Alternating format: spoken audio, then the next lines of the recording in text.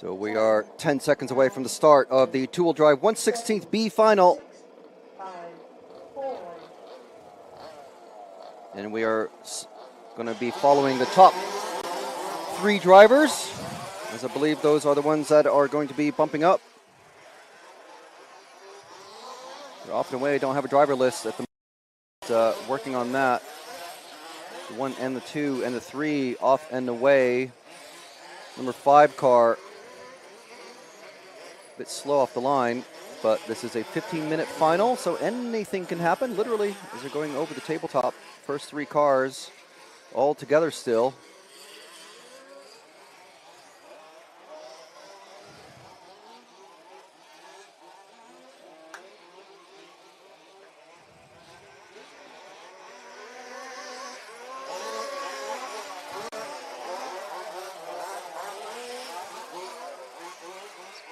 These guys trying to keep everything running.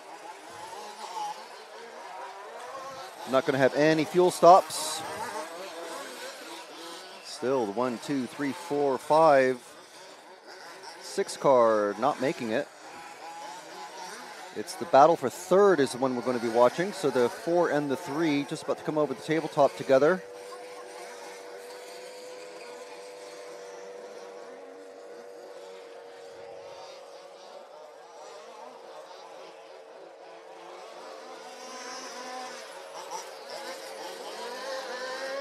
Going down the main straight. Almost side by side. Oh, catching the pipe. That number 4, it's one of our British racers. Just trying to get a couple screens running. Hopefully the laptop has decided to, it's a great time to restart.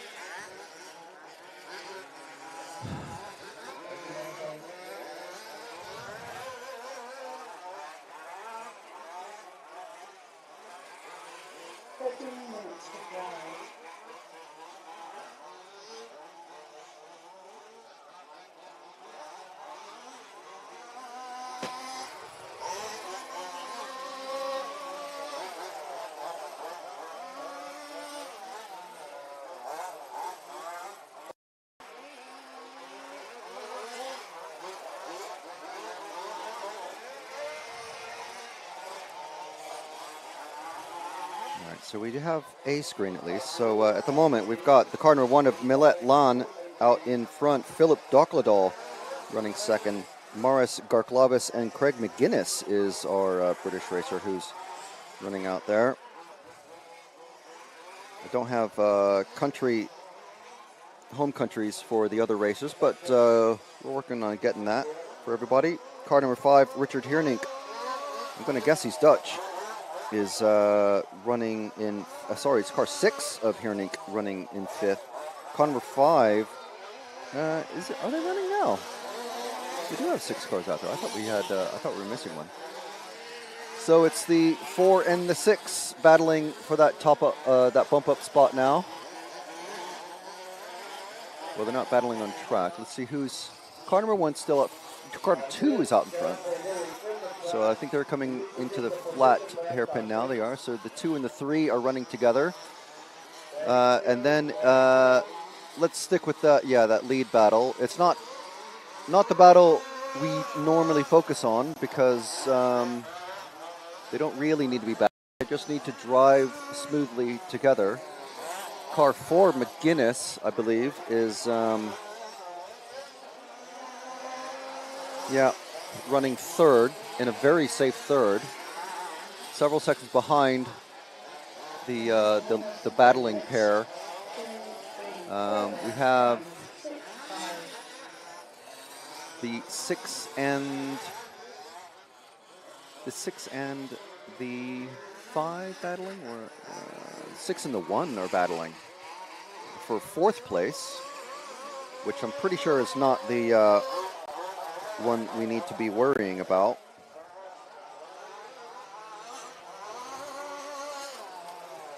And that is Milan Let in the number 1, who must have had a massive mistake while I was looking away and trying to sort out our screens here.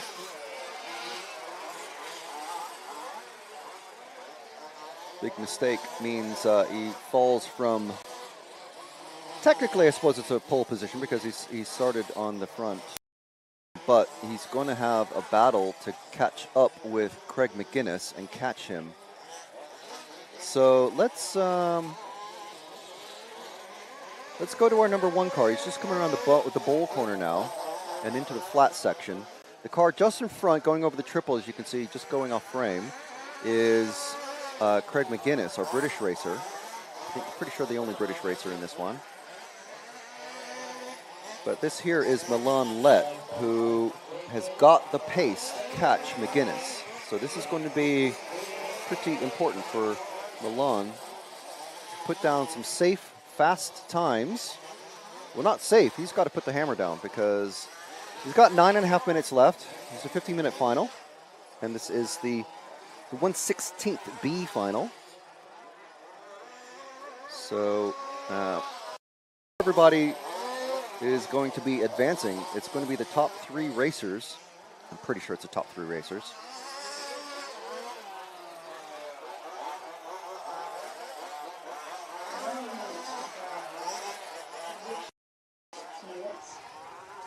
So we're just trying to continue getting connected up here properly.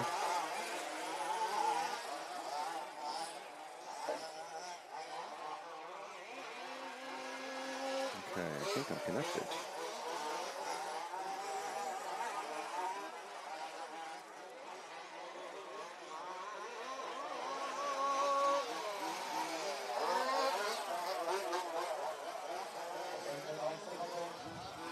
Is that our number? No, it's not our number 1 car. We have a dead car, well, a dying car of, who's that? The number 2? Actually, it's our race leader has just broken out. And yet, referee's telling him, oh, okay, so he's going to miss that lap. The car in the pits, that's our, well, sorry, no, it's not our leader. It's, I thought it was the 2, but it's actually the 5. And that driver coming down. So, unfortunately, car number 5, I'll get a name for you as soon as I'm able to. I'm trying to do several things here.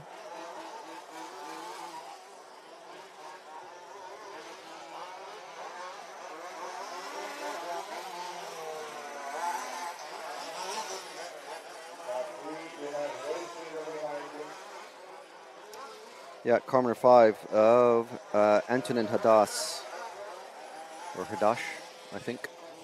We have another dead car. What car number is that? That's the... that's McGuinness has broken out. That's our British racer. Hope's gone.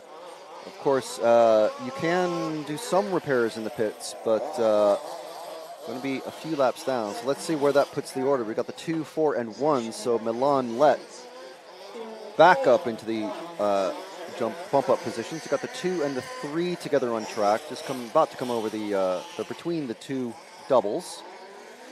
Meanwhile, Milan Lett coming out of the Elcon L. Coming over the first double. Now in second position. And a very safe bump up position for Milan.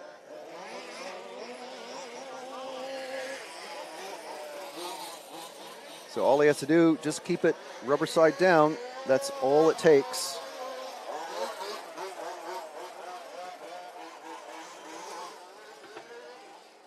I think we're very slowly getting sorted here. Finals day, always a bit of a rush for everybody.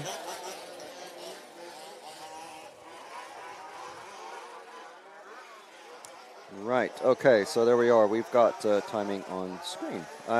Philip Ducklet on the car 2. Milan Lett moving back up from the pole position in this race. Fell back to, I think, 4th, possibly 5th position. And has, thanks to attrition and steady driving, Milan's moved himself back up into the bump-up position. So he's about half a lap ahead of the car number 6 of Richard Hiernink. And we've got the cars 2 and 3 basically together on track.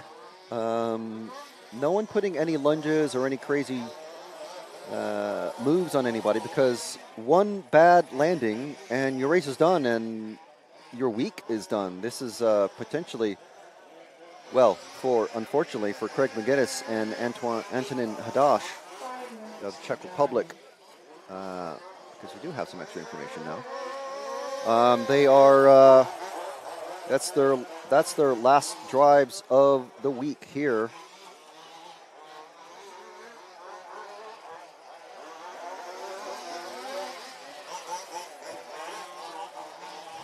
Here in Stařeč in the Czech Republic. So we have a little bit of downtime. So sorry for the usual hectic RC Racing TV start. Try to make things as smooth as possible at all times. Sometimes it doesn't work out. But here we are. We're on camera. We got timing. We got cars out on track. We got our videographer Ben out there getting some videos and photos. We've got Jim Little on the moving camera. We have additional camera scenes provided by Pool Start TV. Thank you very much, Laszlo and David. And we've got the 2023 European Championships for large-scale off-road presented by EFRA, the European Federation for Radio-Controlled Automobiles, and RC Racing TV. So that is who you are with here, well, yesterday and today. We're not racing any at all tomorrow. We have some fairly dire weather warnings for tomorrow, so all racing for Saturday has been canceled. We're doing all of the finals today, and at the moment, you're watching the very first final of the day here in Stařeč, just outside of Třebíč in the south of the Czech Republic. We're not too far away from the Austrian border. On the south, well, we're a couple hours north of Vienna, I believe, driving-wise. We're about 3 hours south of Prague.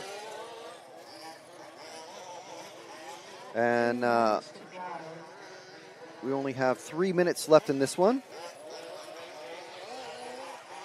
Maris and Philip swapping positions, but keeping things steady. These two coming down the main straight now. We've got Milan Let is very slowly catching up to them. He just made a very slight mistake, but he is catching up to them. Generally the faster driver. Oh, and do we have a slowing car number 2? Is this a problem? No, it's fine. I think he's maybe just taking it easy, because what happens now is these three drivers are going to bump up into the 1/8 B final, which is going to kick off at 10:32. So they'll have about an hour and a bit to make sure, check their bearings, check their clutch, check settings and everything. And then they're back out on track. So basically, yes, running 15 minutes, bumping up, that's great, that's awesome. But in order to bump up again, or to actually, have a chance of bumping up the next time, they're going to be needing to make sure that they take it easy on their driving now so that they don't wear out their car. And that will come into full effect at 9:46 is the start of the 1/16 A final for four-wheel drive, where we're going to see one of our favorite drivers, Pekka Ivanen from Finland. Had a really bad couple of qualifiers. He broke a shock shaft and broke a hub, or was it the other way around, and basically couldn't finish. So he has, that's a nasty crash. That could have been absolutely catastrophic for two cars. But luckily, that number 3 car of Maris Garklavis getting back onto the correct side of the track before Milan Let came down the main straight. If that would have happened in a final that had a few more cars in it, that could have been absolutely dire. Well, if it would have happened just very slightly differently, both cars could have been taken out, and everybody that's running would have bumped up. So the number 6 now getting a bit wild. Okay, so the referee's giving him a verbal blue flag. and making sure that he stays out of the way of everybody. So we're just going to pop into the chat eventually and see. Welcome everybody. Hello everybody who is watching. We got time has just expired, so that is the finish for everybody as the beeps sound. So the next race that's going to be up is the 1/16th A final, and that's going to kick off at 9:23, and these are Central European times, is our local time. So we have about 8 minutes before that one kicks off. So finishing order is, well, it's already disappeared from my screen, but actually I don't need that anymore, so I'll just exit that. So yeah, there we are. First final of the day complete, and we have our first bump up racers. So once again, thank you everyone for joining us. I'm going to be popping into the chat and we'll review what everybody is sharing. Remember, be cool, stay nice. If you're going to talk in your there's our finishing order. If you're going to talk in non-English, basically, just that's fine. Just please just keep it nice, because I don't have the mental capacity to translate everything. Olivier Vierda, thanks for popping in. Hi guys. Olivier is one of our RCTV heroes. Thank you very much, Olivier. And you might be going, how do I become a hero? How do I get a cool green or blue, depending on the platform that you're on, some cool highlighted name and the RCTV badge next to my name? How do I get some free stickers from RCTV? How do I get priority access to follow requests in qualifying and finals only? Qualifying and practice only, sorry, not for finals day. But yeah, how do you do that? Well, you become a hero. And how do you become a hero? Well, you find the join button on your browser window, or if you're watching on, I believe, YouTube, the YouTube app on Android. You can check that out. And as Olivier says, reminder to all 50 viewers, drop a like to promote the sport. Yes. And it sounds silly, but basically, if you do drop a like, as he says, so 5 minutes to start. We've got the next group is out and running now. It's just warm up, so we're all good. Yeah, so basically, it just helps the algorithm. It's all about the algo these days. So the algorithm helps us. YouTube algorithm helps us get the coverage out in front of additional viewers. And they might be going, well, I like cars. I used to have an RC car way back when. I got it as a Christmas gift as a little kid. And hey, look at this. These guys are racing in the Czech Republic. What are they racing? What are these large-scale off-road cars? It's that sort of thing. It really helps. It does honestly really help. And Olivier is one of those people who's helping as an additional step if you're able to. It's 5 currency units of your local denomination. I believe Olivier's going to be paying in euros, but there's pounds, and obviously it's YouTube, so it's, covers everything. Another way you can help out is to check out the shop link on the YouTube page, or just go to rcracingtv.com. It's rcracingtv.com. You can use the RCTV10, that's RCTV10 discount code to get 10% off your first order of RCTV merch. And that includes shirts. We got a range of shirts. We have, I believe, a couple different hats you can get and a couple different hoodies. So it's all good in the hoodie, if you help us out.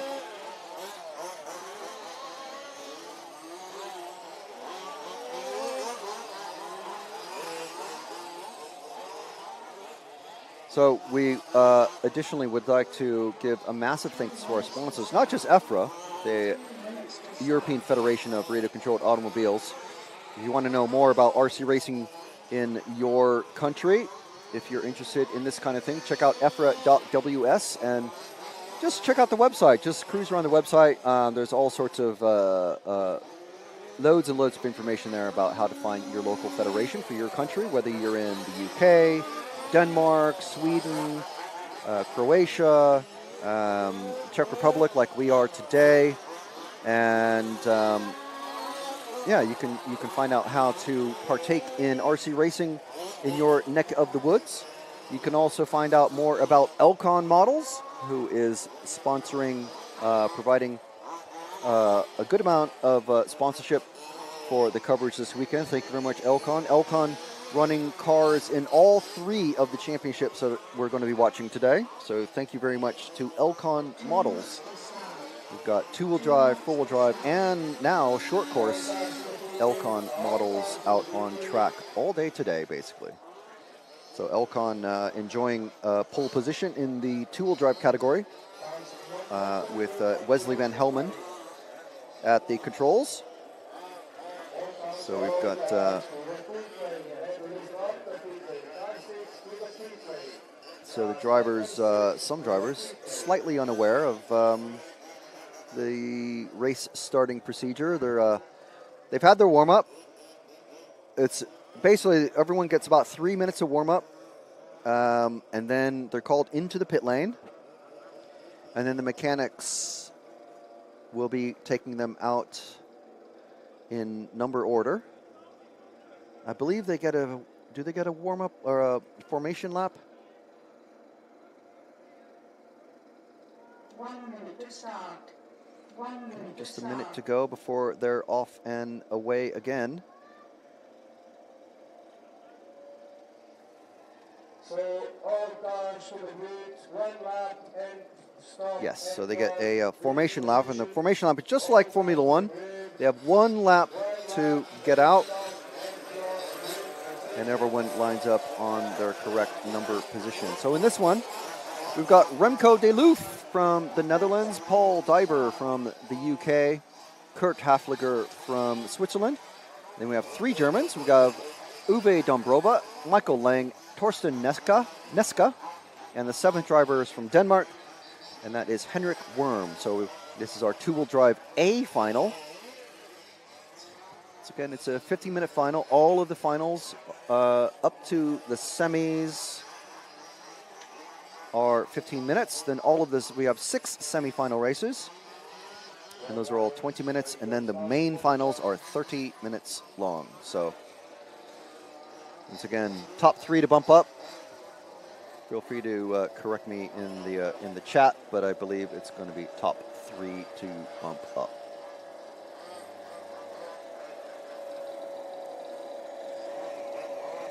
So there's our race director, just making sure everyone is correctly in their pit boxes, or start boxes, I should say. Everyone's starting off in, should be in number order.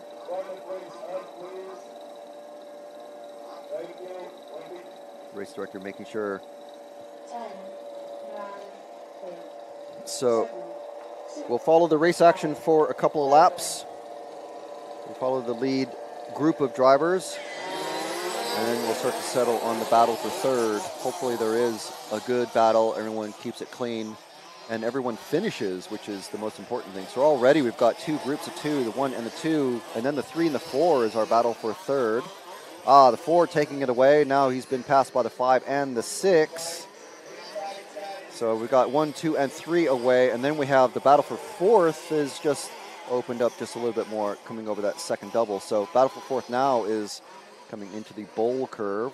But the lead 3 cars, the number 4 car is on a charge. So let's follow that that bright number 4 car just coming down the lead of these cars, coming down straight over the big jump and into the Elcon L. I want to thank Elcon Models once again for providing coverage. And big crash in front, so that is a massive change for the battle for 2nd now. It's between the 2, the 4, the 3, and the 5. The number 4 car, who is that making a massive charge? That's Uwe Dombrova. We'll start getting the names for these drivers. Number 4 now in third. It's our final bump up spot. So that number 3, Kurt Hafliger, wanting to catch up and put his name down for the final bump up position. And the 2 getting wild just before the big jump coming off the main straight. Now we profiled just a little bit the how the track is getting rutted up and potholes, especially on the landing zones and in the fast sections. So these guys, hopefully they are aware of the, I won't call it track damage, but the evolution of the track. It is off-road after all. It's just like any motocross track. Things change. And the number 5 is wheels come off, just coming off the second double. So that is the number 5 car out now. And that's Michael Lang, already running in last place.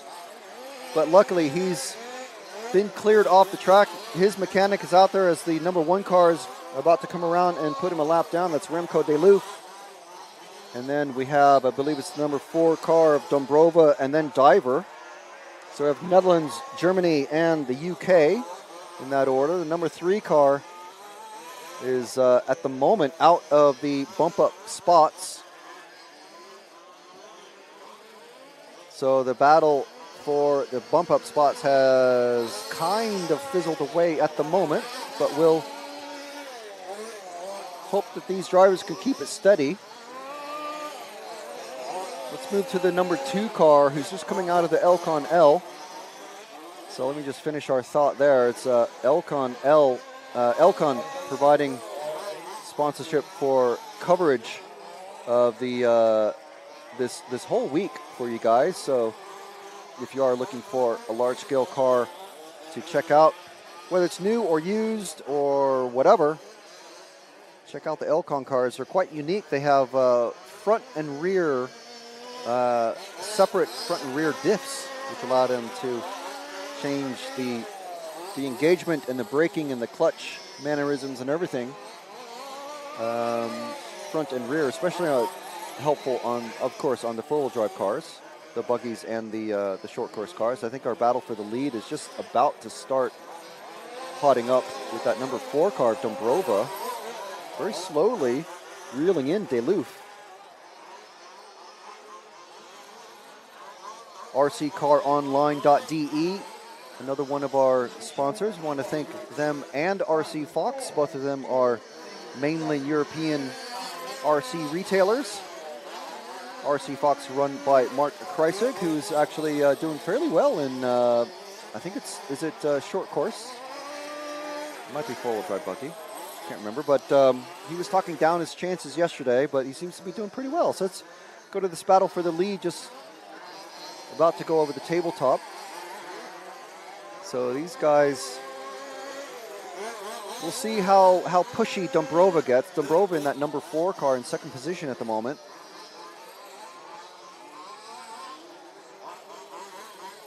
He doesn't need to be pushy, but finishing one position ahead on the grid, it's a position ahead. And, you know, like Senna says, you're not a racer if you don't go for the gap.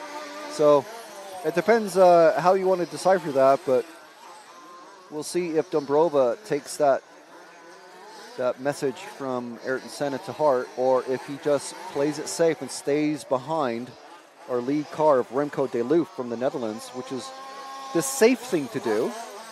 Let Dombrova make the mistakes. It's always easier to follow than to lead. These guys taking it steady over the triple, taking it as a double single. Remco getting sideways coming down the main straight. Dombrova almost getting sideways as well in sympathy. Dombrova taking the wide line and just kind of avoiding the double completely. So that's going to drop him back about a half a second.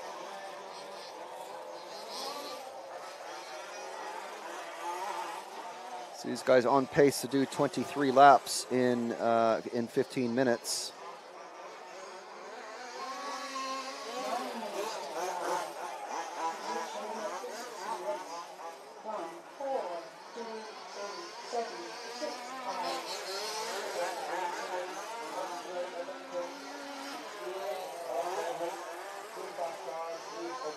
So yes, we do indeed have a nice battle. This is a big flying over the, what car was that? Number 7.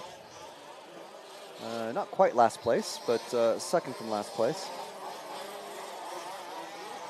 Remco and Uwe still taking it through the bowl hairpin.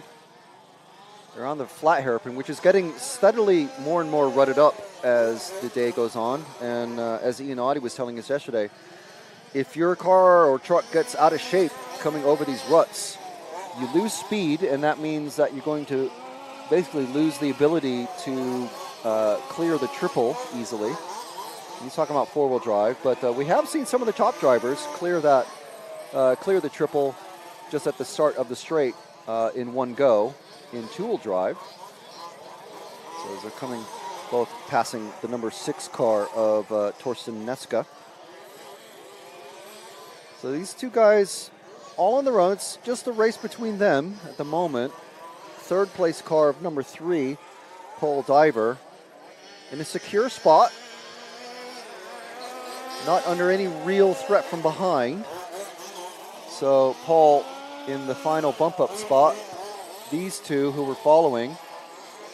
This is Remco taking a very wide line. Not quite as wide as Uwe did. So now they're together. Coming over the second double. And that landing zone is getting more and more pitted up as well. It's also the high spots are starting to get very high traction. You can see when the sun is maybe in a different position for our camera, you'll be able to see the shininess of the high spots of that rough ground, where the rubber of the tires just start to get laid down more and more. So when you start to see brown clay type dirt, oh, and oh man, hitting the, did we get that? I hope we did. That is Dombrova now losing. Now we got a battle for second, because the 2 just ahead of Dombrova. Let's stay with Dombrova, that number 4 car. The 2 just ahead of him is Paul Diver, a British racer, who's currently on track in the second position. So we'll see what Dombrova does now. Oh, and he flips, taking a little bit too hard, staying with the 4. Car just behind is the number 6 of Neske, who's a lap down, so no danger to Dombrova. Let's see what Dombrova does here. Of course, the red mist may be coming down, and that's when you start to see overdriving and mistakes really starting to creep in. But Dombrova seems to be keeping it chill. I don't see any headsets. Well, I see one headset in the pit lane, so not sure if he's got a spotter who can talk to him and calm him down just a bit. That's what the part of the job of the spotter. Now they're a lot closer together, these two. The 2, then the 4 of Diver and Dombrova.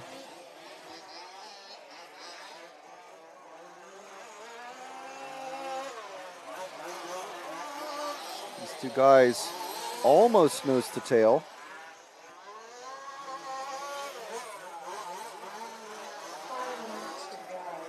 Five minutes left, the lady says.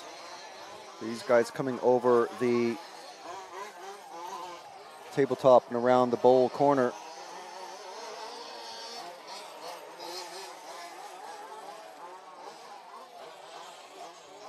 Just coming across the finish, another lap. Over the big jump, taking it steady. We've seen several cars break there because if you hit that at an angle and try to steer in midair, the gyroscopic force of the front tire, well, front and rear tires, make the car tip and lean, and a lot of cars landing on their front left and braking. If you do that too often and too hard, coming around the flat hairpin now. It's not quite so flat now, but oh, and there goes Dombrova over. So he's still in the bump up position. Car behind is a couple laps down, so he's in absolutely no danger of. Oh, and there goes Diver off the track in the L. So now we have a battle for second, And they're together. Of course they're together. Come on, guys.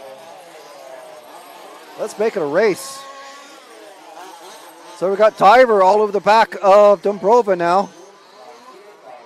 We have Germany versus the UK. No chanting, please, but we'll see what kind of battle these guys can give us, whether they're going to give us a show or the wise thing to do would be to drive smart and not battle each other. So Dumbrova, possibly where he sees himself rightfully being, ahead of Diver. So he made a massive mistake before and was catching Diver with 3 minutes left now. But it looks like he's able to pull away, and we're not going to get quite as much of a battle as we thought we were going to get. But that's okay. These guys are both bumping up. And the number 1 car just coming out of the Elcon L now. In a very safe position. So Dumbrova and Diver coming across. That's about the pace that they're doing, the gap distance between them, few seconds. I think everyone is looking generally safe. It's all a matter of, there's still 2 minutes remaining. Anything could happen. We're not hoping to see anyone crash or break or flame out or anything like that, but anything can happen. 4, 2, 3, 6, 7, 5.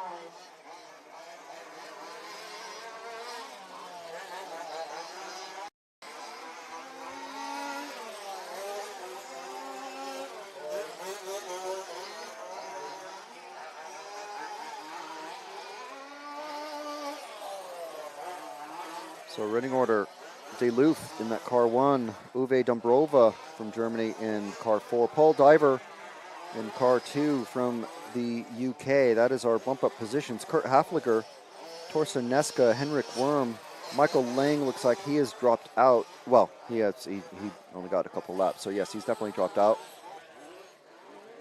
So we've got a minute and a quarter left. Corner number 1 car, the leader of Remco Deleuve. 1 minute to drive.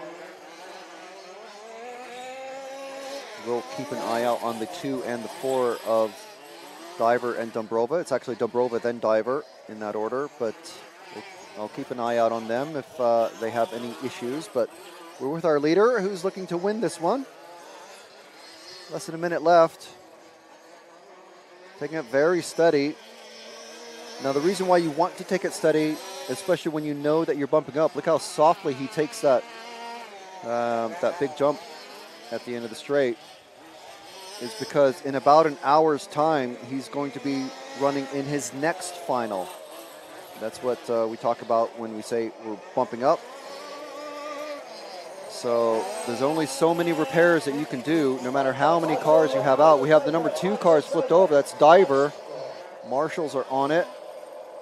So we're all right. He's okay. He's not in any danger being passed by the car number 6 of Neska, who's already a couple positions and a full lap down from Diver. So I believe that is Remco done. Yes. So Remco Deleuve taking that one. Uwe Dumbrova, Paul Diver, getting a bit of a show. Of course, it's only the 2-wheel drive 16th A now complete. And next up, we're going to see the 4-wheel drive 1/16th A. There is no B. There's not quite enough drivers to make a B final. So we have an A final. The big story in this one is our Finnish, one of our favorite Finnish racers, Pekka Aivonen. We've seen him at most of the EFRA events that we've been to this year, including 1/12th. I think obviously we have a team in Germany at Turkheim broadcasting the touring car modified and fronty European Championships, so obviously he's not there this weekend. I don't think he runs that category anyway. But yes, we know him quite well from 1/8 off-road and large-scale off-road.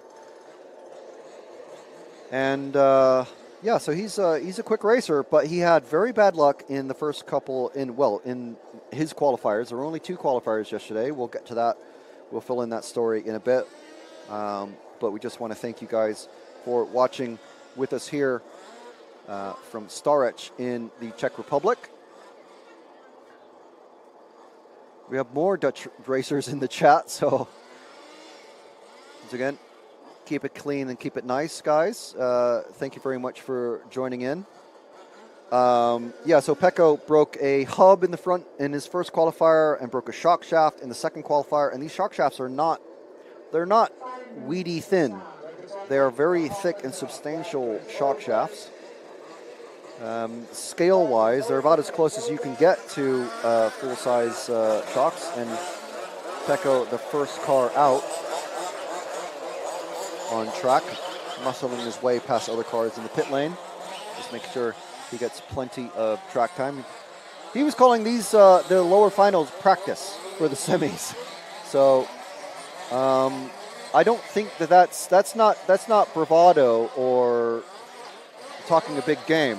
He is a quick racer. He nearly won the finals last year in four-wheel drive.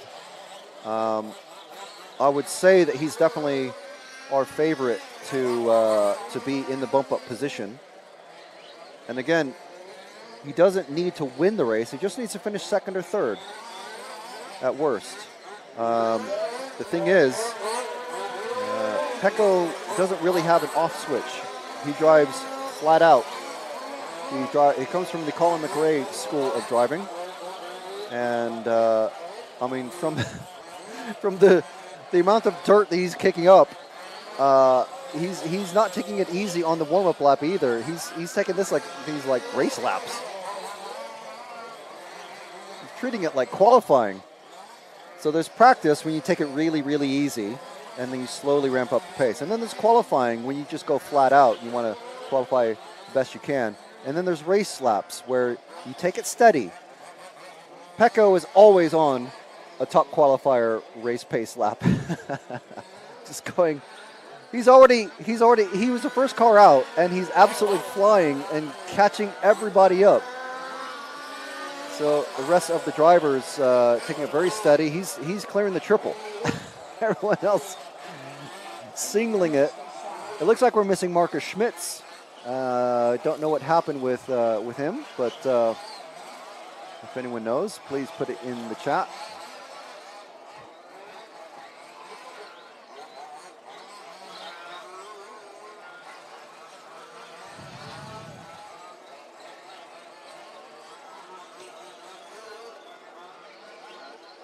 So in this one, we've got David Lockhemper from Belgium, Alexander Kuhn from Germany, Angelo Zuger from Switzerland, Carol Masick from the Czech Republic, Julide Yaman from Germany, Marcus Schmitz from Germany, who I don't think is checked in. I don't think David Lockhemper, our number 1 car, is checked in either. Thomas Rhein from Germany, from the Czech Republic, Bohumer Hula, Sasha Punke from Germany, and from Finland, Pekko Ivanen, literally qualifying dead last. And he's going to want to be steadily, I hope, for his sake, steadily making his way through the field and not trying to put in crazy laps. He has 15 minutes of racing ahead of him. And that starts in about 1 minute and 45 seconds.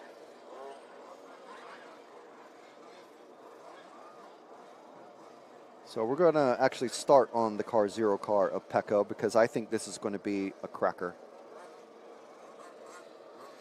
Pecco is a good racer. He's a smart racer, but I don't know how wise of a racer he is.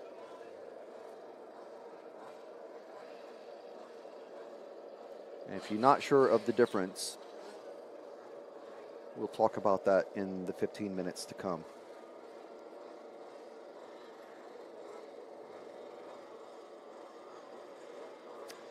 Mech Op asks in the chat, do you ever cover indoor carpet races, or would that be for more like wintertime? That's basically a winter thing, or a UK thing, because of the weather. But we're working on it, I believe. We're working on it.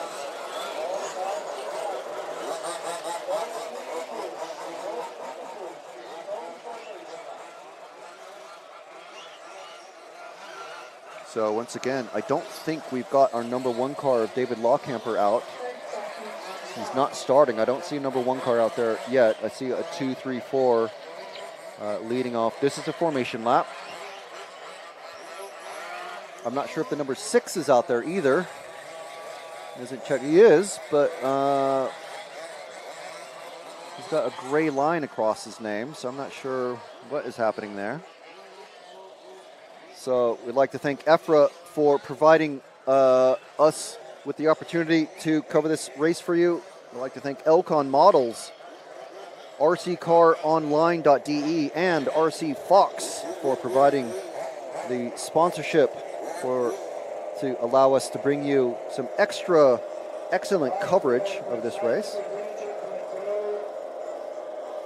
So what we're going to do on this one, Jim, is we're going to follow the top 3 or 4 cars away and just see how they go. But sometime around by the end of the first lap, we're going to be swapping over to Pecco in the number 10, which is the very final car out on the grid. We do have the number 1 car out there now. Number 2 is out of position, but I don't think he's going to get a stop and go for that. So you follow the lead. And Pecco taking it very steady, a very slow start. He's letting everybody crash out of the way in front of him. So Pecco already moving up into 8th position now, ahead of the 9 and the 6. And he's letting other cars crash. He's made another pass now on another car he's crashed. So let's move to Pecco now. He's just come out of the bowl corner now. He's the green car with the black wing. He's already into 6th spot from 10. So this is going to be our lead guy, our lead racer to watch. And let's watch him work through the field. We've got the 7 and the 4 cars ahead. He's already passed the 4 thanks to a mistake. 7 car next in his sights. Nice pass over the double. And now he's in 4th position. These guys squabbling out. He's in 3rd. He's in 2nd. And now he's in 1st. There we go. That is Pekka Ivanen from last to 1st in a lap and a half in the 1/16th A final. There you go, people. That's how you do it. Nice and clean. Look at that lead. We're going to follow Pekka around, make sure he doesn't break. Fingers crossed for Pecco. Hashtag fingers crossed for Pecco.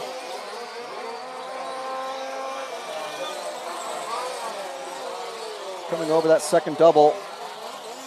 So the next 3 cars in line, just so you guys are aware, are the 2, the 3, and the 9 somehow, and then the 1. So that is Alexander Kuhn, Angelo Zuger, and Sasha Punk.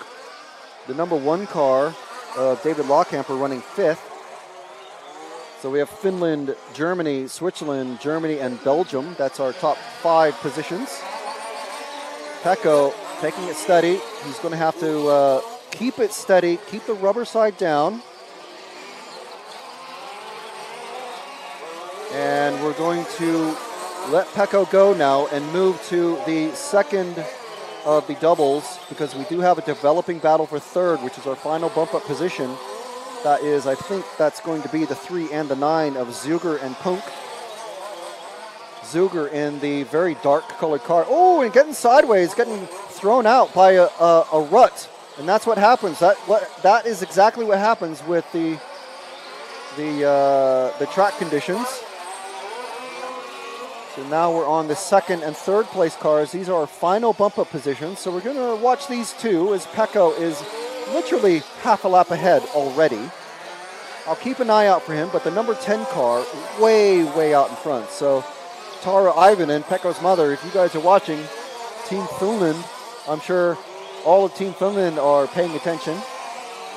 We have 7 other drivers here from Finland. I think they would arguably agree that Pecco is the fastest of them.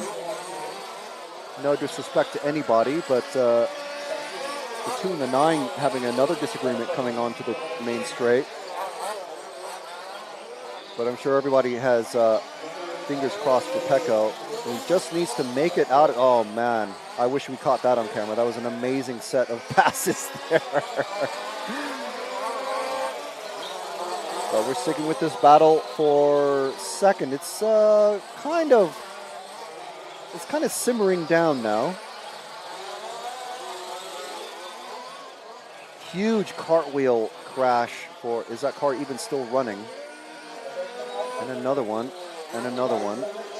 These guys all getting caught up with each other. Still running though, everybody's still running. So the 9 and the 2 are our final bump up positions now. So they swapped around, the Punk and Kuhn.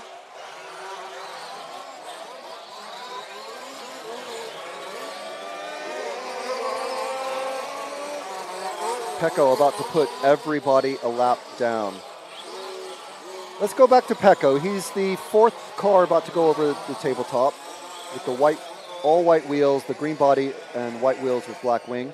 Let's just watch him get through these drivers. So there's one. There's another. Steady over the big jump. Nice flat landing. Very good.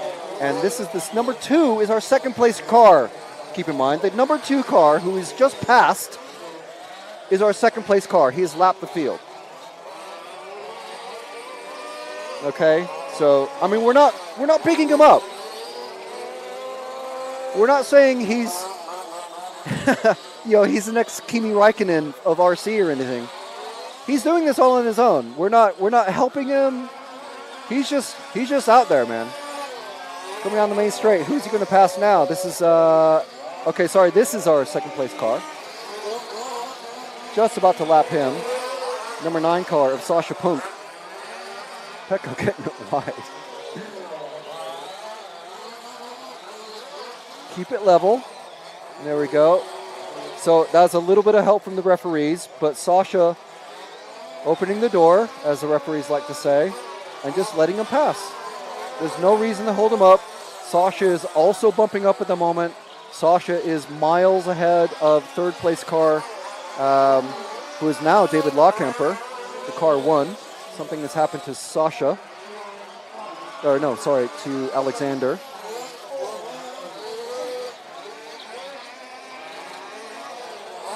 So that's just a few laps with Pecco, people.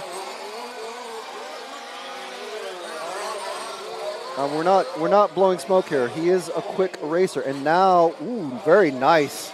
Look at that. See, a very controlled, not flying into that group of cars. They got tangled up with each other. And when these cars get hung up with each other, especially under when a car drives up over the back wheels, it gets stuck between the wing and the rear wheels. There's nothing you can do except wait for a marshal to separate the cars. I'm just going to try and find the number 2 and the number 1. They're nowhere near each other on track, but the 1 and the 2, where's the 2 at? Something has happened to Alexander that he must have had a huge mistake and lost a ton of time to David. So we may as well just stay with Pecco because, as predicted, very mildly predicted. I didn't want to build it up too much, but yes, he is the star of this race, this particular quarterfinal A. Next race up. So thank you, Pecco, for giving us plenty of time to talk about everything else that's coming up. Next race up is the short course, 1/8 A. Sorry, this isn't the semifinal. This is the 1/16 final A. 1/8 A final for short courses coming up. There is no B final. Usually, if there's enough racers present, we'll have a B final followed by an A final. But for four-wheel drive, which is what we're watching now, and short course, not quite enough drivers to make a B final, so we're going straight into an A. And that doesn't mean that we're short on entries, by the way. We're absolutely full. This race is one of the best attended races that we're going to see all year for EFRA, the European Federation of Radio-Controlled Automobiles. You check out EFRA.ws, find out more about EFRA. EFRA is celebrating its 50th year in operations this year. Look how gently Pecco is taking that big jump at the end of the straight. He's driving very gentle. I don't think that means that there's an issue with the car at all. He's just driving, he knows he's got a lot of races to go. So after the 1/16th A, there's going to be the 1/8th A, and then the quarterfinals, the 1 quarterfinals, and then what some might say is a half final, but we call them the semis, the semifinal, and that the semifinal is definitely where you want to, that's where you want to be. Ooh, a bad landing there because he's trying to avoid somebody. Got a very slow ramp up. So nice flat landing there. That's what you want. You don't want to go nose first into anything with these cars. There is no front bumper. It's not large scale touring car. It's not touring car at all. These guys, you might find these deceptively small, but they're actually huge pieces of machinery. Nearly a meter long, about 10 to 12 kilos.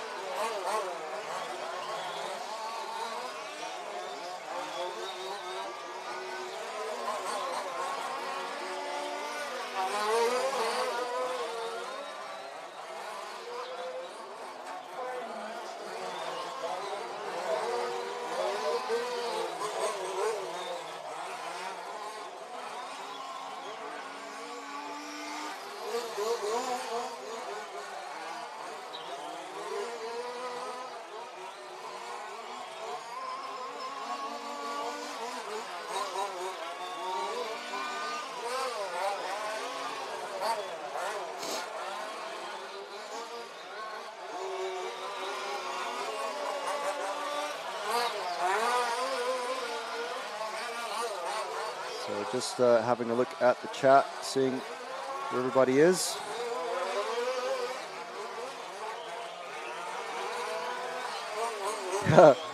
In the chat, what a beast. Another one. That's like Max Verstappen. Another one. This is like Surakarn in 2002. I didn't have the honor of being there at that race, but yes, Surakarn, absolutely a beast back in his day. He wanted to give everyone a chance and they blew it.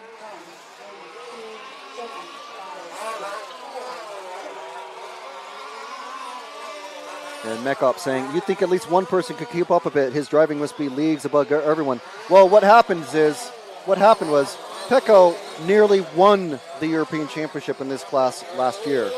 He literally came about 5 corners from the end before running out of fuel. He doesn't have an off switch, like I said. He just goes full gas.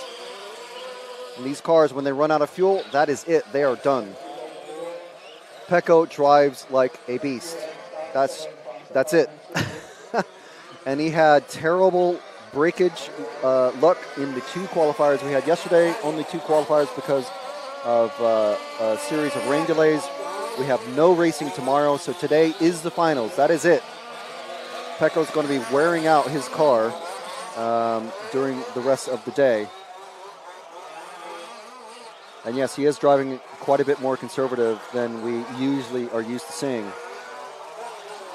These are not truggies, these are four-wheel drive buggies. So Pecco is driving an MCD, which is basically, I'm pretty sure it's laid out pretty much like basically a much larger 1/8 scale buggy. So if you can imagine a 1/8 scale buggy that's about nearly a meter long or nearly a yard long, that's about the size of these things. Number 1 car is broken out. Okay, so let's see where that puts things.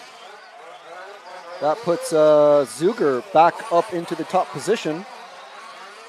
So great result for him. Not so great result for our number 1 driver, David Lawkemper.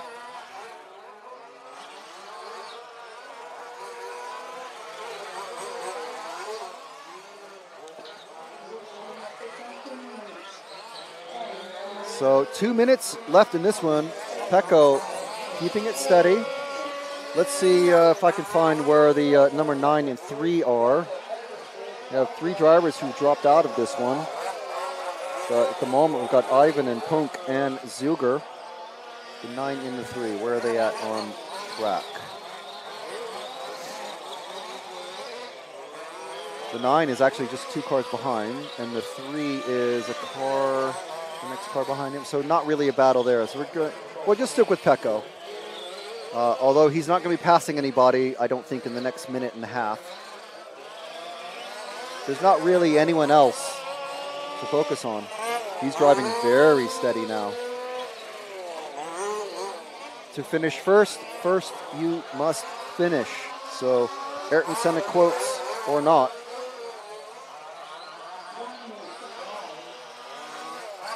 Always need to make sure that you finish the race.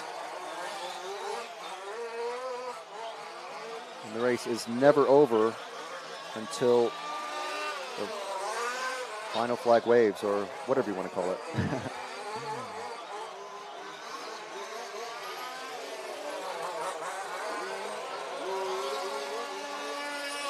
Yes, James, they are 1/5 scale. So they don't look like 1/5 scale, they are 1/5 scale. So plenty of RC Racing TV fans and RC fans in general in the chat. So thank you very much for watching, guys. Tell your friends to give this a look.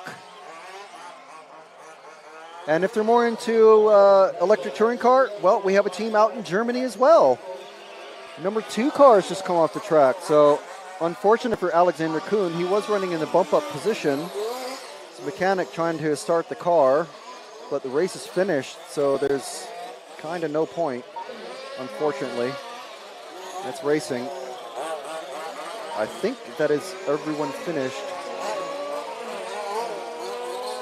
Pekka Ivanen taking the last of his many, many victory laps in this one. Now, the next race is going to be a little bit tougher because the car is going to be worn out just a tiny bit more. But the next time we're going to see Pecco, so mark these down, guys. Next time we're going to see Pecco is in the 1/8A final, and that's coming up at 11:41 CET. So make sure and mark that down. We're going to see another Pecco show. So Pecco not even finishing his final lap. He was actually 2 laps ahead. He could have finished 2 laps ahead, but driving smart. Pecco does have an off switch, or at least a middle position switch. Right, so the next group of racers, 13 cars in the next group. And that is the short course 1/8A coming up in a few minutes' time.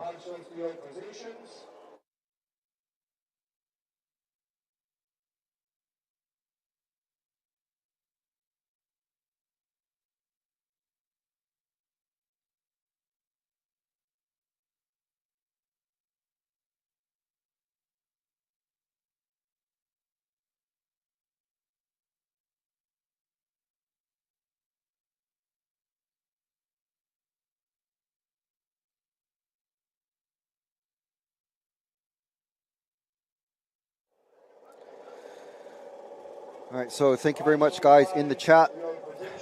We have. I love explaining this category and large-scale touring car in general as well to people who've come across it for the first time. These cars are huge. They are huge, and I believe you're seeing the Polestar TV pit lane cam. Look at the size of these cars. Okay, they are massive. They are no joke. And the same size of car, not a different type of car entirely, but the same size of car runs in large-scale touring car, which we broadcast just a couple of weeks ago from Groningen in the Netherlands.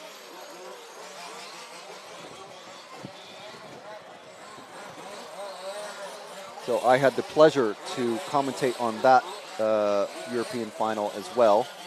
It was a great final race. Again, only 30 minutes because that's how much fuel these cars carry. There is no refueling. Generally, there's no tire changes, although because we had mixed conditions and it was declared a wet race, they were allowed to change tires. So it's a bit like MotoGP and F1 where they're allowed to, well, MotoGP I should say, they're allowed to change tires when it's a wet race.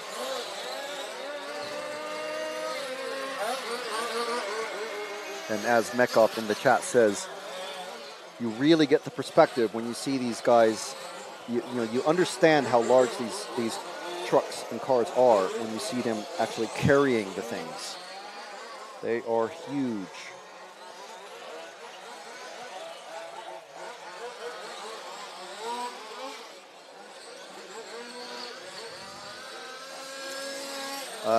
Olivier saying, how did you find it in Groningen, Mr. Commentator Man? Well, you can call me Frank, for one.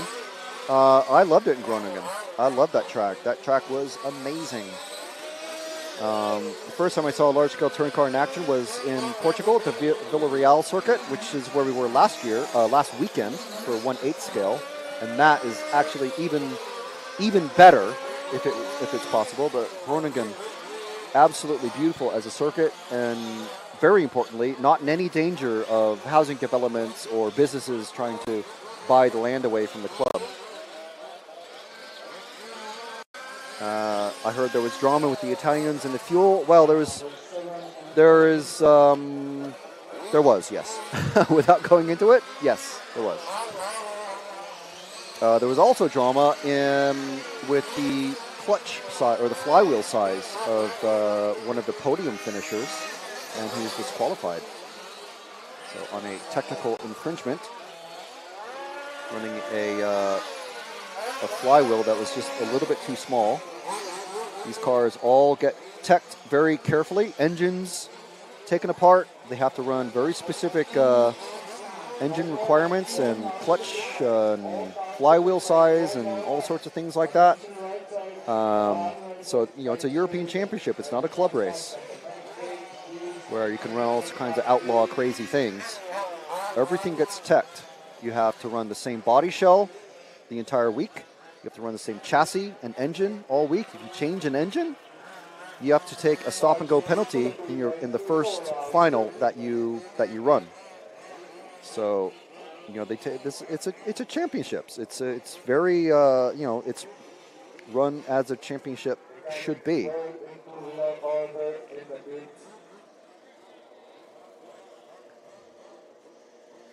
So what's the typical truck that they run here? Losi, Techno, Schumacher? No, Schumacher doesn't make anything like these. Neither does Techno. There are Losi short course trucks, but not very many. I think it's mostly the British racers that run a few of the Losis. MCD, Elcon, who's one of our event sponsors. Those are the main truck brands that are run.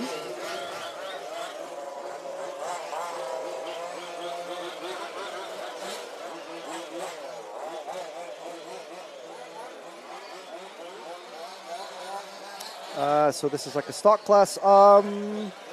I guess. I mean, they're limited in the carburetor size and engine tuning that they can run, but I wouldn't call it stock. They are, you know, everything's. You're allowed to modify to a certain extent, and you can, you know, nowadays you can buy race-ready anything, but you generally can't just buy a fully championship-ready car just off the interwebs. So I'm just going to swap back over to the live timing. So thank you very much for the questions, guys, and the interest. It is a very fascinating category of racing. This and large-scale touring car, which I think is definitely the most realistic class of racing.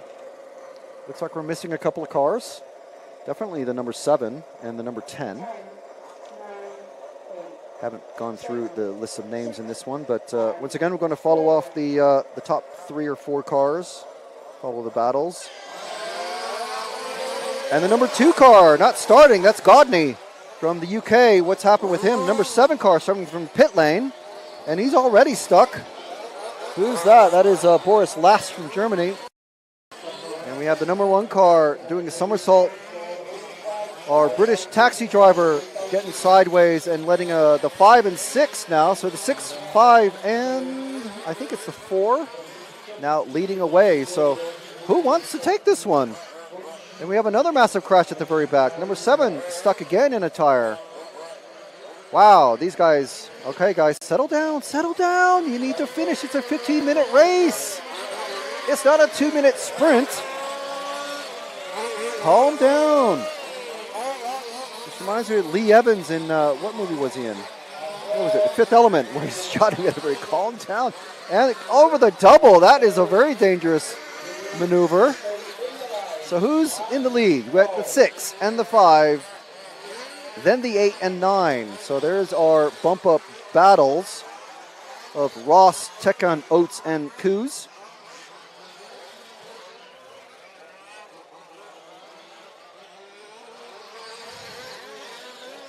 Jeez. 6 going crazy. That's our leader.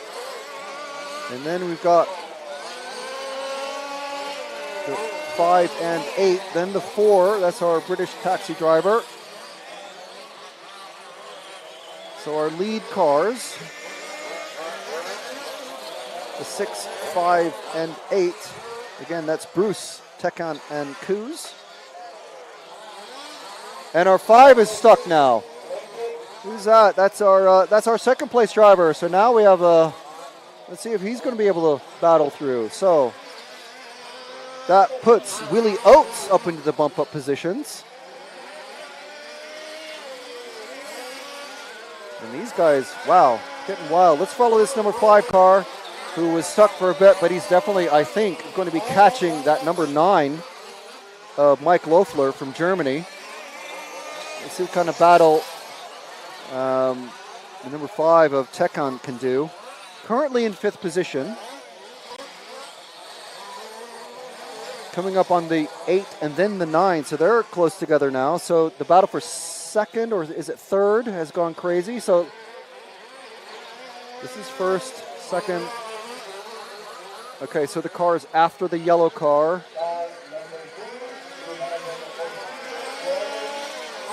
The 9 and the 8. Let's go with the blue and the white and silver and green car. Sorry, Jim, making you jump around all over the place, but oh, and the 8 goes over. So as soon as we get on them, but I think we're still going to be having the 9 catching Willie Oates, our taxi driver. It's a battle for 2nd now. It was a battle for 3rd, but then number 8 car of Kuz decided to throw it away. Well, not decided to. I mean, these guys are doing the best they absolutely can. But so now our battle is the 5 and the 9. But wait. First, 2nd. Yes, the 5 and the 9 is our battle for 3rd. The 5, I think, is probably the quicker car of these 3. And could possibly challenge for the lead. So these 3 cars, oh, and Willie takes it over. And then the 8 of Tekon goes into the side of him. So now it's a battle for 2nd. The next 2 cars coming over the triple. This is going to be our interesting battle. Willie's stuck on a pipe, so he's kind of out of it for the next several laps if he's able to catch up. And he flips it over again. He's trying to break the hell out of that car. So the 9, then the 5, that's our battle for 2nd, Loeffler and Tekon.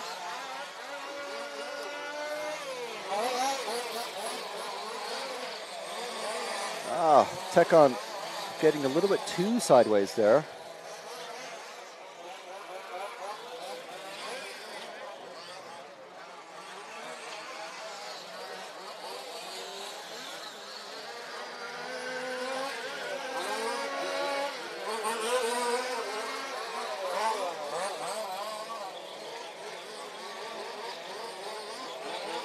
So, still got battle between Ross and Loeffler, who we're on now, the number 9 car. Let's drop back to the 5 because that's the more interesting one.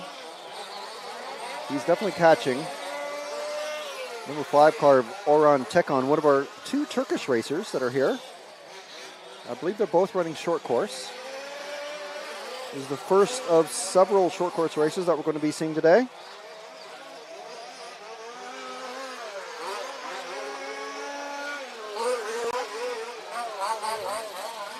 Still have Ross Bruce from the UK out in front, and the number 6, Mike Loeffler from Germany in the number 9. And then Orhan Tekon, Willie Oates, the second British racer, trying to make the bump up position, running in the taxi. These guys all coming up. I think that's the number... is that one of our previous bump up position? Yeah, I think it was. Number 8. Well, he was up there. He's fallen back quite a bit. So we're on Tekon. So running third, well, first, second, third, in order. Just coming out of the L and coming over the doubles. So you can see them probably there all on screen, but we're focusing on the 5 because he is just a bit quicker than the rest of them. He just keeps making a little bit too many mistakes to properly put in a charge. But these 3 here coming over the triple, it's first, second, third, and Tekon taking a very bad line. Let's move up to the battle for, well, that was our battle for the lead. Okay, so our lead driver, British racer of Ross Bruce, now in third. Still bumping up, but let's follow this battle for second. It's Tekon and Bruce, the 5 and the 6. Let's see what Bruce can do. Oh, and I believe something just came off of his truck. Oh my goodness. These things can take a beating, but not every single lap. The 8 cars just pulled into the pit lane. Mechanic looking up going, why'd you come in? What's going on? All right, so we're spread out a bit again now. Looking for the action. Looks like the lead battle still as the 6 goes flying over into the craziest landing onto the main straight. But we're on the lead cars. I think that's 6 and 5. 9 and 5. Bruce flipping over again. He's going to get caught by Willie Oates. Well, no, he's not, because Willie's just flipped it and it ended up on his lid. Who wants to finish third? I'll keep an eye on that while we're watching this battle for the lead coming out of the Elcon L. Elcon, one of our event sponsors. Thank you very much to Elcon Models. And also to rccaronline.de and RC Fox. We're going to see Mr. RC Fox himself out on the track soon enough. These 2 putting another lap down on the number 1 car. Not sure what happened to him, but Joost van Zandbergen. 9 and the 5 flying past once again. Oh, he's sideways. Woo! That's short course racing. Side by side off-road over the jumps and the dips. Oh, if you see an opening, take it.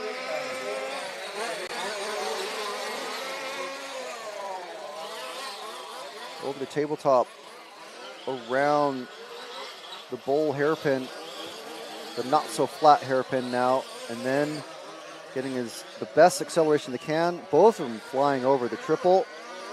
Wow, wild landing from the number 9 there. And the 5 back in the lead. That's, well, back in the lead. This is the first time he's been in the lead, I think. That's Tekon and Loeffler. Where is Bruce Ross? He's way down now. Oh, come on, guys. You're the only 2 drivers in your section of the track. You're both going to bump up. Just take it easy. Take it easy. The body shell for Bruce has come off, so I think that is going to put an end to his drive. He's currently in 5th place. Still 5 minutes left in this one. There's a chance, but I don't think he's going to make up the laps. He's still getting repaired.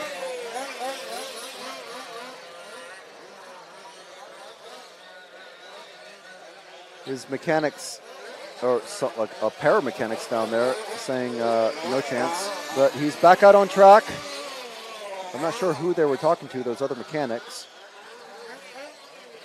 But these two drivers here are battling for the lead. I'm sure being told to calm down, take it easy. Oh, and nearly flying off the track is Tekon.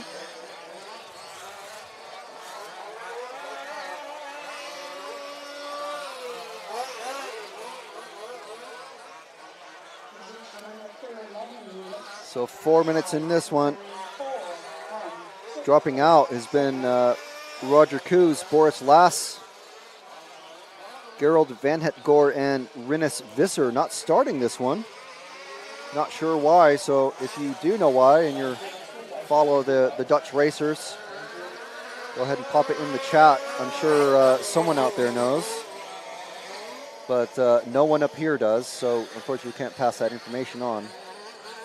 These guys driving steady now.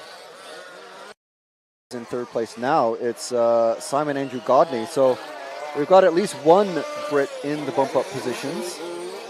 And which car is that? That's car 2. Oh, that's our number 2 all blue truck, which is coming out of the L, but we're sticking with the lead cars. But just letting you know, Godney just nearly a full lap down as these two cars go flying sideways again. So that has really opened. Let's move to this blue car, just the next car about to go over the next truck about to go over the tabletop. This is our current third place and final bump up position, Simon Andrew Godney from the UK.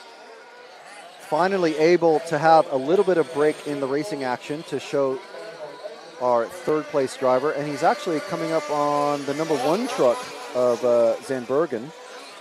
Started in pole position, and so for whatever reason, don't know why, but fell back and fell back and fell back again.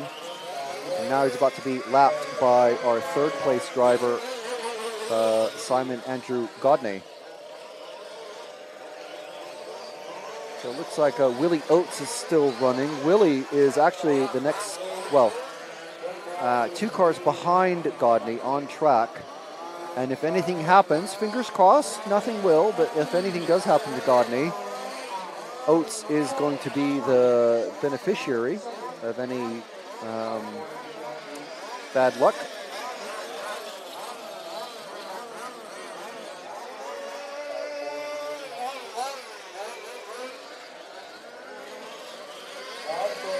So just about a minute and a half remaining. Running order still Loeffler, Tekon, and Godney, with Oates waiting to pick up the pieces. It's Germany, Turkey, and 2 UK drivers.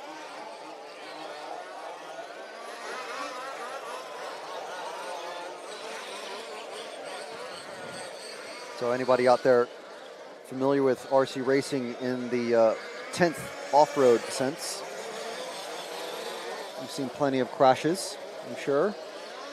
Well, just imagine if that car were to weigh 10 or 12 kilos, that's over 20 pounds, about close to 25 pounds, depending on the make and how it's configured and everything. And it's crashing at about 30 to 40 miles an hour, that, which is, what, about 50 kph or so on the slow end. And that's what it's like marshalling these massive, large-scale, 1/5 scale beasts. And someone in chat earlier mentioning, let's go to the number 9 car if we can find him, Jim. I think it's this one just coming down the straight. Yes, so for number 9, our leader, looks like he's going to be taking this one, followed by Willie Oates on track, running 4th at the moment, and then number 4. Next car past us is 2nd place driver Tekon, but we're focusing on our leader who's going to take this one. 2 seconds left. So this is the victory lap for Mike Loeffler. For some reason, the number 1 car has gone into the pits and come back out. So, I mean, time is finished. So, I'm not sure why. And look how gently he's taking that triple now. There we go. And that is race finished for Loeffler.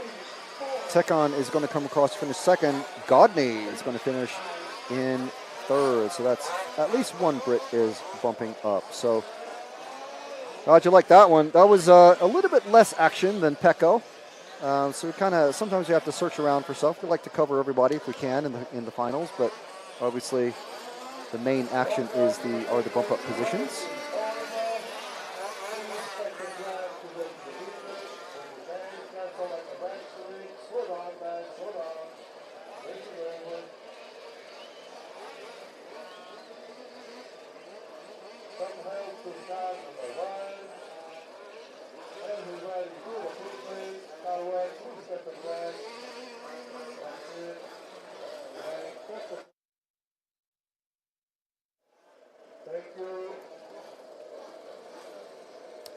Yeah, there's still continuing discussion of various types of large scale. Yes, there are 1/6 scale cars. A lot less popular, I think, now that 1/5 is actually pretty popular in Europe and the UK. The UK off-road large scale off-road series getting close to 100 racers at the national events, which is a really good turnout.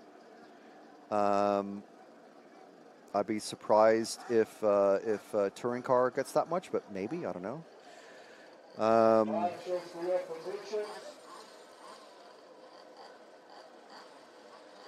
And 1/4 scale, I'm not sure how popular it still is, but it was popular in the States, but 1/5 is the preferred size, so just a little bit bigger. 5 minutes to start. 5 minutes to start. Go, go, go. So the next group of racers out on track now for their warm-up.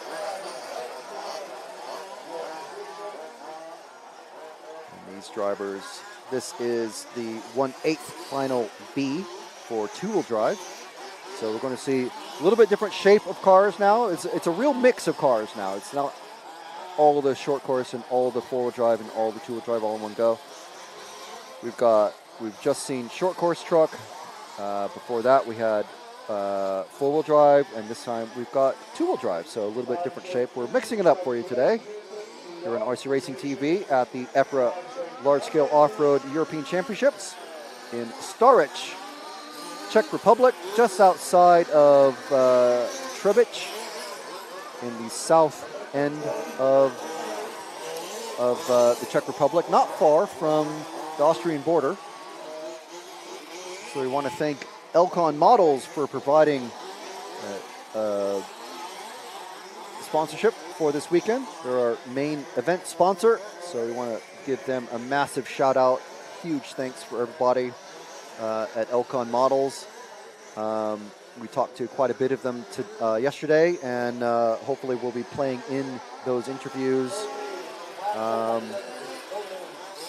Elcon obviously TQing the two-wheel drive section with Wesley Van Helmond, who especially the Dutch racers will know from electric off-road. He was we were watching him race at the Racco 2000 track a couple of weeks ago.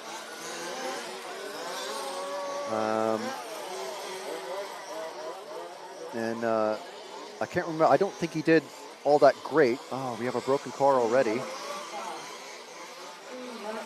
That's the number 5 of Mark Higgins. Another one of our British racers. A good number of British racers here. It's great to see the Brits make the trip.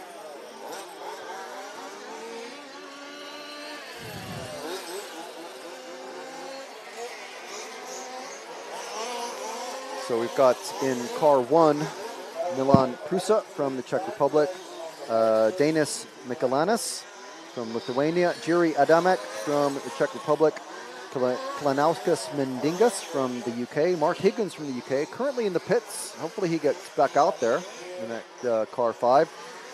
Marek Kovar from Czech Republic, Uwe Stulp from Germany, Philip Dokladal in car 8 from the Czech Republic. Maris Garklavs from, I think it's Latvia. And Milan Let from the Czech Republic. And of course, Philip, Maris, and Milan bumping up from the 1/16 B final. So here we're going to start seeing our bump-up racers putting the second set of 15 minutes of hard driving on their cars again. So we'll see how gentle they take it. The smart way to do it is to just let everybody crash in front of you, and when you see a nice opening, take it and hold position as well as you can without overdriving your car and braking it, because if you brake, you're out. It's your last race of the week. So Higgins, the green and white car, Ian Audie's still working on it. If he's not able to make the grid, he's going to have to start from pit lane. I'm sure driver and mechanic are well aware of that.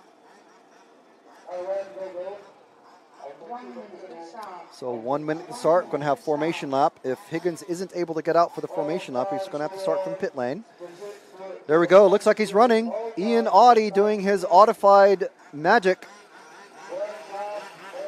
Great job, Ian. Ian is our TQ man and defending champion for short course.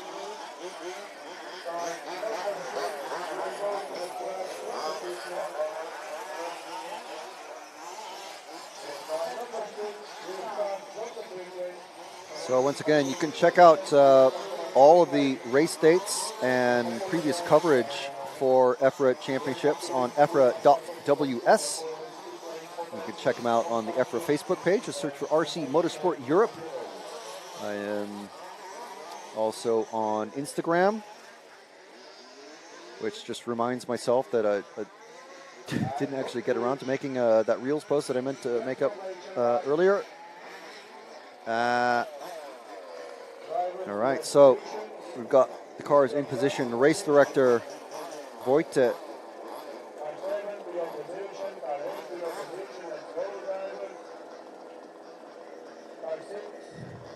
everyone getting put in the proper box. Looks like we're missing car 6.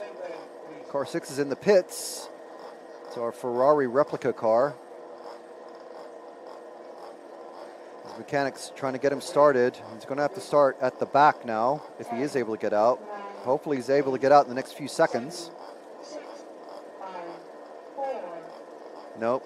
Mechanics giving up on starting the car, so don't know what happened, but here we go. We're off. Horn is sounded.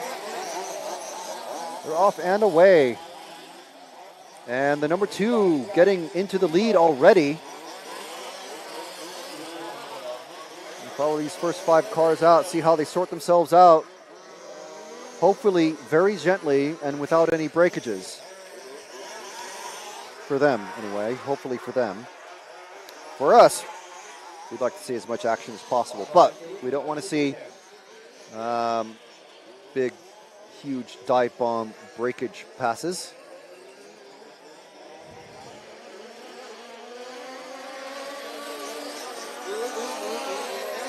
So running order 2, 4, 5, and 1. That is Mikelanas, Mindaugas, Higgins, and Prusa. Higgins, I swear, he must be counting himself very lucky he has Ian Audie, engine tuner extraordinaire, as his pitman down below him, because it didn't look like he was going to be starting at all. Oh, and he flips it! He flips it! Another car flips in sympathy. Higgins now at the very back of the field. So the first 3 cars away. We've got a battle for 4th, which is not one of our bump-up positions. So we'll follow and see what happens. Okay, it looks like we've got a little bit of sorting out to do still. But we did have the 2 and the 1. Let's follow the 8 and the 0 as they're coming over the doubles for now and see what develops. It looks like we have the 8 possibly moving up to battle with the 1. I think that's, yes, let's move up a couple of cars to the cars, the 1 and the 8, who are 3rd and 4th place positions. That's Prusa and Dokladal. 13 minutes to go. So we got still 13 minutes to go in this one. So 2-wheel drive buggies, 1/5 scale. Oh, and who was that? Number 2 flipping over, getting wheelies. He's off the track. He's trying to get back on the track. Oh, nightmare. That was our second place driver, Mikalanas from Lithuania. So now we got the 4, the 1, and the 8. So that's Mindaugas, Prusa, and Dokladal. They are away. So I think our big battle is going to be the 3 cars coming out of the bowl corner now. We got Higgins trying to move up, get back into what he sees, I'm sure, as his rightful place. He was running in 3rd, and then he made a massive mistake coming over the tabletop. These 3 cars coming in on the straight. Higgins already passed the 0 of Kovar. Now working on the number 2, who's just come back, recovering from going off the track of Mikalanas. So these 2 cars are going to be quick, the 2 and the 5. But that 0 car, actually that's Milan Let. My bad. Sorry, Milan. They are, and the 2 getting sideways, coming off of that jump. So all 3 of these cars are probably equally fast. Higgins getting away now, as we do have an actual battle for the lead, but we're going to leave it. Oh, Higgins flying it again over the triple. So we'll let those guys catch up with each other. Let's go back to the doubles. It's all action on the camera. We're moving it all over the place. This is now our lead battle between the 4, the 1, and the 8. That's Mindaugas, Prusa, and Dokladal. Now, just a reminder, the top 3 guys are all bumping up. Whoever crosses the line in the first 3 positions at the end of 15 minutes, and there's 11 minutes remaining in this one, they will all bump up. So these guys do not have to battle so hard with each other. They need to take it easy. We definitely have a very good groove now on the fast sections, but as Ian himself was telling us yesterday, the cleanest line is not necessarily the fastest because of all the bumps and the dips. And then obviously as that evolves and moves around, and which car was that? It's a massive flip. I think it's the number 7. So he's not in the battle, but he's actually running 4th. That's Uwe Stumpf. So our lead battle down the straight once again. The 4, the 1, the 8. Stumpf in 4th. Higgins coming up on Stumpf. So we'll keep an eye on that as we're watching our lead 2 cars come over the second set of doubles. The top 5 cars are all in about the same 10 seconds of track. So we're trying to keep an eye on what is happening and what is developing, who's moving up and who's dropping back. At least these guys are keeping it easy for us. Of course, as we go on through the day, the cars are going to get faster and faster, but the drivers will also get, dare I say, better and better. So they'll be able to keep it on the track just a bit easier than cars in the finals ahead of them. Everyone wanting to bump up. Let's go to Higgins coming up on Stumpf now, the 7 and the 5. That's the white and the red car, followed very closely by the green car. Higgins taking a bad landing there. Let's hope he land it flat, guys. You don't want to be braking. Higgins coming up on, okay, that's the 3. He's being and Higgins over. He gets caught up with lap traffic.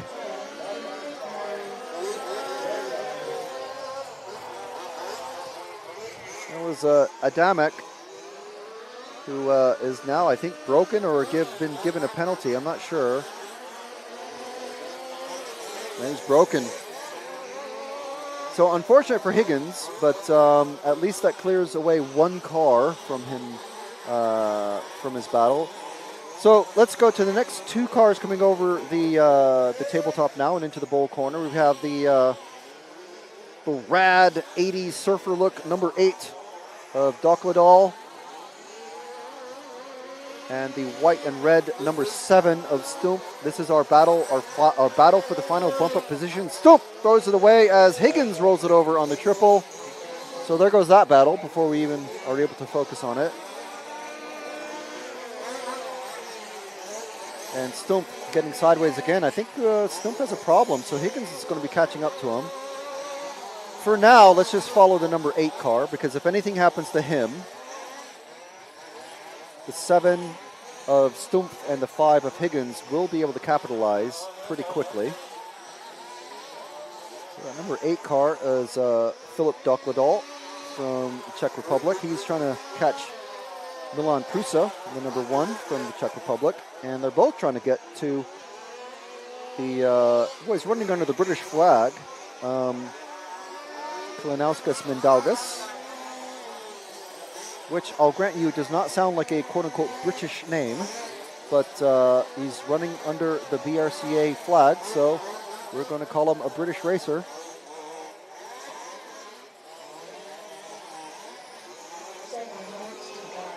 So these 3 drivers coming through the flat hairpin and the triples now, top 3 positions, or bump-up positions. Just under 7 minutes remaining.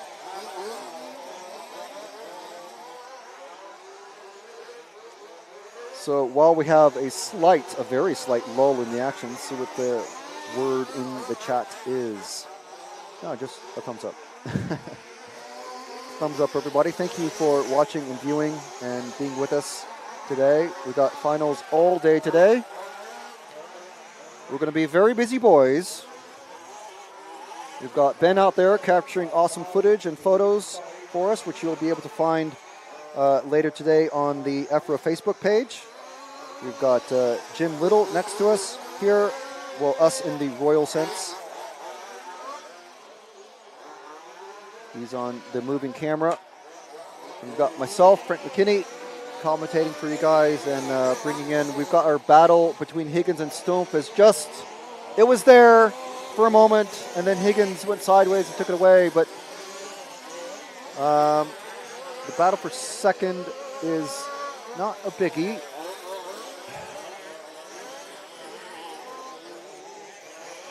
So I'll keep an eye on Higgins and let you know when it's safe to move to him, because he is catching Stump, but he makes a mistake and loses several seconds. There's only 5.5 minutes left in this one, so we're running out of time for any further bump-up positions to be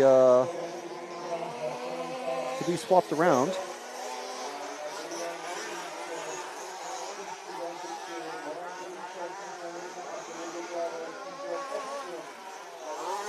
Running order still, Mindaugas, Prusa, Dokladal, Stump in the car 7 and Higgins in the car 5 are pretty close together now. So let's go to the flat hairpin and the triples. These 2 guys, Stump in the lead car, Higgins in the following car. Good jump there. Well, decent enough. Oh, Stump getting up on 2 wheels. Higgins going to attempt to make a pass here in the L. Not through the Elcon L this time, but coming over the first set of doubles. Cutting it tight and too tight. Catching the pipe and flipping over. Let's stick with Higgins because in that green and white car, because he is definitely the faster car. He just, unfortunately, just throws it away when he gets a little too close to Stump. Maybe just a little too aware that he needs to get a pass on Stump and then catch up to the cars ahead of him. Stump makes a mistake, so now Higgins again all over the back of him coming into the L. Higgins braking just a little too much. Only rear-wheel braking on these, I believe. So that's why they get sideways very easily under heavy braking.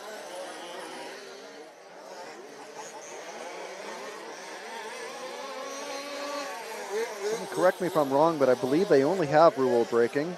Or I don't think they have disc brakes, I should say. They might do. I can't recall. I know the touring cars definitely have front and rear disc brakes, which is, I mean, come on. On an RC car, that's like super cool. It is one more thing to brake and adjust and pay for and everything, but, you know, and upgrade, of course. So 3 minutes left in this one. What can Higgins do? I think he's out of time.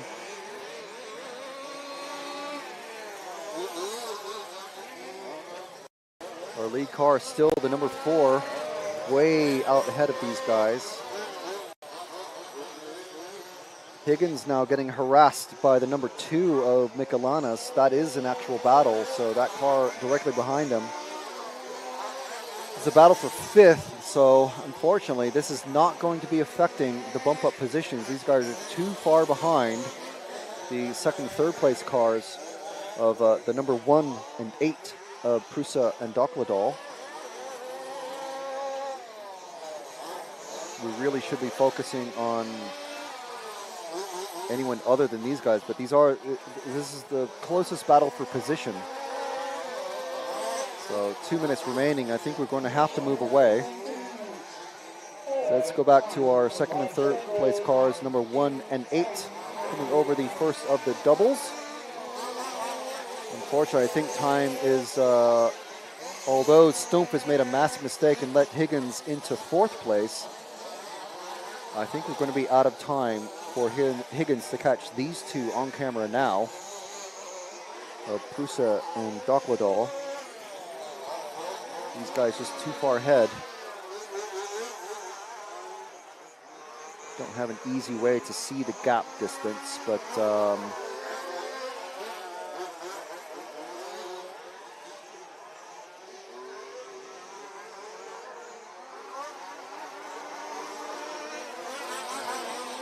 it's a big gap. It looks like about at least 10 seconds of difference there. One of these guys would have to actually brake because there's a minute left in this one. So the only hope is that one of these 2 crashes out a couple times. And it doesn't look like these guys are driving very, very, very steady, which is the smart thing to do.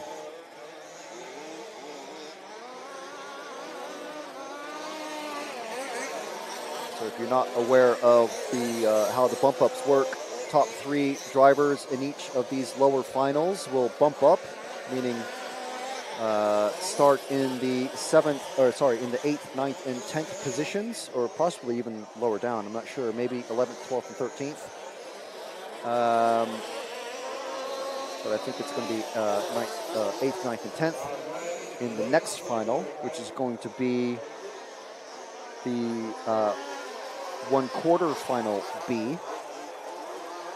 We're watching the 1/8 final B.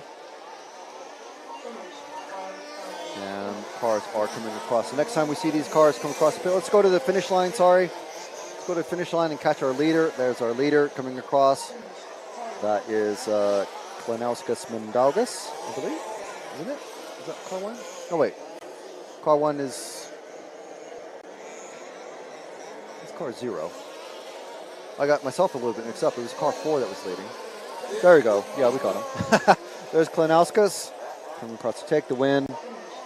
He's going to be starting in car number 8, as car number 8 in position number 8 on the grid for the 1/4 final B. So the next race we're going to see is another two-wheel drive final. It's going to be our two-wheel drive 1/8 A final.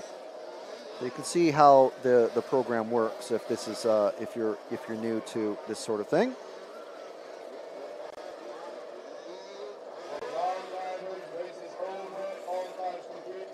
Yes, so thank you, MMR, correcting me, letting me know that some cars do have front brakes and some don't, basically. So some cars will be driving like a real car where they have front brakes and it's all adjustable and hydraulics or mechanically assisted or however.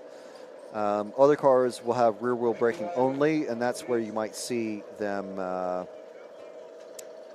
where they start to get very sideways under heavy braking. So it's a bit like, well, like driving a rear-wheel drive buggy, basically.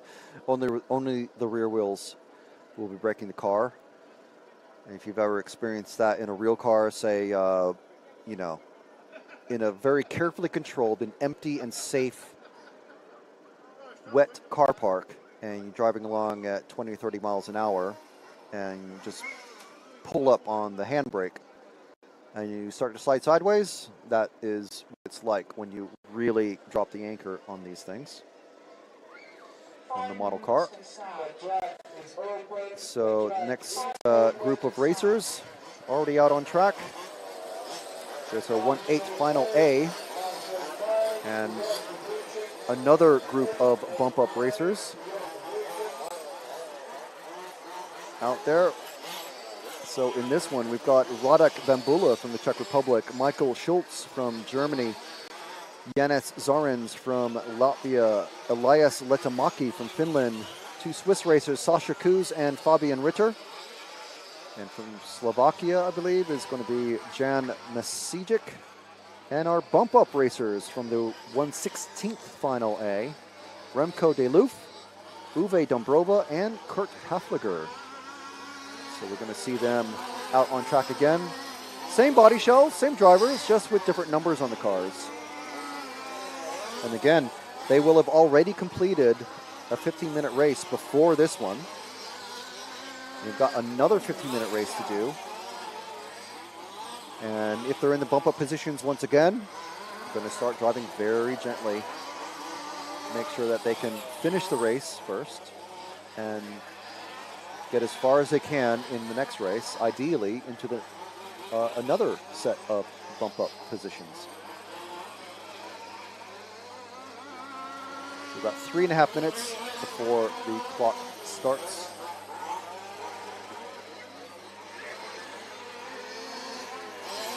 Sasha Kuz not checking in so far. Car number 5. See if he's out there. Might just have a broken transponder or who knows what. A loose wire. Anything can happen on these things. These cars take a lot of abuse. Car 5 is out there. Okay, so yeah, there we go. He's checked in now.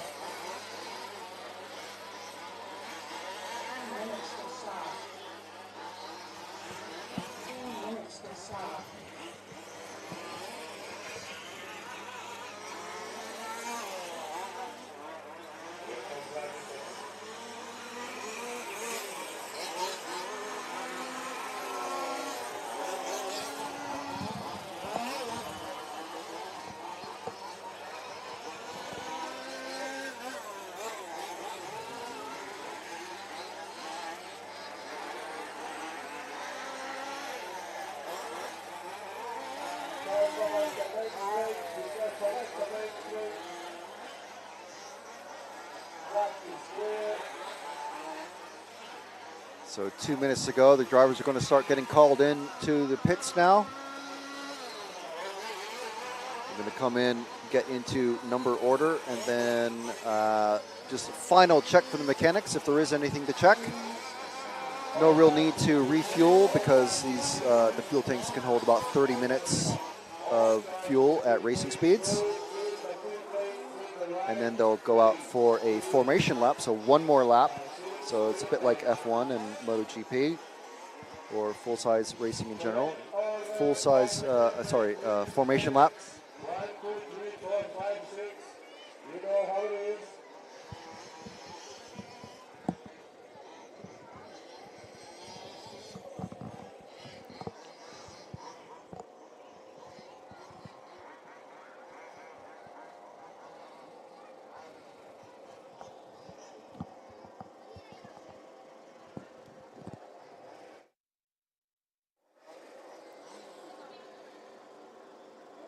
So everyone in the pit lane.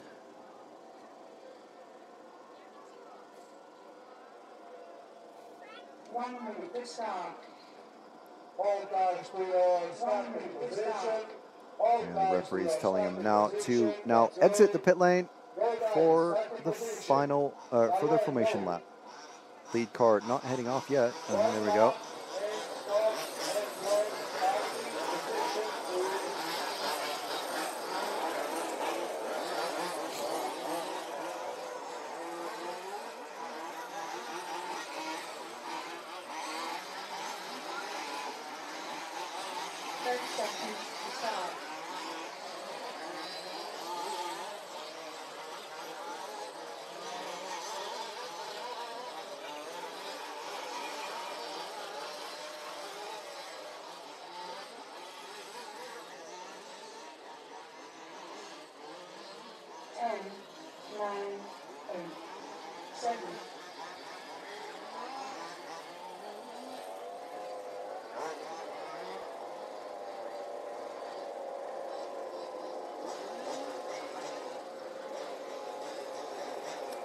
right, so our race director, Vojta, getting everybody into their starting boxes.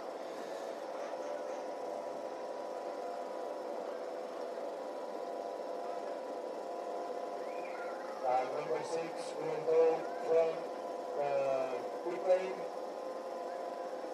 Car number 6 needs to start from pit lane, apparently. Okay. 10, Okay. 8, 7, 6, 5, 4.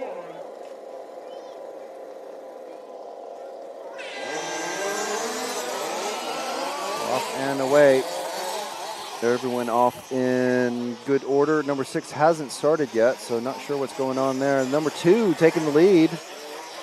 And number 1 getting sideways over the first of the doubles, and also taking out, is that the number 5, number 4. So now we've got the 2, I think that's the 3, the 1, and the 5 out as our leading 4 cars. Number 6 has finally come out of the pit lane, but about a half a lap behind everybody. We've got a 3-car battle for second at the moment. Let's follow these guys. 4-car battle now. The 7 has decided, I want to have a piece of this. And we've got the 9 creeping up in there, wanting to make it a 5-car battle.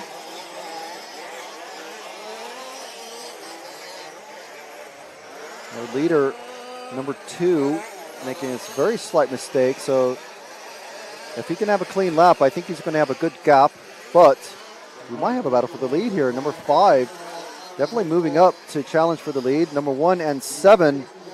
So we have 2 groups of 2, and then a group of 3. Let's follow this second group of 2. This is our bump up battle between the 1 and the 7. It's Bambula and Masijic. Once again, only the top 3 bump up into the next race, so every position is important, but these are the most important positions, is 1, 2, and 3. So the battle for the final bump up spot usually provides us the biggest amount of drama and battle coverage of these lower final races.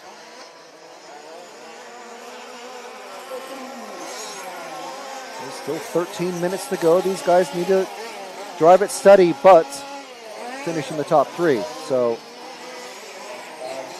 primary thing is to finish in the top 3.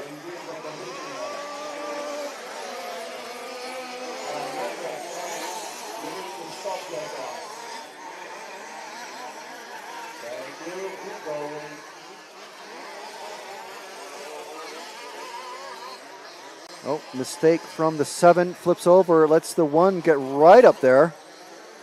These guys side by side now, and who's this coming up to say hello? The car 9. 3-car battle for third place, final bump up position, coming down the main straight now, hung up on the pipe is number 9. Coming through the L, the 1 and the 7 having a disagreement of who gets to keep the corner, and the number 1 wins it. That allows the 9 to move ahead. That's Dombrova, who we saw bump up from his earlier final. So he's happy about that, for sure. Number 1 car, Bambula, definitely not happy. He started on the front row. And look at him, he's battling for third with these guys. Who are these guys? Bumping up from below and ahead of me now. Coming over the triple, these 2-wheel drive cars not quite able to make the triple, so taking it as a double single. Plenty of drama happening behind, but we're focusing on these guys. So who is that that's just flipped over and lost his position? That was the car 7. So now we're back to a 2-car battle for third between the 9 and the 1. Dombrova leading away. Number 8 car also trying to have a little look here. That's Remco Delouf. Meanwhile, Michael Schultz and Sasha Kuz running away with it. 11 minutes to go. And the number 2 and 5 just driving it steady. They know that they are in the lead, and if these 2 guys behind them can keep squabbling over the final bump-up position, they will be very, very safe indeed. No need to push. Oh, and there goes the 6. Sorry, the 9. He flipped over, you see, and it looked like a 6 just for a moment. But that's the 9, actually. It's Dombrova. Bambula's gotten ahead of him now. So let's see if Bambula is able to pull away. Trying to make that triple. Not quite able to. These two cars coming down the main straight. Meanwhile, the number 8 car trying to catch up. That's Remco Deloof. And then we got the 7 also trying to chase him down. Jan Masijic trying to make it a 4-car battle for third. At the moment, this here between the 9 and the 8 of Dombrova and Deloof, I think it is. This is our battle for 4th spot. If these guys can keep it clean, they can catch up to number 1 car of Bambula in 3rd. But I think number 7 car of Masijic is going to have other plans and just try and get past everybody. Oh, and that is our number 1 car getting sideways, Bambula. So now these 3 cars almost all back together again as Dombrova gets sideways under braking. So our 1st and 2nd position drivers having a little disagreement over the tabletop, but that doesn't lose them much position now. We still have a healthy battle for 3rd, and then a battle for 5th developing behind them. So we're sticking with this battle for 3rd. Again, final bump up position. Most important battle on the track.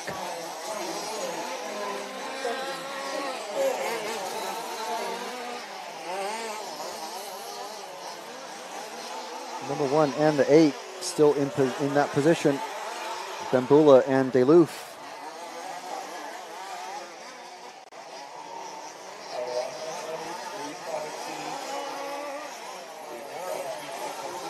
If they can just keep it clean, they'll be able to catch up with these other guys. They're starting to have their own little squabbles.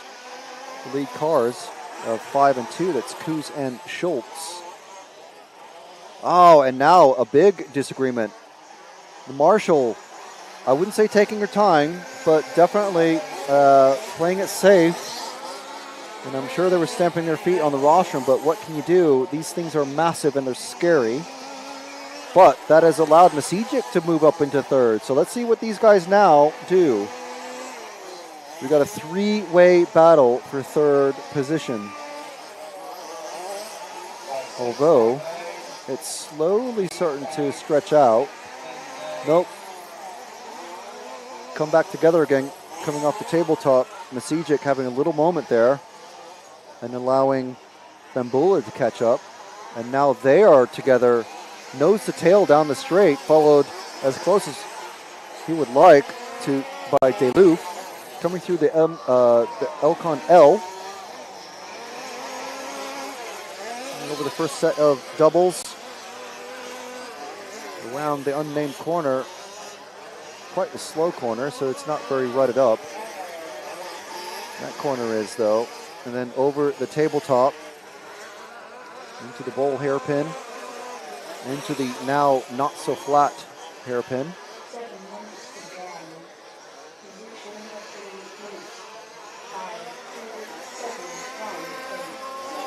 We're well over halfway complete with this one. Less than 7 minutes remaining. So there's still plenty of action to come, I'm sure. It's 7-1. Oh, and who's at this flip? It's the 8. Now he's got a battle with the 6. It's not what he wants.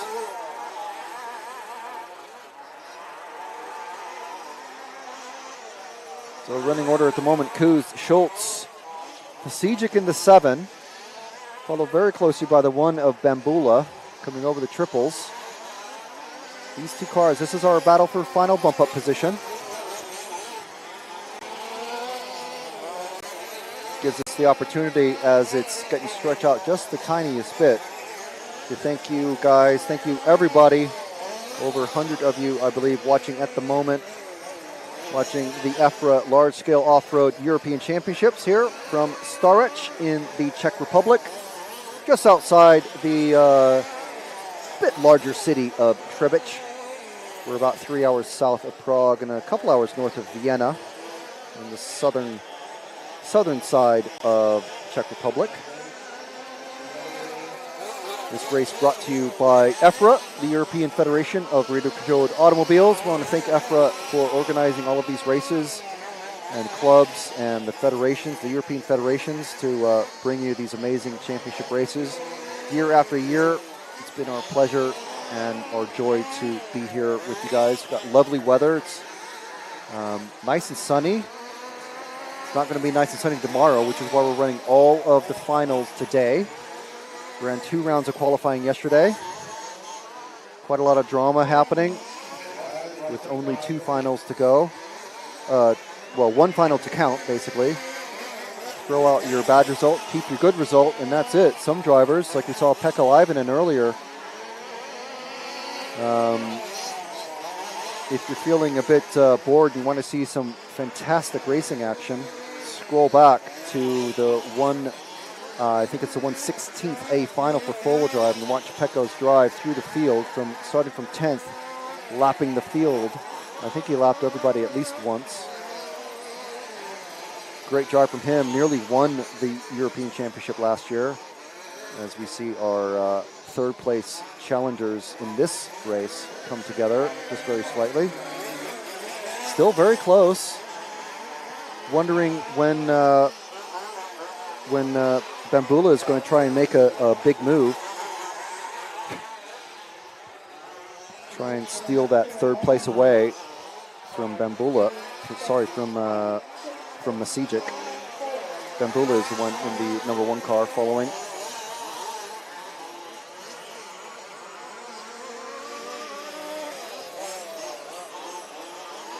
So yeah, just to finish my thoughts, we also like to thank our event sponsors, our main sponsor, Elcon Models. And these 2 cars about to go into the Elcon L. As you can see, it's kind of an upside down shaped L there. So we want to thank Elcon Models. Elcon, one of the few manufacturers with cars in all 3 categories of racing that we're watching. Obviously, the 2-wheel drive champion from last year is here. And the 1 flips over. Lands on his wheel, so champion's roll, but he loses a few seconds there now. So it's going to take some time for him to collect that back up. So number 5 for us is our leading car. We've got 3 minutes left in this one. Who's our number 5? He's quite a ways ahead.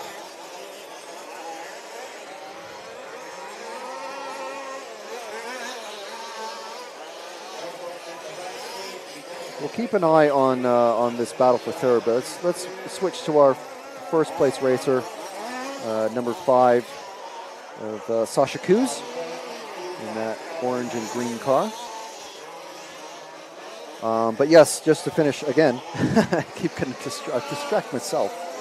Elcon Models providing a good amount of sponsorship coverage for everybody. So yeah, if you're looking for a large-scale car, give Elcon Models a good look. You have quite a unique drivetrain layout with planetary gears, front and rear, that allows them to change the clutch engagement basically for the front and rear tires separately, which is quite a unique thing. It looks really weird when you first look at it, but once you learn what it actually is and how it works, it's quite a cool system that they've got. And I think we've just had one of the cars has had a tire insert pop out. I'm not sure which car that is. It's either the 9 or the 5. So it could be the 3 who's just come to a dead stop. It's kind of hard to tell. Definitely had an insert come out. We do have a couple of other sponsors, RC Car Model Online and RC Fox. Both of these are German-based RC retailers. RC Fox, I know, particularly specializes in large scale as one of their main product lines. And Mr. RC Fox himself, Mark Kreisig, is here and racing this weekend. So doing pretty well. I believe he finished either 10th or 11th overall, so he's somewhere in the semifinals. We'll see when he pops up. So just less than about 30 seconds left in this one. Sasha Kuz, who's on camera now in that car 5, looking to have an easy win and bump up. Looks like the end of the road for Dumbrova and Kurt Hafliger. Had Yanis Zarens breakout not too long ago. That was the car number 3 that we saw get retrieved earlier. Got Sasha Kuz looking to bump up Schultz and Masijic as well. And they, if all else remains as it is, as time finishes, they'll be bumping up into the quarterfinal A, which will be up at, this is the 2-wheel drive, they will be up at 12:50, so in about an hour and a half time. So we got a little bit more time.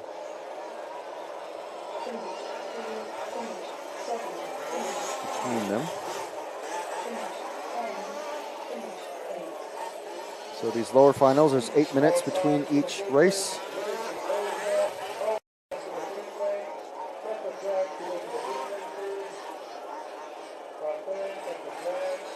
So that one, I'll grant you, wasn't as exciting as the Pekka race that we saw earlier, the 1/16th A.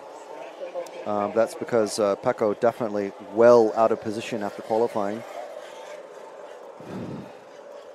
Kind of figured that he would at least bump up, if not win it, and he did win it. So again, if you have some free time later, give that one a watch. It's a good race. So next up is the 4-wheel drive 1/8 B final. So this one is going to have Peter Saul, Miroslav Jurenka, Tobias Vesthoff, Christian Shimsky, Michael Thompson, Richard Lufkin, Leon Satchel, Sasha Punk, Thomas Ryan, and Julid Yaman.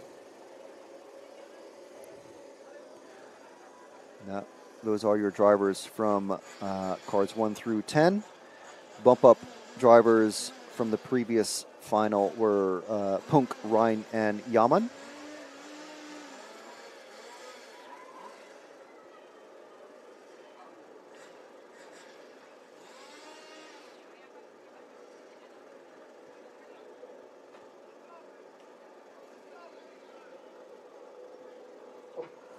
PO Racer in the chat saying, thanks for the live stream. Well, thank you very much for watching. We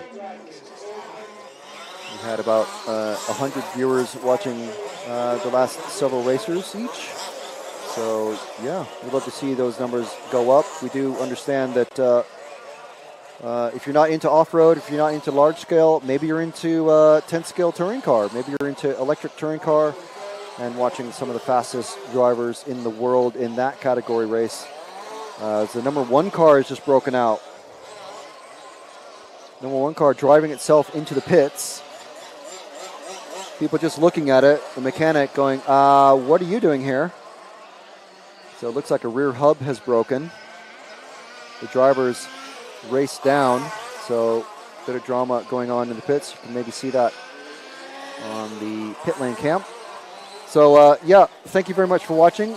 If you'd like to support RC Racing TV and help us bring more RC Racing and support more RC Racing to the world, and which helps support the RC hobby in general, we'd love to have you as an RC Racing hero. So you can join, just find the join button in the browser window or in your YouTube app. And check that out. It's $5 dues of your own local currency, and that is per month. You can stop it after the first month, but you will get a set of stickers, RCTV stickers, physically emailed to you. And the only other way to get those is to actually be present here at an RCTV event that we are covering. You also get a cool highlighted name and a little RCTV badge next to your name when you type in the chat, and we'll give you as many shout-outs as we possibly physically can. And also, quite importantly, you'll be able to get priority requests, follow requests priority when we are doing qualifying and practice. So you can get that by joining the RCTV YouTube channel. Just go to find, you may be watching us on Pool Start or EFRA or RCTV YouTube. Just go to the RC Racing TV YouTube channel and you can click that join button. Ongoing drama for that car number 1 that broke out. So the mechanic running back with a spare part. The driver's down there in the pits.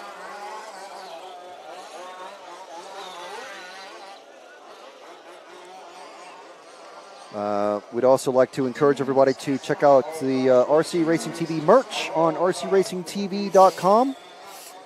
You can also find it if you click the shop button in the YouTube app or browser window. You can find that there. You can get some cool, some really excellent merch, hats, hoodies, and lots of different t-shirt designs.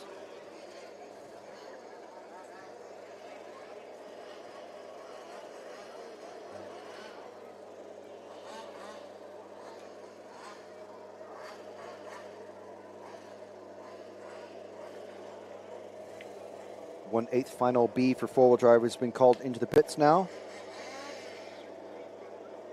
And they're about to go out for their formation lap.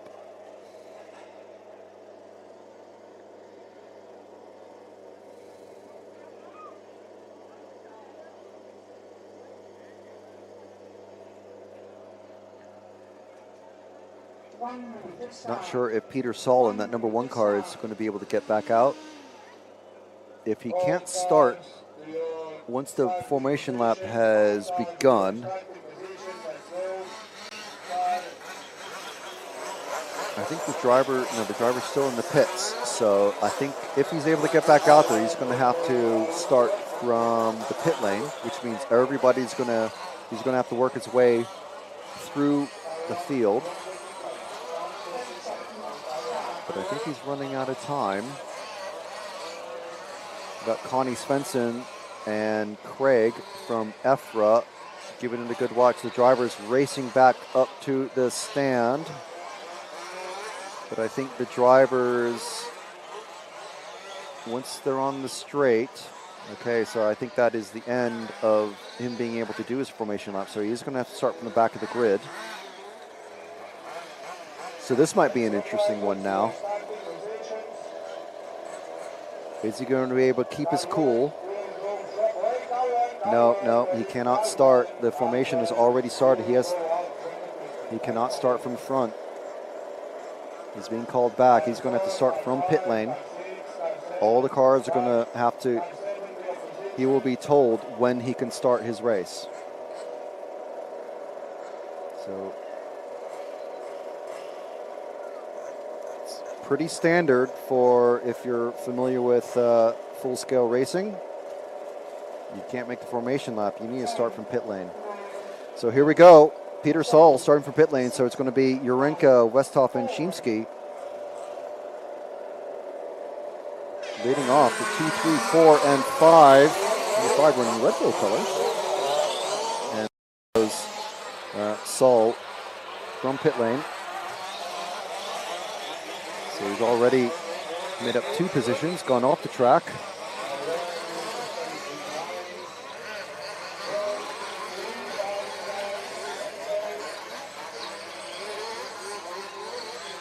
So let's stick with the battle for third at the moment, which is, I would say, is hot.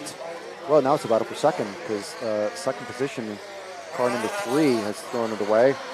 So we've got the 4, the 7, 5, 8, 3, and then the 9 and the 1, who's moved up 2 positions.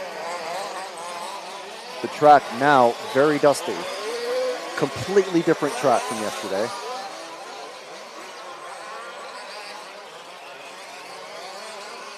And a big squabble over basically third place. It's about like an 8-car battle for third. Number 5 car coming out the loser that time around. It's a Red Bull driving car of Michael Thompson. He's going to fall way down the order. Number 1 car now coming a cropper of these other 4 cars ahead of him. So the lead car is the number 2 of Jarenka. Then we have Satchel in the 7. Meanwhile, we have a 1, 2, 3 car battle at the moment for 3rd. And that's between Westhoff, Punk, and Shimsky. Then we have Ryan and Saul having a disagreement over who is going to be bumping up.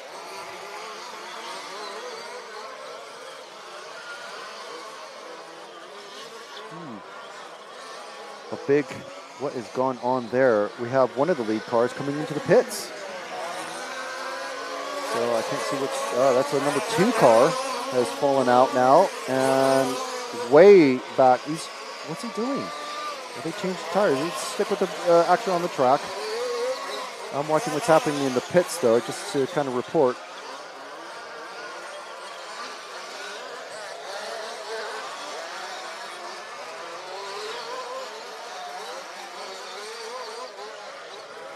Not sure what's going on there. Anyway, it's a multi-car battle for 3rd.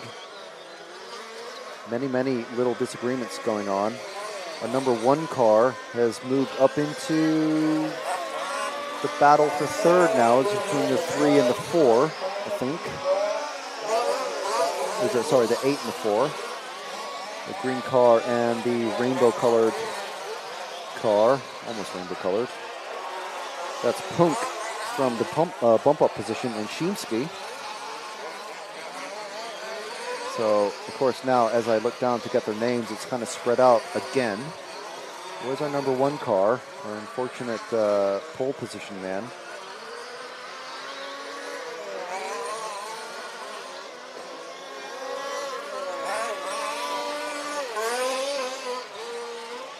Three, 1, and 8. So, according to the timing, number 1's running 2nd. So, yeah, there he is on track. So, I think he's just died. I think number 1 car has just died. So our number 1 car, unfortunately, has just died out on track. Peter Saul, the mechanic. What's going on with the mechanic? Mechanic not paying attention. Needs to retrieve the car and restart it. See what's going on. Don't run across the track. There we go. Now it's safe. So if you can imagine running across a track with these cars barreling at you at 50k an hour or faster probably. And meanwhile, you're carrying a 25-pound beast of a machine that's also hot, moving, loud, and covered in mud or dust or worse. So now we've got the 3, 8, and 7 out in, that's our running order, 1st, 2nd, 3rd, Westhoff, Punk, and Satchel. So we're on our lead car. Let's drop back to the battle for 2nd, just coming down the straight now. This is our battle for 2nd between the 8 and the 7 of Punk and Satchel.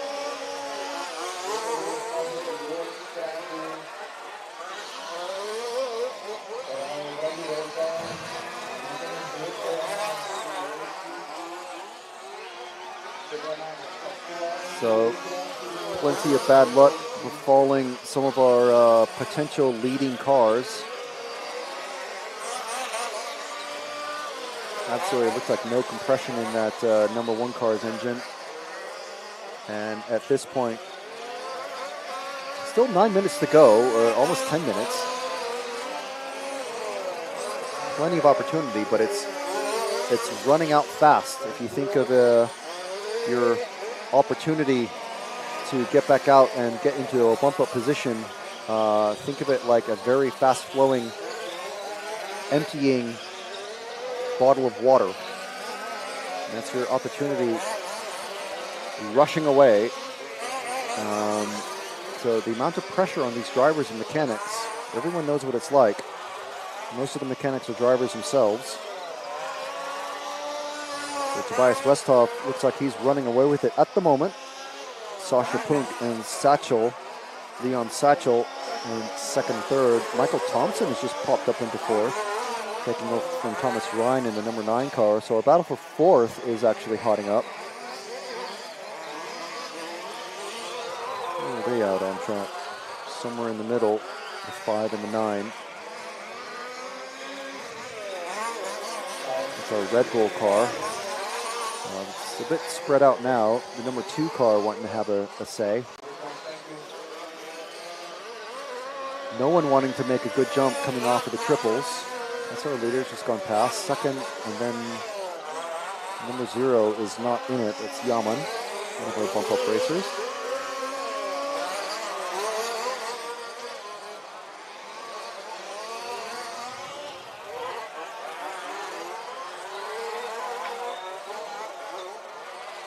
Battle for second between 8 and 7. Looks like it's our closest battle at the moment on track. Let's find where they are. I think they're just coming over the triple now. So this is our, let's follow our battle, our 3rd place car, 7. The green and orange car, number 7, Leon Satchel. So no one around him really. The next car ahead of him is 2nd place.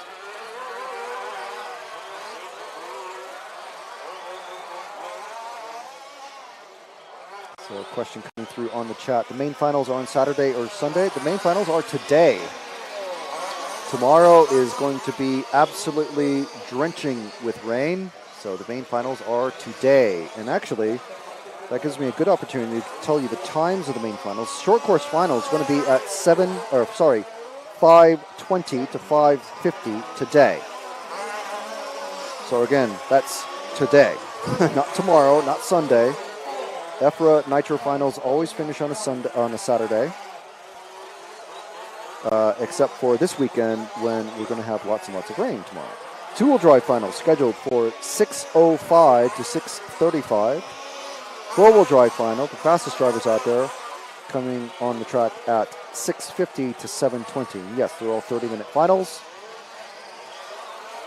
And that's, of course, provisional, provided that I think it's only semis are able to have a 10-minute delay. Now, we do have 6 semifinal races. The lower finals do not have a 10-minute opportunity for a tactical timeout. So meanwhile, while I have been babbling on, the 7th and the 8th have swapped positions. But yes, just letting you guys know,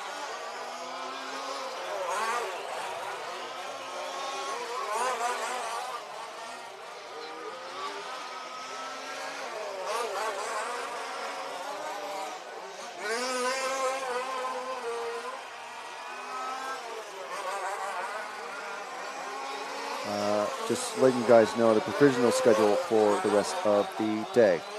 So apologies for the timing if it's still frozen. We have let our technical guys know. MechOp is asking, do they not do track maintenance through the day by blowing it up and spraying it down? No, it's off-road. Timing on my RCM is still working. If the timing on the screen has stopped, apologies. We are working on it. We are sort of ProStart TV this weekend. So many thanks to Laszlo and David for their assistance and help this weekend. Many thanks to everyone who is watching as well. We do appreciate all of the comments and the chat and the help letting us know that the time is frozen, stuff like that. Still nearly 100 of you watching, so thank you very much. It's amazing that so many people are sticking with us through the day. If you're electric on-road racing, touring car is more your thing, you can check out the other live events happening on the EFRA YouTube and Facebook channels, and also RC Racing TV, because the electric touring car European Championships are also happening this weekend. We've got James, Zach, and Ash out there. Don't know what their weather is like, but our weather is glorious. Absolutely lovely weather today.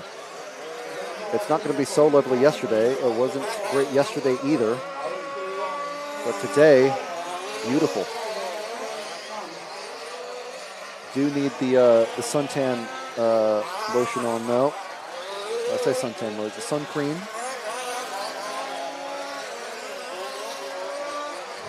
So 3 minutes and 40 seconds left in this one.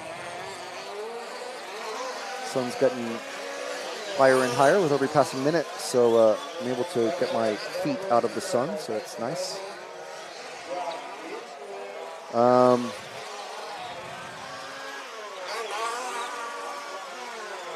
And the timing should be fixed at this point, so please do let us know if there are any other issues.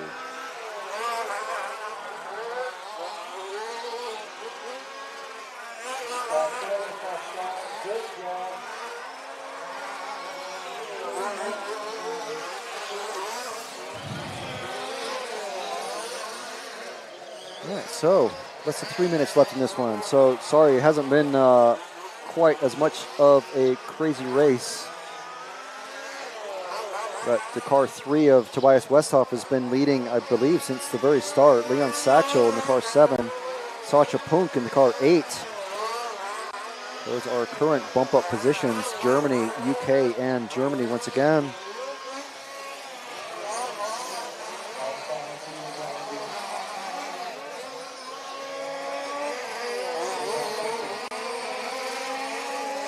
So top 3 cars fairly spread out. Let's give some love to our leading car of number 3. Where's he at? He's just coming over the first double in the white and red. Looks like an MCD. Although there are a couple other racers' car brands here that not super familiar with. I think it's APF and Ultron. It's an MPF. APR? I can't remember. I know there's Ultron and I think there's APF are the 2 other brands. Not too familiar with, but also present and looking to take away the walk away with the European Championship.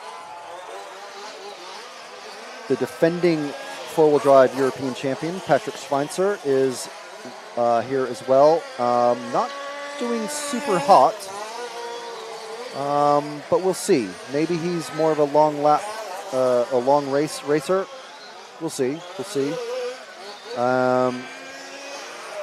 Just going to nip off for a very quick natural break right after this one. Hopefully we have a child in a stroller at the very bottom of our ladder that we've got. And hopefully not going to be in too much of the way. To try and get to the toilets. But stick around definitely for the next race, because guess who we've got? We've got Pekko Ivanen. I'm not going to say it like in our normal Pekko Ivanen way, but Pekko Ivanen, if you weren't watching the 1/16th A final for four-wheel drive, absolutely put on a racing clinic. I mean, imagine if you're, I mean, most races I think will be familiar with maybe Forza, but especially Gran Turismo back in the day. Running Gran Turismo with a supremely overpowered car, running against 6 AI racers, and just absolutely just blazing through the field. That's pretty much what Pekko did. And it was quite fun to watch, I must say.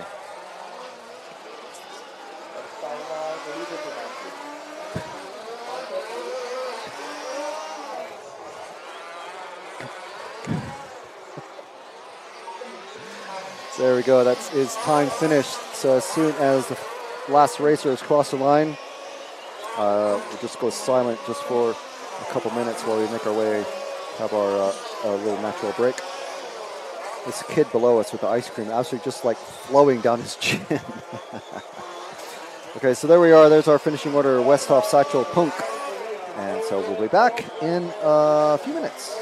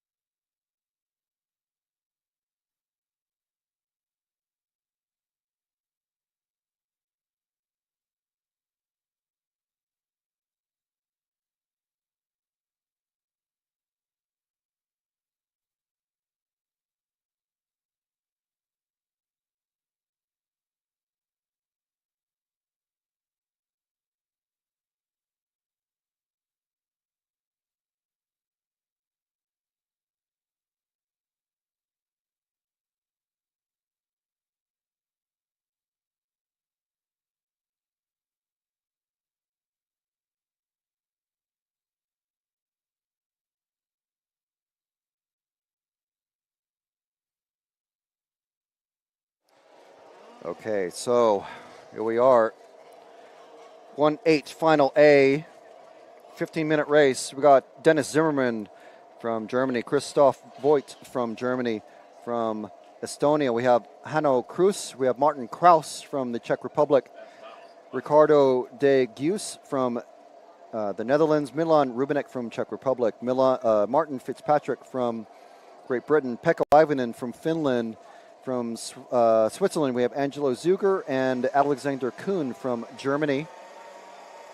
Cars have been pulled into the pit lane, and 1 minute has just 1 minute countdown has just started, so they're off on their formation lap.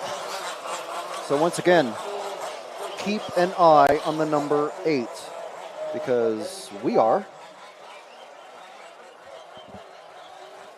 The sound should be back.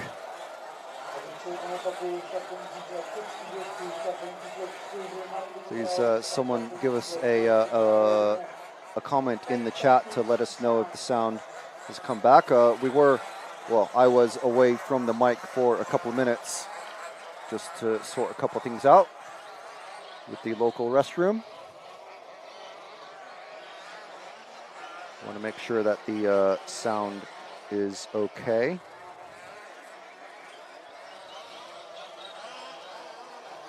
Unfortunately, I have to wait about 20 or 30 seconds for any response to happen. Okay, good. Yes, well, I mean, the sound never went away. I just turned down my mic. So, yes. All right, so, once again, Pekko is in this race. He's in car 8. He's in his traditional green and white with black wing and the Finnish flag on the side pods. However, he needs to work his way through a selection of slightly faster racers than the group he worked through last time. We're going to follow the 1, 2, and 3, 4 off of the starting line here in about 5 seconds' time. But keep an eye on Pekko. Pekko's off safe.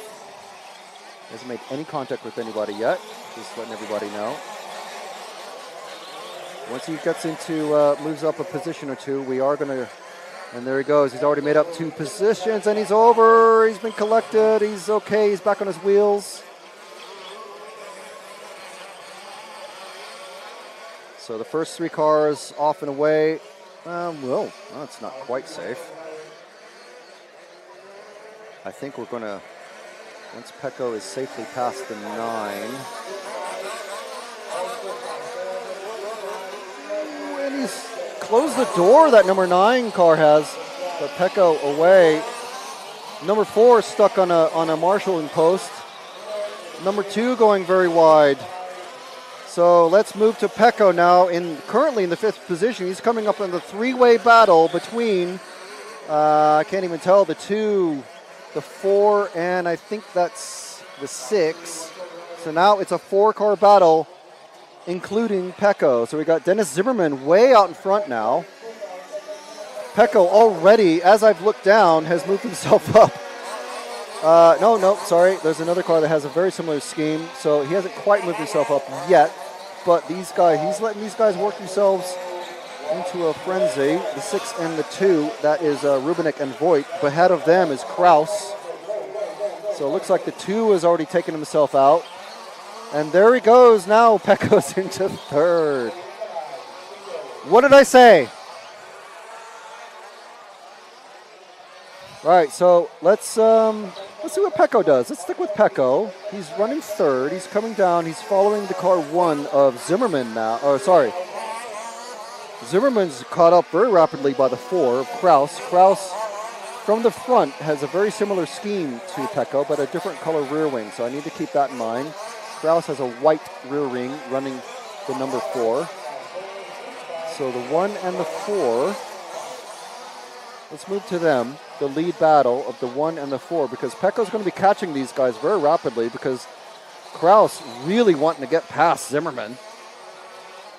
And he has done now. Pekko taking it easy over that double single. Now we're on the second place battle. There we go. Nice move from Pecco to get into the second place, and now Kraus Zimmerman overdriving it over the first of the doubles, and now Pecco's in second. So we've got a very big battle now, a 3-car battle for third. We're going to leave Pecco to work it out with Kraus and move back to the 3-car battle for third place, coming over the triples now. We got the 6, the 1, and the 2. That is Rubinek, Zimmerman, and Voigt crossing the line in that order. Coming around the Elcon L, the track kicking up lots of dust now, or should I say the tires of these cars, as Pecco has moved into the lead now. So you see that the next time they come across the finish line, you'll see that timing change on the left side of the screen, on the right side of the screen.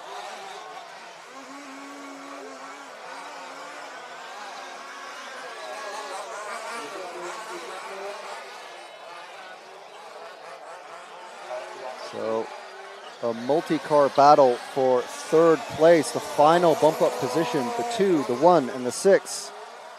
That is Voigt, Zimmerman, and Rubinek. Pecco now gapping second place driver Kraus.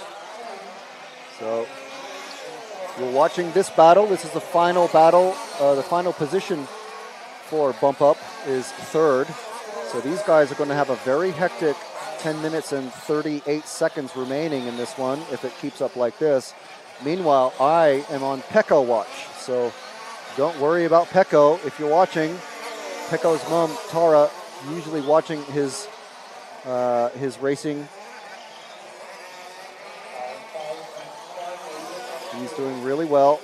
Oh, and there it goes, flipping it off into the on the straight. We've got a dead car, number 2. That's Marshall might want to get out there at some point. We have another car with the bent up rear wing.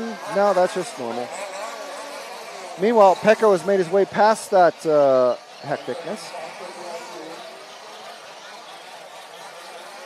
So where are we at? The 2, 1, and 6, where are they? They're still in that order.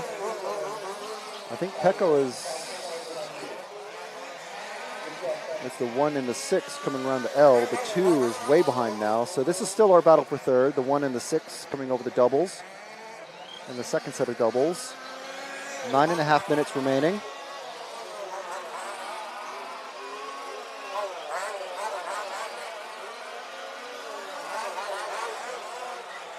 So this is the 1/8 A final. Next race after this, short course. They run almost the same speed. They're a little bit longer wheelbase, a little bit wider as well, and the body shells are a lot less aerodynamic. They're, especially in the wind. We had very high winds yesterday as these cars were going over the jumps. So the short course bodies acting as basically a massive sail or parachute, really slowing the cars down, really being affected by the winds, especially the cross winds. And these guys cross.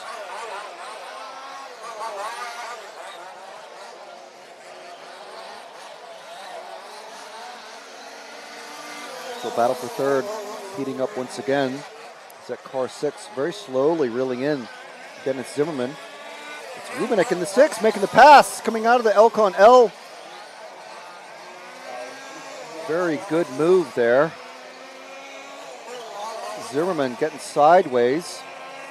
Zimmerman's not going to be any slouch either. Remember, he qualified ahead of Rubinek. He's not going to make it super easy for him. Meanwhile, Pecco watch. He's doing fine. He's over a lap. He's about 80% of a lap ahead of these guys. Call it 3/4 of a lap. But it's actually slightly more than that. He's on the straight now, so he's coming up on, he's about ready to lap them in a few laps. Second place car, number 4, just crossing the line. So this is the only battle, the only significant battle on track. There are 1 or 2 other battles, but this is the only one that really matters as far as bumping up. And Now it's a battle for fourth between the 2 and the 6. Voigt and Rubinek. And you see Pecco coming up behind them to put him a lap down. Referee will be calling them verbal blue flags, as I call them. Just letting the number 6 car. Okay, that's the leader behind you. You need to let him pass. And getting past the 2. That's a terrible line out of that set of corners. The 6 car needs to let him pass because he's being told. Whether you agree with blue flags or not, it's the rules. There you go, he's let him pass the number 8 car. Looking set to, well, you know, the nice thing about winning a final from the number 8 position, you bump up, you don't have to change numbers on your car. There you go, see, isn't that great? One less thing you have to do.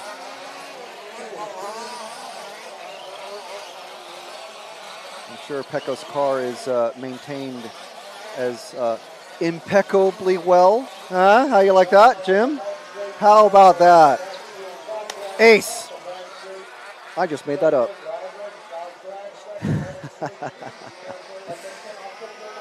So Pecco Ivanen in the car 8 leading this one. Martin Kraus in the car 4. Dennis Zimmerman in the car 1. Milan Rubinek in the car 6, attempting to get back up there.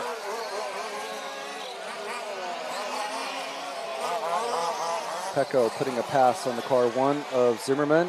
Next up for him will be the car 4. Actually, the car 0 put him another lap down.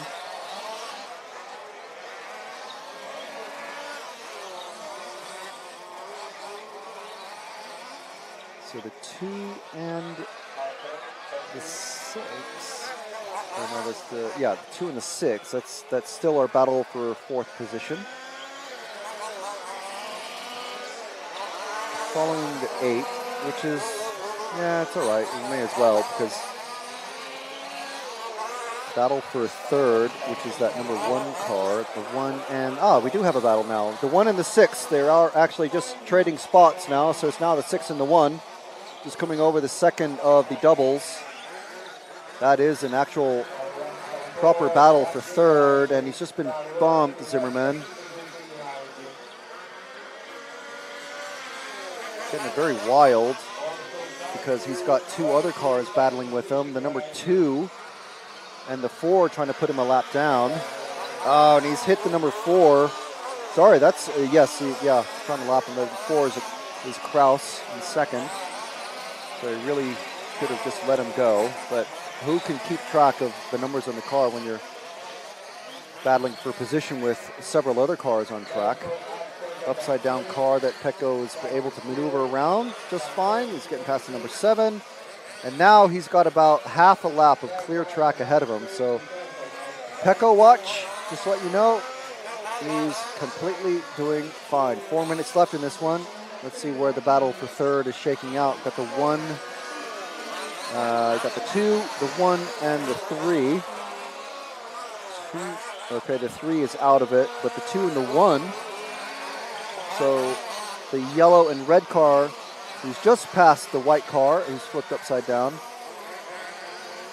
And then he's the 1. He's disappeared now. He's many seconds behind. So battle for 3rd has fizzled out. Battle for 4th is nowhere. Martin Kraus all on his own in the number 4 car. In the number 4 car. Sorry, that's the battle for 2nd.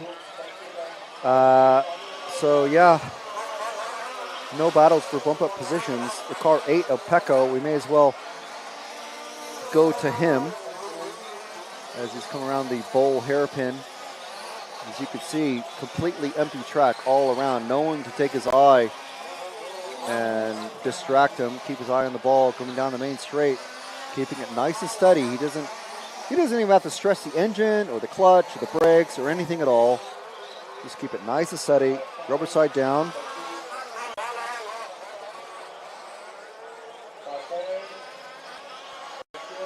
Two minutes, 40 seconds left in this one. And then we're going to play in one of the interviews that we did yesterday. A nice little thing. So those of you watching on RC Racing TV and EFRA will be able to enjoy that. Pecco making his way past the multicolored number 9 of Angelo Zuger.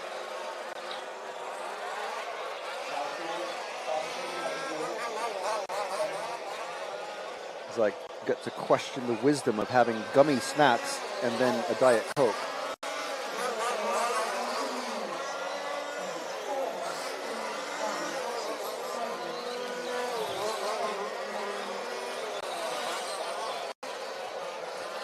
Pekka Ivanen once more down the straight, and I will just we'll stay on Pecco, but I'll just mark out where our number 4 car, second place driver Martin Cruz is. He's about at least a half a lap behind. Actually, a lap and a half behind. Half a lap, yeah. Number 2 car, Christoph Voigt, running third. I don't think that's going to be a battle. As he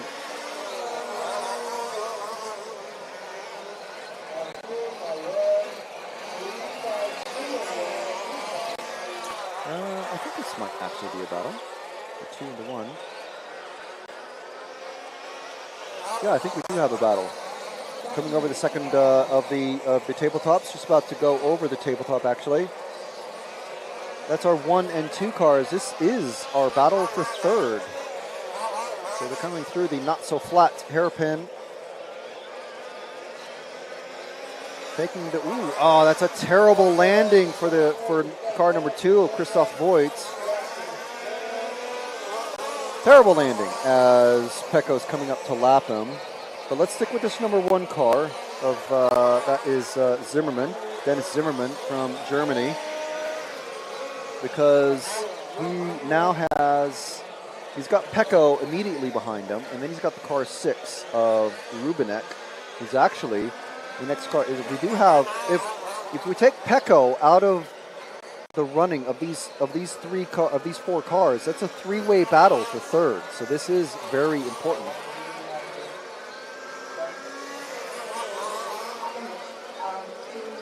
Oh well, too late. That is the order. Voigt not going to take this one as long as Zimmermann finishes. Voigt is out.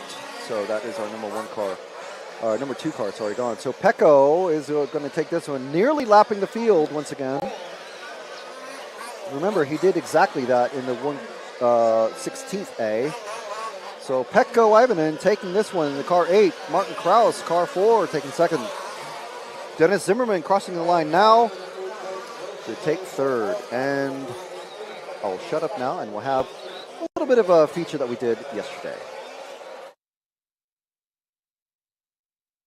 All right, so we're here with young Alfie Jack and his mother Heidi from the UK. And so we last caught up with these two in Fehring, Austria. So how's it been for you guys? It's been going really good, actually, especially at home in the UK Nationals. It's been a really good year so far. Yeah? Yeah. And for you? It's been incredible. I've upped my game a lot, and I'm close to winning the junior thing at the Nationals. I am, so yeah, proud of myself. Well, you should be. That's excellent work. And I've heard tell that you're actually running in the top group here at the European Championships. That's right. I'm 7th overall, and I've got all of the top drivers from different countries right in front of me. So it's just an amazing achievement. That is. I mean, you kind of took the words out of my mouth. That's fine. So, Heidi, is Alfie Jack already at that point where the young'un starts to outperform the parent? Oh yeah. I've been left behind a long time ago. So, but I still do it. I love it. I enjoy it, and I like racing with Alfie Jack. So I'm not going to be hanging my transmitter up.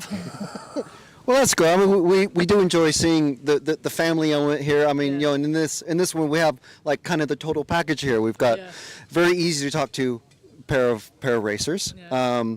Brits, you know, always fun loving.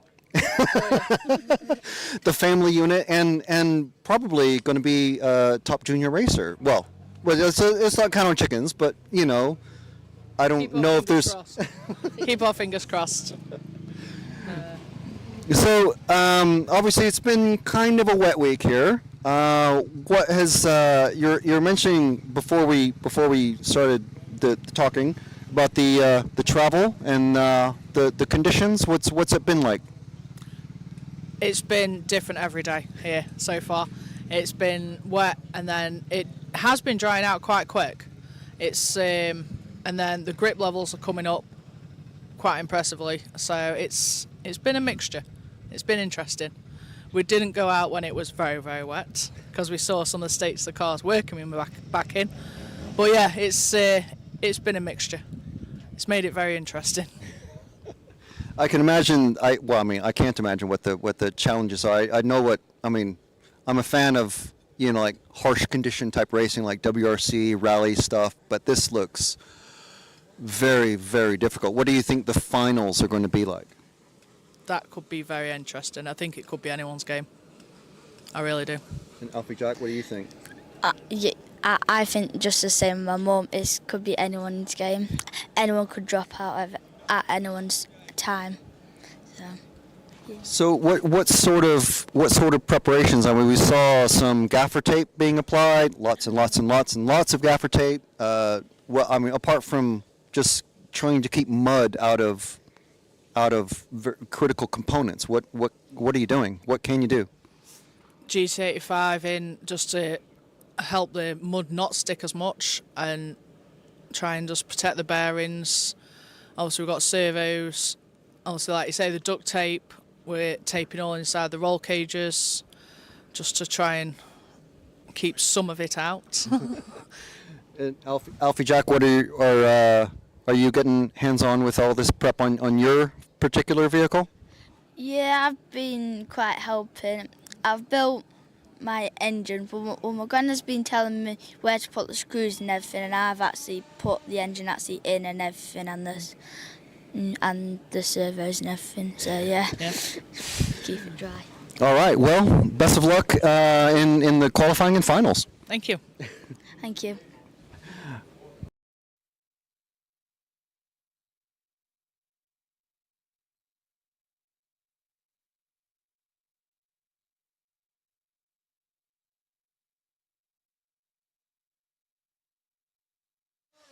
Okay, so I hope you enjoyed that little interlude in the action. We talked to, like I said, several racers yesterday in the pits and got some pretty good insight from everybody, from the organizers and EFRA officials and former EFRA officials, but especially the racers.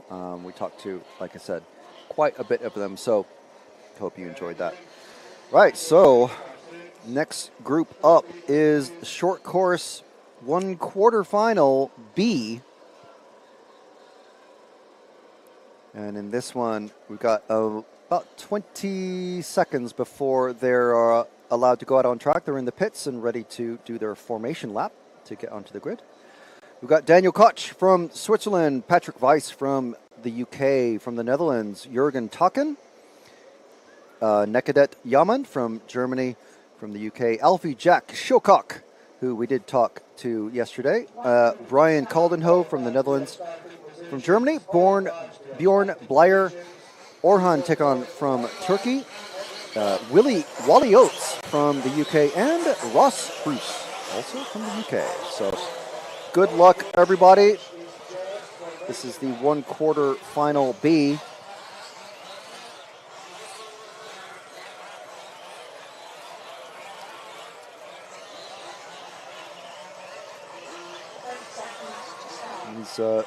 Ladies and gentlemen, I'm not sure any ladies in this one, but we do have some lady racers running. Alfie Jack's mother, for one, she qualified fairly well. Early on, it was looking like Alfie was going to definitely be the better of the two, but in the end, 2 rounds of qualifying. Obviously, if you have two tough rounds, makes it quite difficult. So anyway, there he is starting in the 5th position.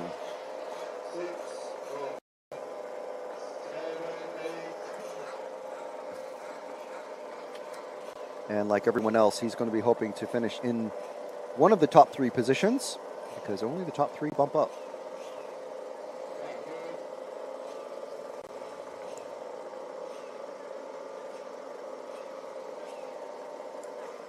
There we go, 10-second countdown. 7, 6, 5, 4.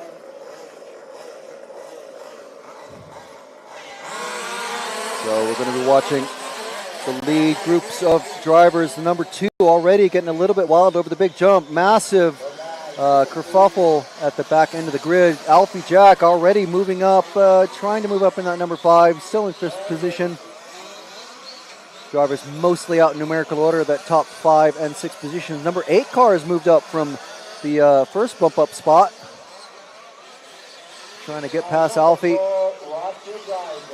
Battle for second, very intense. These cars, they do have front and rear bumpers. They have enclosed tires, so it's a lot more racing action than we've seen in the buggy finals. Let's move to this pink and yellow truck. It's currently the pink truck and the yellow truck. It's number 3, and then we got the 3, 4, 8, 5, and 10. It's our battle for third. 5 truck battle for third place. Alfie right up there, trying to get past the number 4 pink truck, and he is able to. So Alfie presently in 4th position. So running order after just 1 lap is Koch, Weiss, Yaman, and Taken, and then Tekken. Let's see how it looks after 2 laps are completed. Running order changed too much. 1, 2, 3, still in that order. Then we've got Alfie Jack Shilcock in the 4th position. You know we have some fans in the chat.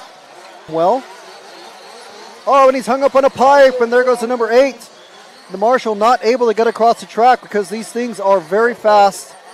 And yeah, that's just bad luck getting hung up there. So there was a Marshal that was very close, but he was stuck across. There's a wheel that's come off. No, is that a tire that's come off or an insert?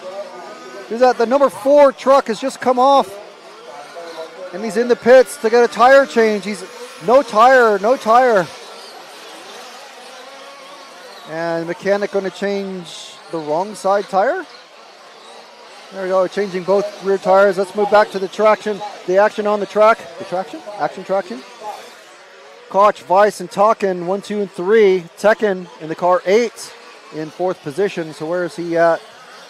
He's a couple positions ahead of Alfie Jack. Oh, well, yeah. Lead battle going down the main straight. Not entirely wise, but let's stick with these guys and see what they might end up doing. The number 1 and 2. Oh, and Alfie's running wild. What's going on? He must have, I think he's in the completely wrong section of track. Car 5 being told to wait.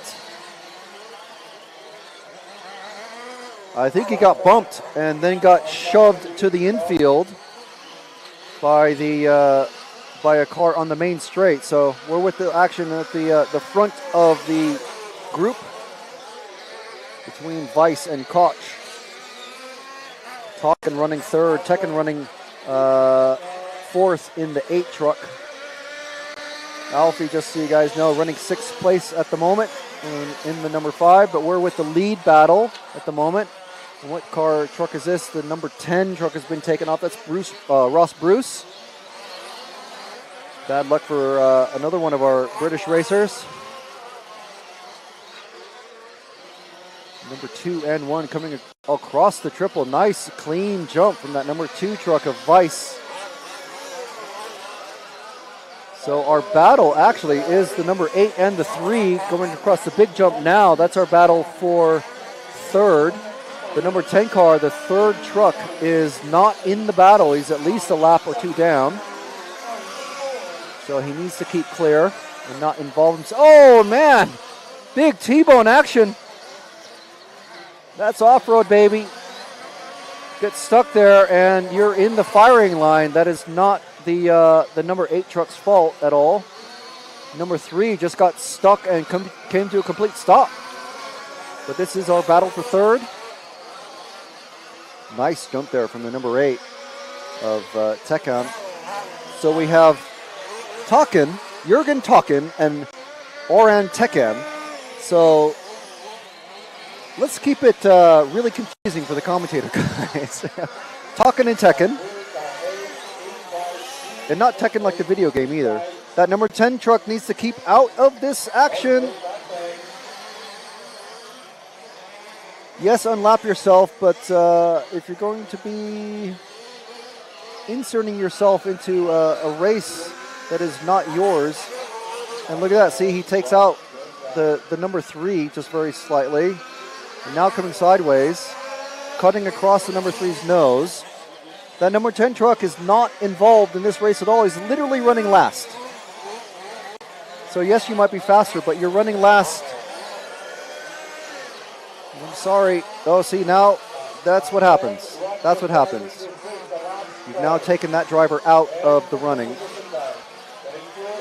Meanwhile, the number 6 has come up, and he wants to have a go. So now you've affected the number 3 truck's race. So sorry to go on about it, but 3 laps down and messing with other people's races. I'm sure not on purpose, but it's just unfortunate all the way around.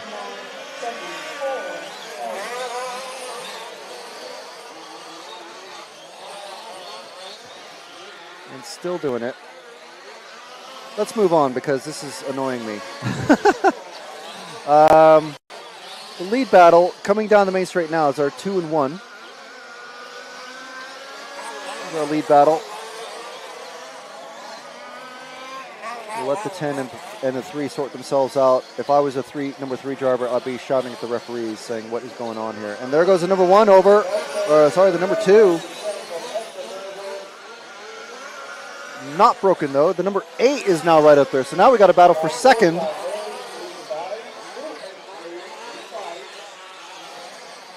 It's the 2, 1, and 8. Actually, it's the 1, 2, and 8. So battle for second. If these guys are smart, just keep it chill. Keep it extremely, extremely chill.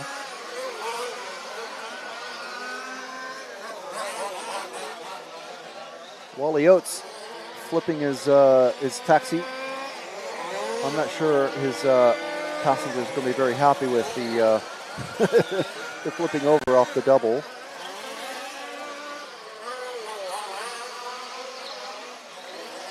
Oh, and there goes the 8 over. So that's the battle for second, fizzled out for the moment.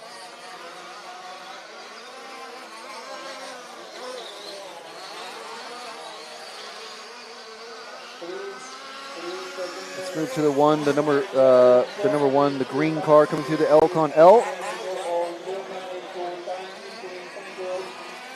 Not much action happening elsewhere on track. The 1st and 2nd and 3rd spread out by about 10 seconds.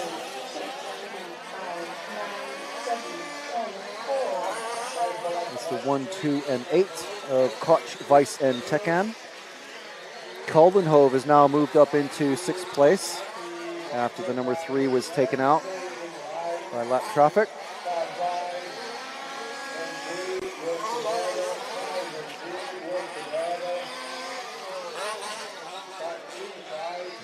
Let's see. 6 and the 3. We got. We might be able to. There might be something happening here with Alfie because he's just passed Taken to go into 5th place, and he's coming up on the number 6. Yes. So let's over the doubles. We've got young Alfie Jack in the darker of those 2 cars, and then he's following the 6 very, very closely. This is the battle for 4th place, so it's not a bump-up position. But if either of these 2 trucks can make their way clear and get a gap, they might be able to catch the number 8 truck, which just gone down the main straight about 5 or 6 seconds ahead of them. Bad landing for that number 6. That's Kaldenhove. So Alfie. The exuberance of youth, as well as probably much, much better hand-eye coordination than I would guess 90% of the racers that are here. As well as young eyes.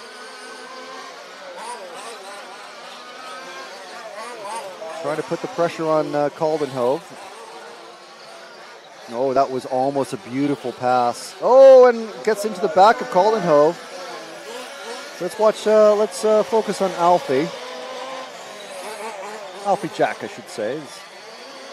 I'm assuming he prefers using his full name. And if you're curious what the, why it's a multicolor, sort of like a spotty green, white and blue color body shell, it's actually Sonic the Hedgehog. So it's obviously impossible to tell on screen, but once you get nice up and close, get a photo of it, you can see the Sonic the Hedgehog design. It's quite cool. Last saw it in Fehring, Austria last year. So it looks like Alfie's already starting to make up reel in Kaldenhove just very slightly. And now he's on his back bumper. Look at these trucks. They just look amazing. I love it. Oh, bad landing for both of them. Both of them casing the landing of that one. Alfie not trying to barge him out of the way, but where's Kaldenhove going? He's just cut the track. Kaldenhove in the car 6, truck 6, has just completely cut the track. He is going into the pits, so he must recognize something wrong, but he's just cut out about 15 seconds at least of, he's calling it quits. That's Kaldenhove done, I guess. So unfortunate. Don't know what happened there. I didn't see anything wrong with it.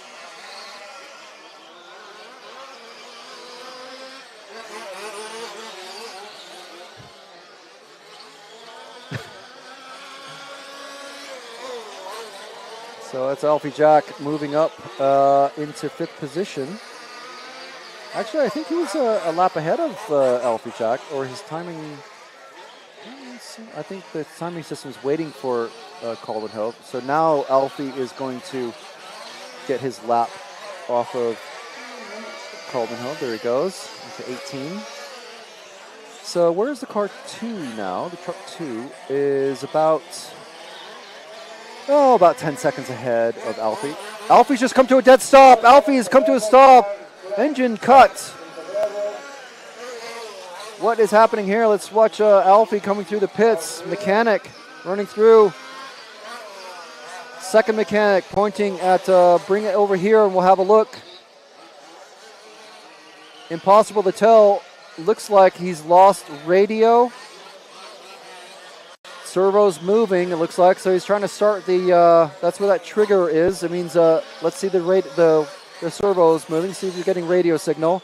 Mechanic trying to start the engine now. He's going another lap down, so let's see, he's number 3, has just gone past his position. And he's been sent out, but issues. And the marshal throwing the car out in front of the number 8, which you really shouldn't have done. Sometimes it's impossible to follow these things, but so Alfie now under real pressure. Looks like he's with 1.5 minutes left. I don't think he's going to be bumping out of the 6th position here. So that's racing, though. Let's see where the number 1, he's coming down the main straight. Let's see where the number 2 is, just going across the triples. And the number 8, actually, we've got a battle just at the end of the straight now. The 8 and the 2, rather. That's our 2nd and 3rd place cars, trucks. If anything happens to either of these, the number 3 truck of Jürgen Taken, who's just crossing the triples now, will fit. So these guys can still crash and flip over and do whatever they want. There we go, just like that. Not that they want to, but see, he's recovered. He's okay, the number 2 truck of Weiss. And Alfie is cut again. So I think that is definitely Alfie's racing efforts done now. So the 8 and the 2 still, they're not that close together because the 2 of Weiss, the big crash earlier, about a lap ago. 20 seconds left in this one now. Just enjoy the line. Keep your cool. Open the line for the drivers, okay? Keep cool.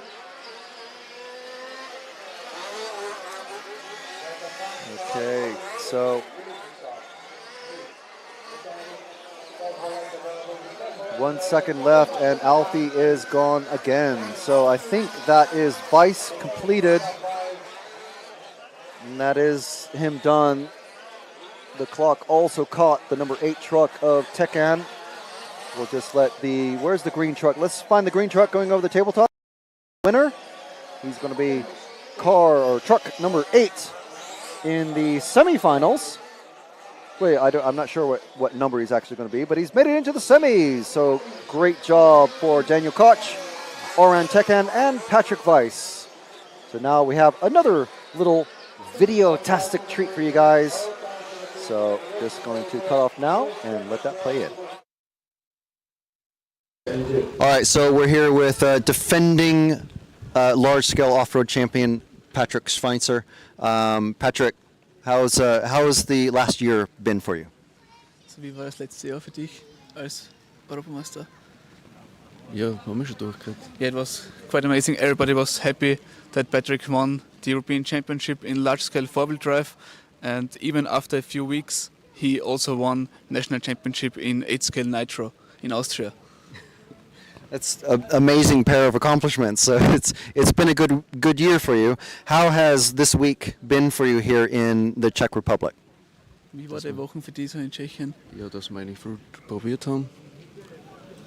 They tried a lot of stuff on the car to get it much faster, tried different stuff, and it's going pretty well. Okay. And this year you've got the defending two-wheel drive champion, Peter Hartmann, on the four-wheel drive team, I guess we can call it. How's that been? Have you guys been able to bounce ideas off of each other and setup tips, or has he helped improve your racing or your setup at all? Ja, habt ihr zwar viel zusammengearbeitet, Ja, habt also, ihr dass er verschiedene der Sachen beste probiert. Teamplayer ist und Ja. dass er am besten ins Team passt zu mir. Und He's really happy that Peter is in the team now in four-wheel drive because they are working closely together, trying different stuff on the car, not always running the same, to see the different opinion and how the car behaves, and he's really happy about that. Excellent stuff. It's great to see teamwork working together properly. So now on the car itself, what is it, any developments that are new for this European Championship? Yeah, there's a special front diff in the car. This will be in production by end of the year and goes straight into the kit. And there are some special clutches in also. They're brand new, and also a new wing on the back. It's great stuff. It's great to see racing development make its way directly into the hands of the privateer racers. So as far as this week, it's obviously been a little bit wet. So what kind of, apart from the general mud challenges that very wet conditions bring, what sort of challenges are you expecting in the qualifying and finals coming up? Was für Herausforderungen siehst du im Qualifying und in die ja, Finale? dass das Fahrerfeld sehr eng zusammen ist und mein Hauptziel ist mal, dass ich ins Finale komme und dass ich dann alles gebe. Yeah, the biggest thing will be the gap between all the drivers, because there are a lot of drivers really fast on this track because it's not too difficult. And yeah, his main thing is to go in straight into the final. Okay. All right. Excellent. Well, we hope to see you there. I'm sure we will. And good luck for the racing to come. Thank you. Okay.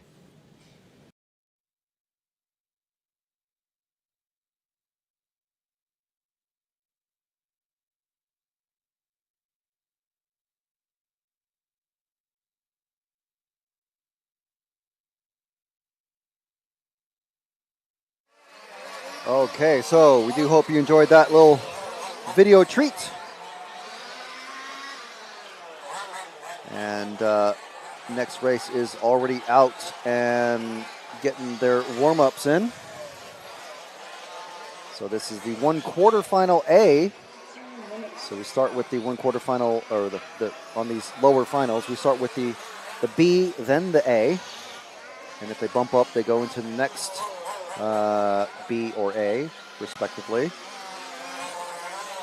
And so these guys will be looking to move into the semifinal A.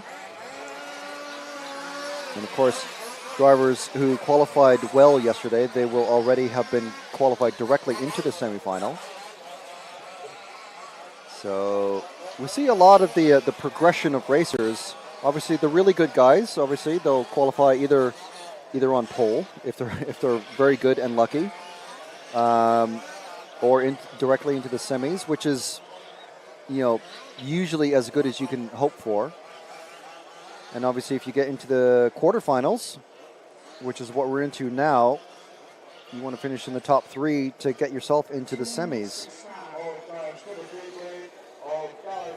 So it's a bit hard to understand. I think if you actually watch an event all the way through and follow the progression of drivers, like for instance, in this case, we've got Pekka Ivanen in the 4-wheel drive class doing really well. Did terrible in qualifying, broke out both times, started in the 1/16th, won it, moved into the 1/8 A, won that, and we'll see him in the 1/4 A at 1:59 Central European time, and hopefully he'll bump up. Hopefully for him, he'll bump up into the semifinal A. So that's how the progression works. And basically, there's an A side and a B side. A lot of people like to call it Christmas tree finals. So if you can imagine, it's kind of like bracket racing, I suppose, where you. There's a lot of drivers that start in the 1/16th or 132 or 164, that sort of thing. And then they move up and up and up and up and eventually into the semis. And of course into the semis. After the semis, you try to do as well as you can to get into the main final. And we have 3 classes of racing here at this one event. So 3 European Championships to decide. So, yeah. We've got 30 seconds left to go in this one. This is the 2023 EFRA Large-Scale Off-Road European Championships from Stařeč in the Czech Republic. So if I think we have a broken car already. The number 1, I think, has broken. That is a proper tragedy. So we want to thank our event sponsors, Elcon Models, and as well as rccaronline.de and RC Fox. The number 1 car not even making it out of the formation lap. His mechanic giving him the universal sign for dead, the hand across the throat. So we're 10 seconds away from, well, probably about 15 or 20 seconds away now. Race director putting everybody in the proper starting boxes. 10 seconds to go. We got, who was that that's crashed out? Ian Southey, tragedy. Number 1 car out, but we're going to follow the 2, 3, 4. The 2 is flipped out and gone off the track. One of our Turkish racers. That leaves the number 3 truck of Erdal Kilavuz way out in front now, all on his own. Leaving the rest of the cars, 4, the 6, the 5, the 9, all to argue out who's going to take second. The 4 is starting to break away. That is Bruno Trotman here with Melanie Trotman. I imagine wife or girlfriend, but I'm not quite sure. I'm sure we've talked to them before. So the 5 and the 9, let's follow them. That's the blue car following the white and red number 5. Number 9 truck are one of our bump-up racers, Simon Andrew Godney. So we do have some British interest in there after Ian Southey, unfortunately, somehow freakishly braking. Engine stop or something happened out there on the formation lap. 3 minutes of warm-up, goes fine, and then on the formation lap, crash, out.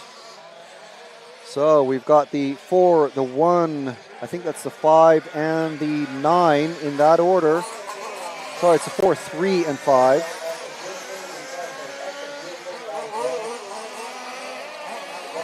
So let's follow the blue truck, number 9 of Godney, because it looks like he's just a little bit quicker on pace. Let's see what happens in the corners, though.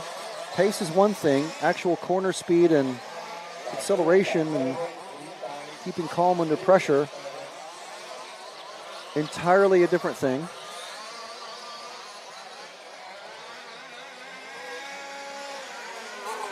Looks like Godney is able to keep up.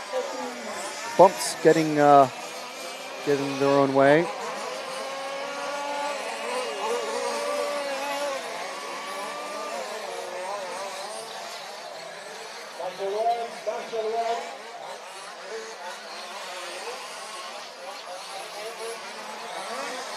Godney very slowly catching up with that number 5, I think, of Wadman.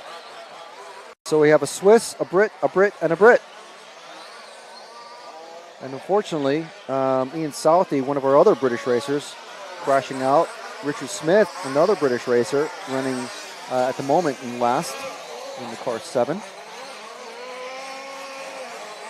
So I imagine these British racers will know each other very well, whether or not, I don't know whether they're pitting with each other or not, but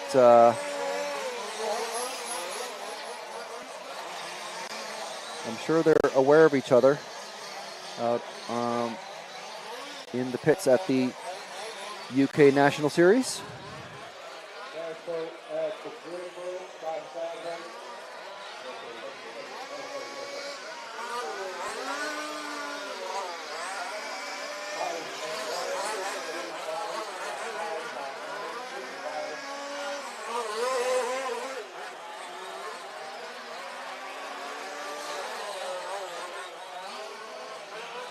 So running order at the moment, Bruno Trotman, car 4 is Paul Scrace in second.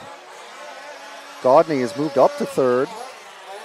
So let's find that 9 and 5, because that is our battle just coming through the not so flat hairpin. I'm sure we've been on them before, but I was just checking something off screen. Oh, and that's a fortunate bump. Oh, and then crazy getting sideways on the straight, that pink and white checker car.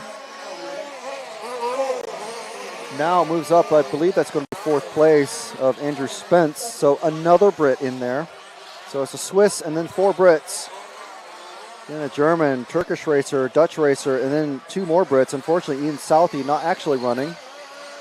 We have a car is just pulled into the pits, I think. I can't see the number on it, but I imagine that's going to be Richard Smith, because it looks like the track computer is waiting on him. So 2 of our 6 Brits in this one, I think, are out. Yes, that is a British BRCA shirt right there. So these 3 trucks coming through the L. Oh, and Godney getting sideways over the pipe. I smell rain. The sun has gone in, as we say. 29 degrees out there now. It's definitely cooled off a little bit by a degree or 2. So 9 and 6 and 8. This is a dogfight right here. Ooh, not a good landing for that number 8. See what the 6 and the 4 are doing. Here's our battle for second, actually. This is actually more important, coming over the second double. The white and green car and the white and pink car. Trucks, sorry. That's Bruno Trotman and Andrew Spence. So our leading car, Paul Scrace. A full straightaway lead for him, while these guys squabble it out. And they're rapidly catching the number 0 of Joost Zandbergen, who Scrace has run away with. So Trotman, something is happening with Trotman, our Swiss racer, in that truck number 4, which is the white and green. So he must have made a mistake that I didn't catch.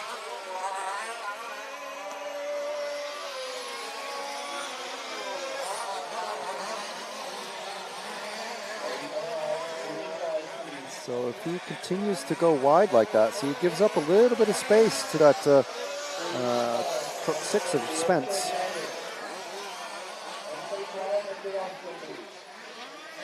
There's the 0 getting lapped. It's okay.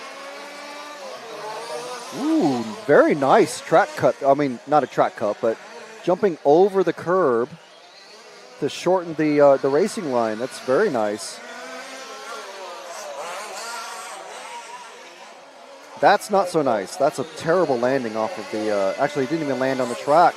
That was Spence, I believe. Yes, the pink and white.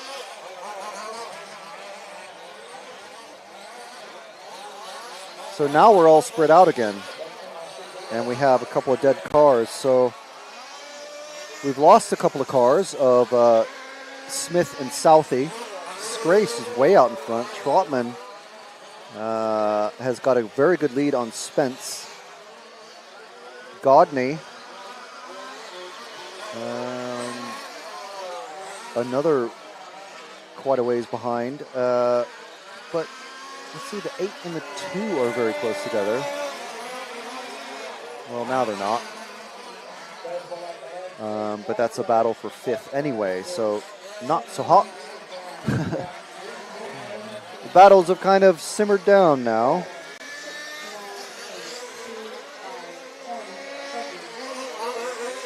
This is our quarterfinal A. This is top 3 drivers. Actually, it might be the top 4 drivers. Or is it top? It's at least the top 3, but it might be. I don't think it might be the top 4. If someone knows how many drivers bump up out of the quarters, please let us know in the chat.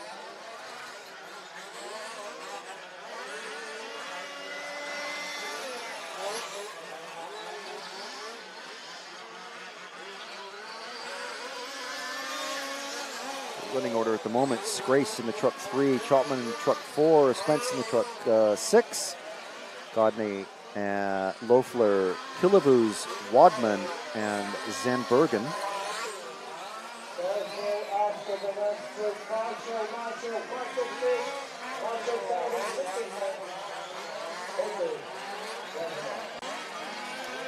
And it looks like, unfortunately, Godney's truck has died out on track. His mechanic retrieving it.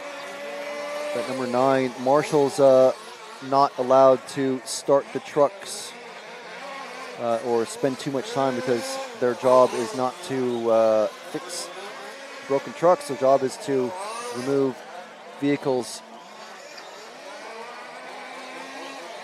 from the racing line. So number 6 has just gone upside down. So has that let the number 8 catch up? And he's upside down again. Maybe a little bit wild. Where is the number 8 coming up? We might have a battle coming up. Oh, no, sorry, no, it's number 6. So, yes. Okay, beginning of the straight, Jim. Beginning of the straight, we got the blue truck. It's going to be being chased now by the pink and white truck. And that is the battle for 3rd. So this is Trotman. Sorry, Spence. Something has happened with Spence's truck. Or he's just decided to start driving extremely erratically, which is not the usual thing. So I'm going to guess something has happened with his truck. Maybe a tire bead has come loose and he's lost the phone. Both cars over now. Okay, now they're together. They are bumper to bumper, side by side. Number 2 decided to get in there. This is a 3-way battle for 3rd now. Now it's picked up. We've got 4 minutes left in this one. 4 minutes and 10 seconds. These guys, whoever crashes the least, basically, is what's going to decide who takes 3rd. The leader, Paul Scrace, way out ahead. Bruno Trotman also way out ahead. These 2 cars, there goes Spence again in the pink and white. Now they're all 3 together once again. If he could just break free and then just not crash. But the track conditions, driving conditions getting harder and harder with every passing lap. So I definitely feel for these guys. It's very easy to say, why did you drive like that? But these guys doing their absolute best Drivers in the next heat watching to carefully see where the smoothest lines are. 3 minutes left in this one. We still have Scrace way out front, driving for the UK.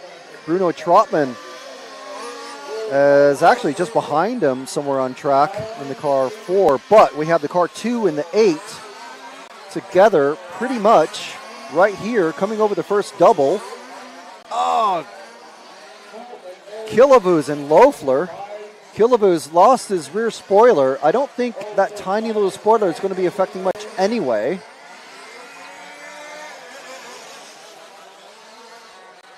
I would have a spoiler something like the size of Taylor Litchford's. That's absolutely massive. Let's get maximum downforce in that rear end. I think the spoiler's come complete. No, it's still hanging on just by a single screw, probably. Hanging on for dear life. These guys battling for the third and final bump-up position into the semis. And there goes the car 6 of Spence. Finally has given up its ghost. He was already running way down the order, and now he's been pulled off. So that is Spence out of the picture. Meanwhile, we are on Erdal Killavuz from Turkey and Mike Loeffler from Germany. Paul Scrace running third now. Trotman has moved up into the lead. It may have swapped back around now again. So we're on the battle for third. Whoever finishes ahead of the other in this battle between these two trucks, the bright yellow and the dark blue, will be bumping up. I'm pretty sure it's only 3 bump up spots.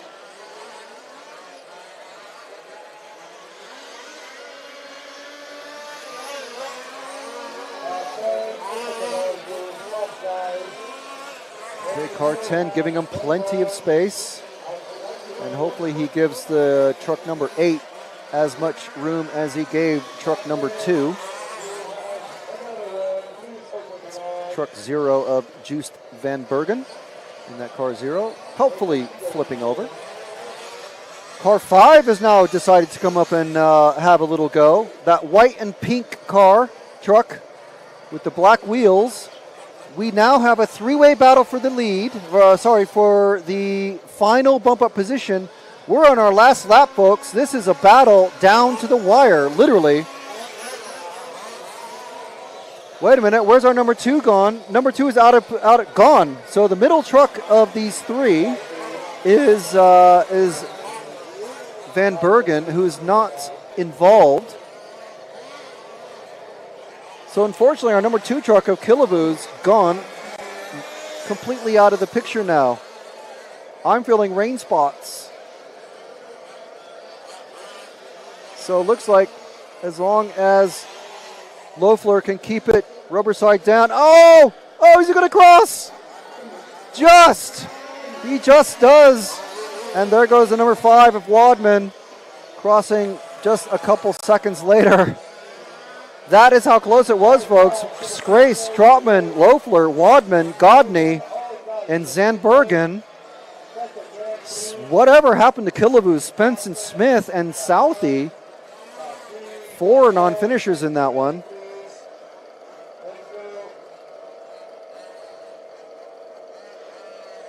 So there we go. That was the short course 1/4 A final.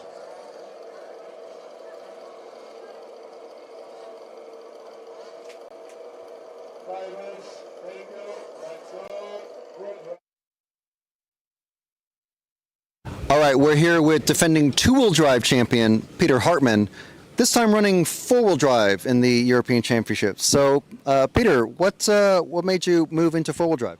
Yeah, we made some decision in our team. So, one driver from four-wheel drive, Wesley, moved to two-wheel drive, and then was the opportunity for me to drive four-wheel drive. So, I'm happy, and I like to try this new challenge.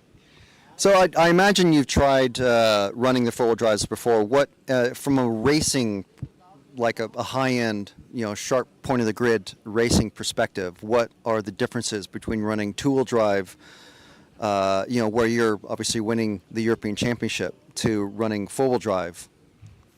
It's completely different. The driving style is different, and you need to find a new braking point. So you need to brake before the corner, then push hard, and I did some testing last weekend. So I'm now pretty confident with the car, but we will see what can we do on the last day. All right, and so speaking of this week here, how's it? It's been wet. It's been quite challenging for everybody. How's it been for you? Yeah, it's same for all of us. So we are trying to find the best setup, and that will be the most important thing to do. Okay, and now we talked to your teammate Patrick. He said that you guys have been able to try different setups out on the track and sort of bounce ideas off each other. How helpful has that been for you as sort of first time basically running it in running four-wheel drive in the European Championships? Yeah, it's very helpful because Patrick is a very good driver with a lot of experience. So I'm really happy to work with him, and also with Kalan, who has a lot of experience. So they gave me a lot of advices how to set up the car. So I'm right now I'm pretty confident, and we will see what happens tomorrow. Excellent stuff. And so good luck for qualifying and the finals to come. Thank you very much.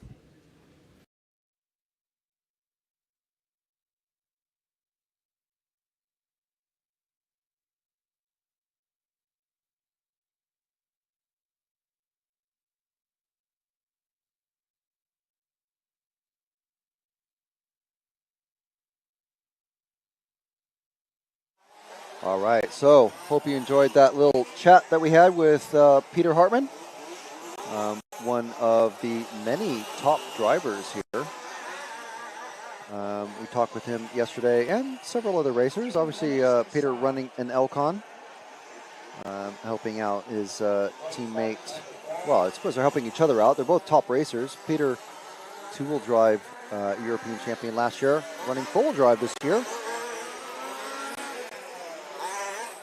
So Hartmann will be in action, I'm pretty sure, in the semis. I don't think maybe in the quarters. I don't have the, let's see if I can find the listing, actually. Yeah, nice chat to, it's good to get some insight from these racers. I've never raced this class myself, but I used to race touring car quite a lot, so well aware of the mindset and the prep work and all kinds of things that has to go into it. Just bring up the semis. All start to the first lane.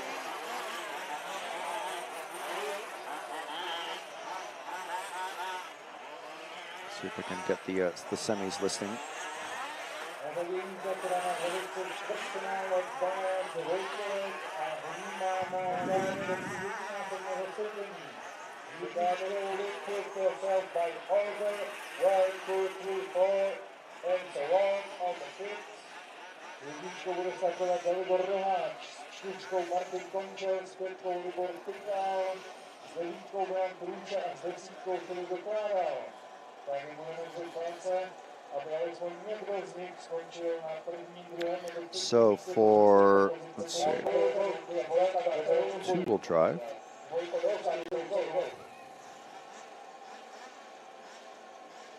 Oh, I can't make any sense of this in the 10 or so seconds we have left, minute or so we have left before. Anyway, he's not in this. He's not in the two-wheel drive quarterfinal B. We'll see if he shows up, pops up in the quarterfinal A. Quarterfinal B, less than a minute to go, 40-something seconds left before we get going. This is the formation lap.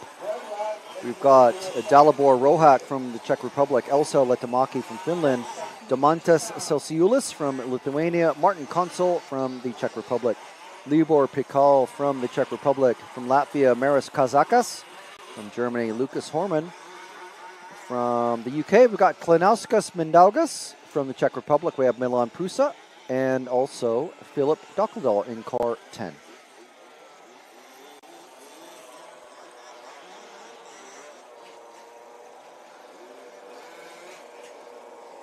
So here we go. We've got Vojte, our race director for the club, is making sure everybody is aligned properly in their starting boxes. These cars all have centrifugal clutches, so they can sit there quite happily.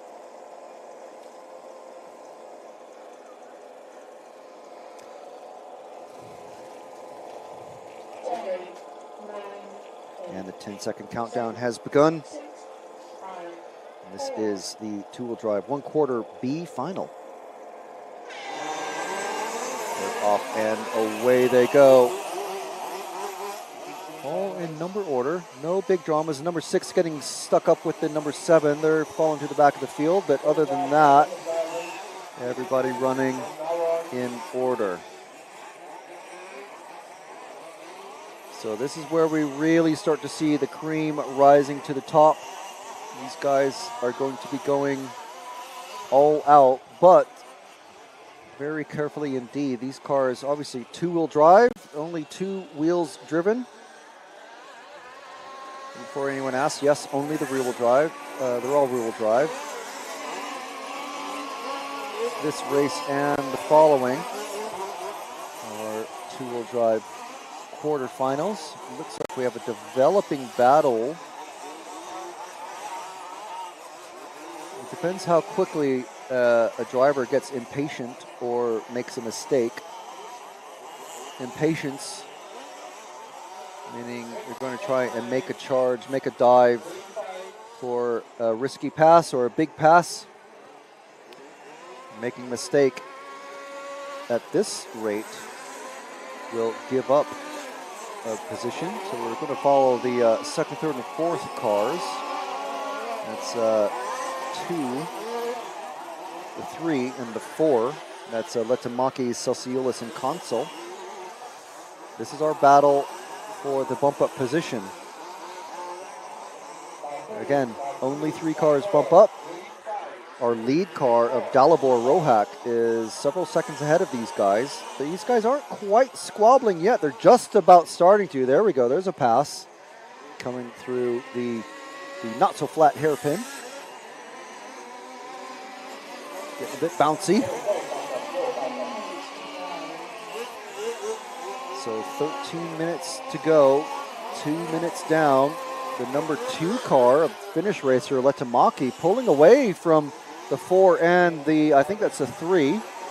So this is our battle for the final bump-up position.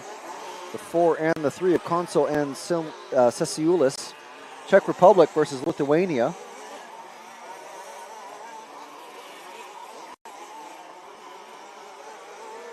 And it looks like the number 3 car of Celsiulis is the one who's lost out the worst out of these top 4. Everyone else is pulling away from him. So maybe he's just got a slightly different or slightly worse setup or just slightly different racing lines that makes him just a little bit slower on track than the 3 cars ahead. So that battle has fizzled out just for the moment, but it looks like we're going to have a battle for second. The white and the brown car. Ooh, and the number 4 getting sideways there, so he's lost some time. But let's go with that number 4 car, the white and red, because I think he's catching the number 2 of Letomaki. And the number 1 car is flipped over. Okay, so now we have a battle, 3-car battle for the lead. That number 1 car of Rohak trying to keep it steady, but making a mistake coming off of the big jump. I didn't see it happen, so don't know what it was. So We got the 2 in the lead of Letamaki, and then Rohak, and then number 4 is Consul.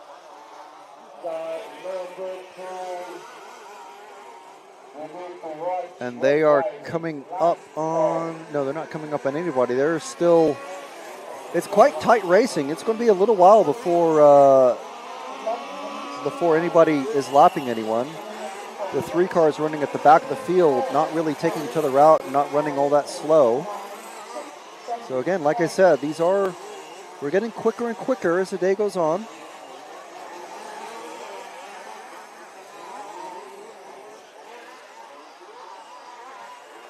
Letamaki in the lead in that car 2, Consul in the car 4, then it's Rohak. But Celsiulis and Pikal in the car 5 all wanting to have a little word. At the moment, though, we're concentrating on this 3-way battle for the lead, because if it stays like this, and it never does, that's the curse of the commentator. They curse themselves by always saying, if the flag were to drop now, but it never does, obviously. It never stays exactly the way they say. But if it were to say like this, these 3 cars that are on the shot coming through the bowl hairpin, these will be our bump-up racers going into the semifinal B.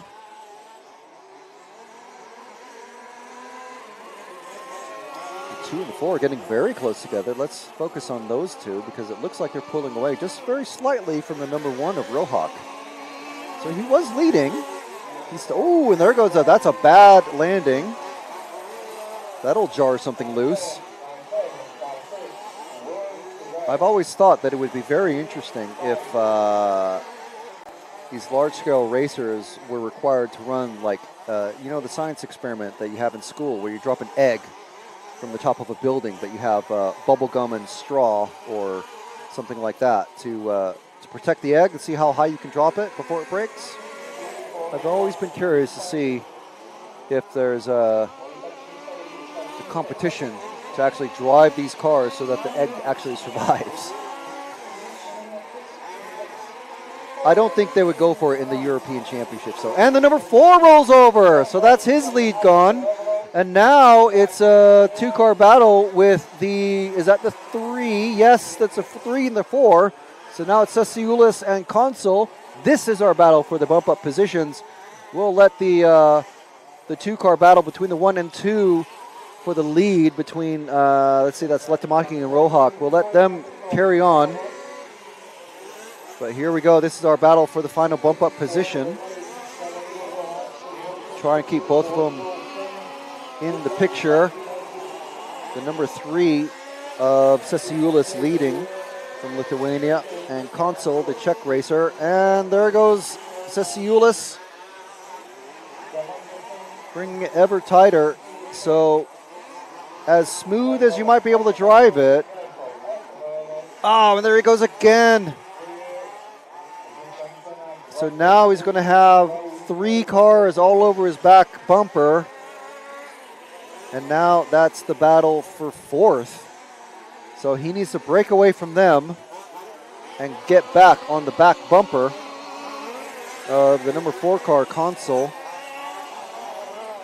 So let's stick with these guys. Let's see what happens here, because if Ceciulis starts overdriving the car, but it looks like he's, oh, and is that Consul has just flipped it over. He's trying to make it very interesting for us, but not so much for himself. He wants to stay away from those guys. You want to have as boring a race as possible in these lower finals. By that I mean get in the lead, stay in the lead, and let everybody else have the fight behind you. So it looks like Ceciulis is able to make a bit of a gap from that number 8 car with the red wheels of Mindaugas.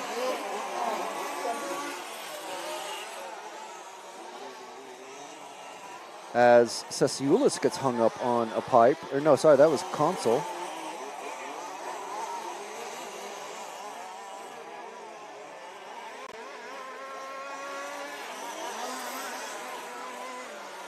So running order at the moment.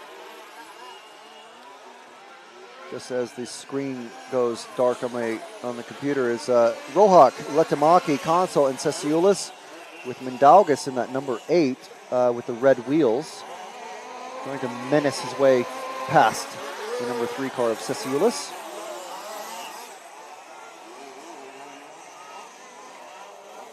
Doesn't look like that tactic is working. And in fact, I don't think that's actually the tactic with the red wheels. It's just it's just a different color set of wheels is all. But it's very spread out now. So let's move to this number 4 again. The red and white Marlboro inspired paint scheme. The 90s Marlboro inspired paint scheme with number 4 with the black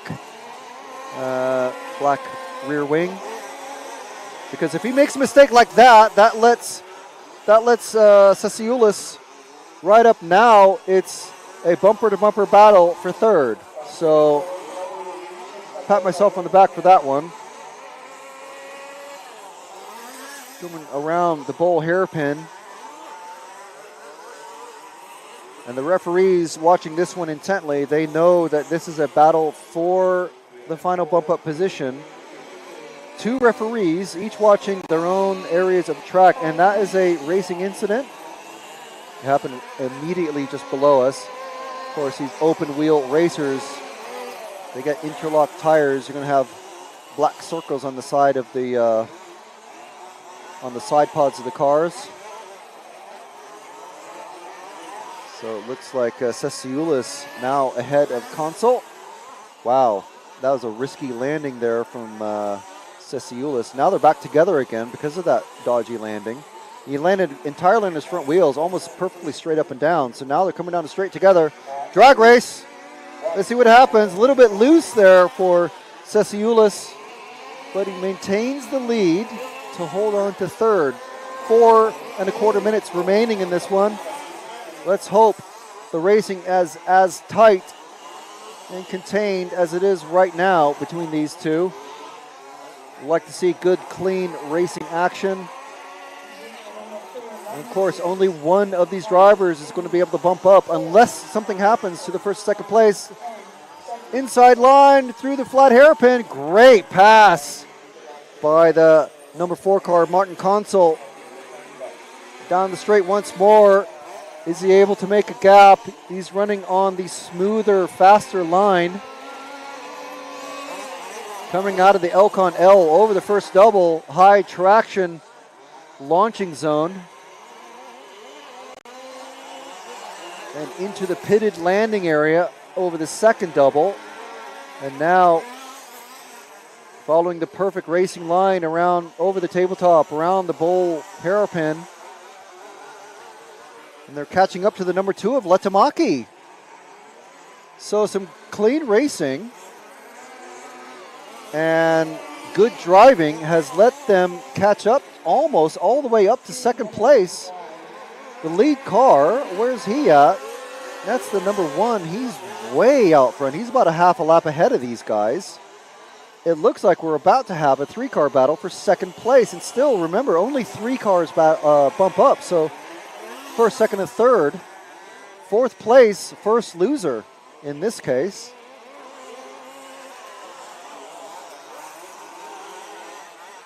Letamaki running a pretty solid run.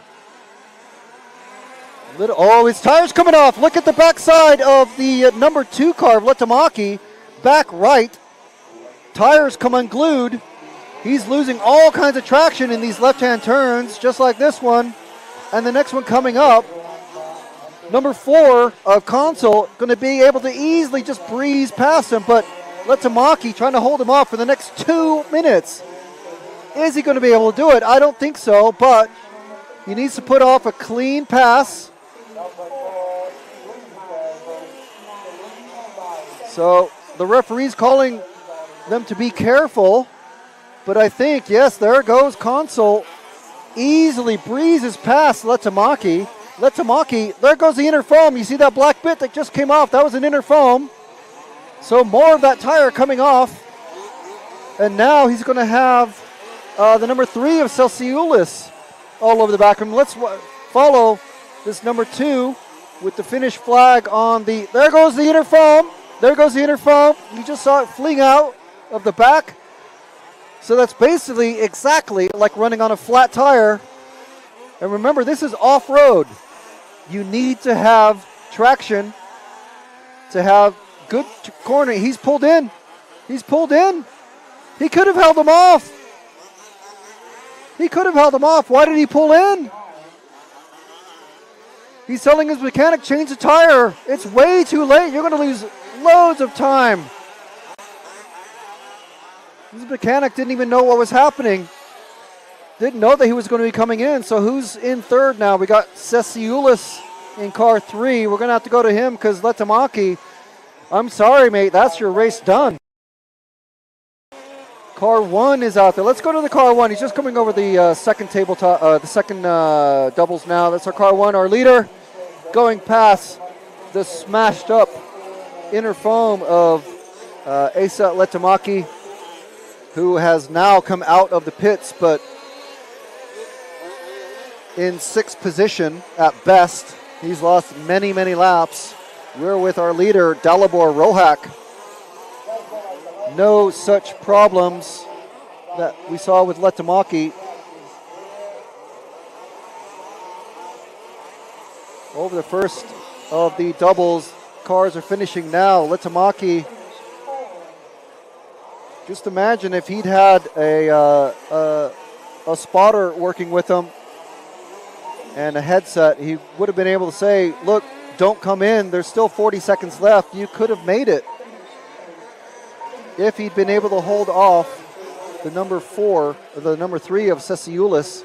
So this is Dalibor Rohak coming across to finish and take the win in this 1 quarterfinal B, with Martin Consul and Domantas Sesiulis taking the final bump up positions.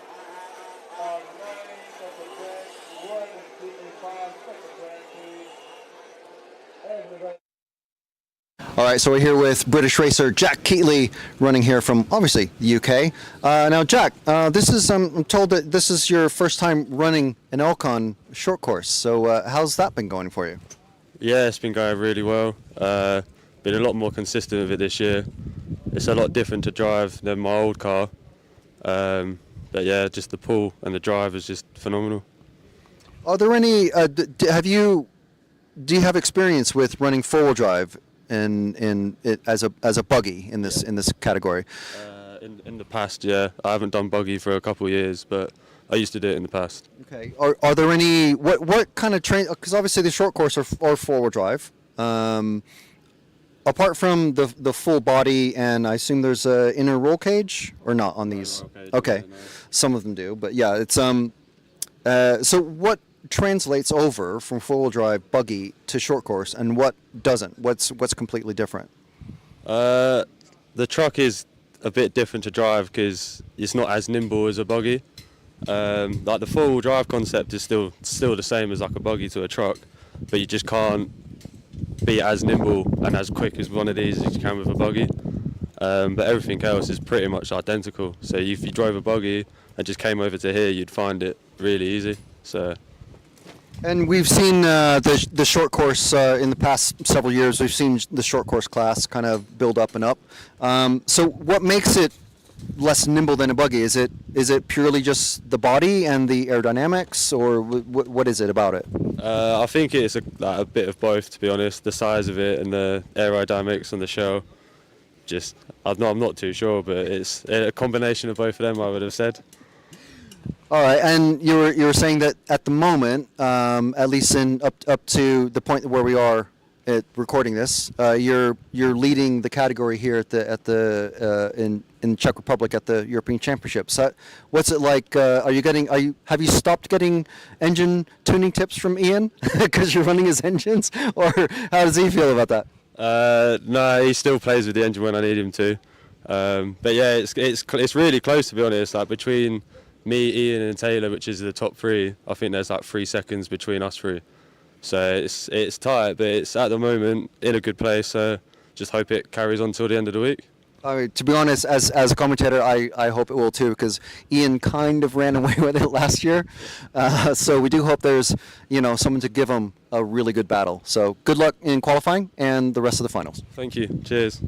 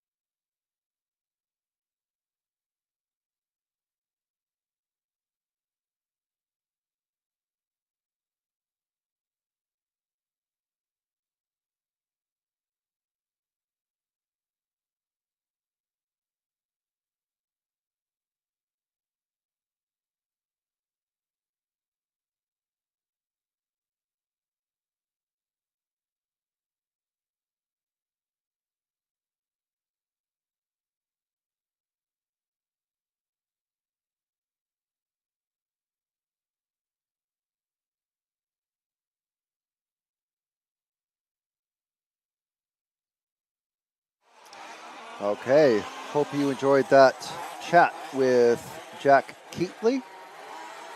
Pretty interesting talking to these top guys. Jack Keatley, of course, British racer, running with Ian Audie quite a lot and Taylor Letchford. So we'll see what happens there with these guys in the final. But the main thing is, first of all, we'd like to welcome a brand new hero. We've got a new hero. Thank you, John Toman.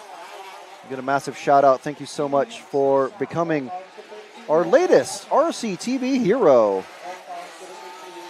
I haven't seen you in this chat, so I'm assuming that you have joined the hero club thanks to our coverage in Turkheim with James, Zach, and Ash. But thank you anyway, no matter how you have joined us. So if you'd like to be a hero, and all you have to do is find the join button on the YouTube browser page or in the app if you're able to. If you're not able to, just go to in any browser, find RC Racing TV and click find the join button. You get sets of sticker. You get a sheet of stickers. You get a big shout out like this one, because John Toman's awesome. Everyone wants to be awesome. Everyone wants to be like John Toman. You also get a highlighted name in the chat, and also a cool little badge that says, "Hey, I donated." And look at that, we got Nuno Gaspar, another hero. Thank you very much, Nuno. Massive thanks for helping support RC Racing TV, support RC Racing, which supports RC. How about that? You can also help us out by joining. I mean, you guys don't have to. You can if you want. No one has to. But we welcome everyone to check out the RCTV merch shop on rcracingtv.com. And you can check out, there's some really cool shirts and hats and hoodies are all on there. Use RCTV10 to get 10% off your first order.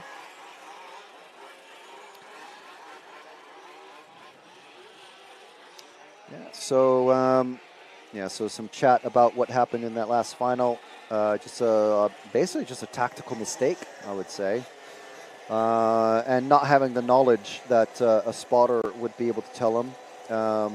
You can't imagine how loud these things are. I'm wearing noise-canceling earbuds under over-ear headphones, and still plenty loud.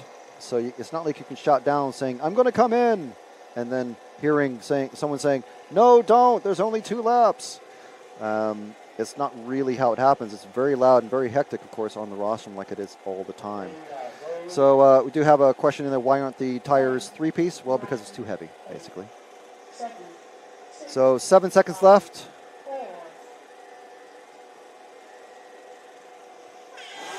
And they're off and running. Korsic, Jilkova, Helbich, Leruzik, roughly in that order. And then we've got Zabludil, Pfizer, Sibbins, Kuz, Scholes, and Nasijic. Some of these names, hopefully, you will recognize from the bump-up positions. Who's that? That's gone over the number 5 of Zabludil. But we do have the 1, 2, 3, 4 out in order. Then the 7, 6, 8, 9, 10, and 5. So we're following this first group of racers. And as usual, the leader has a nice little gap at the moment until or unless he makes a mistake, just like that. So now second place is caught up just a little bit. Third place, kind of, running up the track and flipping, trying to get back onto the track. So he's lost 2 positions there. So let's focus on this gaggle of cars. It's kind of fighting over the scraps of third place, and the number 6 going very, very wide in the dust. Remember, we do have a definite racing line now. We have a very high grip section and then a very, very loose section. But the high grip section, lots and lots of cars driving over it, also is the getting the most wear. So we're seeing lots of potholes and ruts starting to form at the end of the day yesterday, and it's not going to get any better. There's no track maintenance happening in between. It's off-road, baby. So we've got the 1 and the 2. The 7 is flipped over, so now that's given up the third place to cars 3 and 8. The 7 way down the order now, so this battle between the 3 and the 8 about to come over the second of the doubles. It looks like it's at the moment a 2-car battle, but the 9 is trying to get in there. That's the Sivens, Helbich, and Schulz cars. At the moment, we've got Czech Republic leading in the first 2 positions. Then we've got Neil Sivens from the UK, Slovakia actually taking third. Our British racer falling way down the order to 7th. That's our number 7 car that got turned around and flipped. So the number 3 alone in third. So number 10 flipping over, wanting to test out the robustness of their alloy suspension arms. Let's move to this battle for the lead. Coming down the straight now, the first 2 cars, the 1 and the 2. That's Korček and Jalova.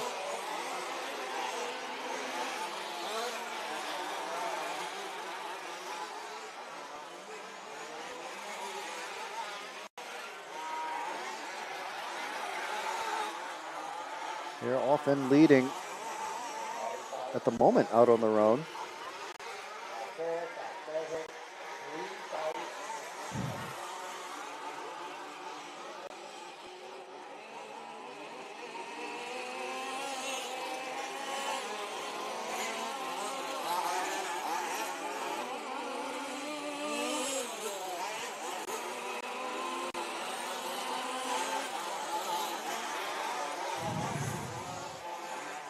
And we have a building battle for third. Between the 3 and the 8, that is Helbich and Kuz.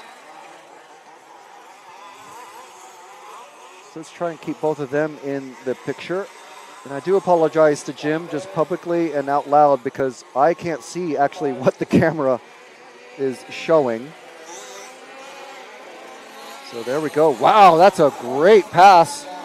Under power down the main straight by the number 8 car of Sasha Kuz.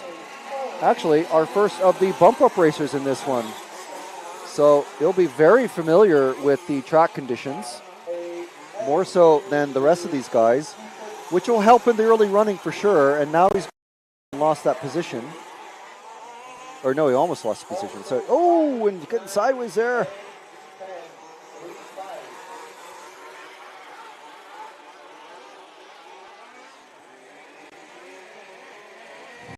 Of course, the second place, zooming down the main straight, 3, and then the 8. So yes, he did lose that position when I said he did. Coming over the first of the doubles.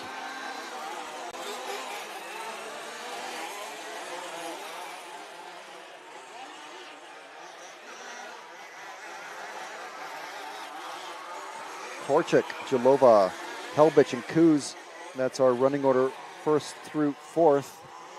Helbich, and luckily for me anyway, positions 1, 2, and 3 are occupied by cars number 1, 2, and 3.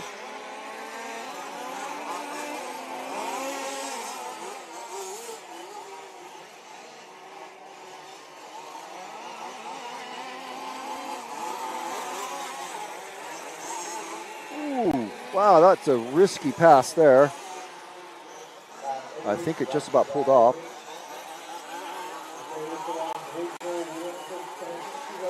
Car number 8 fighting for his life in that fourth position to try and get back up and so he can fight for third. You go from one knife fight to another. A bit like a John Wick movie. And let's see what kind of power he's got now. Not able to put it down. So the 3, the 2, and the 8 goes sideways, gets caught up, and now he's caught up with the, disaster. Disaster. Let's follow this 3 and 2 as they're coming over the second of the doubles. This is our battle for second. So the loser out of this one is going to be their final race, and no one wants that. And a broken car number 8. That is tragedy for our Swiss racer of Sasha Kuz, coming off the stand, shaking his head. That is dreadful, but that is racing sometimes.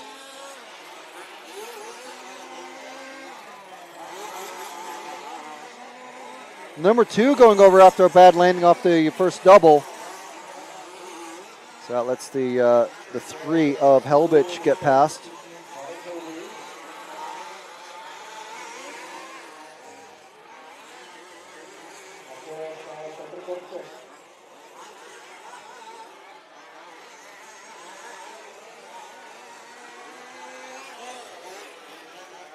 Running order still, Korchik, Helbich, and Jilkova. Neil Sivens is actually right there behind him. So we got a 3-way battle for second. Loser out of this one, again, well actually, yes, I was incorrect before. The loser out of this battle is going home, packing up. After they turn marshal, of course. You got to do your racing duties.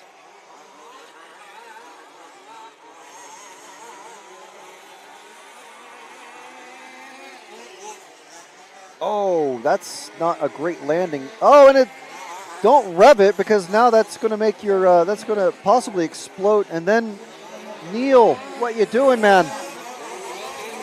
Revving it out of frustration, but that made his tire turn into a pizza cutter, as some RC folks like to say.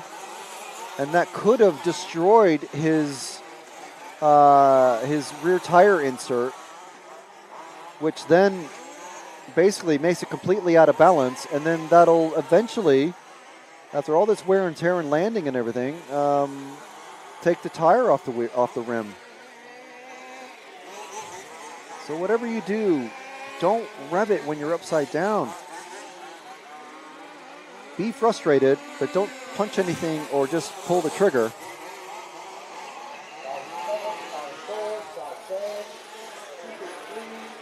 So Korchik, Jilkova, and Helbich. It's still a running order.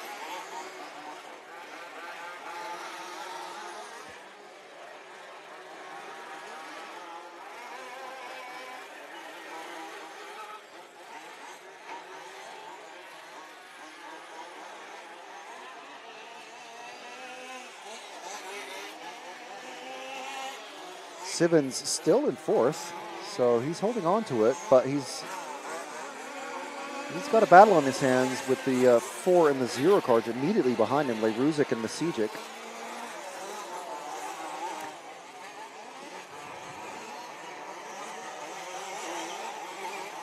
And I think what I predicted has happened. He's lost position. He's lost 2 positions just in the time it took for me to turn around tire, I think. He's running on one rear flat tire, basically. Oh, and a broken car 10. That gives Sivens a spot, but it's the car 10 broke immediately in front of him. Rear end breakage. But now Sivens running on a flat tire.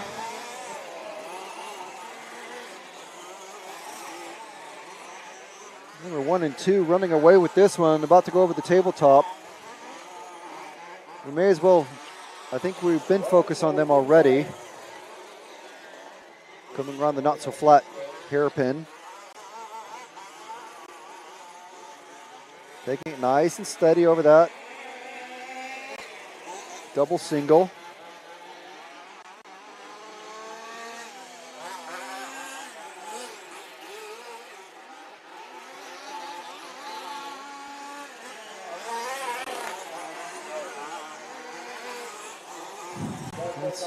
Let's see if we can reset here. The 1 and 2 running for second. That makes it very easy. They're running together, but they're not battling. The number 3 running third, and the number 4 running fourth. So let's focus on that number 3, just about to come around the not so flat hairpin now. The car immediately behind him, that bright green and orange, very much like my Mazda 787B replica socks. That is the 4th place car. If you're a Le Mans Racing or World Endurance car fan, you'll know what I'm talking about. I'm more about Group C. That's my deal.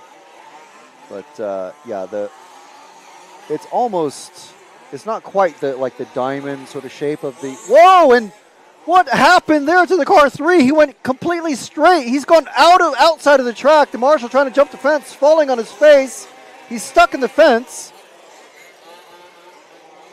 And other drivers, he's gone. That car is gone. He lost radio. He's coming off the rostrum now. A very sad Marek Helbek from Slovakia. Wow. The mechanic running around and retrieving the car, but that car is done. Still in one piece, but whew. So now we've got the number 4 in 3rd place, with the number 5 in 4th, the number 6 in 5th. So that puts it in, actually what's happened to Peter Korchik? He's gone over somewhere. The number 1 car has lost his lead position. He's made a mistake while we were paying attention to that. High attrition rate so far in this one. Well, not really. 2 cars out, 3 cars out.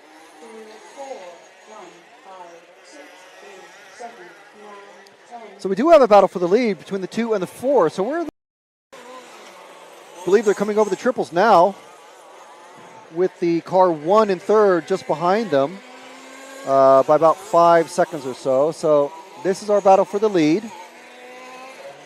And I'll keep an eye on the number 1 car, because if he makes any more mistakes, he's got the number 5 car, Mikhail Zabladil, wanting to take that spot off of him. You got to keep your eyes on your head on a swivel here. All kinds of action going off. So this is coming to the very end. 1 minute left in this one. The very end of the 2-wheel drive 1/4 A final. Next up in about 10 minutes time, 9 minutes time, we've got the 4-wheel drive 1/4 B final. So we're going to have some very good racers in that one. And then we're going to see Pecco in action once again at just before 2 o'clock local time. That's Central European time.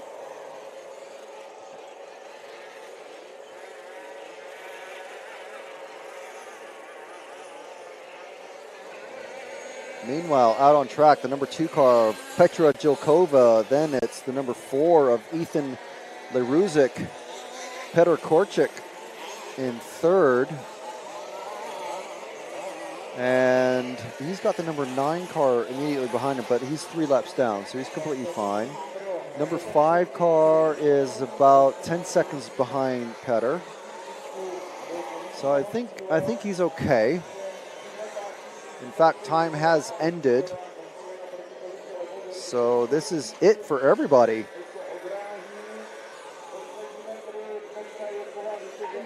There we go. Petra crosses, Ethan crosses. Czech Republic and France celebrate once again. There's Czech Republic racer Petr Korchik.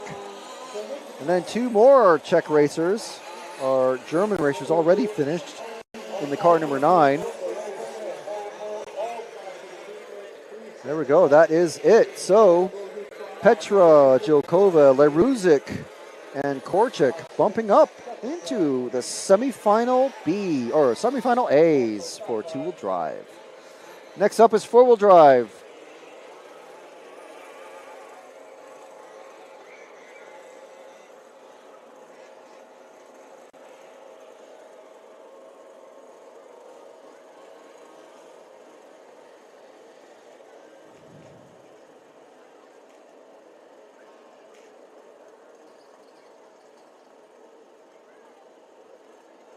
Guys, drivers, thank you.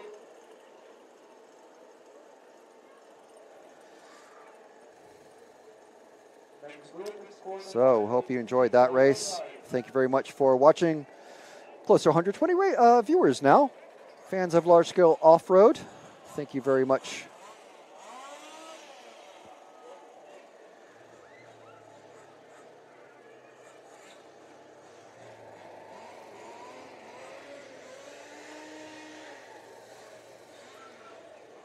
So we'd like to thank everyone for joining us here. We are live, broadcasting live here from Stařeč in the south of the Czech Republic for the EFRA large-scale off-road European Championships. And we are about to go into the four-wheel drive category now. You were just watching two-wheel drive go around. Short course was about half an hour before that. 5 minutes to start. track is open. So track is open. Marshall A, Marshall 5, Marshall 4. All right, so now we're here with Thomas Kraus, local Czech racer here for Elcon. So Thomas, if I were to get started driving one of these, what kind of tips would you give me to go around this track? Maybe when it's a little bit drier. I don't really know, but you have to have quick car because it's a quick track, and some good handling, speed to the jumps, and that's and everything. that's- yeah. Everything that your Elcon Yeah. gives you. Yeah. Perfect. Okay. So your brother is a former European champion, yeah. and so is he here mechanicking for you or helping you out in any way? No, he is driving full-wheel drive, and he is doing well. Okay. All right. So, are there any tips that your brother has maybe been able to pass down to you to help you in your quest to be top junior? Yeah, we have a headset, so he is on the radio and he gives me some advices, like where I can be faster, how can I jump, and tell me lap times. Okay, so he'll be listening out for your engine compared to everybody else's that are out there, and go, oh, you might be coming on power a little bit too much in this point, and maybe try a different line at this point, or something like that. Yeah, definitely. Okay, well, it's a very unique thing. I mean, a lot of people aren't aware that even in model car racing, the drivers will have spotters, basically, just like NASCAR and World Endurance Championship or Le Mans. They'll have spotters. So, is there anything on this car that makes it that gives you just extra confidence out on the track? I think nothing special, but the engine is good and exhaust that give me so much power in the car, so I can be faster. Oh, that's great, and hopefully you're able to pass on your local racing knowledge tips to the rest of the Elcon team. Hopefully I can. I will try to help them if they need to, and yeah. Okay, no, it's perfect. All right. Well, thank you very much, and good luck in qualifying and the rest of the finals. Yeah, thank you so much. Bye. Bye.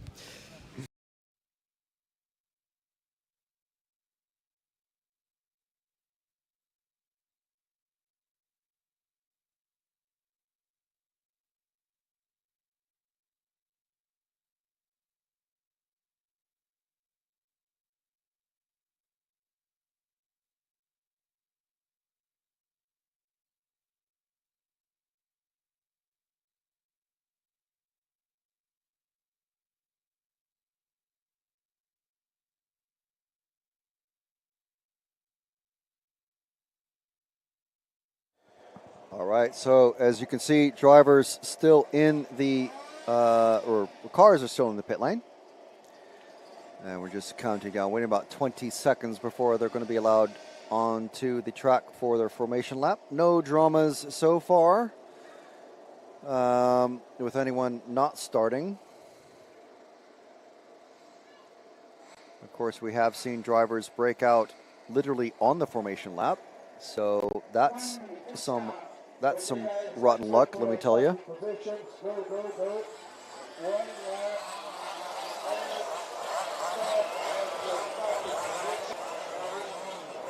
So they're headed out one more lap, not for practice, but literally just to get out on the onto the starting grid.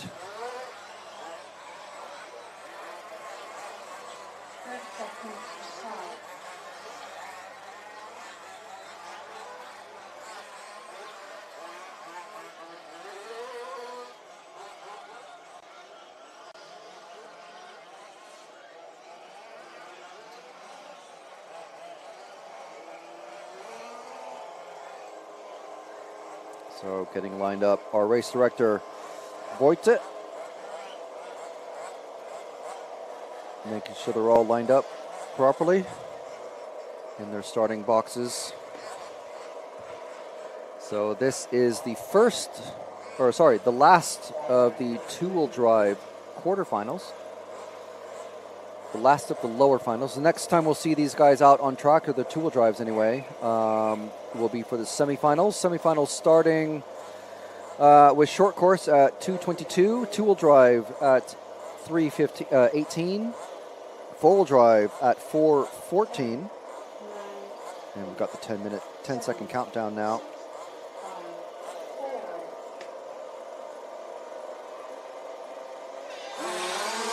Off and away. No dramas for the leading first half of the grid.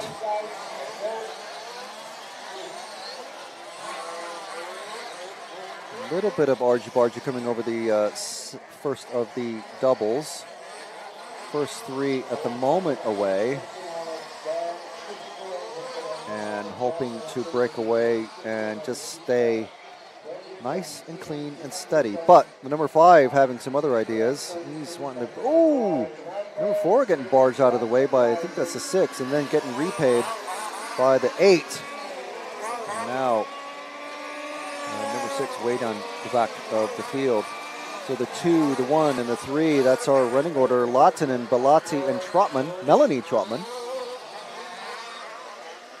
So Marko Lahtinen, as you can probably imagine, from Finland, running, and flipping over, but champions roll, maintaining the lead. Just ahead of the number 1 of Eric Balati from France and the Swiss racer Melanie Trotman.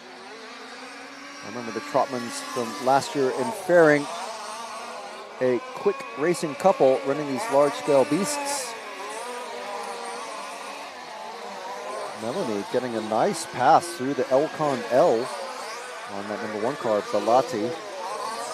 Meanwhile, behind the number 5 car of Peter Schmidt from Germany, and Sasha Punk, the number 10, one of our bump-up racers, having a bit of a argument, and another bump-up racer, Tobias Westhoff, all 3 of them German. Now, just because they come from the same country doesn't mean they're all like mates and palsy. I don't know who's pitting with who or who's got a beef with anyone else, but running on top of the tape is that number 8 car.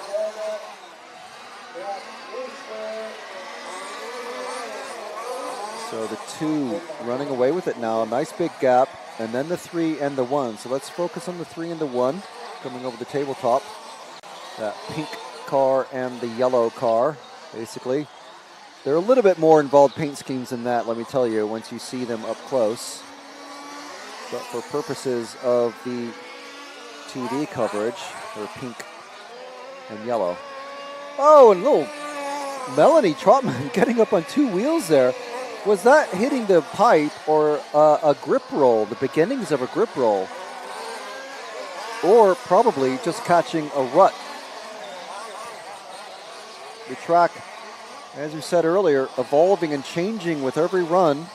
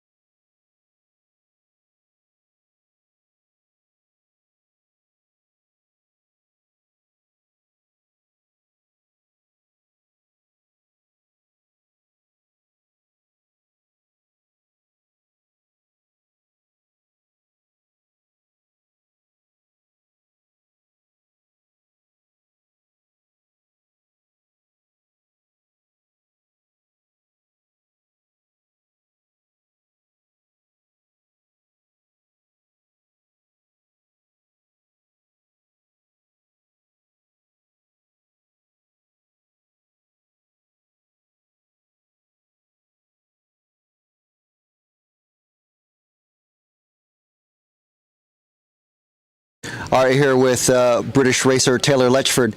Taylor, you were just telling me this is only your third year of racing. Yeah. We came in. Was it 2020, I think, or 2021? So yeah, we come on board with Elcon last season. So they released the trucks last season. It's essentially the same as the buggy, but it's a bit longer, a bit wider. I know Jack was saying it's less nimble. I think this is the reason. It's a bit longer. It doesn't move as much in the air because you have that longer chassis. So last year we was in fairing. I kind of just wanted to see how it goes, and I think we was doing well. But I had an electrical issue with the car, and that was game over for me in that heat. So unfortunately we didn't finish the highest highs we want to. So we're back for redemption this year, I think. Fingers crossed. And I mean that's excellent work. First of all, to be only racing for your third year. I mean, had you ever picked up a controller before then? Honestly, I have picked up controller before. I've had little nitro cars previously, but never actually raced because I'm unsure what we do other sort of motorsport in full size cars. So it's only recently that I've really wanted to pick up this and do it. So. Yeah, I'm really enjoying it as at the moment. So I think there'll be many more European Championships I'll be coming to for sure. Well, I mean that's excellent. I mean to have. I mean it's a great accomplishment. First of all, to be running. So I mean Jack said that you're basically running in the top 3 with Yeah. defending champion Ian Audie and himself and you. You guys are the top 3. I think we're lucky in the UK. We have quite a big following for the large scale program. So we have almost 100 drivers at every national meeting. So between the 3 classes, and short course is the biggest class in the UK. So me, Ian, and Jack can race against each other with the competition. I think it makes us better drivers. So obviously yesterday I was running really well. I managed to get the fastest lap on the track, but I made a mistake which cost me the top 2. So it's so close that it could be anyone's game, and when we're racing, it's different to the practice and the qualifying. So I think I need to put some good laps down later on, and we'll see how we go. But I'm confident in the car. Well, that's excellent. So what about this? Obviously, I'm pretty sure Ian's running a different brand. Yes. So what about what is it about the Elcon short course that maybe puts it a step or 2 ahead of maybe what Ian is running or what some of the other drivers are running? So with the Elcon product, I believe it's just more of a professional build, if you know what I mean. Everything fits together perfectly. There's no slop in anything. It's just a really easy to drive car. It's you've got all your adjustments that you need in there, and nothing that you don't need, basically. And it is very easy to work on because it's a very different platform to most other cars, which have a centre diff, whereas we've got planetary gears and 2 clutches on either side of the engine, so we can tune the clutches for different RPM engagement and have the front come in before the back. It is different, and when you look at it, it might look a bit alien, but once you get used to working on the car, it is very easy to work on, and it's very reliable. I mean, that is definitely a very unique thing about the Elcon line is that just the layout of it doesn't look like what you might expect from just a bigger 8-scale buggy, for example. Yeah, exactly. Well, so it remains to be seen exactly how well you're going to be doing against Jack and Ian. Yeah, and like I say, I'm aiming for that top 3. I mean, any one of them positions is a really good achievement for us. So, I'll try my best, and that's all I think I can do. Well, fantastic. And again, just for your 3rd year of proper racing, that's amazing achievement. And it's great to see you here again at the European Championships. Thank you very much. It's nice to see you guys here covering it as well. I really like watching it when with the other scales and stuff. I really enjoy watching your coverage, so it's really good. Oh, thank you very much. I'm sure the rest of the team will really appreciate that. And like I told Jack, I hope it's a really nice, close race between all 3 of you guys. Yeah, and I hope that we all race, and it's close racing and close, clean racing. That's what we're here for. Perfect. All right. Well, good luck in qualifying and for the finals. Thank you very much. All right. We're here with Australian racer Callan Gunn. Callan, first of all, good day. G'day, mate. Got to do it. So Callan is one of, I think you're the only Australian racer that comes out, and it's kind of due to a unique rule within EFRA that if there is no IFMAR championship during the year, I think it is, they allow international racers basically to come. So there is no international IFMAR World Championship for this. So you fly out and make yourself available. Yeah, I have to be on a waiting list, obviously, because of people have to drop out to get a spot. Right. Okay. Yeah, especially when it's full like this. So it was a bit of a gamble this year, but we got there. So, 12 months ago, I didn't think I was going to be here. So, yeah.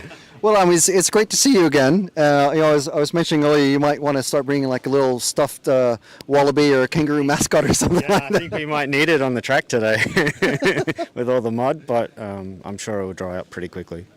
Yeah. So, so correct me if I'm wrong. You were in Fairing last year, is that right? Yes. Okay. So, how has the last year of racing been? What's the large scale scene like for off-road? In Australia? In Australia. Yeah, it's quite good. It's growing it's growing, and the events are a lot more events. So it rides in waves, but we're on the up at the moment, so which is quite good. And I imagine, in accordance with the population figures, it's mostly on either, was it the southwest coast and maybe a tiny bit on the east coast? No, it's all on the east coast, and a little bit on the west coast, just south of Perth there. So, yeah. And you've also got South Australia, which is sort of in between. Right. Okay. So I mean, in general, it's its own continent, basically Australia. So there's a lot of travel, regardless, even though it's just a single country. Yeah, many hours driving. Where we can go through 2 countries in the space of 9 hours. So yeah, it's a bit different. Yeah. So conditions back home probably a little bit different than what you've had this week. Yeah, well, it's our winter now, but where I live on the Gold Coast, the weather is 25 degrees down to 8 degrees at night or so. So yeah, it's this is definitely not summer for me. So what has the week been like for you? For me, it's been good. I've only just sort of recovered from 12 months of having cancer and stuff, so to be here is probably a big achievement. So anything over and above that is just a bonus. Yeah. Well, I mean, definitely. I mean, there's not a lot more that racers would say kind of outpaces RC racing, but yeah, certainly beating cancer is going to definitely be top of the list. Yeah. So yeah, we haven't finished that part of it yet. We've still got a bit of a road to go, but it's good to see all my friends that I've made over the years here. So that's the special part, and to be able to race is just a bonus. Yeah, well, I mean, hopefully it's sort of just the morale of seeing friendly faces that you last saw about 12 months ago. I mean, that must be a big part of even just being here. Yeah, exactly. I didn't think I would be here, so yeah. Well, we certainly are glad that you are. So am I. Yeah. I feel the best I have felt in the last 7 years. So yeah, it's good. It's fantastic. So, where do you see yourself hopefully finishing the week in the results? In the results, definitely in the semi-final, and then anything can happen. And with this track, anything can happen. So, goal is final, and then, we'll see. All right. Well, best of luck in qualifying and for the finals. Awesome. Thank you. Thank you for RCTV for great coverage. Awesome. Perfect. Thank you very much. Team Australia, Sweden. Yeah. Thank you.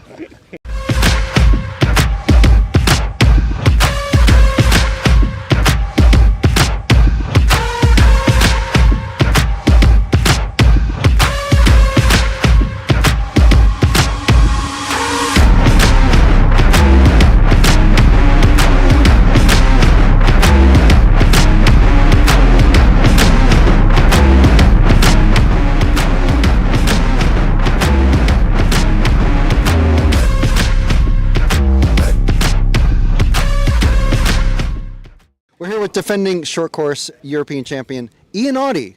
Ian, so it's been a year. How has it been? Have you become a rock and roll star? You've been put some new graphics on the van. Nothing. Absolutely nothing. It's the same year as always. Same as 5 years ago. It's just the same. So you're racing in the UK Championship. Told that's a pretty strong championship especially with short course. Yeah, it's probably one of the biggest classes in the UK, to be fair, short course.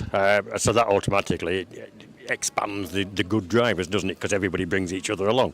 So quite often the short course is actually the quickest cars of anybody at our national meetings, even against the four-wheel drives. And so have you ever found yourself or felt like maybe you have a target on your back with the other drivers trying to chase you down? There's always been a target on my back for 10 years. So there really isn't any difference.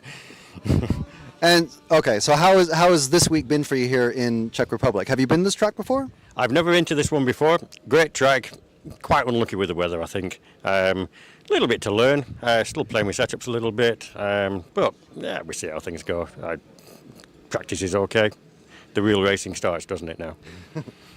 And obviously everyone challenged by the mud and conditions and prepping their car, and we've seen just recently on the previous recent EFRA coverage that rain can certainly affect even previous world champions and European champions out there. So what sort of prep have you done? Have you done anything different than racing in the UK, or have you just done the same that you've always done for the past several years? It's more or less the same, really. I mean, we don't have mud tracks like this in the UK because our weather is always bad.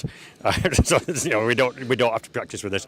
But after racing years and years of 1/8 rallycross and then large scale and things, I've seen this mud before, so I can prep for it. But hopefully, from an organisational side of things, hopefully we've made a good plan now, and we shouldn't really be racing in the mud anymore. This afternoon, when we start round one of qualifying, whenever we do decide that, should be good. Okay, excellent. And so we've got potentially a British trio looking really strong in short course. How do you see the challenges stacking up to take to stop you defending your European Championship? I'm sure they're doing everything they can to stop me, which is fine. That's part of the fun, isn't it? I'm game for a race. It's no problem.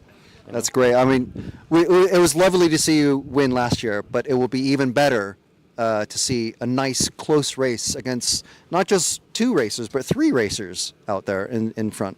We'll see. We'll see how things pan out. Anything can happen in racing, can't it? Everybody can have some bad luck, servos, breakdown, stupid crash, or even being taken out by a back marker. And you just never know. So there's no guarantees for anybody, is there? Shiny side up, rubber side down. Absolutely. That's the top tip. Always. All right, well, good luck in qualifying and the finals to come. Yep, thank you very much.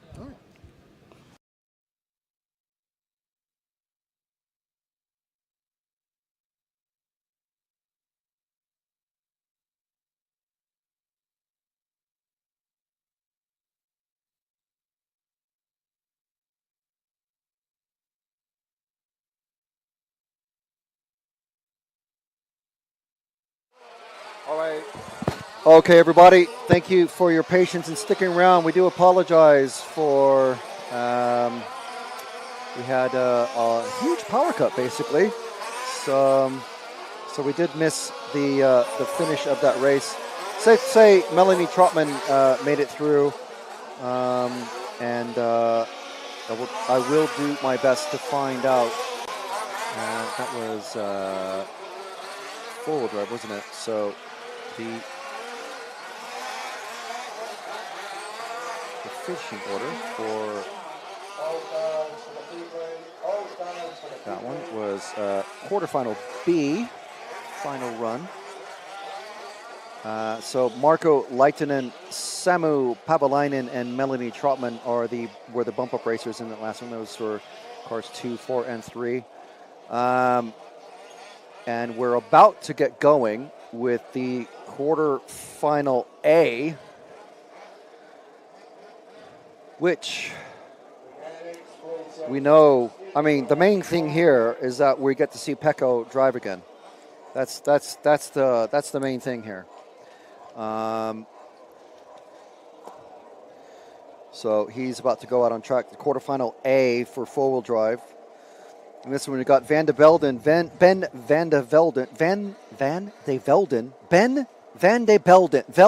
jeez, from Belgium, which makes it, woo, can I call you Joe? No, the Belgian racer, Ben Van de Velden. And then from Denmark, we got 3 racers, Palle Hornum, Christian Williams, and Ole Kling. From France, we have David Marikal. From Germany, we have Christoph Spielut, which I'm just going to call Christoph, and also Frank Haler. Then we've got Pekko Aivonen from Finland, and then Martin Kraus from the Czech Republic, and Hanno Kruse from Estonia. So, just back online in time for all of this to get going.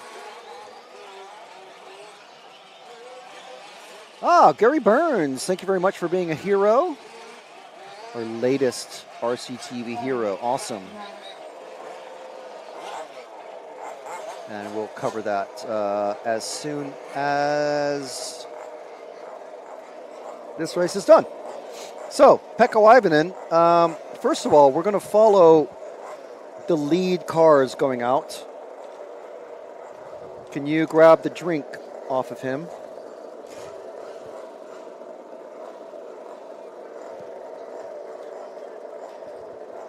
Yeah.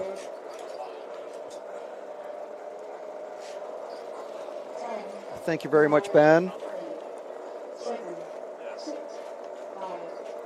5 seconds to go. We've got 1, 2, 3, 4. Everyone out on the track. Pecco in car 8. So we're going to follow the lead group of cars first.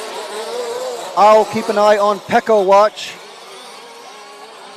We want Pecco to do well. We want all the racers to do well. We don't cheer for any particular racer, but we do like to keep an eye out on the racers that we know are going to be quite strong. Pecco running 9th at the moment, now 8th. These lead 4 cars off and away. And as usual on this track, we've got the lead car away until he makes the very slight mistake. So now we've got 2 groups of 2. Pecco moving his way up. I think he's in 7th now? 6th? 7th. 3 cars and then 1 car and then individual cars. We've got the 1, the 3, the 2. The 3 has just crashed out and is off track. Is fine now, back on track. Van de Velden, Hornum, Williams, Kling, Marikal, and Kraus. Pekko Ivanen running 7th, but I think he's moved up a bit. Someone's just gone way up the track and is stuck in the fence and going to be 9th. Don't worry, it wasn't Pekko. Pekko is running 5th now. So let's now focus on these 3 cars because this is our battle for 3rd, and it includes Pekko Ivanen. Why do we follow the battle for 3rd? Because that is the final bump-up position. What are bump-ups? Those are the cars, the first 3 cars in each of these lower finals will be moving up, or bumping up, as we like to say, into the next race. That's the nice advantage of nitro and petrol car racing. Pekko trying to get past this number, is that the number 5? Nice landing there of David Marikal.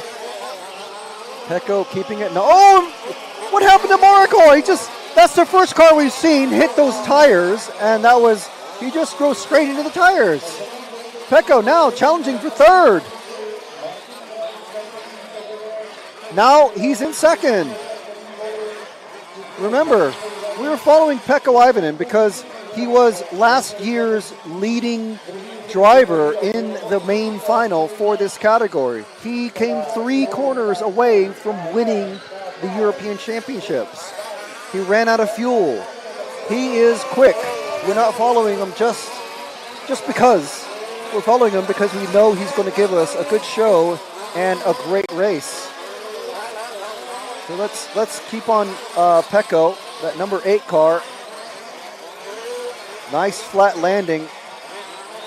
I hope his mother, Tara, is watching because Pekko has been putting on a driving clinic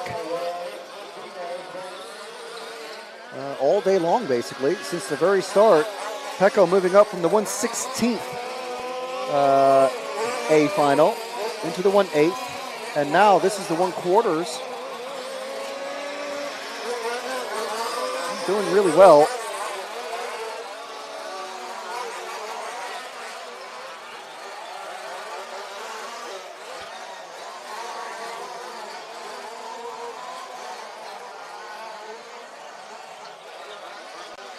So let's see how the rest of the field is doing. Leading at the moment is car number 9, Martin Kraus, another one of our bump-up racers. Pekko started actually ahead of Martin on track, and they're coming out of the Elcon L now.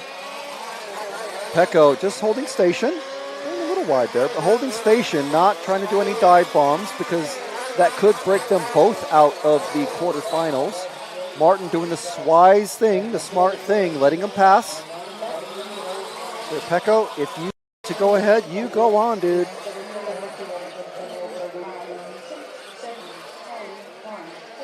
So that is Pekko and Martin. We might have a developing battle for 3rd. I'll keep an eye on this. We've got the 2 and the 5. That is our battle for 3rd. So coming out of the L now, the bright orange car with the white wing and yellow wheels with the pale white car. I think that's one of those Ultron cars, a very unique body shape.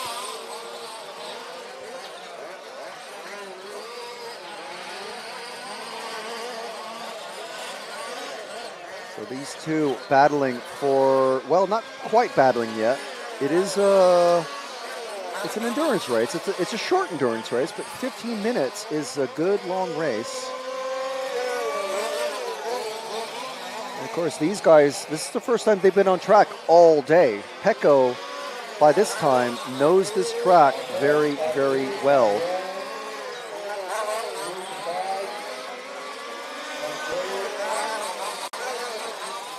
So the 2 and the 5, Hornum and Marikal.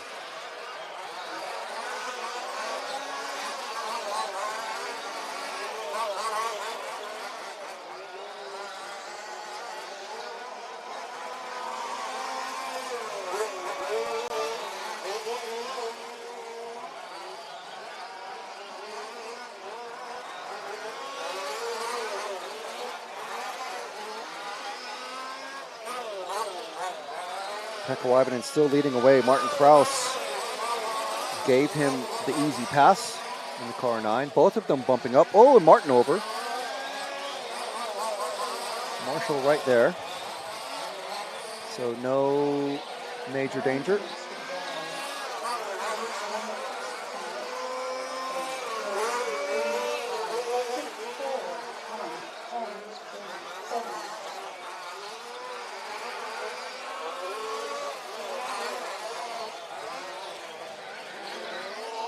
So we're following the 2 and the 5 still. It looks like the number 2 is pulling away ever so slightly. Haven't been watching super close, but it's possible that Marikal either has just the slightest of wrong setup, because the track is much drier. We see cracks in the dirt appearing. We see potholes and ruts appearing. They were appearing last night, actually. So the setup may be completely different. Pecco definitely going to be using his track knowledge, and not just track knowledge of, like, where the potholes are. I mean, how the track is drying out, and changing his setup race by race. I imagine he's running fresh shocks each time, fresh tires each time. Everybody required to run the same engine all week long. It is marked. Car has gone off in the bowl hairpin. Not quite as dramatically as a couple of races ago. But yeah, it's done, broken and done.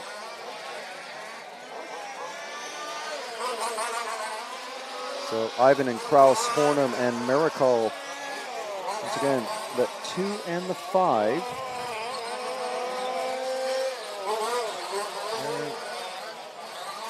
Getting spread apart lap after lap, just more and more. I think Marikal has made a big mistake somewhere. He's lost several seconds, but I was trying to figure out why the car way off at the end. I think it's the number 7 of Frank Haler has crashed out and broken.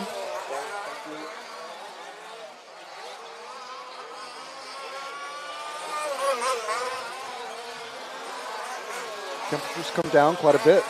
It was 30 degrees earlier, 24 and a half now. 46% humidity, so back to normal pretty much. We do have some dark clouds somewhat over us, but not directly over, so I don't think we have any major threat of rain.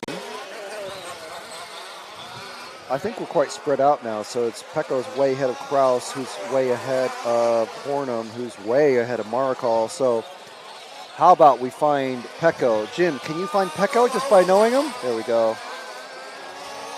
This is the advantage of being on camera and with these drivers. As they bump up, you get to know the story and of how each driver's moved up into the semis. Pecco, obviously, an absolutely torrid pair of qualifiers yesterday, breaking a upright in the first one, breaking a shock shaft in the second one.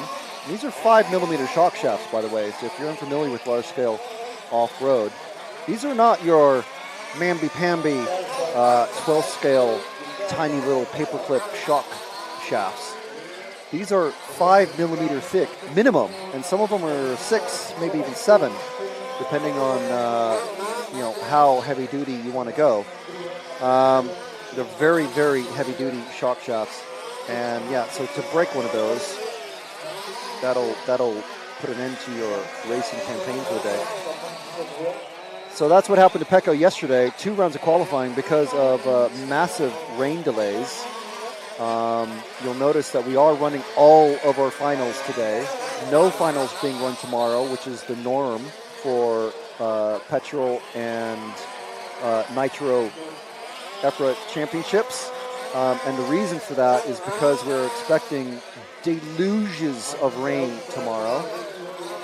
So basically, everyone's racing program finishes a day earlier than planned. That does mean we have a very long day. Well, we had a very long day yesterday. That actually started very late and ended very late. Normally we would have started around 9 like we did this morning. But we would have finished around 5:30, maybe 5, maybe 6 at the latest. No, we finished at about 9 last night. Today, we're going to be finishing just before 9, and we came on air just at about 9. So, yeah, a full 12-hour program today. So, luckily, we've got some cover to keep the sun off us and any specks of rain. We did have a big power cut, but that has been resolved, apparently, hopefully for the rest of the day. It's the kind of things that we expect to happen at some point here at RC Racing TV. But yeah, so we have plenty of time to explain all of this to you while Pecco is so far ahead of Martin Kraus, and he's so far ahead of Pelle Hornum, who is also way ahead of 4th place David Marakal. So at the moment we have Finland, Czech Republic, Denmark, France, Germany, Belgium, Estonia, and Denmark. Unfortunately, we've had Ole Klinge from Denmark and Frank Haler from Germany. They're going to not be able to finish.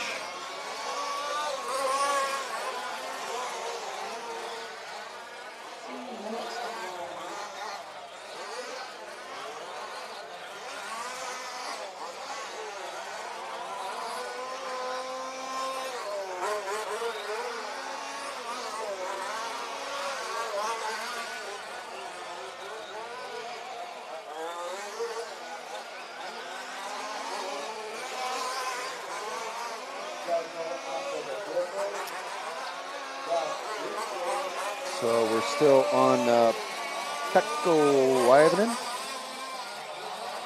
Running nice and chill, I must say. Not surprising for a Finnish racer. He does seem to have dialed things back a bit on his wild drive. Not wild. And the car he's about to lap is 3rd place racer Peter Hornum. So that tells you how strong Pecco is in this category. This is the quarterfinals, remember. And just to illustrate how not cocky, but how confident Pecco was feeling, he mentioned to me earlier, I said, so where have you qualified? He said, well, the 16th. He literally qualified dead last. He's the only driver, I think, to not make any laps in both of his races, I believe. You can check that out on my RCM. But he said, I asked him, where do you hope to finish? He said, obviously the main, but definitely the semifinals, which is where he's headed at the moment. There's 1 minute and 15 left. But he, just to kind of get across how confident he was feeling, he just mentioned that, early races practice. So he basically treated the 1/16, the 1/8, and this one here as he's treating them as practice. So anyway, I don't want to big up Pecco far too much more than he deserves. Obviously, we'll see where he ends up in the final. We believe he's going to be in the final. But yeah, he's looked like he's going to be bumping up with just 1 minute left. 35 seconds left, along with Martin Kraus, who bumped up from the previous run, and Pelle Hornum.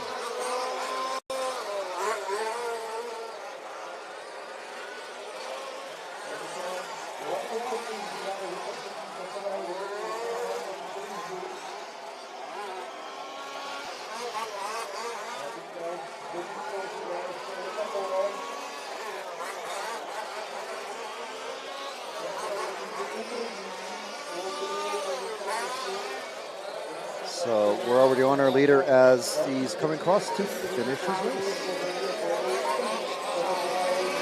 So now doing a little knack-knack coming over the big jump. A little bit of a swirl. I don't know what it's called. Whatever the trick is called. Getting sideways there. So yeah, Pecco, he's feeling good. He's definitely in the semifinals. So I'm curious, although he cased the last jump. So I'm curious where actually that puts him. Let's see if I can figure this out. Because sometimes this is difficult for me to figure out.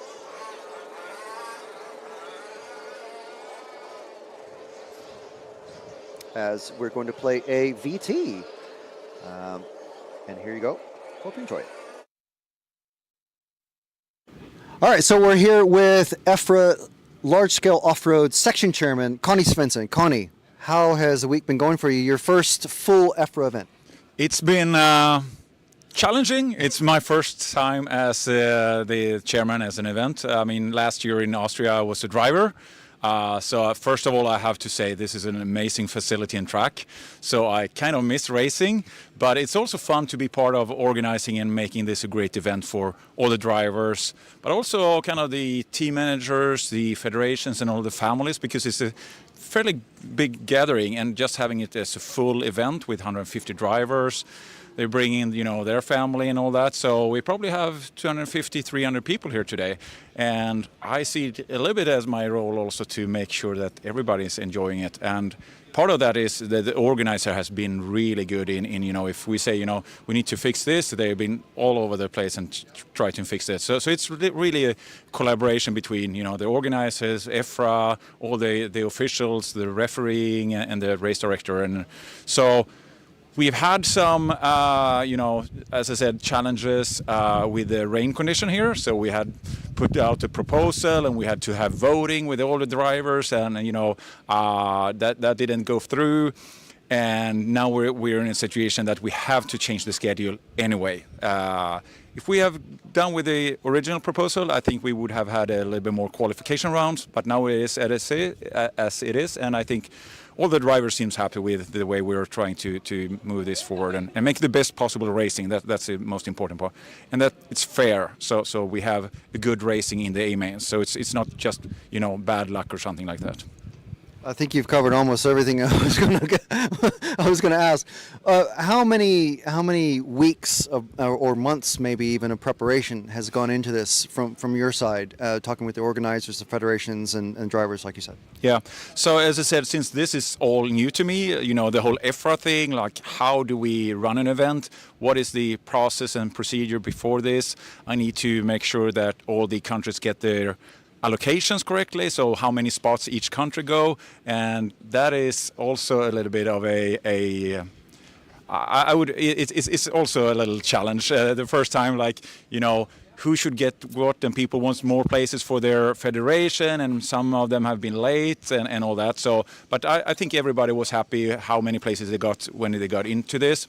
And then, of course, we have pre-meetings with the organizers, so making sure that all the practicalities are done, we don't have any outstanding issues. I've been trying to improve the process of gathering some of the information where it was used with pen and paper to do it more digitally, improve to collect all the links to RC Racing TV, the feed, the My RCM links and everything in one place, so it's easy when you're at the track to get all the information you want.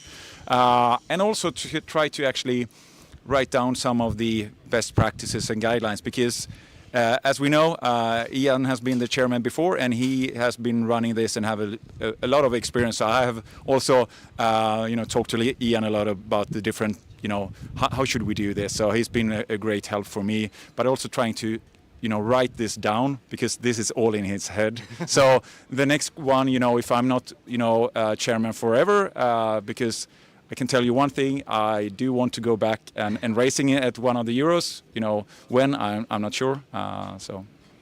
All right. Well, I'm sure you're itching to maybe after the end of racing borrow someone's car and get out there on the track and see what this track is like when it's dry. Yeah, definitely. I mean, Stark has been one of my kind of bucket list tracks, and they usually run a GP each year. So maybe I can come back here and run a GP if it's possible. Yes, I would love to borrow one of the cars and just do a couple of laps and see how it is. Fantastic. Okay. Well, we hope the rest of the racing weekend goes as smooth as it possibly can. Yes, I hope so too. And we have a fair and we have 3 new European champions. Yeah, that would be fantastic. I'm sure we're going to get some very close racing in all of the events. Great. Thank you so much. Okay. Thank you, Connie.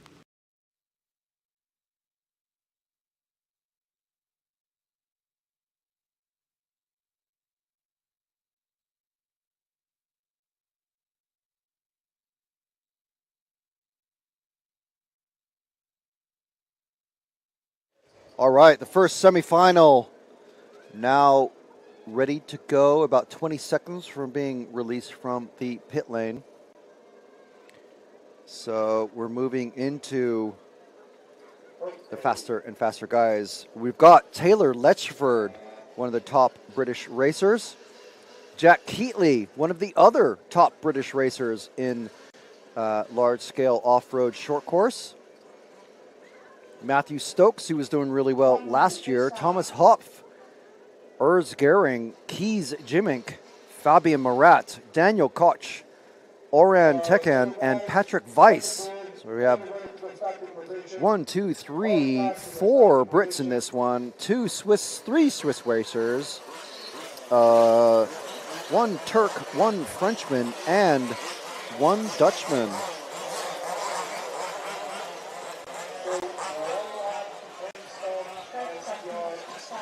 So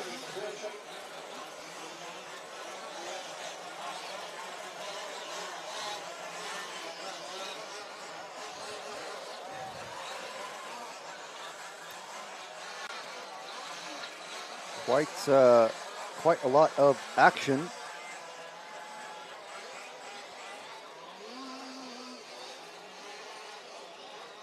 About to occur on track.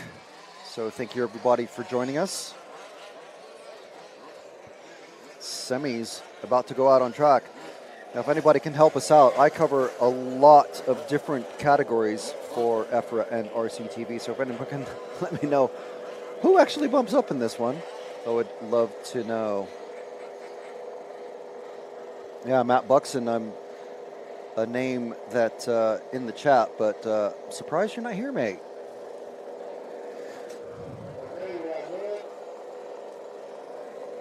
So let's see.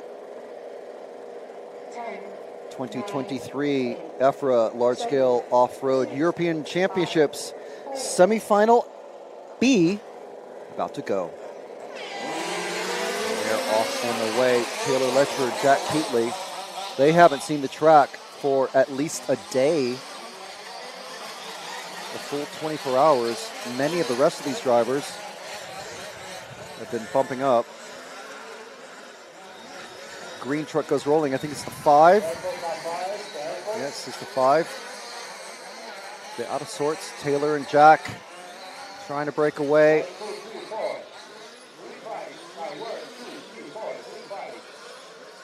Over the triples. Taylor getting a terrible landing there, casing that last jump. So he's down to 5th. We got the 2. The 3 with terrible number placement on his car. The 4, the 7, and the 1. So that's Keatley, Stokes, Hop, Morat, and Letchford.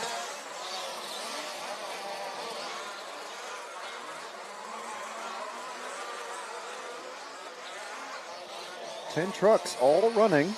No dramas on the formation map. No dramas except for Taylor dropping from 1st to 5th. At the end of, I think it was the first lap. He's done a complete lap now, pretty steady. So he's making his way, catching up to the number 7 of Fabien Morat from France. We'll keep an eye on him. Let's watch these third place cars, the bright yellow and the the 7 and the 4, and we got Taylor in the white coming up to him. So here is our battle coming up as the 5 flips over again. Unfortunately, that's Urs Gehrig from Switzerland. Taylor getting a great landing that time. Catching up to the 4. Let's follow these two. The 4 and the 1 coming through the Elcon L. Number 2 is out. Jack Keatley gone.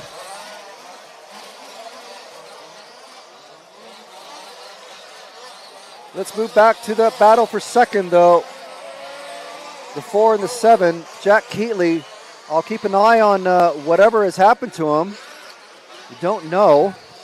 I think they're trying to get the engine running again. They have a hand starter, not a pull starter.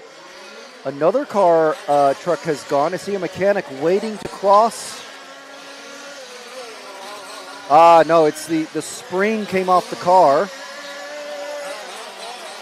And these springs are about almost the length of your hand. I might be overstating it, but they're very big. So meanwhile, I think Taylor's had some additional troubles. I think that's his spring that came off. Taylor Letchford. Let's look at the white car coming out of the bowl hairpin. Look at that front left, sorry. It's just slamming up and down. He's broken his front left shock. Oh, disaster for the Brits. Look at that. You can see it as it's coming down the straight. It's just dragging on the ground. Taylor now running in 5th place. And he knows it. His mechanic knows it. He went out and picked up the spring from the Marshall.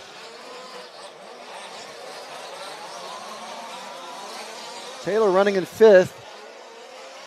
Keatley now well out of it, running at least 3 laps down from the leaders now. Let's see where our leaders actually are. Matthew Stokes, Fabi Marat, and Daniel Koch. It's the 3 and the 7 and the 8.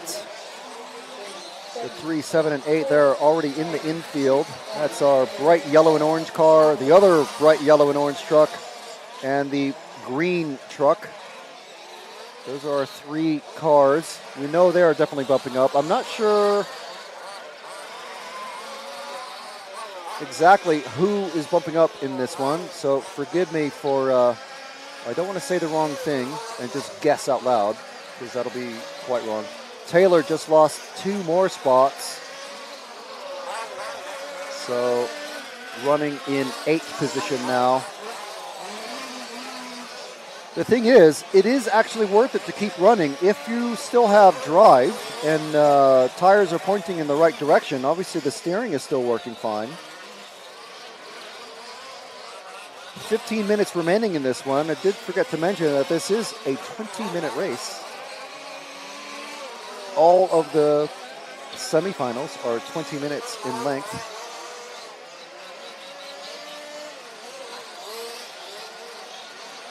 So the 3, the 7, and the 8 still just clicking off consistent laps. Keeping all things safe.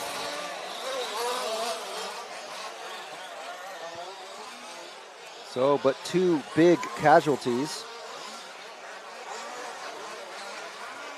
All right, thank you very much, Gary Burns, one of our heroes. Being a hero once again, telling me that the top 5 go to the main final, keeping it nice and simple. It's not like touring car or 1/8 on road where it's the top 4, but then it's the next 2 fastest drivers from either final. It's very simple, just top 5. So Taylor running in 8th, well out of that top 5 position. Patrick Weiss and Matthew Stokes, the 2 British racers that remain in the real running for this one. So let's find the car 5, and we'll move forward as we go through. So we got the car 5, who was driving, let's say, a little erratically in the beginning. He got turned over halfway through the first lap, and ever since then has fallen down a bit. But he is running. Oh, Jack Keatley is back out running. That's good for him. Taylor has come in. And he has actually come down off the stand. So I think that is the end of his challenge to get into the final. You need to be on the 5, Jim.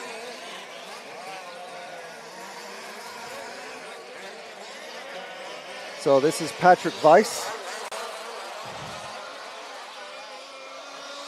Sorry, not the 5. I'm completely wrong. The car 10. Were you on the 10? No. Okay. Car 10. Where is he at?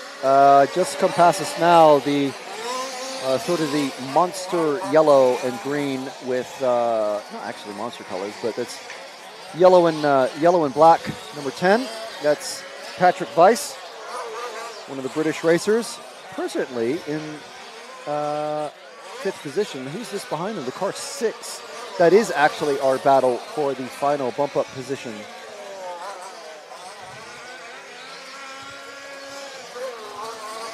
So we will stick with these guys until it stretches out. But this is our battle for the final bump-up spot. Taylor Letchford, unfortunately, just pulling off track.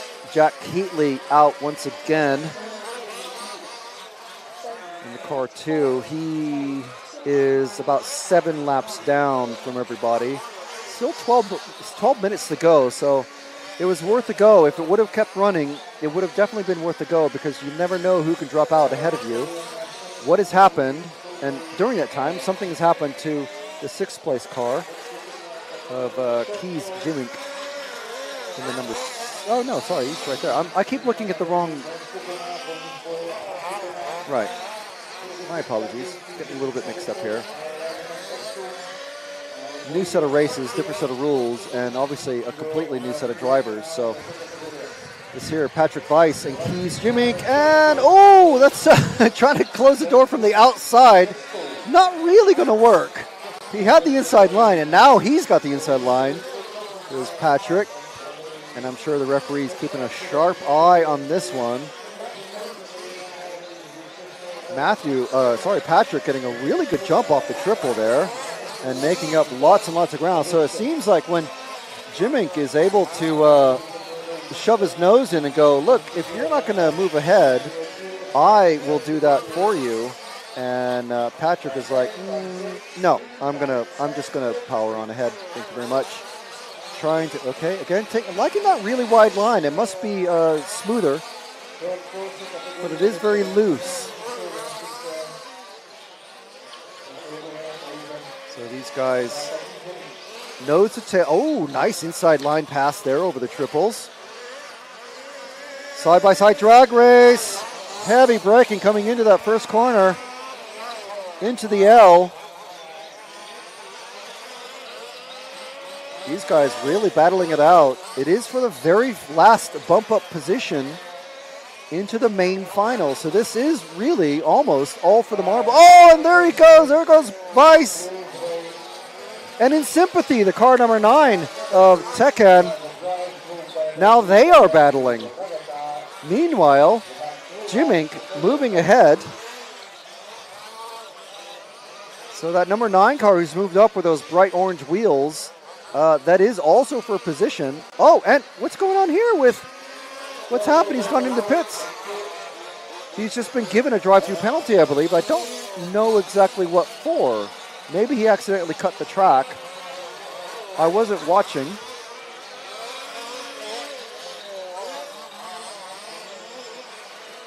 So these two here now, he's gone a position down, 2 positions down now. So this is, again, our battle for the 5th and final bump-up spot between Weiss and Tekan. Once again, just to review with 9 minutes remaining. Taylor Letchford and Jack Keatley, 2 of our 3 strongest racers in this category. Both of them falling out of contention, falling out of the race.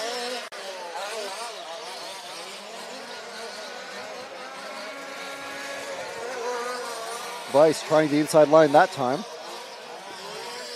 because Tekan was occupying the outside lane. Oh, great pass! Fabulous pass, the shooting in there, stealing the inside line, and then again over the triples, just Weiss and Tekan going at it. It's the beautiful thing you can do with the full-bodied, covered wheel short course trucks. No points for guessing, just looking at the body, which one is the British racer.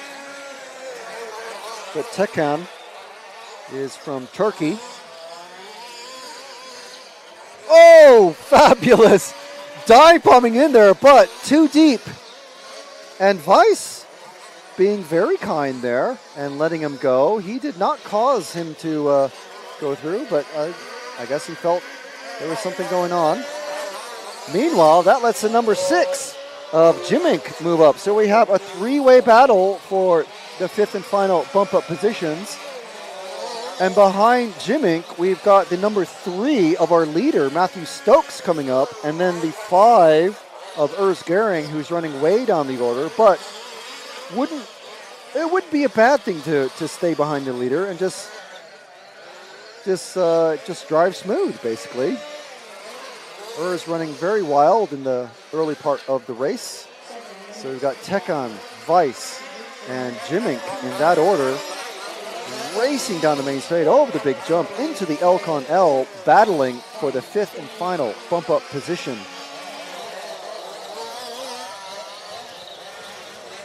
Let's see what happens in this last, it's about 6.5 minutes remaining.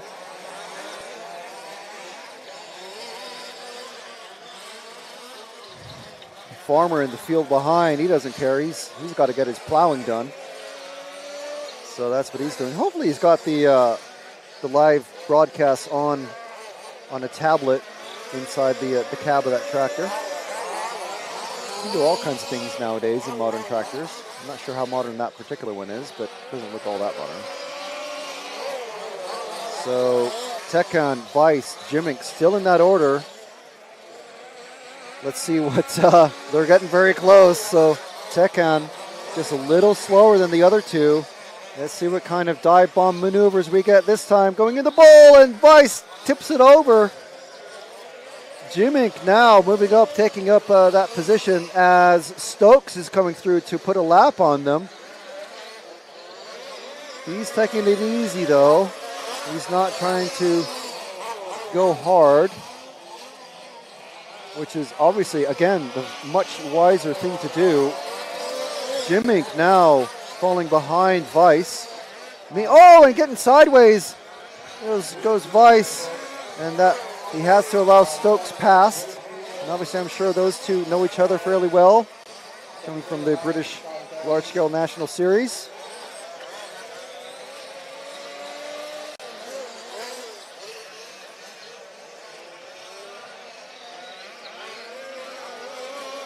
So now the battle is spread out quite a bit now. So let's focus on the 9 and the 6 coming out of the L now.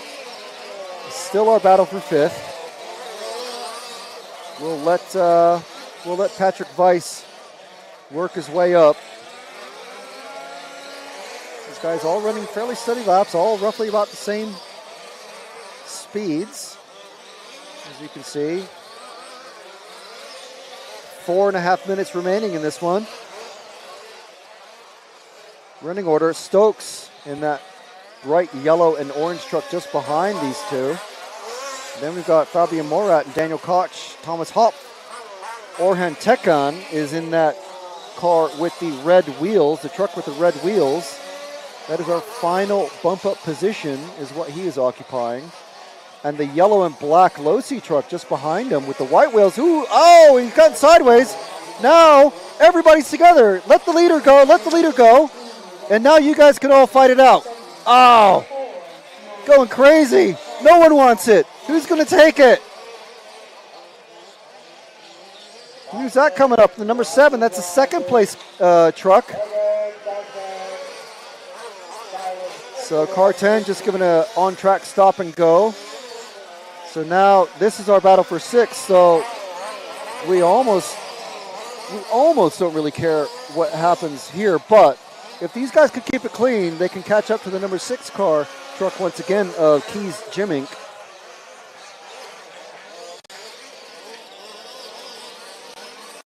So it looks like Weiss is getting harassed just very slightly by Gehring.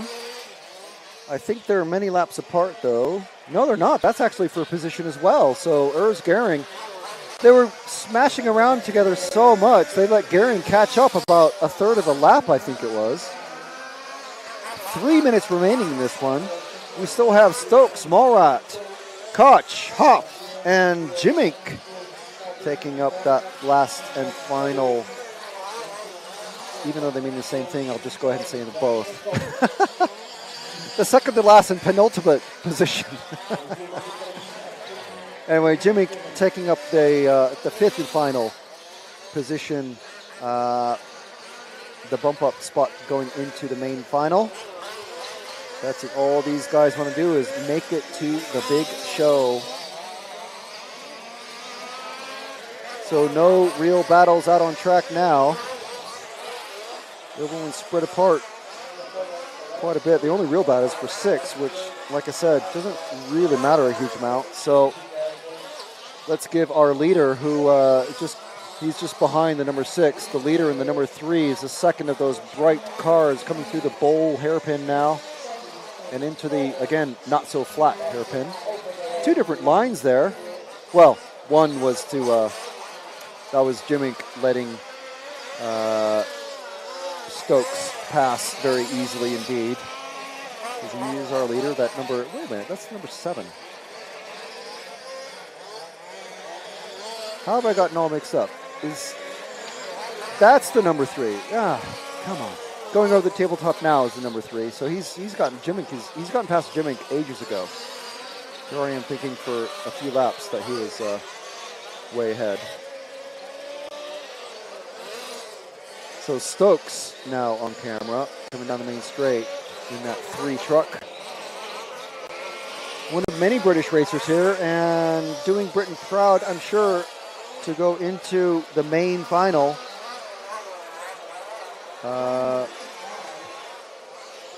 So 1 minute left in this one. Fabi Morat in the car, truck 7 was the car that we were following. Okay, so that's okay. So we followed him for a tiny bit. Good job, Fabian. Daniel Koch in the truck 8 is in the green truck. So that's our 3rd place. Thomas Hopp in the car truck 4 is the white and blue with the pink rear end. Just going through the middle bit now. So excellent racing, everybody. And Keys Jimmink, who we featured quite a bit on the camera. 15 seconds left. And I see the rest of our remaining short course racers, including our TQ man. Yes, TQ does have to go through the semis. Old school racing. It's not, there's no super pole in this one. It doesn't go straight in. Car 6 is just flipped over, but not under any major danger. Car 7 is now stuck.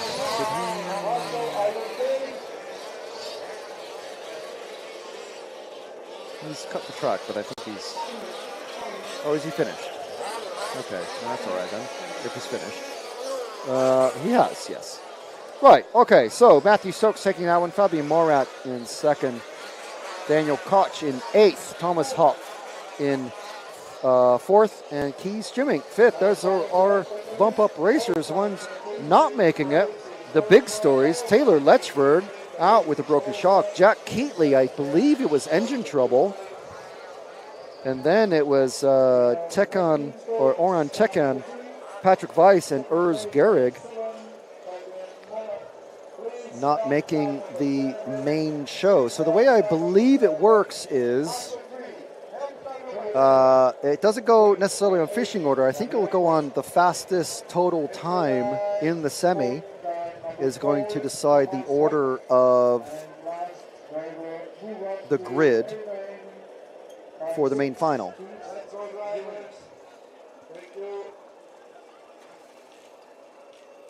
So I think that's how it's going to work.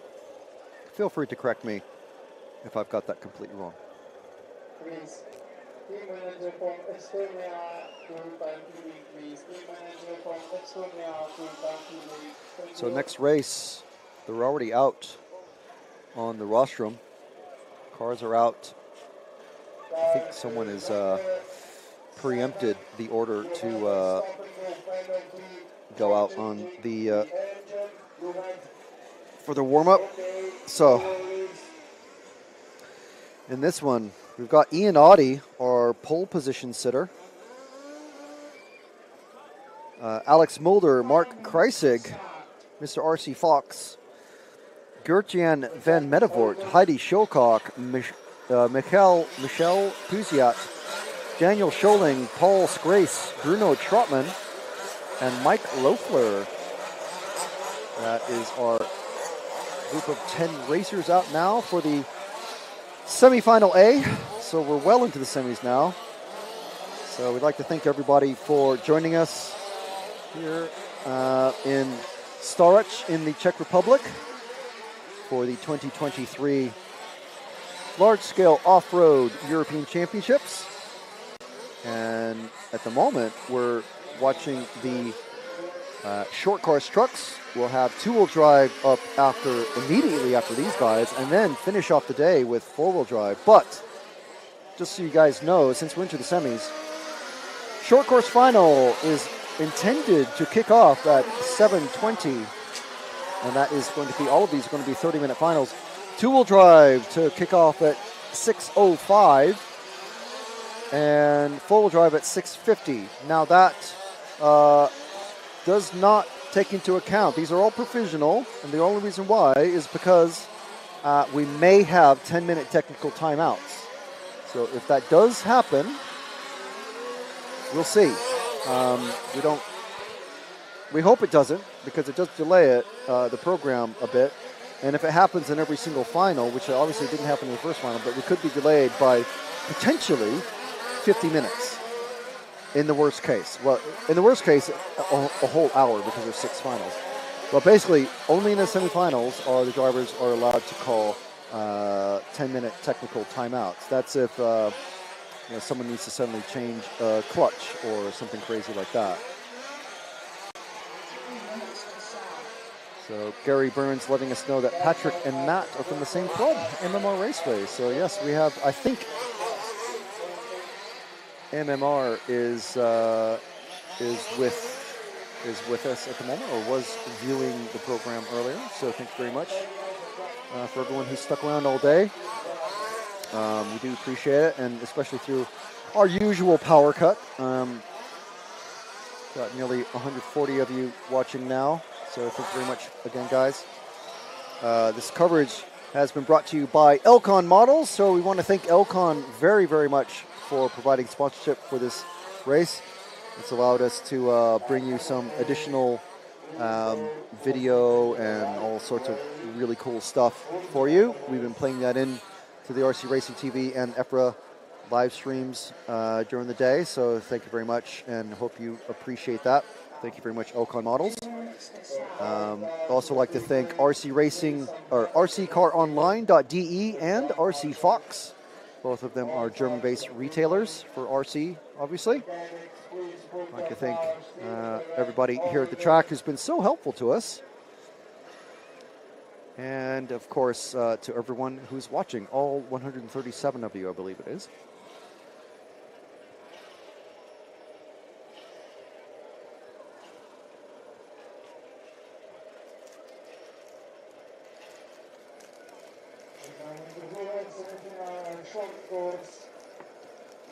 So short course semifinal A, about to go out in about 15 seconds.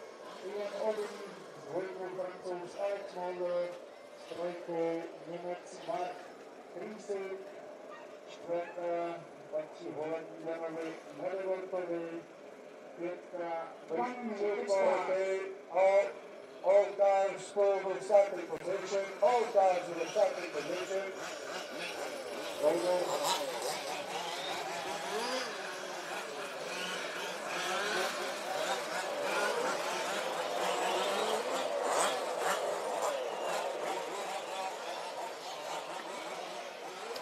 So they're out on their formation lap now.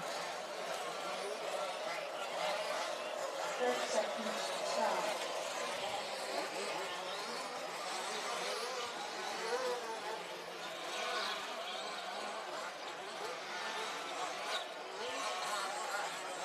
This is the semi-final A for short course here at the 2023 EFRA Large-Scale Off-Road European Championships. Ian Audi, our pole position racer, out there. Top 5 to bump up. And 2 lanes, we have the 2 chicks, come forward, going on the other side. Thank you. And that is Wojta, our race, the chief race organizer, setting them up. Okay, Ian Audi leading them off. Got Alex Mulder, we got Mark Kreisig and Gertjan van Medebort. Let's see what happens. Off and away. Urban went off. Clean start for everybody, except for the number 8, getting a little bit squirrely. Paul Scrace, one of our bump up racers.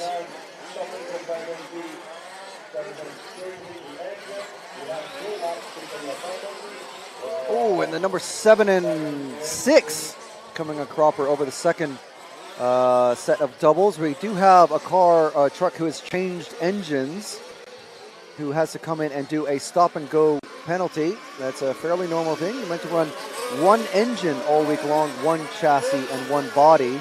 If you make any changes to those, you have to do a stop and go penalty, and that's the truck number 7.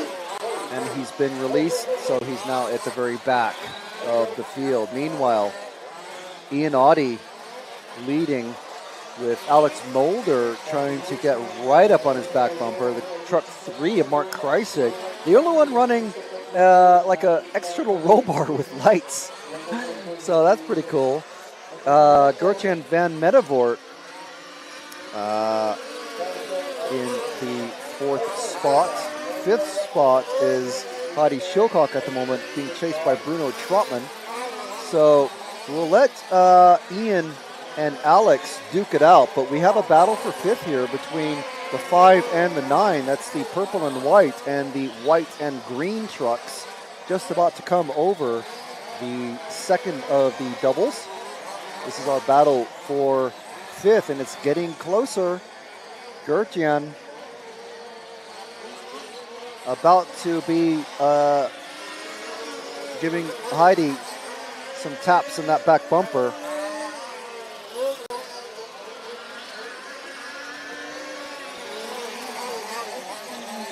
Look at them. They both look about the same speed coming down the main straight. And obviously this being the semifinal, both of them, they're not slow. They're going to be pretty decent racers.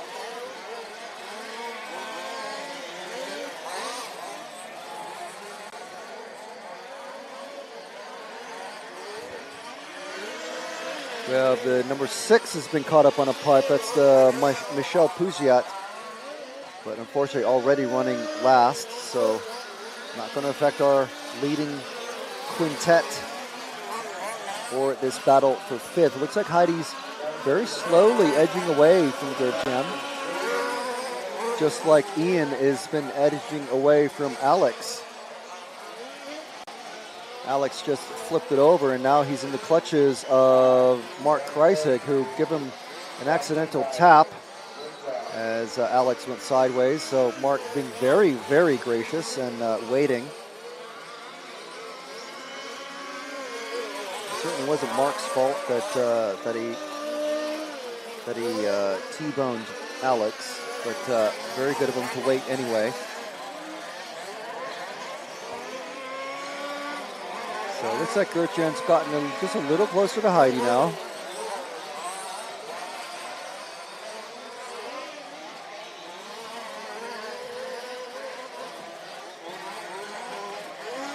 And this is a 20-minute race, remember. It's a little bit longer than the 15-minute lower finals that we've been watching for most of the day.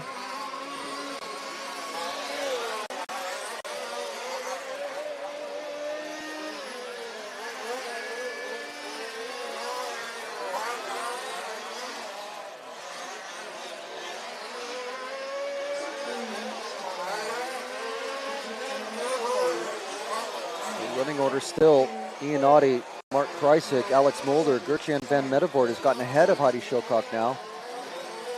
He's looking down and away.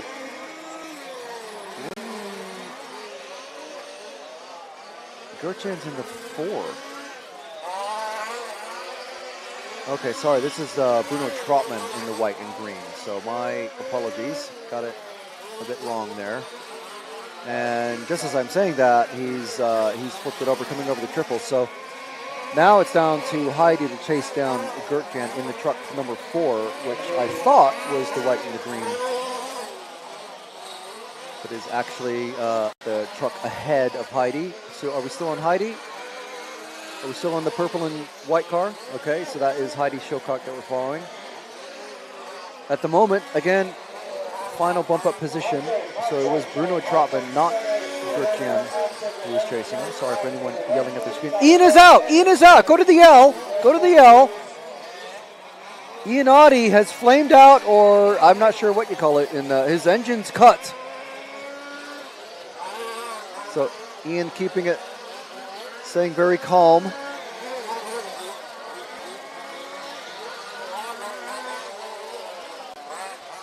Let's follow this, because this is going to change the order quite a bit. I'll keep an eye on Kreisig has just come through to take that lap off of Ian. Unfortunately, Ian crashed out, or he stopped at the very start of the lap. So that means he's, even if he is able to catch up, he's going to have to make up the lap, an extra lap.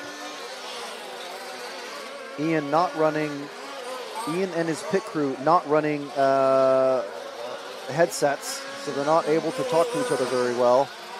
Ian is coming off of the rostrum now, unfortunately, so let's leave that for now. Let's find Mark Kreisig, who's our new leader. Car 3 coming into the first corner now and into the L. This is our new leader. Mark Kreisig talking down his chances yesterday. But that's how racing goes. It ebbs and it flows, swings and roundabouts, waves and troughs, or whatever you want to call it. The quick answer, I think we've just had a foam air filter just come off of someone's truck. So someone's engine is going to start sounding very, very bad indeed. I think it's the number 6. Don't want any dust getting into these engines. Ian, I'm not sure if he's headed back up. It looks like he's headed back up to the rostrum. Now the thing is, with 8 minutes or over 7 minutes, he's gone all the way to the pits. I think his mechanic is trying to get the engine running again. So just reporting on these things as I'm seeing them. Kreisig well out in the lead. Mulder a whole straightaway behind him. Gertjan van Mettevoort is another 10 seconds or so behind him. And that means that Daniel Scholing actually has come up to pass Heidi Shilcock, who's still running 5th.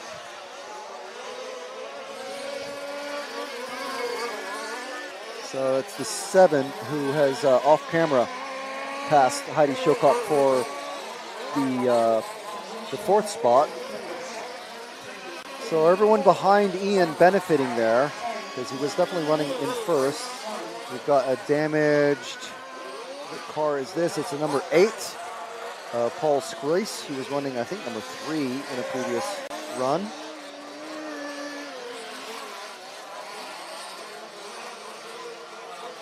Ian shaking his head. I think that is it for Ian's title defense.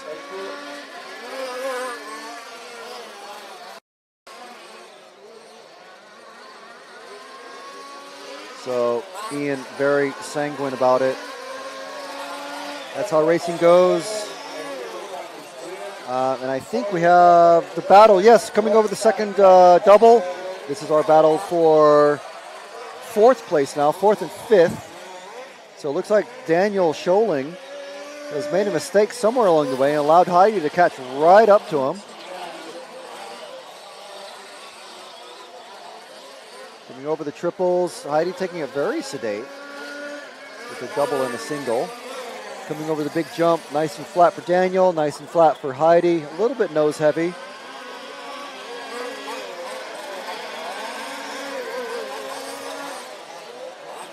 But any little mistake and Heidi will be there to capitalize.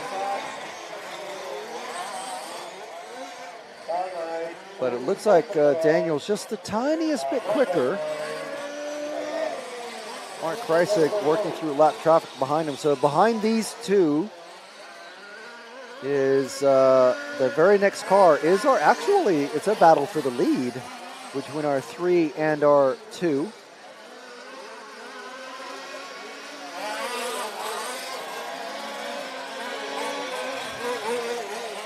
And they're swapping spots. Mulder has just worked his way ahead of Kreisig.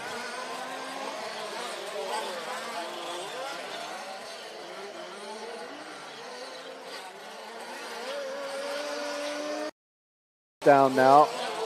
So we're over halfway through this one. Ian still trying to figure out what went wrong on his engine.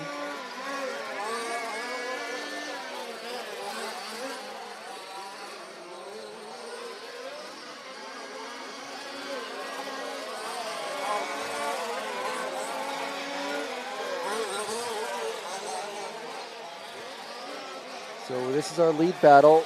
The battle for 4th and 5th has kind of fizzled out. Heidi dropping off the back of Daniel. So the running order at the moment, Alex Mulder and Mark Kreisig, who we see on camera there. The number 9 truck is not in the fight at the moment. But the number 4 of Van Medevort, and then we have the number 7 of Scholing, and then the 5 of Heidi Schilcock.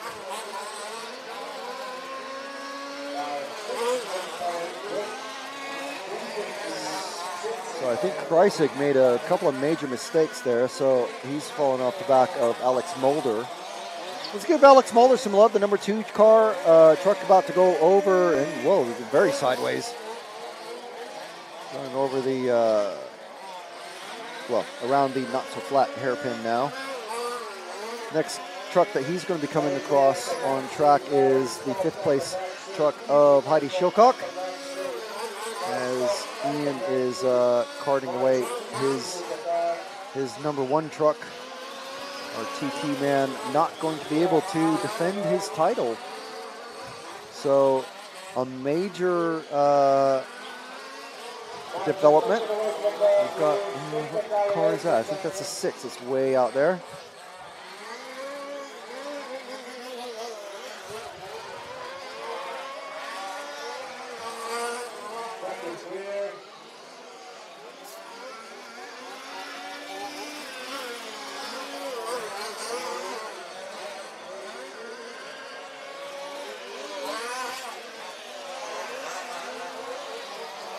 So running order for the top 5, still the same. Mulder, Kreisig, Van Medevort, Scholing, and Schilcock. Trotman trying to make up some space to Schilcock that has many seconds. Many seconds. Let's see if I can figure it out.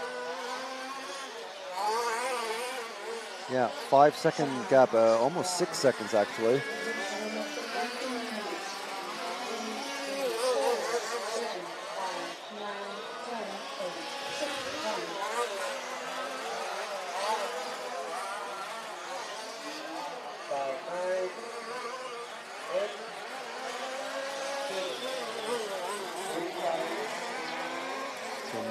About to put Heidi a lap down.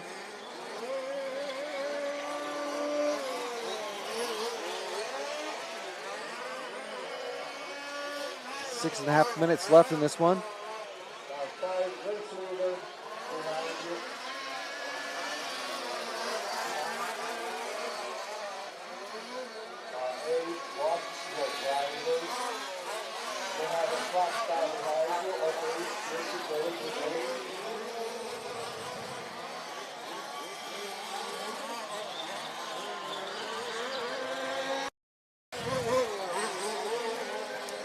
So as we've seen out there on track, Mulder has now put Shilcock down 1 lap. It's apart from the couple of racers who have fallen out of this semifinal A. Everyone pretty close. Mulder just started his 24th lap, so is Kreisig. The rest of the racers all the way down to 6th place on their 23rd lap. Loeffler and Scrace on their 22nd, and Kuziat still running in 9th position on his 21st lap. So really only one casualty in this one, and that is Ian Audi, Mr. Audified himself.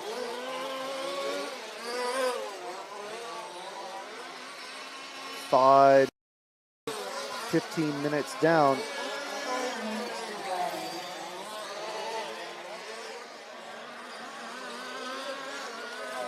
Field very, very spread out, so not many battles going on. We do have maybe between the 3rd and the 4th place drivers of 4 and 7. They, as Mulder has flipped it over as well. The 4 and the 7, there might be something happening there. Just something different to show. Oh, and now we've definitely got a developing battle here. So they've actually swapped positions.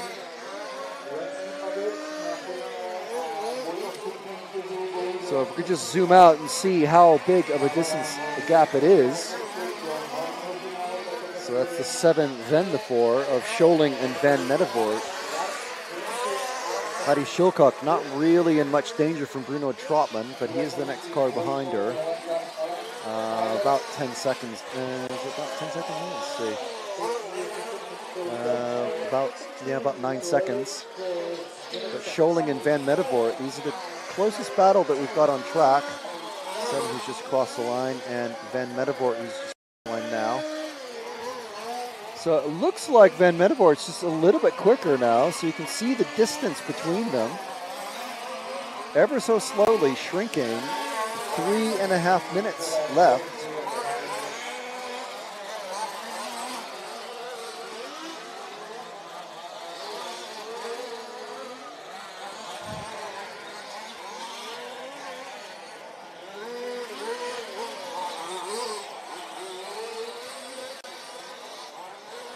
You can see if we, once we get to the L, go to a wide view, you can see what the sort of gap has shrunk.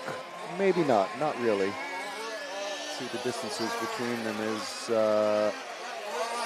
it's about 3.8 seconds.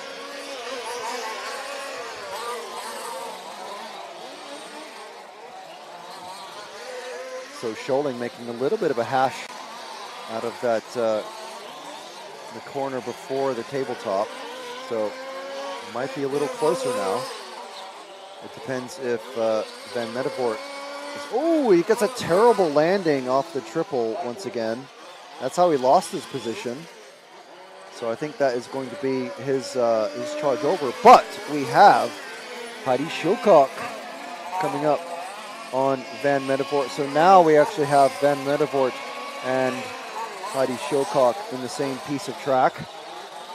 So this might be a battle here going over the second of the doubles. And that's Mark Kreisig in the gray and black truck behind Heidi. So Heidi will let him pass. Maybe a little bit too easily. He didn't have to go off the track. Oh, and Mulder now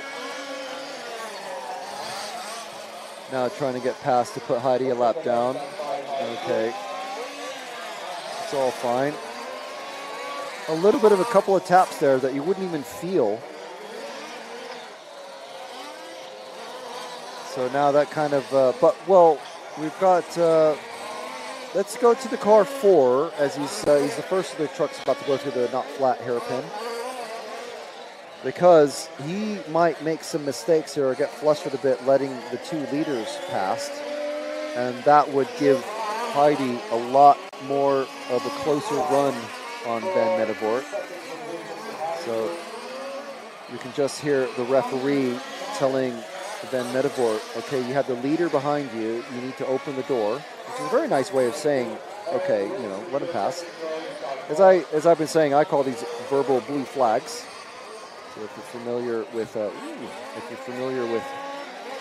full-size racing. So Van Mettevort not making the greatest line over those the triples, but then neither did Mark Kreisig. So now Alex Mulder is past Van Mettevort. So let's stick with Van Mettevort because he's in our 4th position. This number 4 truck. We have a dead car on the straight. So the mechanic is able to get out there before any cars come past, so that's good. And time has expired, so there we go. Right, so we're going to go off comms just for a bit. Going to go silent just for a moment, or a few moments really. And we'll be back very soon after this video. All right, so we're here with young Alfie Jack and his mother Heidi from the UK. And so we last caught up with these 2 in Fehring, Austria. So how's it been for you guys? It's been going really good, actually, especially at home in the UK Nationals. It's been a really good year so far. Yeah? Yeah. And for you? It's been incredible. I've upped my game a lot, and I'm close to winning the junior thing at the Nationals. I am, so yeah, proud of myself. Well, you should be. That's excellent work. And I've heard tell that you're actually running in the top group here at the European Championships. That's right. I'm 7th overall, and I've got all of the top drivers from different countries right in front of me. So it's just an amazing achievement. That is. I mean, you kind of took the words out of my mouth. That's fine. So, Heidi, is Alfie Jack already at that point where the young'un starts to outperform the parent? Oh yeah. I've been left behind a long time ago. So, but I still do it. I love it. I enjoy it, and I like racing with Alfie Jack. So I'm not going to be hanging my transmitter up. Well, that's good. I mean, we do enjoy seeing the family element here. I mean, and in this one we have like kind of the total package here. We've got very easy to talk to pair of racers. Yeah. Brits, always fun loving. The family unit and probably going to be a top junior racer. Well, it's not count on chickens, but I don't know if there's. Keep our fingers crossed. So obviously it's been kind of a wet week here. What has you're mentioning before we started the talking about the travel and the conditions? What's it been like? It's been different every day here so far. It's been wet, and then it has been drying out quite quick. It's and then the grip levels are coming up quite impressively. So it's been a mixture. It's been interesting. We didn't go out when it was very, very wet because we saw some of the states the cars were coming back in. But yeah, it's been a mixture. It's made it very interesting. I can imagine. I can't imagine what the challenges are. I know what. I mean, I'm a fan of like harsh condition type racing, like WRC rally stuff. But this looks very, very difficult. What do you think the finals are going to be like? That could be very interesting. I think it could be anyone's game. I really do. And Alfie Jack, what do you think? I think just the same. My mum, it could be anyone's game. Anyone could drop out at anyone's time. So what sort of preparations? I mean, we saw some gaffer tape being applied, lots and lots of gaffer tape. Well, I mean, apart from just trying to keep mud out of critical components, what are you doing? What can you do? GT85 in just to help the mud not stick as much and try and just protect the bearings. Obviously, we've got servos. Obviously, like you say, the duct tape. We're taping all inside the roll cages just to try and keep some of it out. And Alfie Jack, what are you getting hands-on with all this prep on your particular vehicle? Yeah, I've been quite helping. I've built my engine, but my granddad's been telling me where to put the screws and everything, and I've actually put the engine in and everything, and the servos and everything. So yeah. Keep it dry. All right. Well, best of luck in the qualifying and finals. Thank you. Thank you.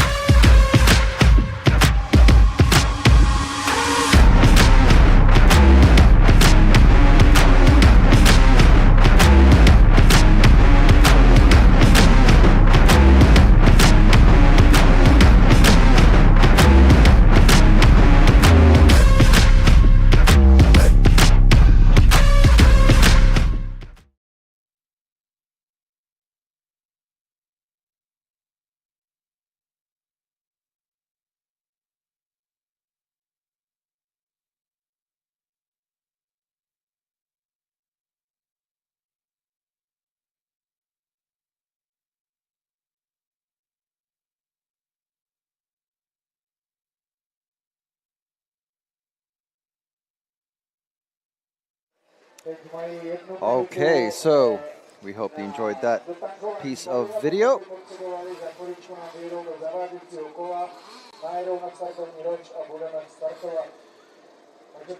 So we've got the next semifinal semifinal B out, and that is for two-wheel drive. And this one featuring Alex Schmidt from Germany, 4 Danish racers, Luke Vandenberg, Sjord Lubelinkov, Kevin Van Medevort, Lars Abes, 2 Danish racers, Lucas Borchert and Ronnie Lund Borchert. If I remember right, Ronnie is the father of Lucas. From the Czech Republic, 2 more racers, Dalibor Rohak and Martin Konsul. And from Lithuania, Damantas Siliulis.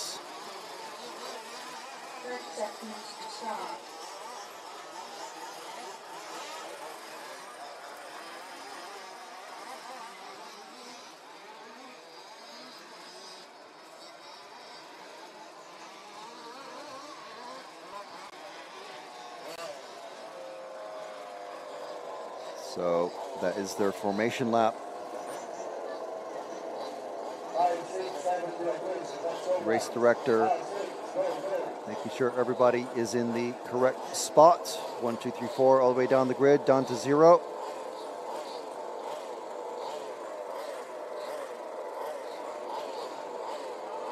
Remember, top 5 in these semifinals bumping up into the main final. The main final for short course kicking off 5:20 Central European Time. Two-wheel drive kicking off at 18:05 at 6:05.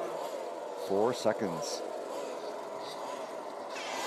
And the semifinal B for large-scale off-road European Championships in two-wheel drive has kicked off. Everyone off and running out in numerical order.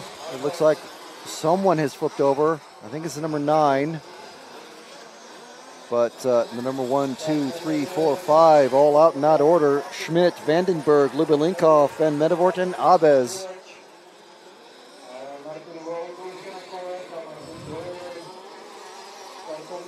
So 20-minute 20-minute semifinals, and it looks like the number 2 is very slow flip over. And I think the number 3 was about to be given a stop and go, so he slowed down, let him pass. That's nice. Meanwhile, the number 1 car of Alex Schmidt way off in the lead. And that leaves the number 4 of Van Medevort and Lars Albez in the car 5 to chase him down.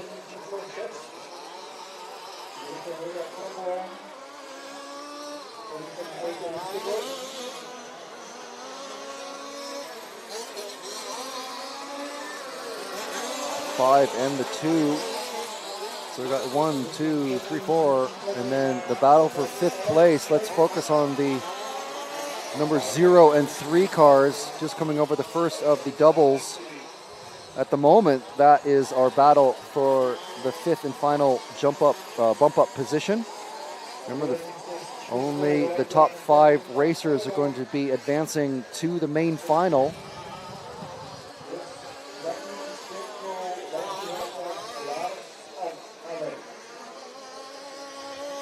A lot of squabbling ahead of him for that 2nd and 3rd place.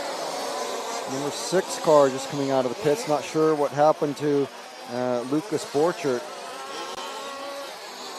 I believe the younger of the Borcherts.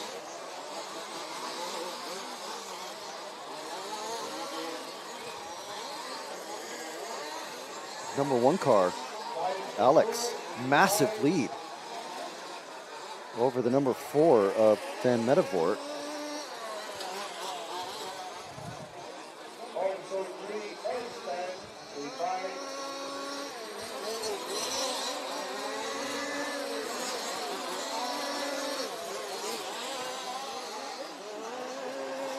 So top 6 cars still out. This battle for 5th place not really moving all that much. These guys, I think, just driving steady, making sure that getting a feel for the track. The last time these guys were out was almost about 24 hours ago. So the track has changed massively since then. It's dried out. Oh, the number 4 car is over just before the finish line. Who's that? That's our Van Medevort.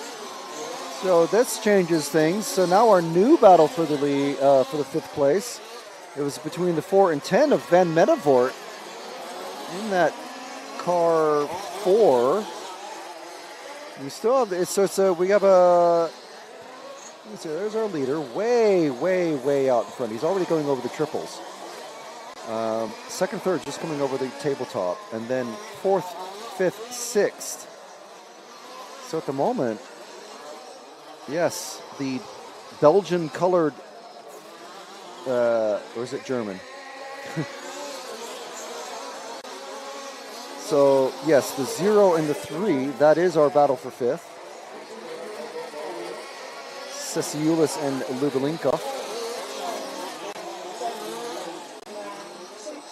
And they have just about collected the car number 2 of Luke Vandenberg, so he's fallen way down the order. Meanwhile, our leader of Alex Schmidt, just absolutely loving it. He's way out alone. He's got a lead of ages. I can't even tell how far.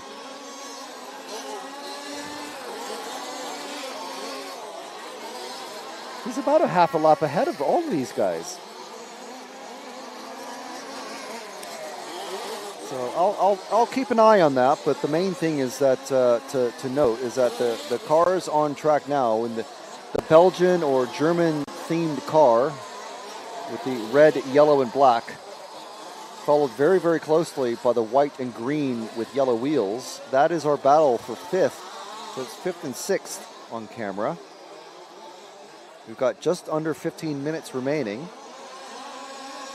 And if you're familiar with nitro races, but not large-scale off-road, just so you know. Ooh, and the number 2's gone over again, so he's losing loads of places. It's Van Medevort, I believe. No, Vandenberg once again.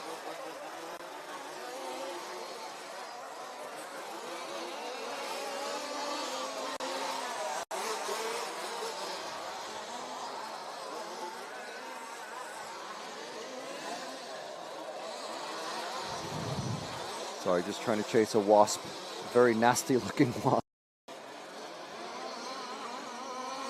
So Vandenberg way down the order. Our leader way ahead of everybody that's squabbling for position here.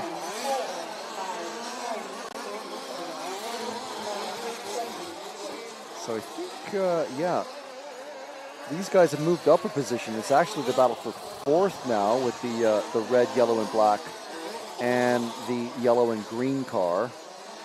Next car behind is number 1, who I think is way out of proceedings. No, it's number 8, so that is 6. So if that car can catch up, the number 8, sorry, of Rohak, if he's able to catch up, he will want to have something to say about bumping up potentially.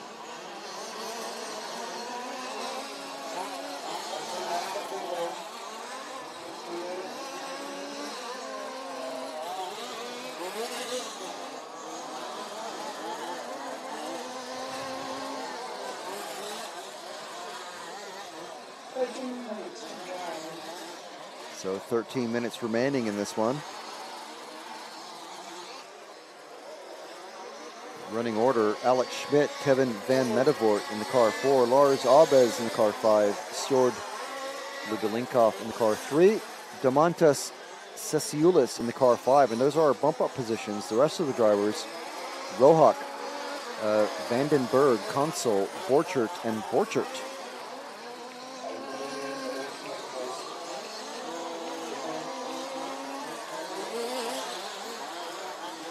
So number 1 car making his way through the field, just keeping it steady.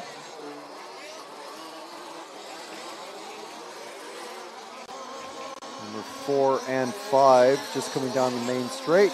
And then we've got 3, 10, and 8. So it's the 10 and the 8 now. Oh, the 10 just takes it over. Number 8 coming under. Oh, and the 10 is broken. 10 is broken. Look at that. That's what happens when you hit a landing wrong.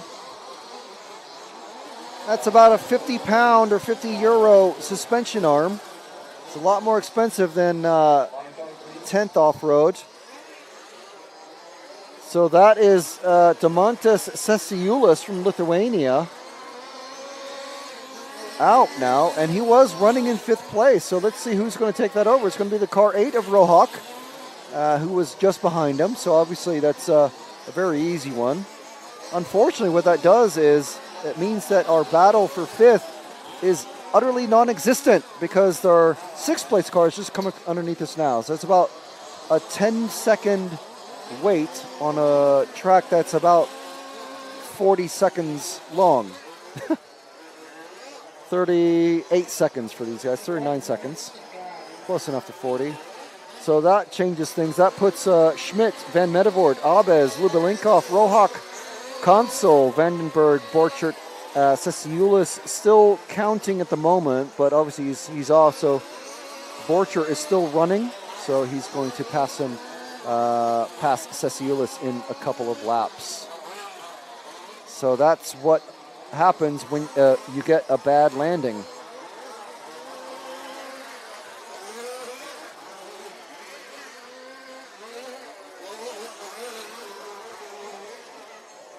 Yes, thank you, Rimfire, for just providing some additional insight for the comment that's in the chat. They may look slow, but they are not slow. These things weigh about 10 to 12 kilos. So that's close to, well, over 25 pounds. And they hit speeds of anywhere from 50 to 70 kilometers an hour. That's 30 to 40 miles an hour or so. They're not slow. They may look it, but they are not. Guarantee. You certainly don't want one of these tumbling end over end towards you.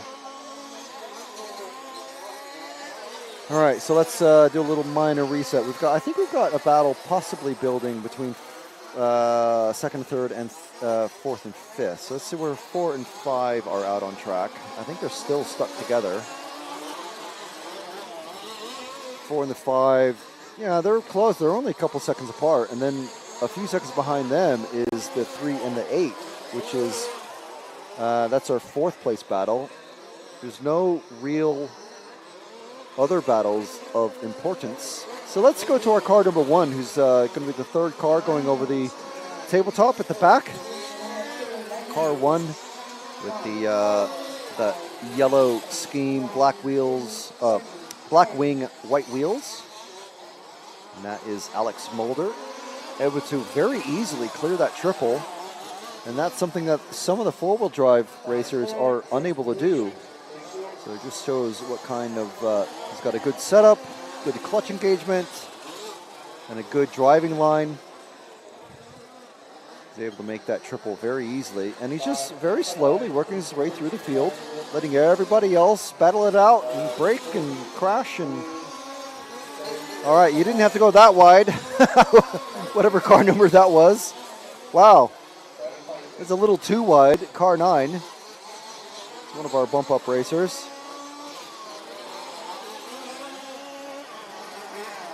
So Alex Schmidt making it look very easy, I must say, with 8 minutes remaining in this. So remember, the main finals are 30 minutes long. This final, the semifinal, is 20 minutes, and all the drivers that have moved up from the lower finals have been racing 15-minute finals. Alex Schmidt from Germany showing us how it's done. Look at that. Nice and smooth. Ooh, a little bit nose heavy there, but landed okay.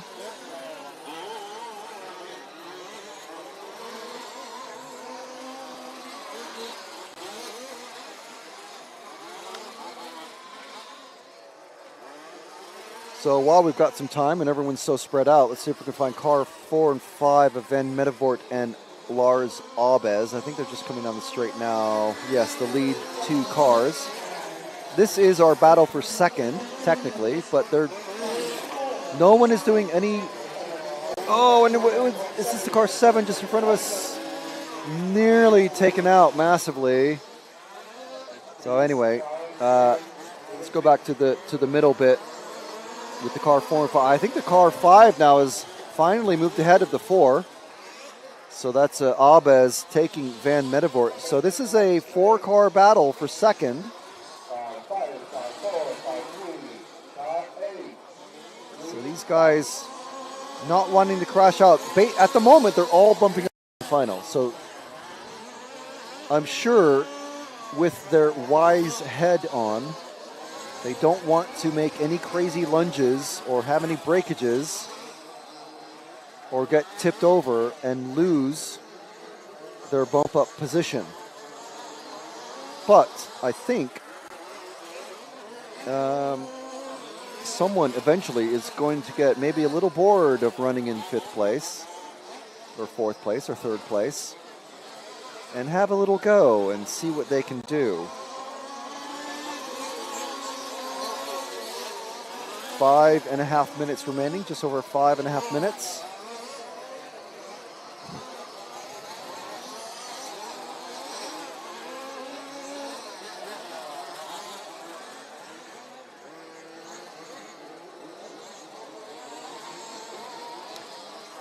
Alex Schmidt getting a little bit wild over the first of the doubles.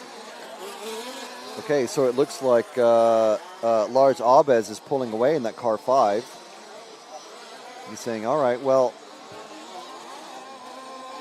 I may as well finish ahead of the rest of you.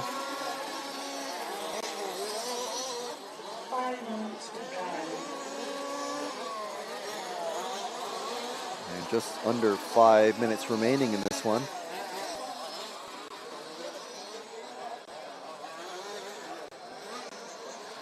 Ooh, and the 8 and the 3 getting a little bit nearly tangled up in midair. That's never something you want to have happen because you do not know how you're going to land. You could end up breaking something very easily, even on these big beasts.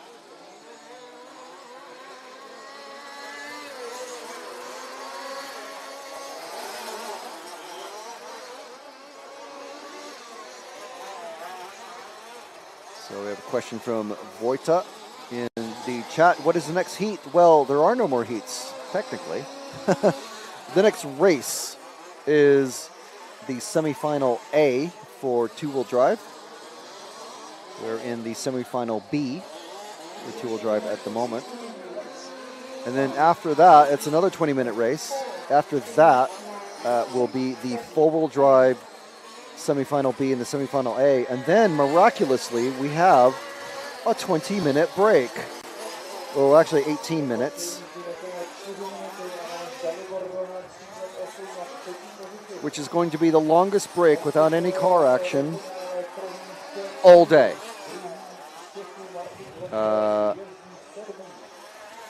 Seriously, we've been going all day since 9 o'clock.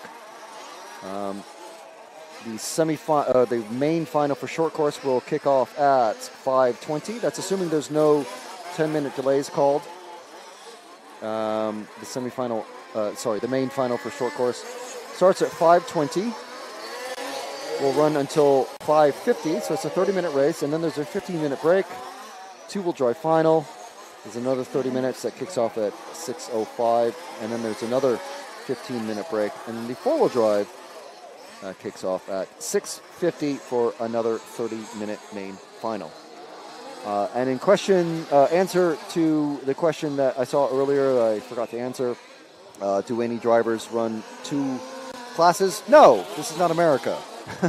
You don't run 9 cars of racing just to fill your day. You have plenty on your hands with even one of these.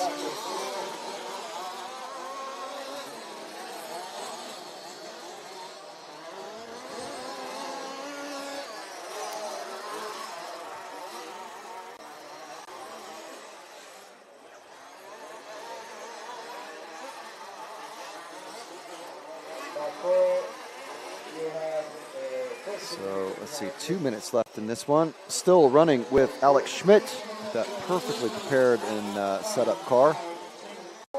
Lars Abes in the car 5, running second, and Sjord Libelinkov running third in the car 3. Van Medevort in the car 4, and then Dalibor Rohak in car 8. And not under any threat whatsoever by Luke Vandenberg, who is our 6th place racer at the moment. So Schmidt, Abes, Lubinlinkov, Van Medevort, and Rohak. Those are drivers who are going to be bumping up. Germany, Netherlands, and then Czech Republic.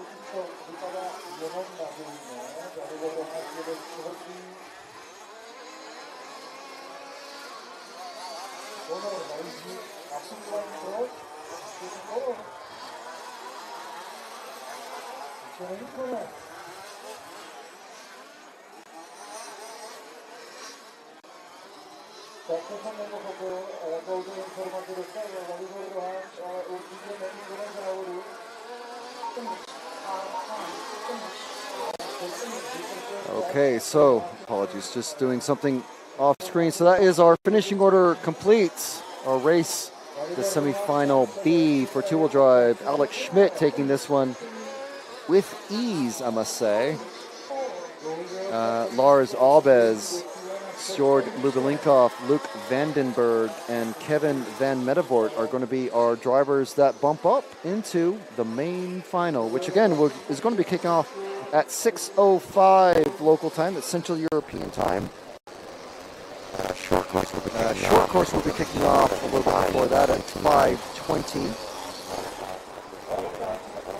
And then the main final for four-wheel drive, fastest drivers out there, are going to be on track and racing at 6:50 Central European Time.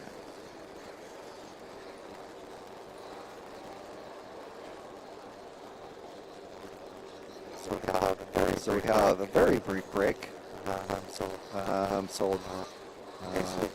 Basically just the warm-up period, swap over time and warm-up period for the next group of racers, which is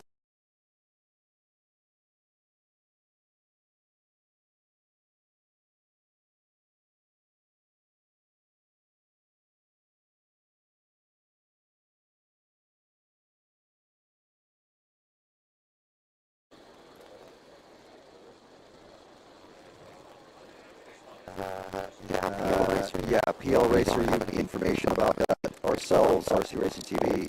So as you can see, Matt Buxton has the details.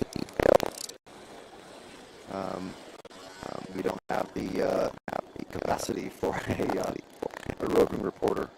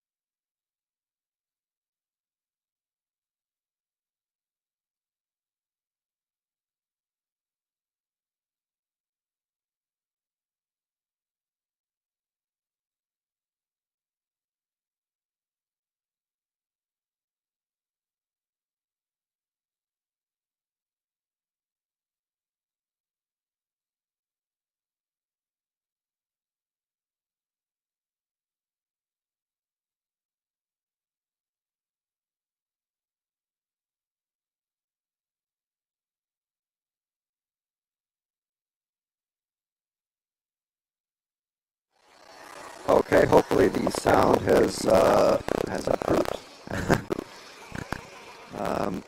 Working on various making sure that all is okay.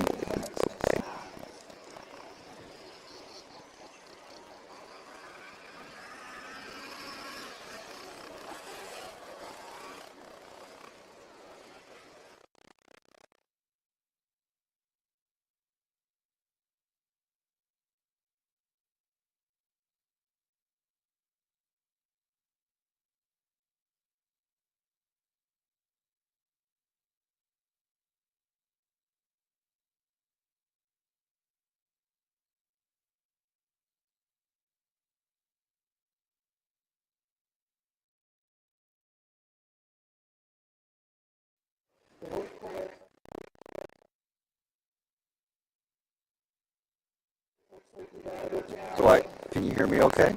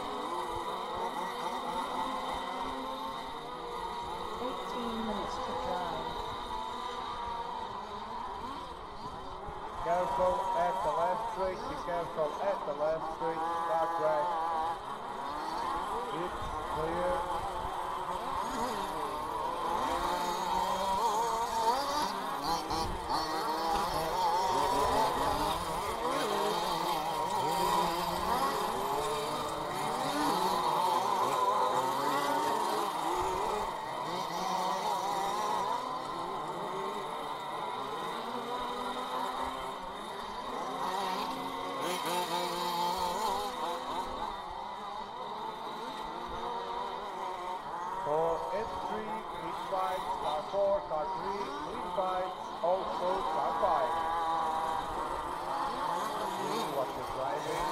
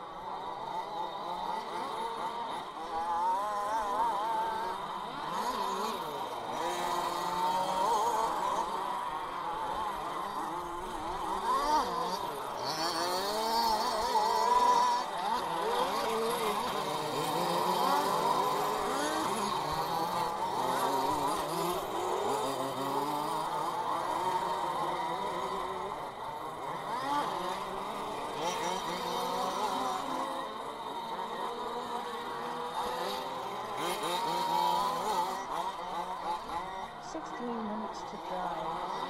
Positioning of performance. 1, 2, 4, 5, 7, 6, 9, 10, 8.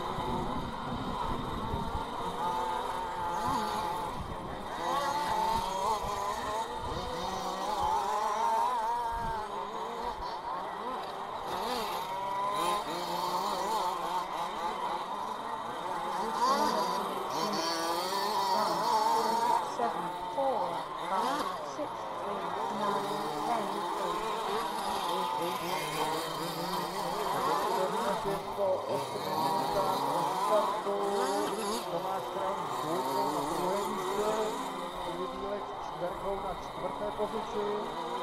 Ostatní zatím nejsou na postupových místech. Daniel Hofman jede 6. Petr Korček 9. a Peťa Jurková 10.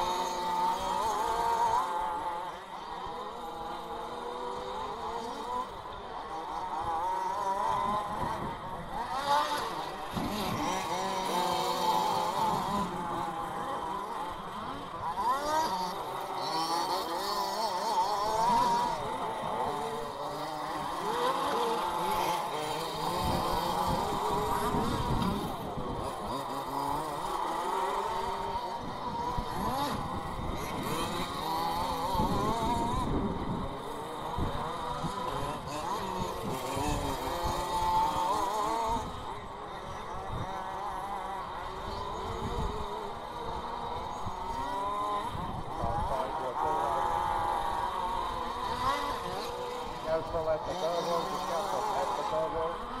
Track is clear.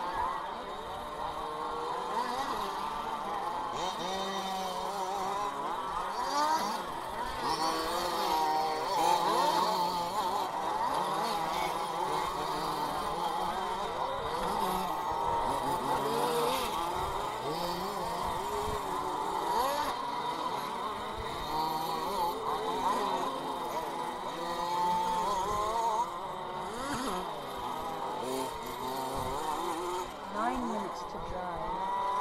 Positioning after 11 minutes. 1, 2, 7, 4, 3, 5, 6, 9, 10.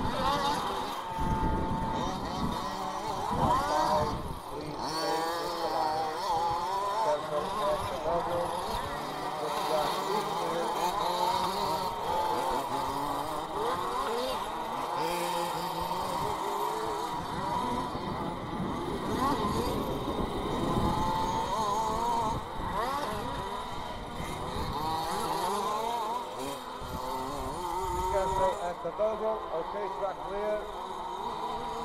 Car 10, thank you.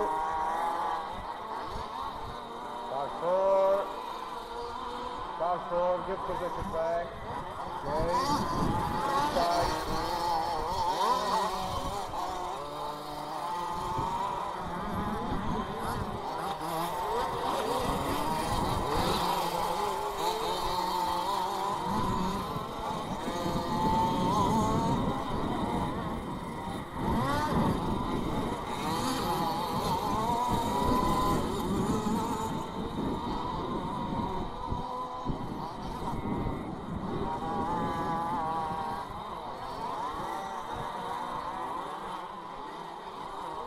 Billy Bílek aktuálně odsunut na 5. místo.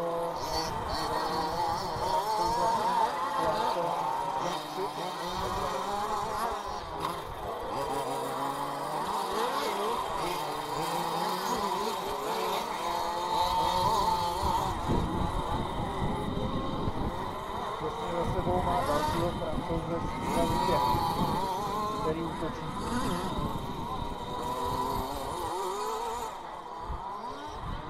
7 minutes to drive. Positioning after 13 minutes. 1, 2, 7, 3, 4, 5, 6, 9, 10.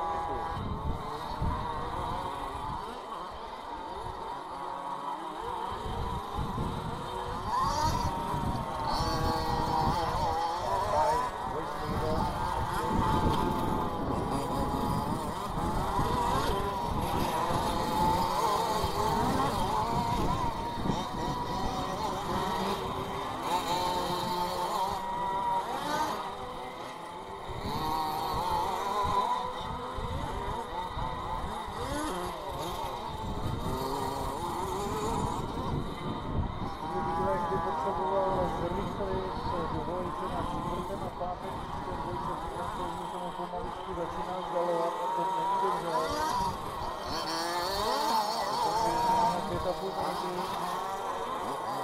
Zatímco na postupovalo pouze konečný aut, tak to dověje, teďka najíždí na rovinku podběží.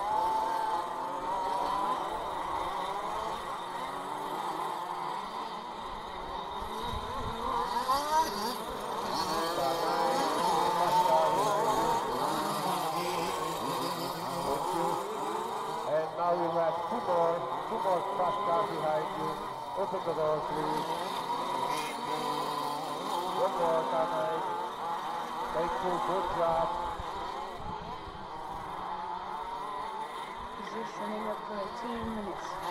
1, 7, 5, 3, 4, 6,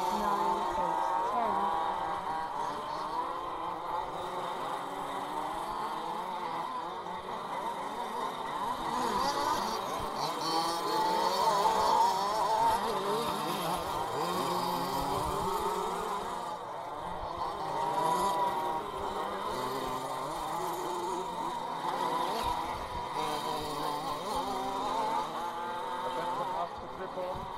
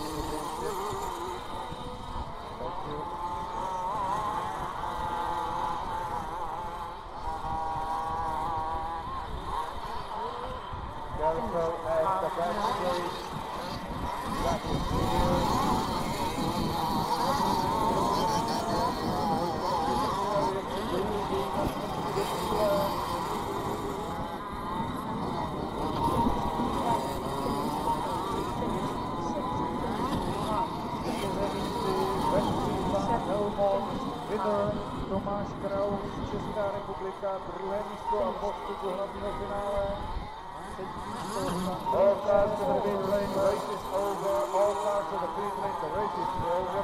Make cut the track, go to the pit lane, start clean, cut the track, please. All cars to the pit lane,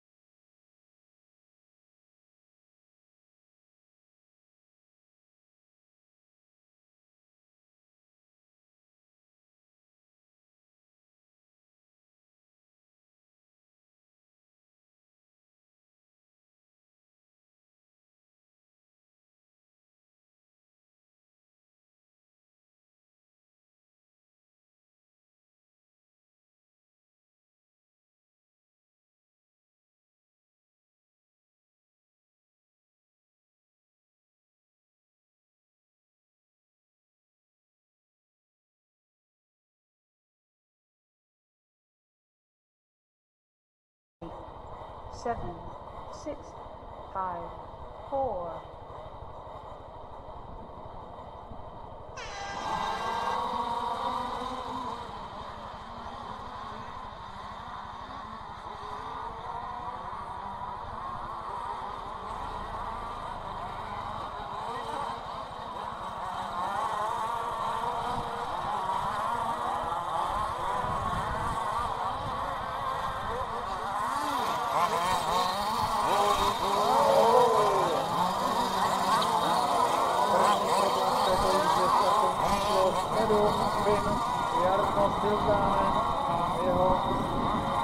Neviditelné auto je zřejmě mimo hru, mimo tuto jízdu.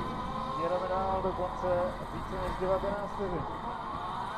19 minut samozřejmě.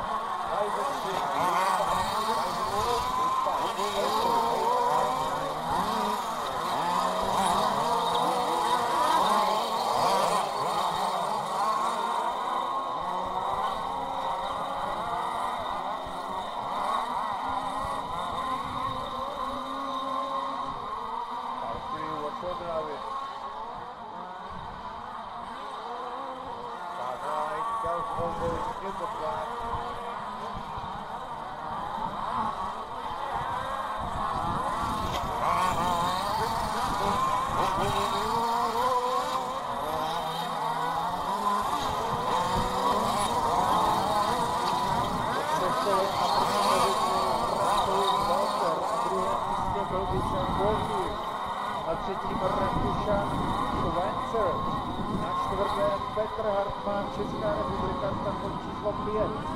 Na pátém místě Francouz Didier číslem 6.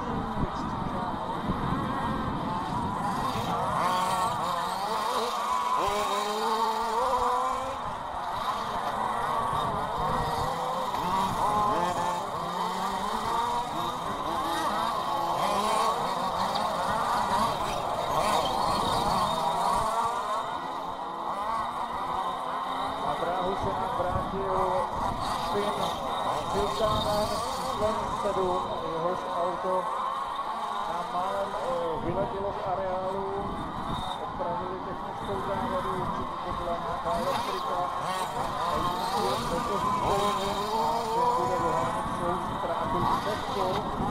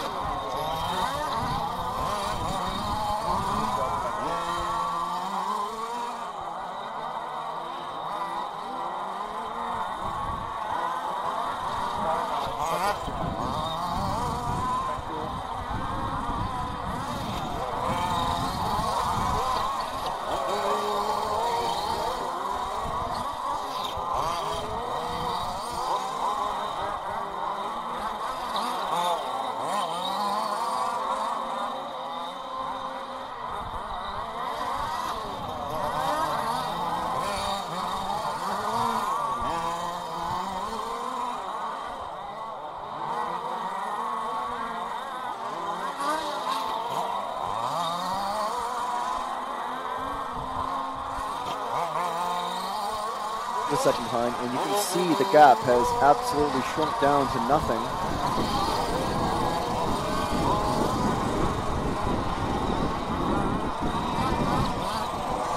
Oh, and Schweitzer caught up. Schweitzer's out! Schweitzer's out!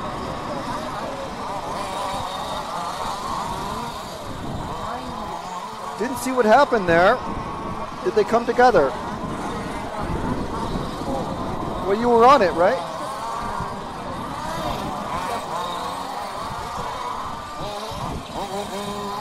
Well, Schweitzer's out. That's car number 4, suddenly losing laps and positions.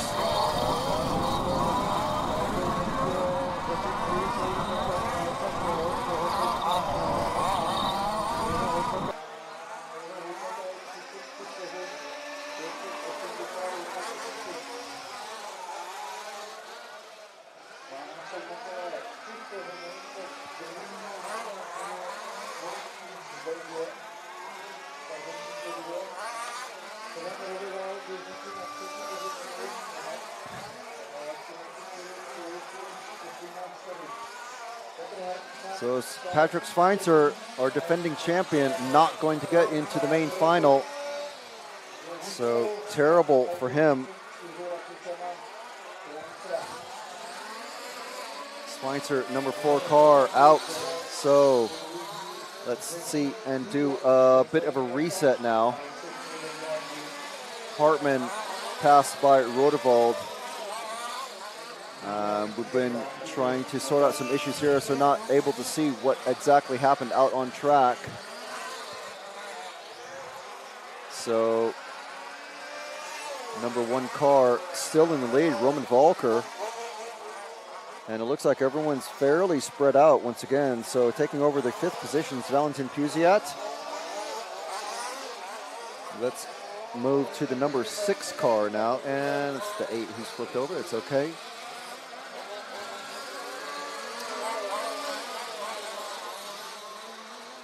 Peter Hartmann coming down. Number 6 is going to be one of these two. There he is. The second car going through the triples just about now. It's Valentin Puziat. Our final, well, he's commentator's curse. As soon as we go to him, flips over. But that's Valentin Puziat from France, taking over the 5th position from Patrick Schweitzer. Well, sorry, moving up thanks to Patrick Schweitzer braking. Not sure exactly what happened, but it was several laps ago now. So this car being checked out in the pits. 6.5 minutes remaining in this one. Unfortunately, no way back for Schweitzer now. He is 6 laps down from the leaders and 4 laps down from Puziat. 5 laps now. So this is Valentin Puziat. And we'll take a little tour of the racers. The next car ahead of him on the timing is car 5. And that's Peter Hartmann just going over the big jump, going into the L, the Elcon L. Hartmann running an Elcon, handily enough. Coming over the first of the doubles, the big doubles, and over the second big double. And that's Peter Hartmann, last year's two-wheel drive European champion.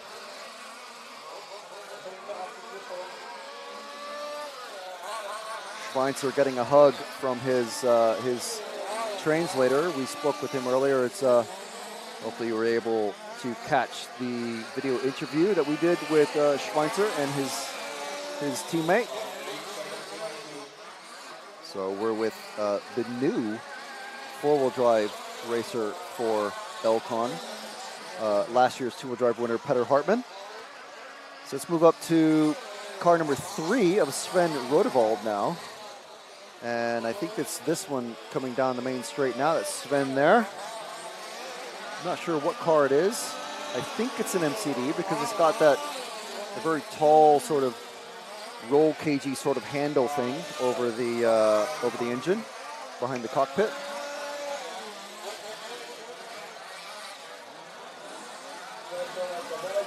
Car 5, Peter Hartmann just flipped over. That's okay. No one around to challenge him for that 4th spot.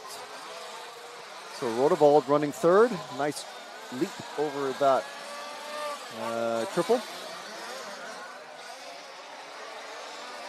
So Ken Volkiers. The next 2 cars at least going to be easy to figure out because it's the 1 and the 2 are running 1st and 2nd. So there we go. There's Ken Volkiers in the red and white car just going over the big jump into the Elcon L. Volkiers, I believe, is running one of the Ultron cars. You can see it by that big black thing sticking out the side. I have no idea what it is. It's potentially, I'm just very surprised it's something like that is that large sticking out of the side of the body on a racing machine. But anyway, Volkiers doing well with it, no matter what it looks like. He's running ahead of, well, he's just lapped Petter Hartmann. And so that means the next car we're going to follow is our leader, car number 1 of Roman Walter. And he is the second car going into the flat hairpin and coming over the triples now. He's the first car coming over the triples now. Very good jump and landing. So, the big upset in this one, as we're looking at less than 3 minutes remaining now. The big upset is last year's winner and defending European champion in this class, Patrick Schweitzer, is out. So, very, very unfortunate for him. And we have a really good selection of members of the public here. It's very nice that the track owner and club, the RCA Auto Club Stařeč, has put out signs all around the village, encouraging people to stop by and check out the large-scale European Championships. It's not very often that you're going to have European Championships appear in your town, so why not? It's a nice little day out. And now now that we're past we're nearly past rush hour, we've got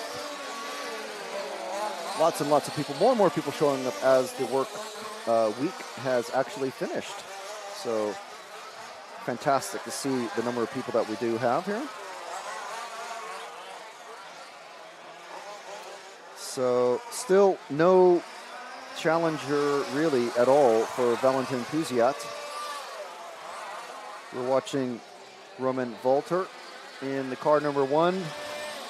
We're going to stick with him for the final minute and 10 seconds.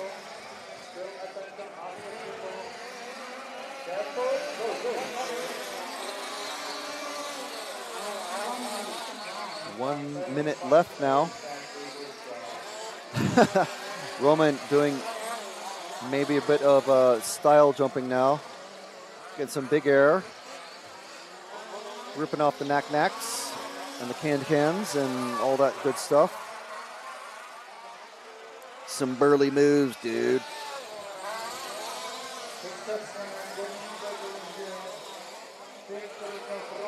We have another, who's this dead car? Is at the 7 once again. Not making it into the pit lane. And another massive crash from the 6.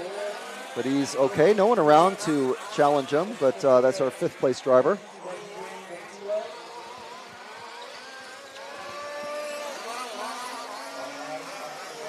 And the 8 has a front right tire about to come off, but it's Marko Leitinen.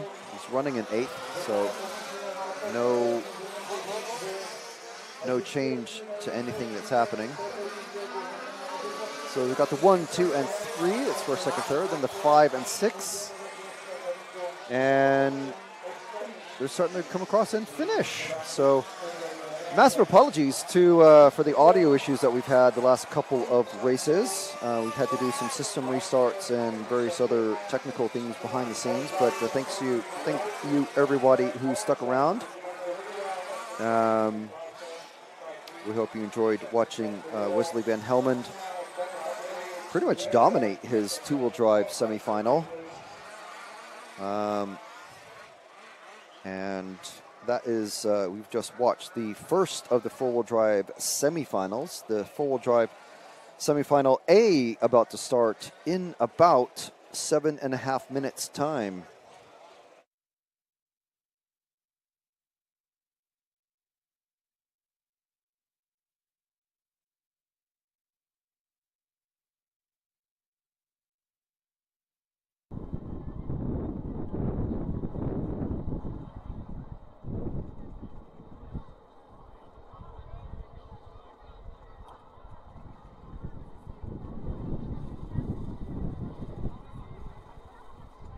Next group, semi-final A, four-wheel drive. Please, marshals, to the positions. Okay, so the next group names are up. Ferry Fernie, our TQ pole position man. So top qualifier doesn't mean necessarily pole position in the case of large scale off-road, because just because he has earned the top qualifier position. However, as we saw earlier in the short course semifinal A, Ian Audie, our pole position man, last year's defending champion, actually not had a bad receiver, and he had to end his race. So that was a big casualty in that race. So we'll see what happens. Hopefully, we don't like to see that happen to anybody, obviously. These small little electronics issues that are basically race-ending debacles, catastrophes. We like to see good, clean racing last for as long as possible. But it is racing, so anything can happen. So Ferry Fernie, our pole position, our top qualifier, John Krebaum, Tim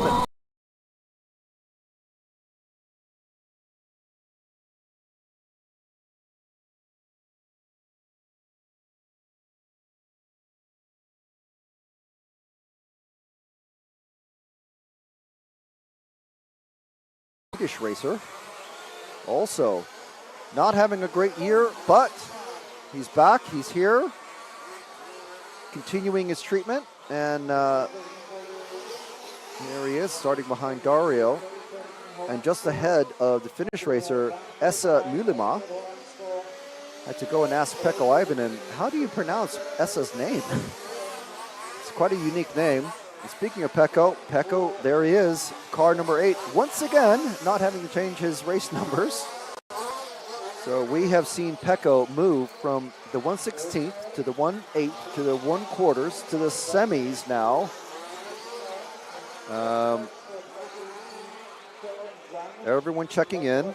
Pekko is in the pits kind of early, maybe he's just saving his car because it has been driving basically all day long. Martin Kraus, another bump-up racer from the quarterfinals, and then Palle Hornum, our final bump-up racer, and Palle from Denmark. So we have Netherlands, Belgium, France, Croatia. I always get thrown off by that HRV, and then Sweden, but actually Australian, Finnish, Czech Republic, and Denmark. Those are our countries that are represented in this one. I think the British racers tend to stick with the short course. So this is the final semifinal, the last semifinal of the day. If you don't bump up, you're out. You're done. You're packing up, and you're going to be watching the main finals, basically from the sidelines, not from the rostrum. Short course main final coming up at 5:20. Two-wheel drive final coming up at 6:05. Four-wheel drive final coming up at 6:50.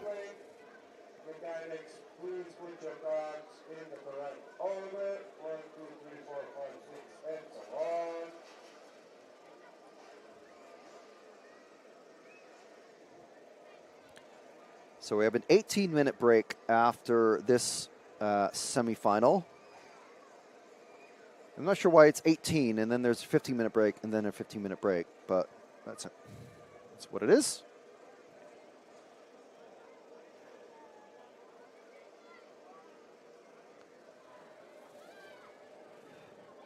So we've got about 20 seconds before the drivers will be allowed to take their cars out for their formation lap. 23 degrees, and I've just put on a hoodie. It's a bit breezy. It's also a bit dusty because the track has been just dry all day. And the reason why we're running our finals all in one day is because we're expecting absolute deluge of rain tomorrow.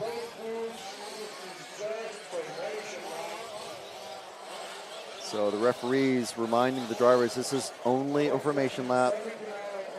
Don't try to do any passes or go crazy or whatever. Just get around the track in one piece. We have seen cars break on the formation lap. We've seen cars break during the practice laps. We've seen multiple drivers try to make it going around on three wheels. It doesn't work. It doesn't work on three tires either. So,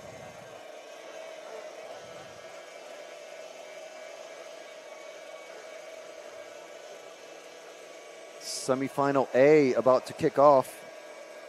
Top 5 drivers to push on into the main final. Ferry Fernie leading us off, our top qualifier. Let's see if the top qualifier curse can be broken.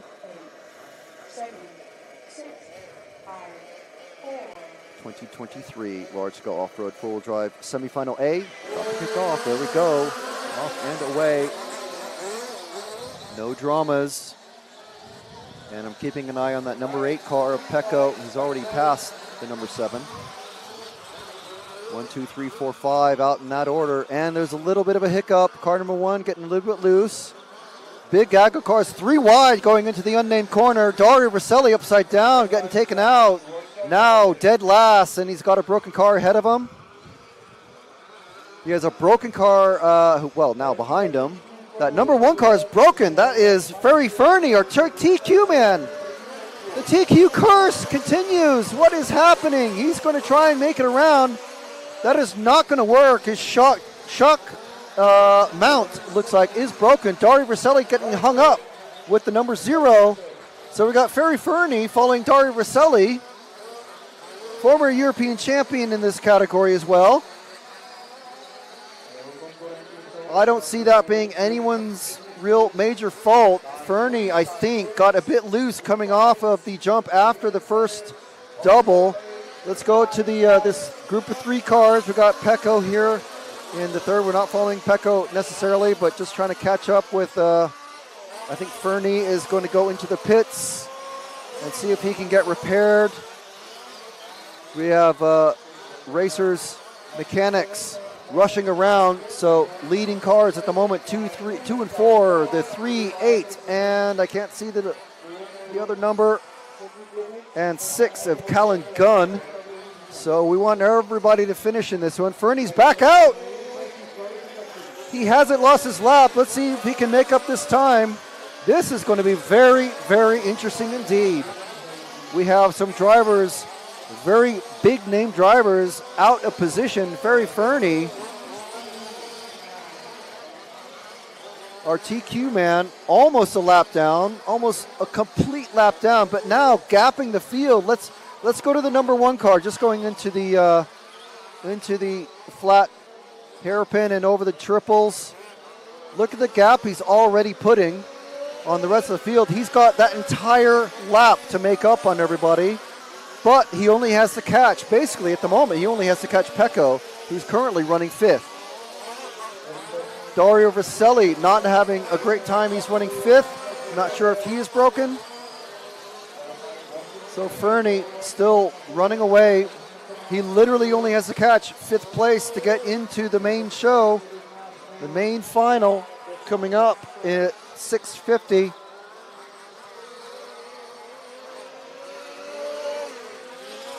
So he's not miles faster than the car number 2 of Van der Elst. Sorry, that's Dan Krabaum in the car 2. But starting to settle down now. So Fernie has a good lead, but he still has to make up about at least 3/4 of a lap to catch literally Pecco at the moment.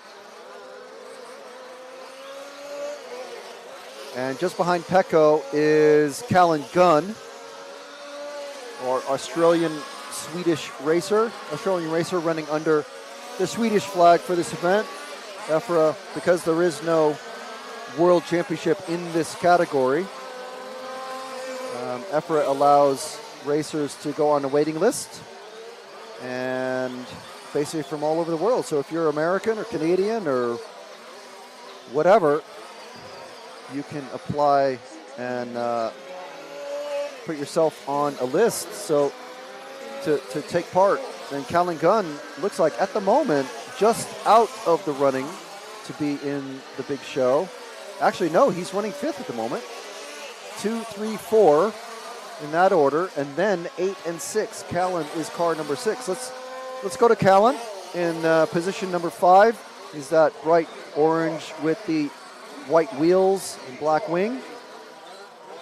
Callan not doing so hot in qualifying and having to work his way up as well.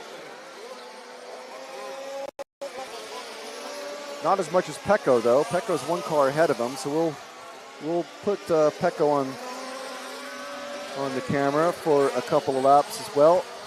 He's keeping it nice and steady, keeping an eye on Pecco, but so is Callan Gunn. He doesn't want this blue and white car of number 7. Who's that? That's Esa Mulema to capture him. Meanwhile, Esa has got Dario Viselli, former European champion in this category, to worry about. He's all over. He's actually, Esa's going to start having to run defensive lines in a bit. Let's move up 1 car to Pecco. Quite familiar with Pecco's paint scheme by now. I'm sure our viewers won't mind. Not able to put on quite as much of a driving clinic in this one.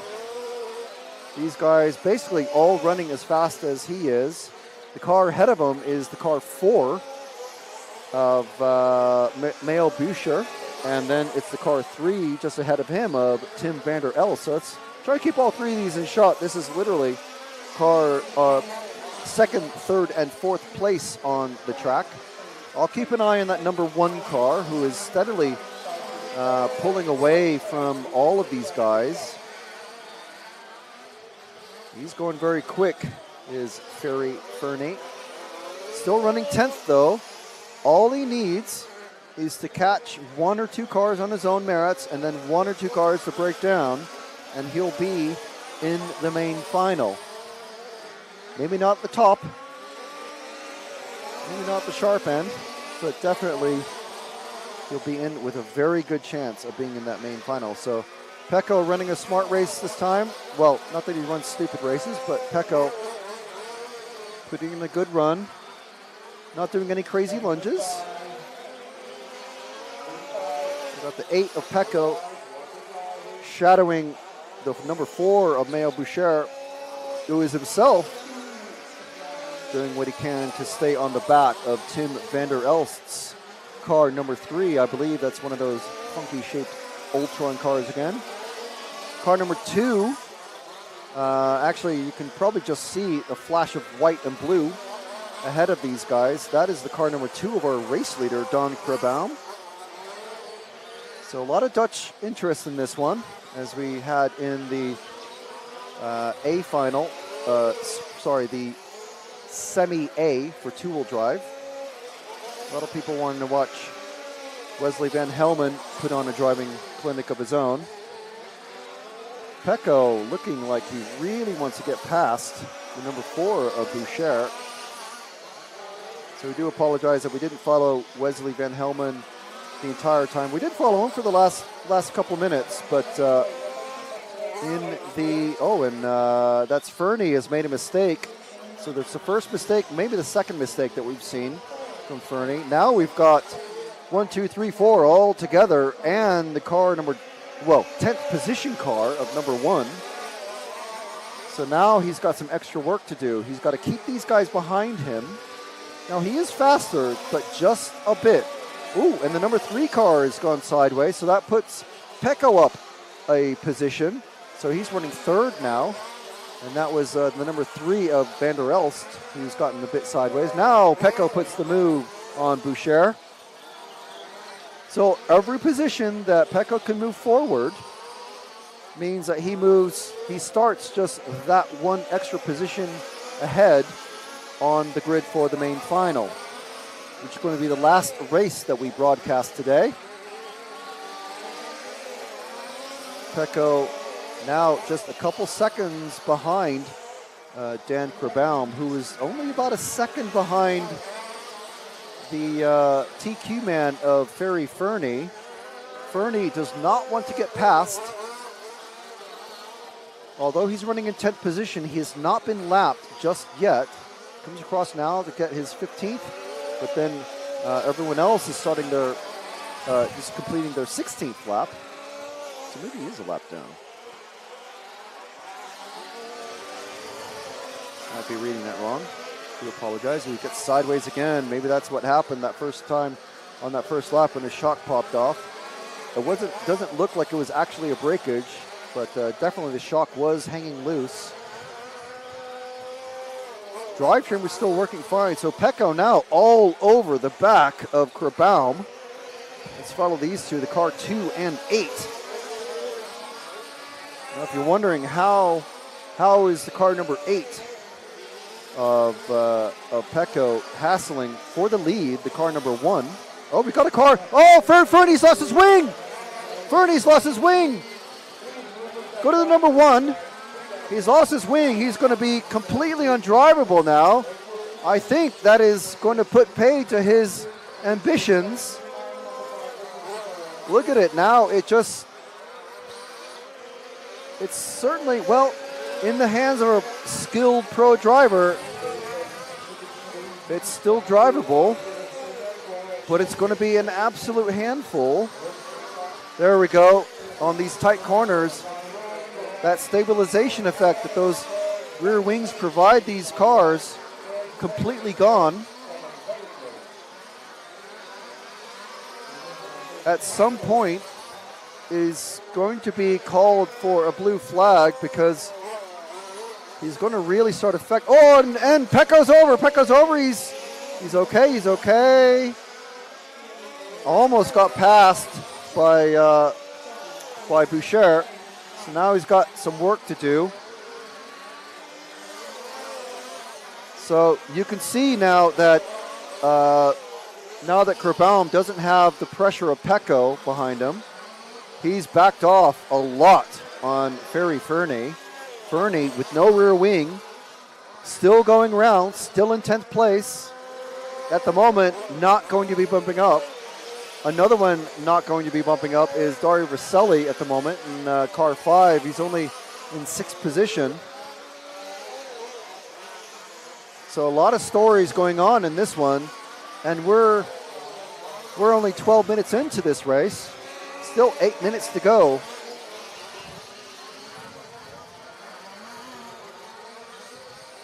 So Ferry Fernie now coming up on the number 10, putting a pass on him with no wing, amazingly. So down the straight, he'll be flying, but it's basically a completely different car to drive now, just like it was already a completely different car with only 3 shocks on it. So it looks like Pecco has gotten past Krabbaum to take over the lead. And to be honest, I'm not that surprised. And we have an upside down car. I can't tell what car that is. And it's Dario. So now Pecco, let's focus back on Pecco. He's going to put the number 10 car, Palle Hornum, a lap down and start to catch Ferry Fernie. Dario again off the track. Not sure what happened to his weekend.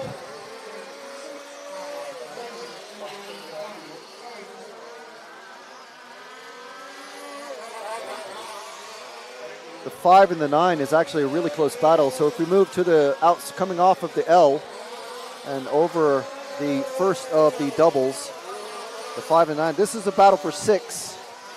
For 7th. It's very tight, but it's our only real battle out on track now that Pecco has moved ahead of basically everybody. Car 6 is out on his own in 5th place.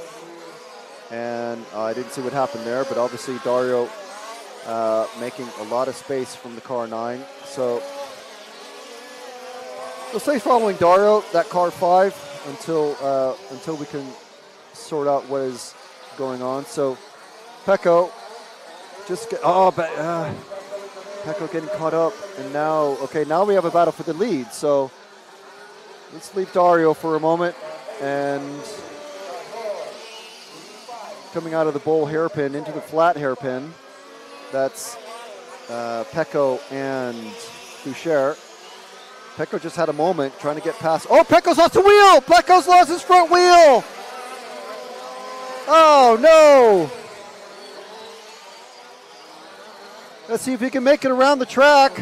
Now these cars are very durable, but he's not going to be able to finish the last 5 minutes of the race like this. His mechanics, what are his mechanics getting ready? I think the referees are telling him that he has to pit. He hasn't stopped. The mechanics are ready. So he's still running 3rd. So he has to make it into the pits. Okay, here we go. Let's follow this action. Let's see what happens. Okay, they're still hopeful. And let's see who's running 5th at the moment. So number 6 car is running 5th. And still not come around.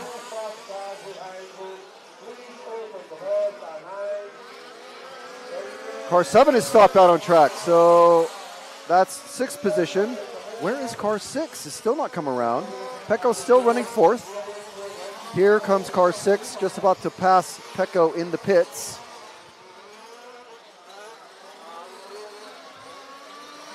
There you go, that was car 6.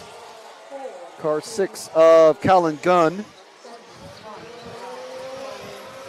So Pecco has now dropped to 7th. Still coming on 3.5 minutes. Pecco's come off the rostrum. Nightmare. What that has done though. Okay, let's go back to the car 1.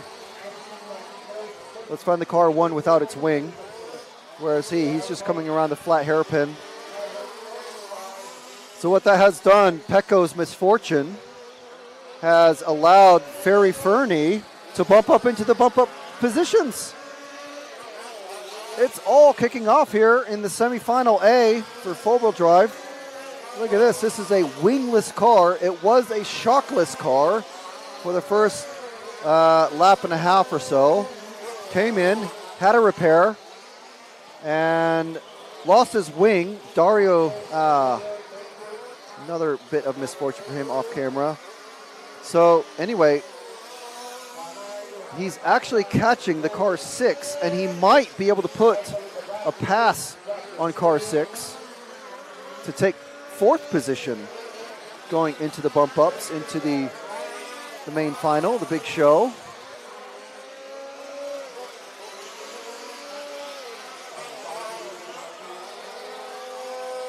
And I don't see Pecco coming back into the pits. So he's off the rostrum, and I think they're calling it. But anyway, feel sad for Pecco, but we are watching Callan Gunn in the car 6, just ahead of this car here, the number 1 of Ferry Fernie, our top qualifier.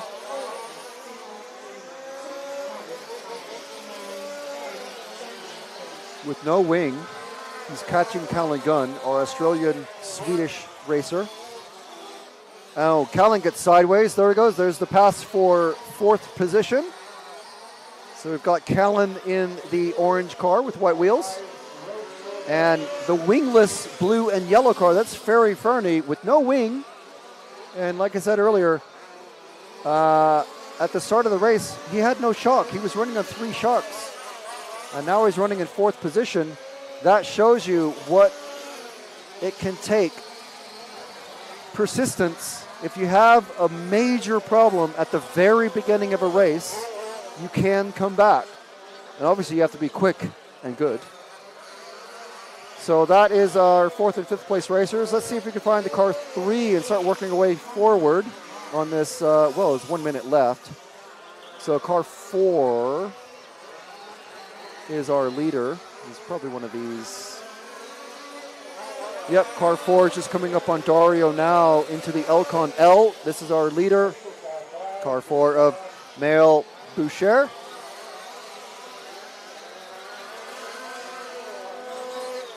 He's just lapped Dario Vaselli. I don't think Dario is about a half a lap behind Callan Gunn in 5th position. I don't think Dario is going to be making the big show. Again, feel sad for Dario. I was counted myself fairly lucky to commentate his European Championship win in large-scale touring car a couple of weeks ago in Groningen. And he was very, very happy. Obviously, this weekend, not very, very happy. I would say quite the opposite. But time has expired, and we are following Maël Boucher.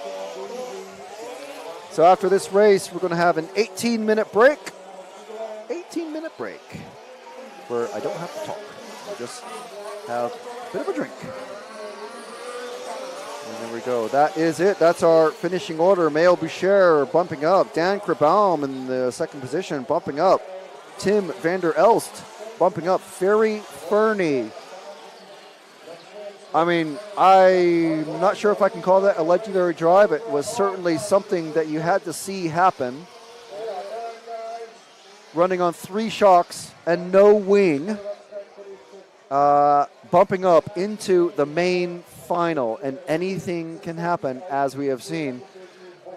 The important thing is that Ferry Fernie, our TQ man, and Wesley Van Helmen, also another TQ man in 2-wheel drive, both breaking any possible curse of TQ man not advancing. So there we go.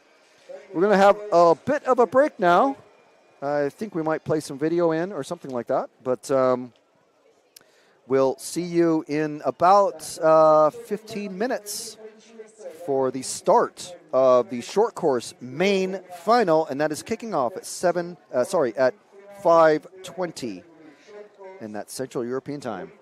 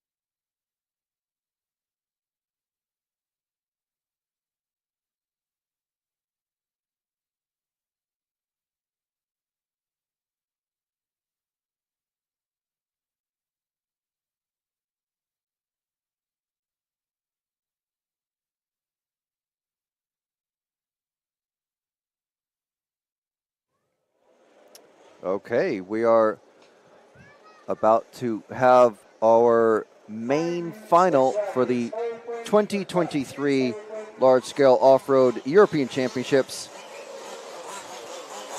here in Stařeč, Czech Republic. Short course drivers out on track.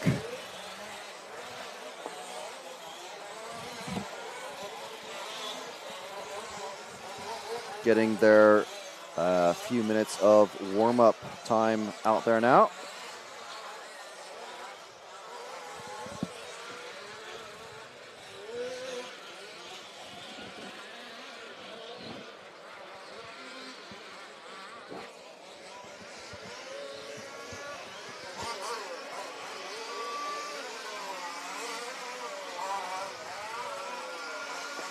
So for anyone curious, I'm sure everyone's absolutely mad to know, it's 21.4 degrees.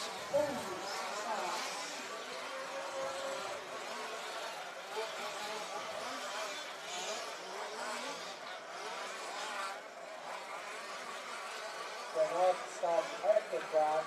Driver, you can stop at the track. Stop at the track.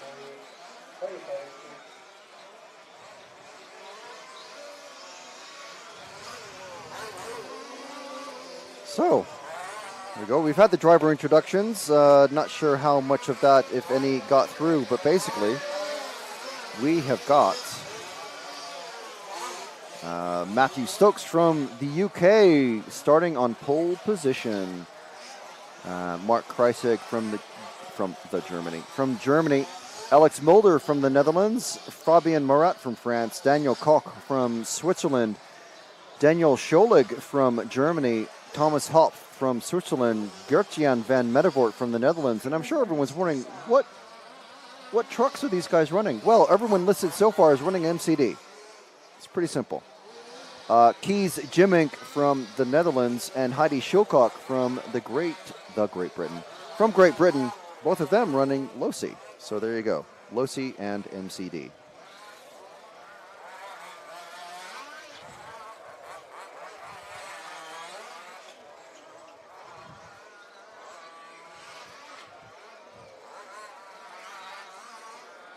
So drivers have all been called into the pits, or they voluntarily come into the pits. There's 2 minutes left to go in the warm-up, but technically really 1 minute and 20 seconds or so.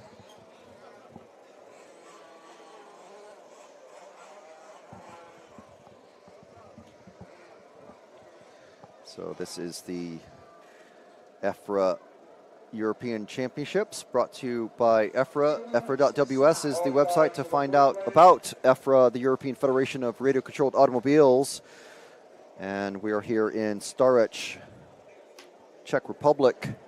Thanks to the very good graces, the extremely good graces, and the wonderful good graces of Elcon Models. Thank you very much, Elcon, for providing sponsorship for this production. Elcon and rccaronline.de and RC Fox helping to bring you this live broadcast coverage from the middle of the Czech Republic.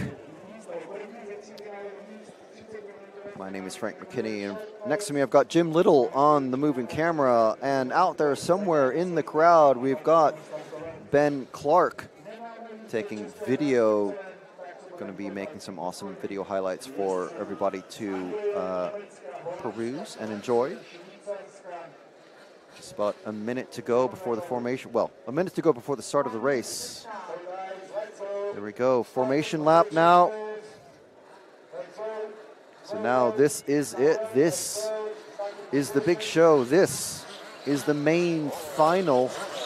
Cars out on track. Four-wheel drive, short course trucks. Full-bodied, covered wheels, intense, close racing.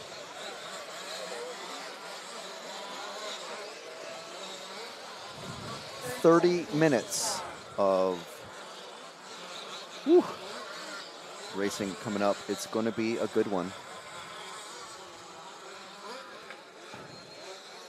These cars and these drivers always put on a great show for racing, especially because it's off-road. It's like, especially short course, it's like touring car racing. door to door, side by side. And I love it. Pole position man Matthew Stokes warming up his tires like he's Max Verstappen or Lewis Hamilton probably. So 1 through 10 out there. So this is it, the culmination of a week of practice, a day of qualifying, a day of finals, the 2022 EFRA Large-Scale Off-Road European Championships for short course trucks about to kick off in just a couple of seconds. They're off and away, everyone off in good starting order. Stokes leading them around. And we got Kreisig, Mulder, number 4 of Morat, then Koch. We got a bit of a pileup with the car 5. Huge pileup. And who is the big loser in that one? It's the car 8, I think, Van Medevort. Meanwhile, the lead 4 cars, we're going to stick on them because this is it. It's for all of, well, there's no money. Oh, and up on 2 wheels goes Matthew Stokes. And Mark Kreisig almost doing the same exact thing in sympathy.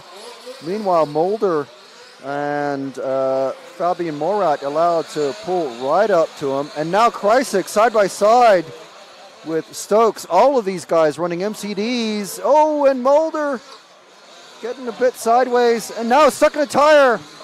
Tragedy. We're sticking with our lead 3 cars, though. Lead 2 cars, actually. Stokes and Kreisig. Kreisig telling us yesterday, yeah, I'm not really feeling it. I'm old. Yeah, well, this is what age and guile and wisdom can get you.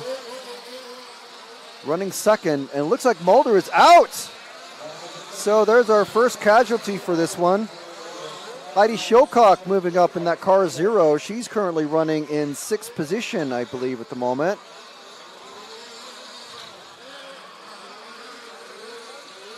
A big beneficiary. It's not too shabby, starting from 0. Let's see where she comes across. These 3 cars way out in front. So let's see what kind of lead number 4 has over the number 7. It's almost 8 seconds, 7.5 second lead these guys have. But it's really the story about these two. Stokes in that bright half yellow, half orange number 1 car. Kreisig in the dark is all really the only way I can describe it. Number 2, both of these MCD machines running just a very small spoiler on the back. No wings allowed, I believe, but obviously allowed to run fully cut out or partially cut out windscreens. And the side windows, rear windows cut open as well. Stokes, a healthy lead now.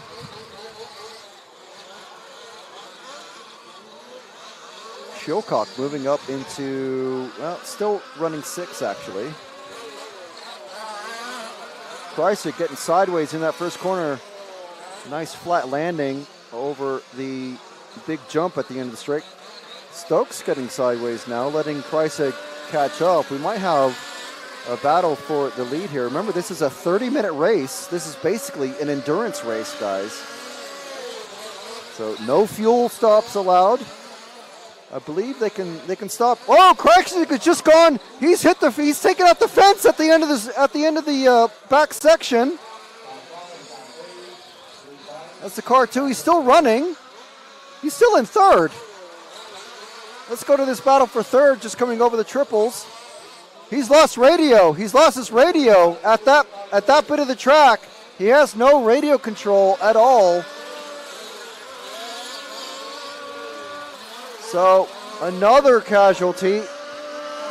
Okay, so our new battle for 3rd is this here, the 7 and the 9 coming over the first of the doubles.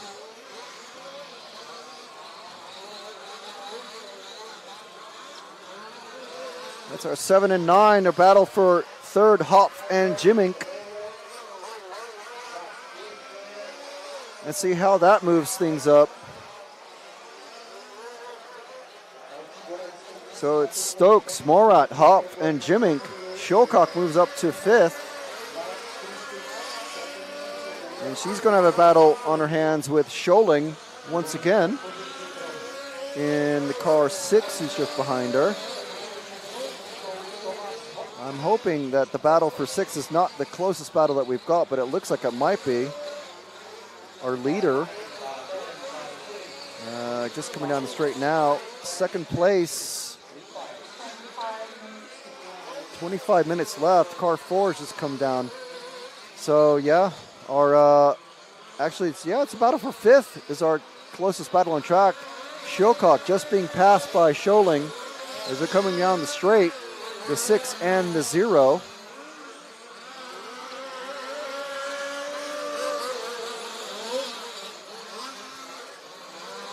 This is one of our closer battles.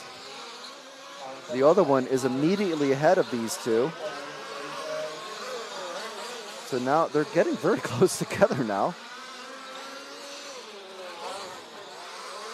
I think Kreisig's challenge is done. He's in the pits. So, unfortunately, third place qualifier Mulder and second place qualifier Mark Kreisig taken out just for not sure why. Well, not taken out, I should say, but definitely just out in general. Our pole position man, Matthew Stokes, going down. He's going to want to keep it rubber side down and keep it steady. And if he can, he's going to take home the victory. 23 minutes left in this one. Kreisig back up onto the rostrum. It looks like body shell's going back on. And as we saw in the last semifinal, anything can happen. Crisis early on, you can come back from it, but of course, to get on the podium as Shilcock rolls it, to get on the podium is going to take some effort here. 23 minutes left. Kreisig with only 5 laps on the board. 23 minutes remaining. So let's see who we're with. We've got the 9, the 6, and the 7 in that order. And then Shilcock has the 5 behind her, but that's a battle for 6th position.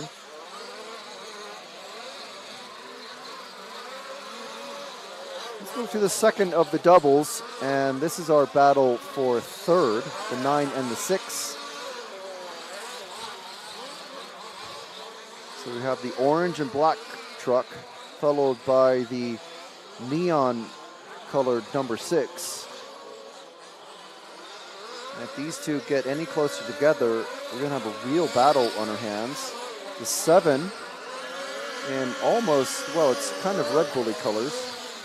Not surprising since it's one of our Swiss racers.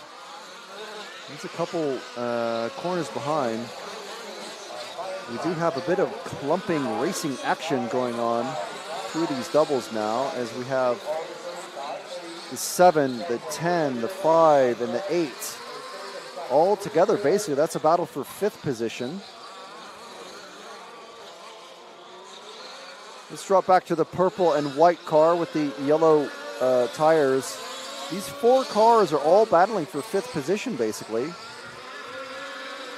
So Heidi Shilcock leading them down the straight. And then we have Daniel Koch, Gertjan van Medevort, and Thomas Hopp.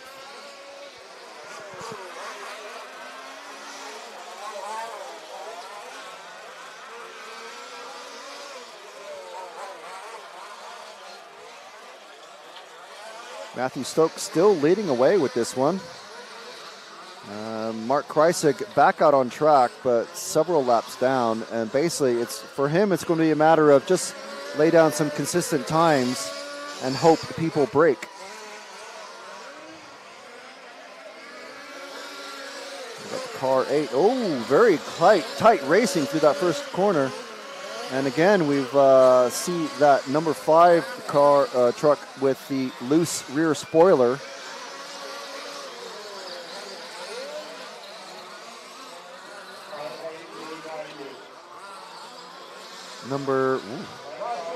That's not a place that we see someone crash very often. Right in the middle between the doubles. Shilcock trying to keep it steady. Heavy pressure from the number 5 of Koch. This is our closest battle on track. So it's what we're following. Matthew Stokes basically leading it away. Miles ahead, actually about to put a lap on these two drivers. So we'll see Matthew come up soon enough. We don't want to put additional pressure on the British racer. Of course, Ian Audie having a receiver issue, not an engine issue, a receiver issue, forcing him to stop in his semi-final a couple hours ago, whenever it was. But Matthew Stokes doing it for Britain. Ooh, and Shilcock getting a bad landing, but able to force her way ahead of Daniel.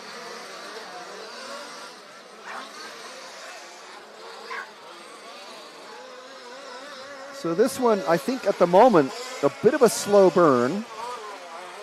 We do have 19 minutes remaining though, so anything can happen.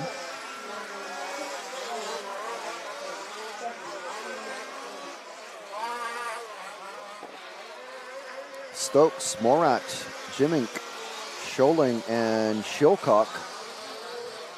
Well, actually, it's Shilcock then Scholing at the moment. See if we can find the car 9 of Jimink. Where's he at? He's coming down the straight, and then he's got the 6 of Scholing.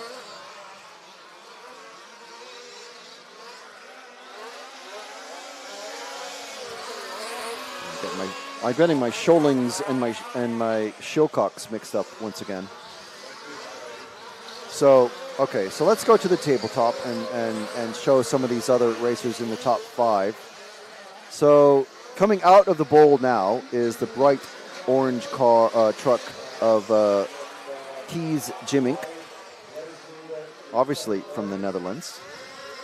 Going down the main straight, running, I believe, a Losi, because it's got that full roll cage. I'm curious what the weight penalty of that roll cage is. I'm all for the roll cage and the front and rear bumpers. However, it's heavy. And it's also top heavy as well. So just make it look cool, which is the main benefit of it. Now, if we drop back one car to the Rad Vision Skateboard XS Super Neon tribute scheme of the 80s here. It's the car 6 of Scholing. It's Daniel Scholing. Meanwhile, off camera, Heidi Shilcock has been able to break away from Daniel Koch. So we're on Scholing. Wherever the truck number 4 is. Stay where you are, Jim. Oh, we've got Fabian Morat just going over the first of the doubles. And that's Fabian Morat. And you can tell it's Fabian Morat, not by the number 4, but by the French flag. Very large, emblazoned on the sides, both sides of that truck. That's Fabian Morat in the number 4. And Shilcock must have made a mistake because it has Dan Koch all over the back bumper again. But this is, we're on Fabian Morat coming through the Elcon Elcon, one of our big sponsors this weekend. So thank you very much for providing the coverage for everybody. We hope you're enjoying it. While we have a kind of a slow moment here at the moment. And while we're covering our sponsors, let's go to the main straight and follow Mark Kreisig in the MCD running for RC Fox, another one of our sponsors. So thank you very much. Mark Kreisig is literally Mr. RC Fox. He runs the whole show there. So thank you very much, Mark, for we want to give RC Fox some additional love. And also, of course, rccaronline.de. So if you're in the Europe area, or especially on mainland Europe, you can check out rc-car-online.de or RC Fox. Either one of those. They're both based in Germany and both specialized in RC model racing and hobby stuff. Hobby meaning, you know, not quite racing stuff. Maybe they're like the toy level stuff. That's RC Fox has recently moved into that. So I think that is giving everybody a little bit of love out on track. I think the only one we haven't covered is the number 7 of Thomas Hopp. Just coming over the first double now. You see what I mean? It's just a little bit like, it's reminiscent of the Red Bull scheme. Red Bull, of course, the Red Bull Ring based in Austria. Well, it is in Austria. It's not based in Austria. It is in Austria. So this is, Thomas Hopp of Switzerland. I get my Switzerlands and my Austrias mixed up again. I do apologize. But Thomas Hopp here. And so who haven't we covered? I think that is everybody. Unfortunately, we missed Gertjan van Mettevoort. Alex Mulder also breaking out, not running any longer. Breaking out very early as well. Mark Kreisig broke early also, but has come back. I think he had some radio issues. But I was hoping to segue neatly into our battle between Shilcock and Koch for the our 6th position. Actually 5th position, but it looks like Koch has gotten ahead of Shilcock, and unless she's able to catch up significantly. See if we can get both of these cars, the 0 and the 5, in the Elcon L. That was our battle for 5th. But Shilcock needs to make up 3 or 4 seconds, looks like. Let's see what the actual distance is. It's about 4 seconds.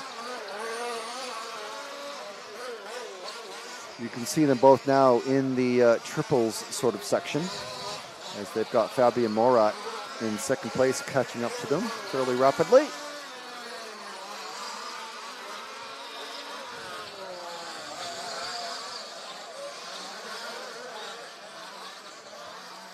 So this one, like we said earlier, it's an endurance race, so it could all come down to the last few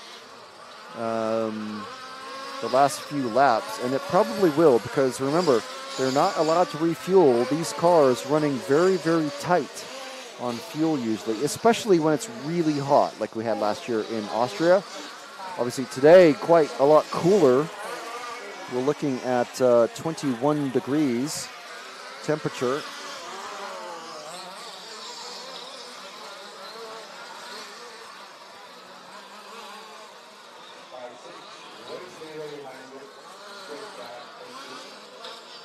So the referees calling blue flags for the racers who are getting caught up and passed by the race leaders.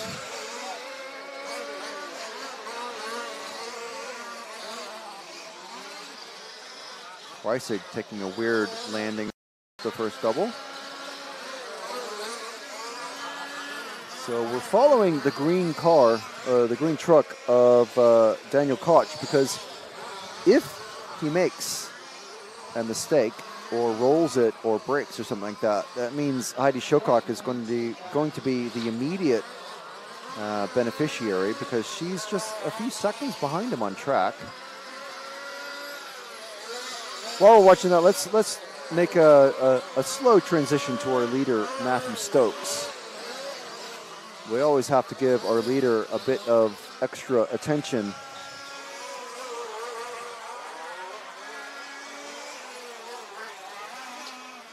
Because he is leading it away.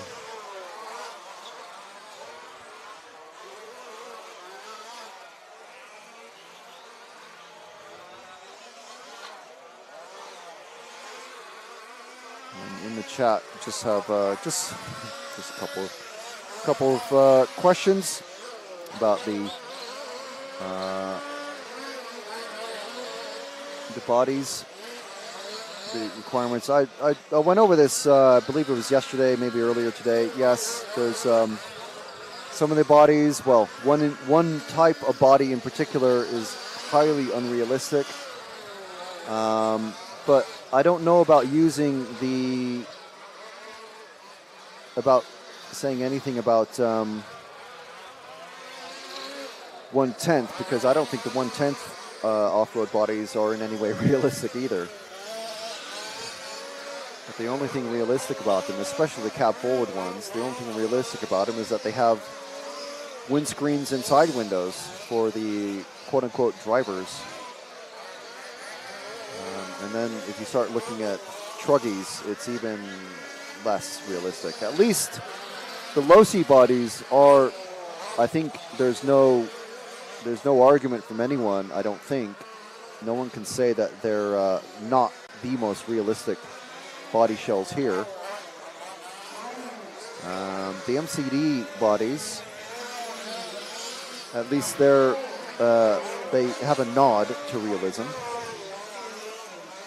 But yeah, the very aero sort of looking bodies, they're just basically just made for high downforce is their main benefit. With you know how some people say, oh, I really like very, very rare steak, you know, just grab it by the horns and drag it through the kitchen, right? That's what these some of these bodies look like. They've been dragged by the horns through the kitchen and given a nod. But in 10th off-road, there's no, I don't think there's any like written requirement for realism. As long as it looks like a truck, basically, is what these go for. I mean, I'm much more of a scale fan than I am a racing fan, I would say.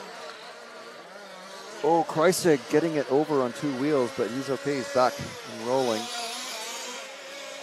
But we're watching our leader, who Kreisig has made up 1 position. He's running 6 laps behind our leader, who is on camera now, Matthew Stokes, in that number 1 truck. And I did see someone earlier say, well, dish wheels should not be allowed. It's like, well, that's all that's made for these guys. You can say that all you want, but no one's seeing multi-hole, I don't even know what you would call them, like mag-type wheels for these cars, or for these trucks, I should say. So if it's not available, no one's going to run it. I mentioned earlier, if possible, I'd run black wheels and spray them silver at least, so just the lighter color so that you can see which way the wheels are turning. But, you know, there's only so much distance that a racer is going to do to make it look cool. Coolness wins you style points, but it doesn't make you any faster, generally.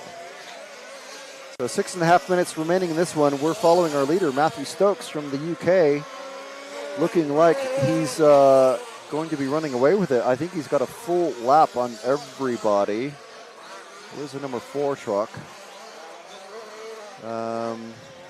He's about a half a lap ahead of the number 4, Fabian Morat. Fabian himself coming up on the number 10 truck of Heidi Schilcock, also from the UK, starting in 10th position, currently running 6th.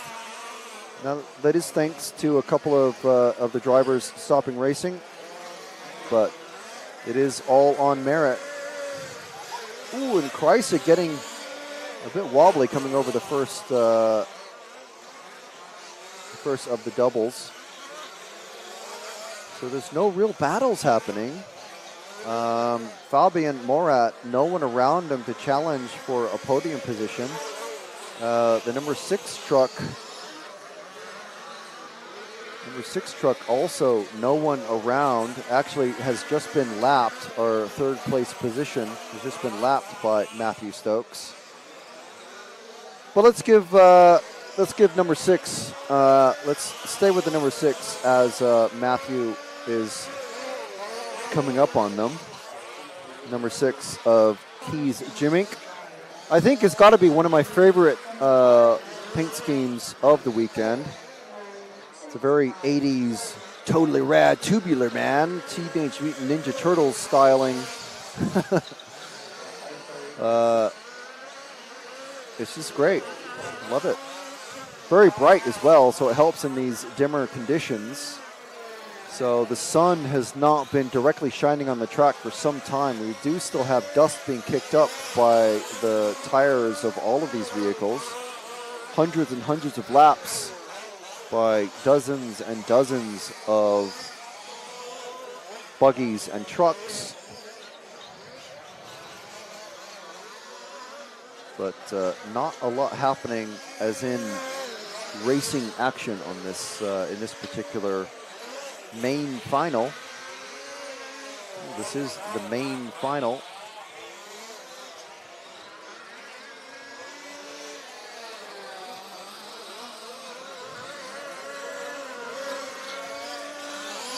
The 2023 EFRA European Federation of Radio-Controlled Automobiles four-wheel drive short course main final. This is a championship race for the European Championship. Last year's winner, unfortunately, breaking out.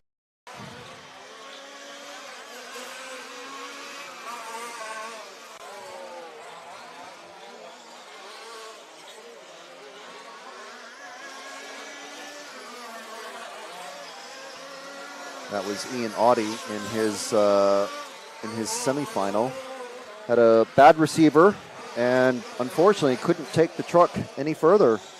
So luckily for Wesley Van Helmond, he was able to dominate his semi-A final. And we'll see him come up in the next race, starting at about 6:05. So in about 10 minutes, we've got 2 minutes and 39 seconds left in this one. Most of these trucks running MCDs. And we have Jimmink and Shilcock running Losi. They're the only two running Losi here in the, well, at least in the main finals. Everyone else packing up. Are we on the 4? Can we go to the 4 at the start of the straight, Jim? This is Fabian Morat. I want to make sure and give some love to our podium finishers.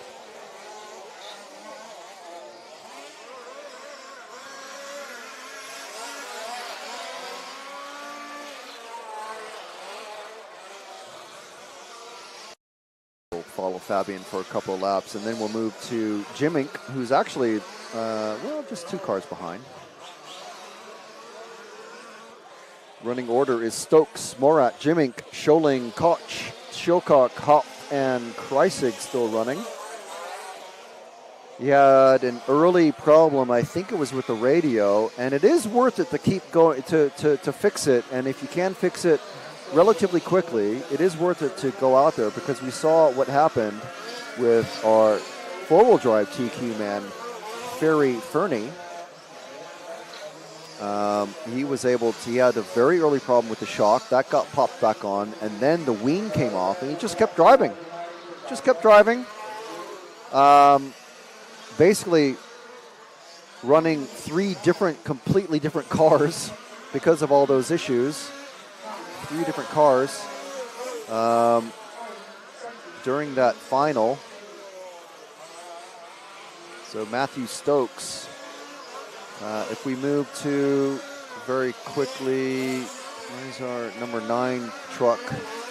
I'm sure we followed Jimink already. There he is in the bright orange. We'll follow him for about a half a lap, or not even that long, because we very quickly want to move to Matthew Stokes, who is just coming out of the Elcon L. Matthew Stokes leading this one from start to finish, coming over the first of the double jumps around the unnamed corner, over the second of the doubles, and making the turn onto the back section over the tabletop into the bowl corner. And there we go. He's already getting applause from the marshals, coming across to take what I believe is going to be his first EFRA European Championship in this category. Congratulations, Matthew Stokes. An excellent race. There goes his tires. Who cares? They're already used up. Taking a victory lap. And he's going to bring it into the pits, running on, well, at least tire, because he's lost his one of his inner foams. Go ahead and cut the track. It doesn't matter now. Referees telling everyone, cut the track, go into the pit lane. There we go. Congratulations, Matthew. A well-deserved win from flag to flag. Fabian Morat taking second position. Jim Jimink taking third. Daniel Scholing. Then it was Koch, Schilcock, Hopf, and Kreisig. And unfortunately for Van Medevort and Mulder, not finishing the main final. So congratulations, Matthew. Once again, I'm sure he's going to be very proud to. He's going to go on a victory tour of all the British racetracks and take that trophy around and show it off, I'm sure. Strap it to the back of the truck. Why not? So now we've got, I believe it's going to be close to a 15-minute break. The two-wheel drive racers already ready to go onto the rostrum, but we've got 15 minutes before the scheduled start of the race. There's Matthew coming down the rostrum with his trophy. Great job. We'll get a chat with him later on.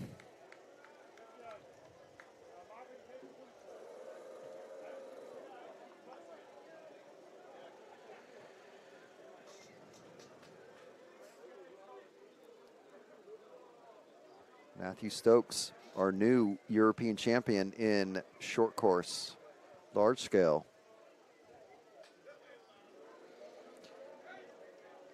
And I'll be honest, it wasn't a mega race, but from Matthew's perspective, that's exactly what you want. Just keep it chill and keep it all 4 tires.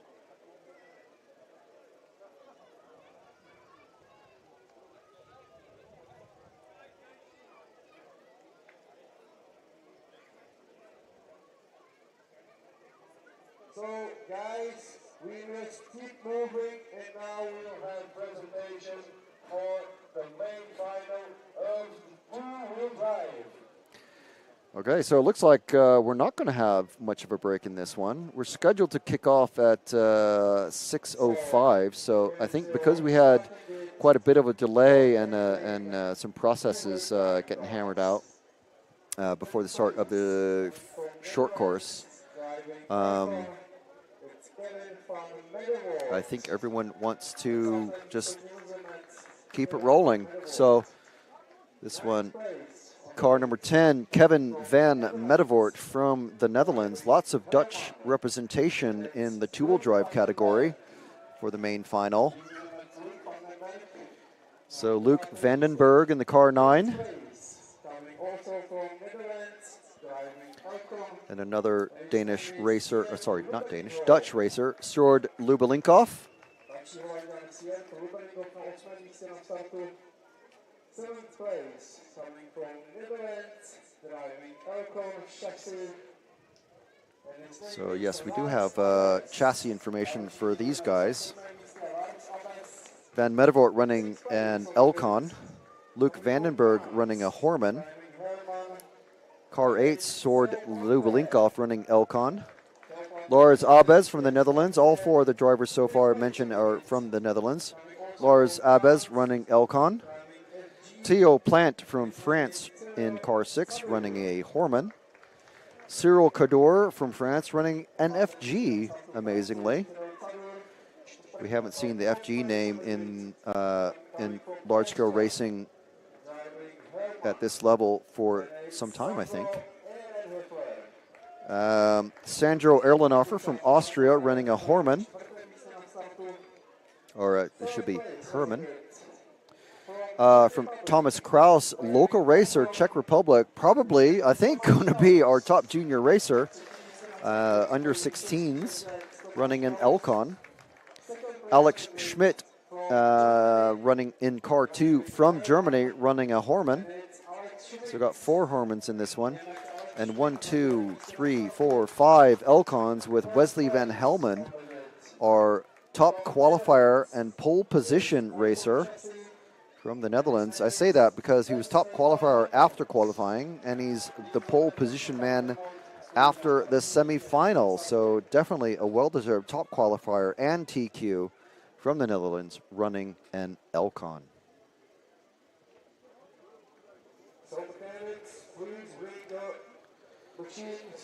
So here we go. I'm sure we're going to have all of the Dutchies in the chat ready to cheer on Wesley Van Helmond. Not too shabby of a racer in 10 scale either.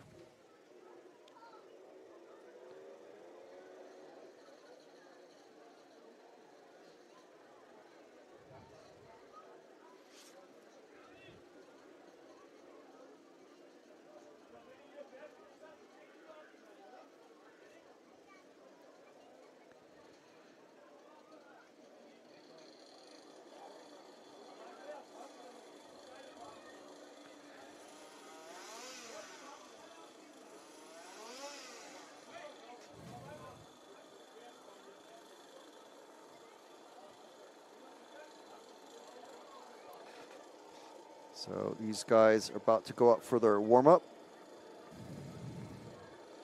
4-wheel drive main final drivers out on track.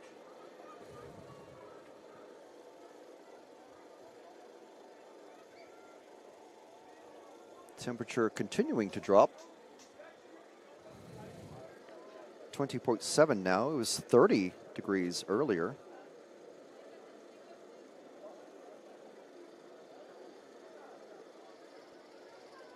So Van Helmond going to lead them off. Alex Schmidt, Kraus, Erlenhofer, Cador, Plant, Abes, Lubelinkov, Vandenberg, and Van Medevort.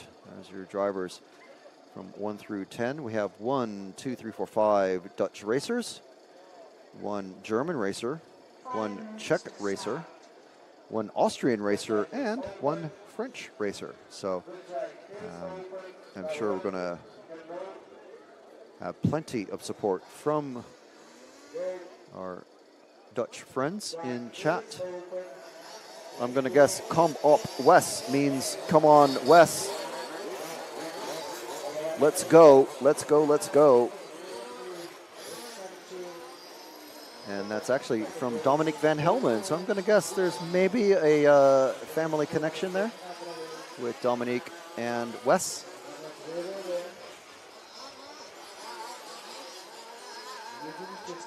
Just an educated guess. So this is, once again, it's a 30-minute race. These guys have been practicing all week, starting with free practice and then controlled practice and then timed practice, where the fastest consecutive laps set the qualifying order.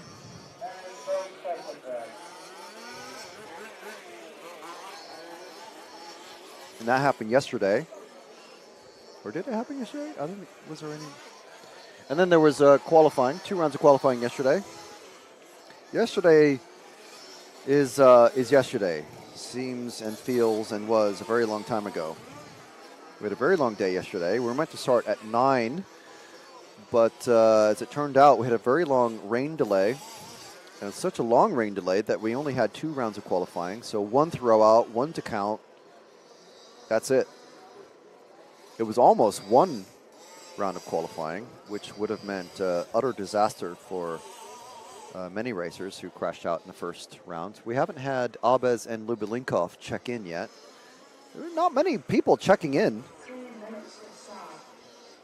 Why has everybody come into the pits? Are they changing tires? I think we're seeing a lot of work happen in the pits. Bodies off. I'm not sure what's going on here. And can someone send a text message to Wesley and find out what's going on? I'm sure one of our Dutch friends can do that. Dominic saying, yes, there is a family connection. So thank you very much, Dominic. Not trying to force you to say anything, but you know, obviously noting the same last name.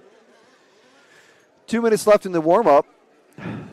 Once we come down to, well, actually at this point, we might be allowed 1 more lap, but the driver is going to be told to come in very soon. No more laps out on track. Yes, 2 minutes. So that is when the referees call them all in.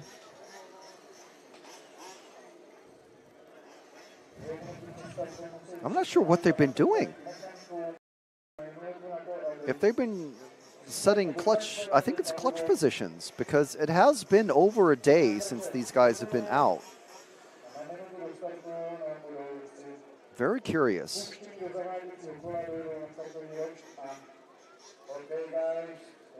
And obviously 24 hours ago, the track was not like this. It was a little bit rutted up, but it's pretty much stayed as it was as far as the ruts and holes.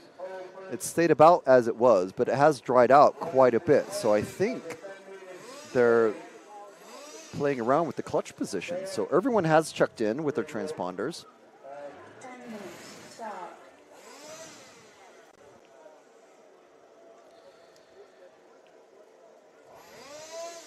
We have a couple of people cheering on FG. FG, one of the really properly venerable brands of RC. Mr. FG himself. I can't remember the name of the gentleman, but obviously first name starts with F, second name starts with G. Not too long ago, sold the company.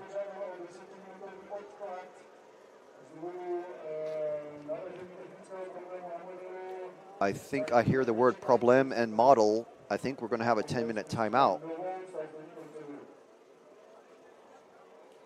I think we have a 10-minute timeout. Yes. Yes, we do. So the timer is now saying 9 minutes.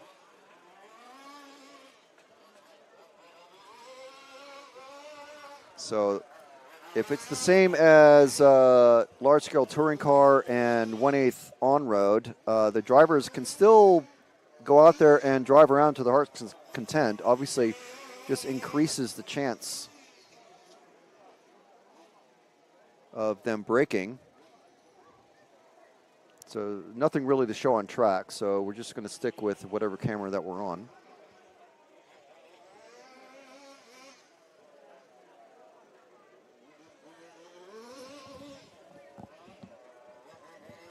Just one car driving at the moment.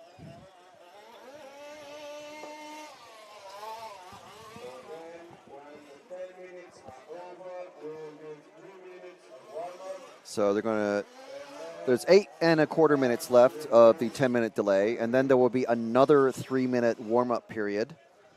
And then with 2 minutes left to go before the race starts, they will call the drivers into the track once again, and then the formation lap with 1 minute to go. So I think it's one of the Elcon races. I can't tell who called the delay. I see Schweinster's mechanic, but it's obviously it's not Schweinster. Schweinster's mechanic was running through. Mechanic slash translator.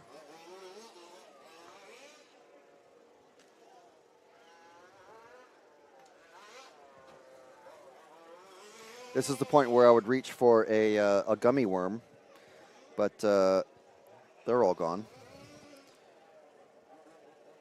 I ate those while we had our sound issues earlier. Well, while we're at it, may as well bring up the fact that we love our heroes. And you know how you can be an RCTV hero? You can join the RCTV channel. You are already subscribed if you're in the chat. Hopefully you've subscribed and hit the bell to be notified whenever we go live for awesome live RC racing from anywhere around the world.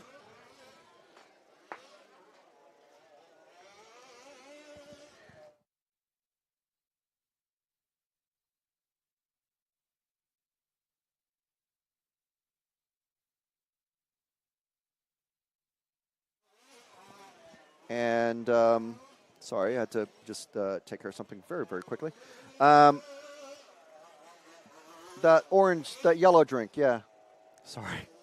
It wasn't meant to be going out. But anyway, yes, become a hero. So for $5 dues, shekels, and pesos of your own hard-earned currency, you can support RC Racing, which support RC Racing TV, which supports RC Racing, which in turn supports RC. So how about that? That's awesome, isn't it? We think it is. So you can become a hero. You get a sheet of stickers mailed to you, sealed with a kiss. Honestly, really, truly, they will be sealed with a kiss. You get a highlighted name in the RC Racing TV chat. You get a little RC TV logo next to your name to let everybody, make sure everybody knows that you're a hero and you are the super coolest guy in the live chat.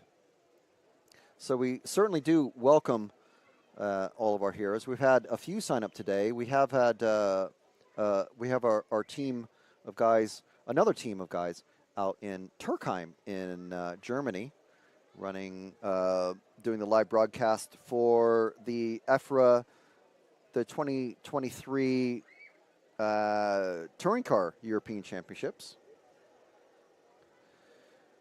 We could pan the car to the driver's stand, but there's literally nothing to show. It's pretty blocked, and I'm not sure which camera we're actually on at the moment. Anyway, so I'm not controlling the cameras. I'm just talking and filling the space.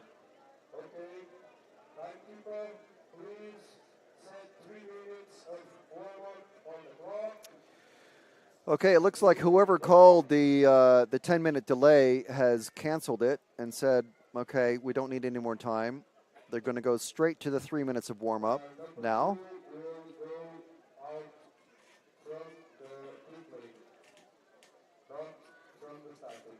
So it was car number 3 of Thomas Kraus who called the delay, because you can call a 10-minute delay, and you get 10 minutes, obviously, to do whatever you need to do on your car. But what that means is, because you've called the delay, you can only do it once, obviously. You can only do it once in the main finals, and I think in the semis, but I'm not sure. So that means Thomas Kraus is now going to be starting from the very back of the grid, meaning pit lane start. So if you're familiar with that from Formula One or MotoGP,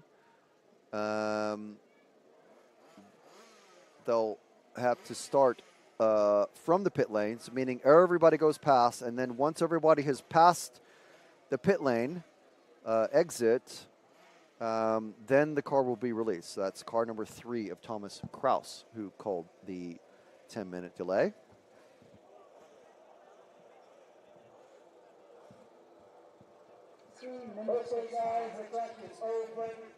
So it's not ideal, but obviously it's a 30-minute race, so anything can happen. Track is open. No one has let the car out.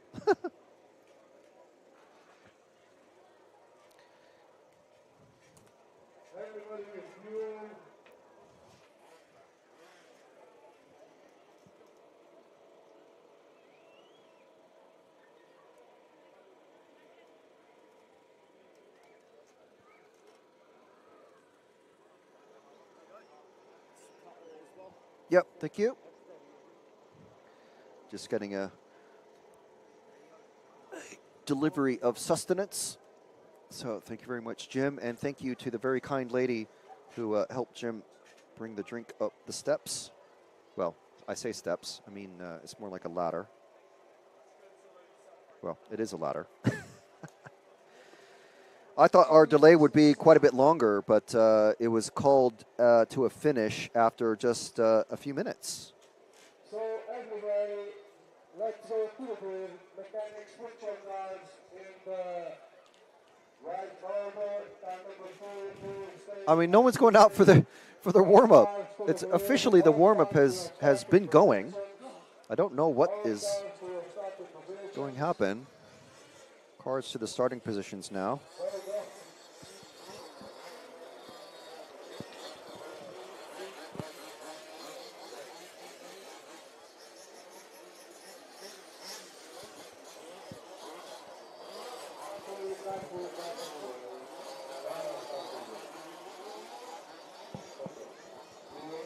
So that's it for warm-up. I'm not sure quite what happened there.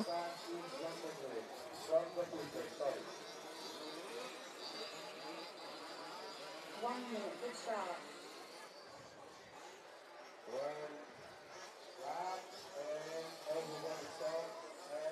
But they're off onto the starting grid now.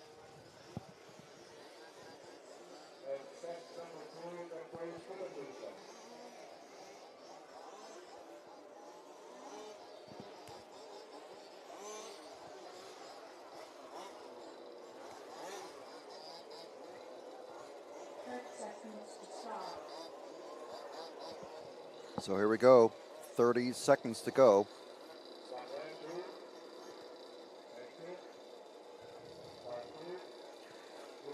Before 30 minutes of racing, high intensity two-wheel drive racing starts. The car number 2 is the one that called it was Alex Schmidt. Okay, here we go, 10 seconds for the start of the EFRA 2023 large-scale off-road two-wheel drive European Championship main final here in Stařeč, Czech Republic. And they're off and away. Everyone off except for that number 2, starting from pit lane of Alex Schmidt. Everyone off in number order. Alex already off the track. So a nightmare start. Wesley Van Helmen leading them away. The car 3 getting it was car 4, I think, getting sideways. And a massive collection of cars giving Wesley Van Helmen and Thomas Kraus, our youngest racer here probably, a massive, huge lead. Great clearance for the first time for Wesley Van Helmen coming across the triple down the main straight. They got a huge lead on the rest of the field. And it's the 7 and the 6. Sorry, the 7 and the 8 are squabbling over position with the 5 and the 9. So that is Cyril Kador, Sword Lubelinkov, Abez, and Vandenberg. Meanwhile, we are on the lead cars. Thomas Kraus trying to pressure Wesley Van Helmen. Kraus taking a double single. Wesley Van Helmen taking it as a triple.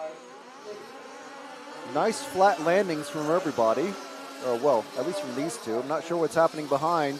The 7 is leading the 8. Then it's the 5, 9, 0, 6. The 4 and the 2. Alex Schmidt finally getting a pass on somebody. He's got to work his way very carefully through this field. We've seen what can happen when cars land just a bit off. Landing on one tire. Inserts exploding out of the tires. Basically like running on a flat. So Kraus very, very slowly losing just a little bit of time here and there. Let's see, last time across, Kraus about a second and a half behind Van Helmen. Van Helmen very easily able to clear that triple. Kraus taking it as a double single, which is definitely the slower route. Wesley able to get a good line in acceleration. Watch this acceleration coming off of this berm. Full throttle, bam, clears it. nice and flat, while Kraus does it as a double single. So that alone is giving probably a half a tenth to Van Helmond every time he goes around.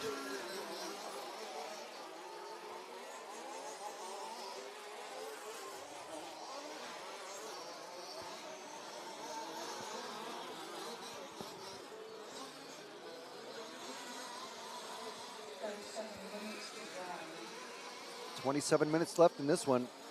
Wesley, slight mistake somewhere. Went a little wide. And that has let Kraus creep up just a bit. Kraus driving a smart race here, I would say. Again, this is an endurance race. It's a 30-minute race. These cars are beasts. They're not indestructible, however, so throwing the car deep in is not the way to, well, one, it's not a way to make friends, especially with the referees who are probably going to tell you to do a stop and go, but also it drastically increases the chances of problems such as major breakages. Going to put an end to the race. So Kraus, very gentle jumping. These two leading away. Kraus with about almost a 6-second lead on the number 6 car, or number 8 car of Lubelinkov. They're coming up on the stricken number 10, who's gone into the pits once again. That's Kevin Mandevort, Van Medevort, sorry, who's actually come off the rostrum. So going to try, again, as we saw in some of the early... Oh, and Kraus goes over, but he lands on his wheels, doesn't need to marshal. Nearly ended up, well, he was actually about half the car was in the main straight, and if he continued tumbling, this mess of cars could have had 5 or 6 cars smashing directly into him, which would definitely, almost certainly, put an end to the race with a major breakage.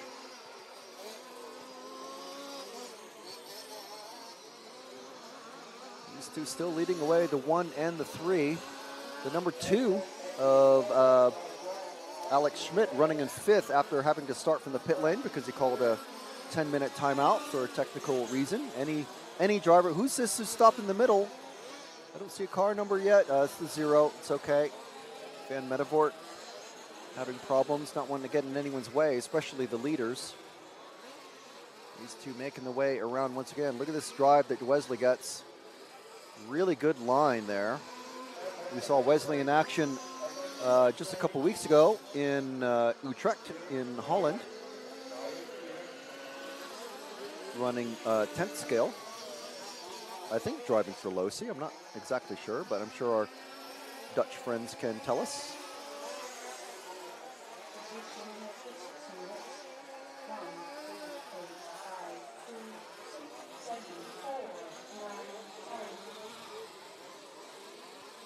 So Van Helmond still leading away. And this is almost exactly the kind of race that Wesley wants to have. The only way to make it better was if Thomas Kraus was in this gaggle of cars behind him with the 8 and the 5 and the 2.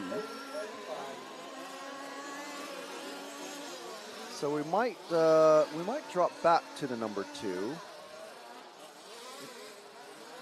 as soon as he catches up to the number 5, because he's going to start working his way through these guys. Obviously, he qualified 2nd, so he's obviously just a bit quicker. And I think let's go to the straight now, because we do have definitely a battle for 3rd place here. It's a 3-car battle for 3rd. Final podium spot. There's no more bump ups, remember. Oh, getting sideways there. Oh, and let's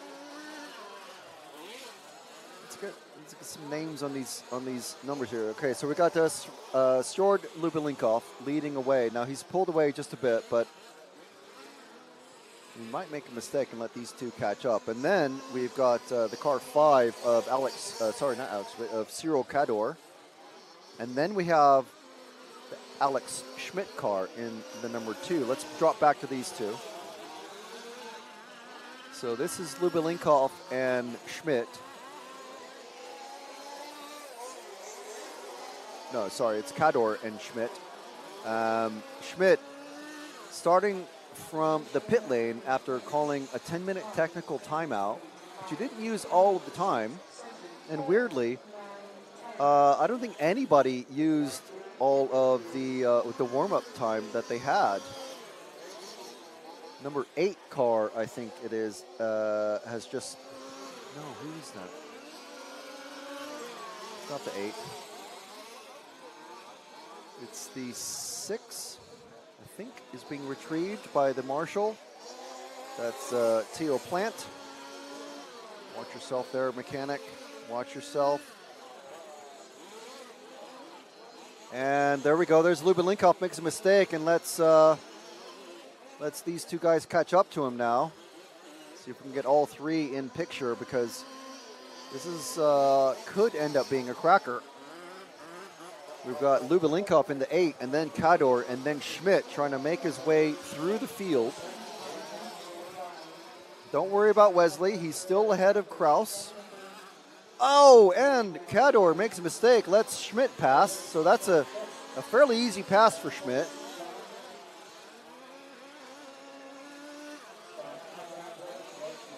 And we watched Schmidt's semifinal earlier. Absolutely nailed to the track. Oh, and he's out. He's flamed out. He's engine gone. What has happened there? His mechanic running out, and he's trying to... the mechanic able to roll it across the triple to make a little bit quicker trip for the mechanic. Sorry, the marshal was able to roll it. So anyway, that has kind of put paid to that challenge, that 3-car battle. Meanwhile, if we slowly move to the start of the straight, we've got Kraus hasn't lost any significant time to Wesley. So what does he know? Now these guys running 30-minute race, there's no refueling. So what you have in your car at the start of the race is what you got.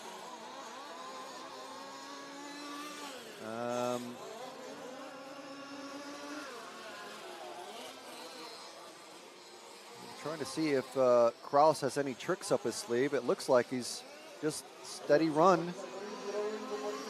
And that's it. There's no trickery going on. Has Schmidt now stopped running? I think the number 2 car of Schmidt has stopped running. Yes, it has. It's in the pits, and it has been pulled off the track. So unfortunately for Alex Schmidt, number 2 racer.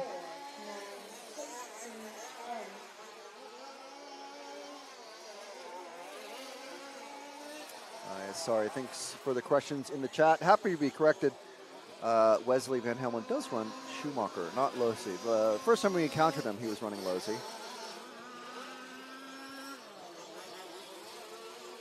So we have a couple battles on the track, and it looks like at the start of the straight is the other battle. These guys just came together, a little bit of a mistake, and the number 5 of Cador waited for Lubelinkov. So the order on screen is not the actual order on track at the moment. But these guys very, very close together, a lot closer than Thomas and Wesley.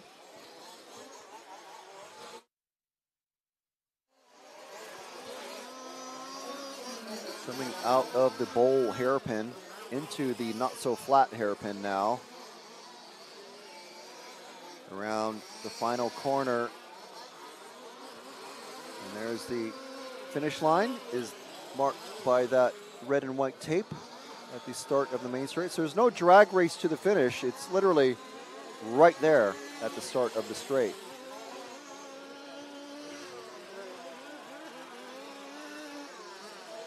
These guys very close together. Still, I can tell you, Wesley is still leading Thomas by 2 or 3 seconds. It's not a very big gap at all. I think Thomas is just running a smart race and just waiting. Thomas actually just made a mistake just now.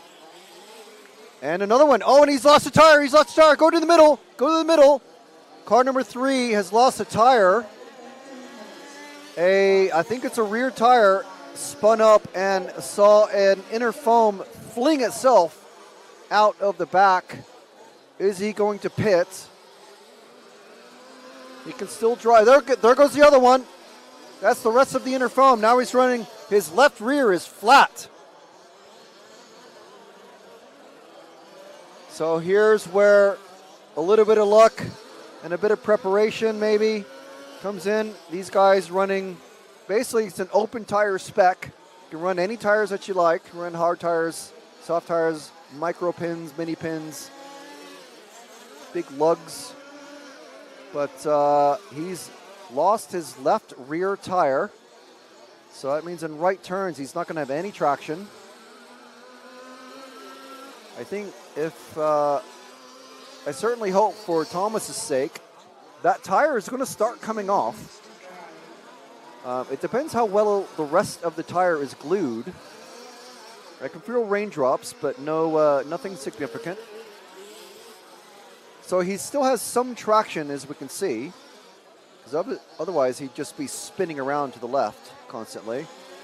But I'm sure he's crabbing. Oh, and he spins. He's spun. Has he broken? No, he's okay. That's a danger spin, especially on that front end. No bumpers on these cars. So he's not slowing anyone down but himself. Wesley is not making a massive amount of gap here.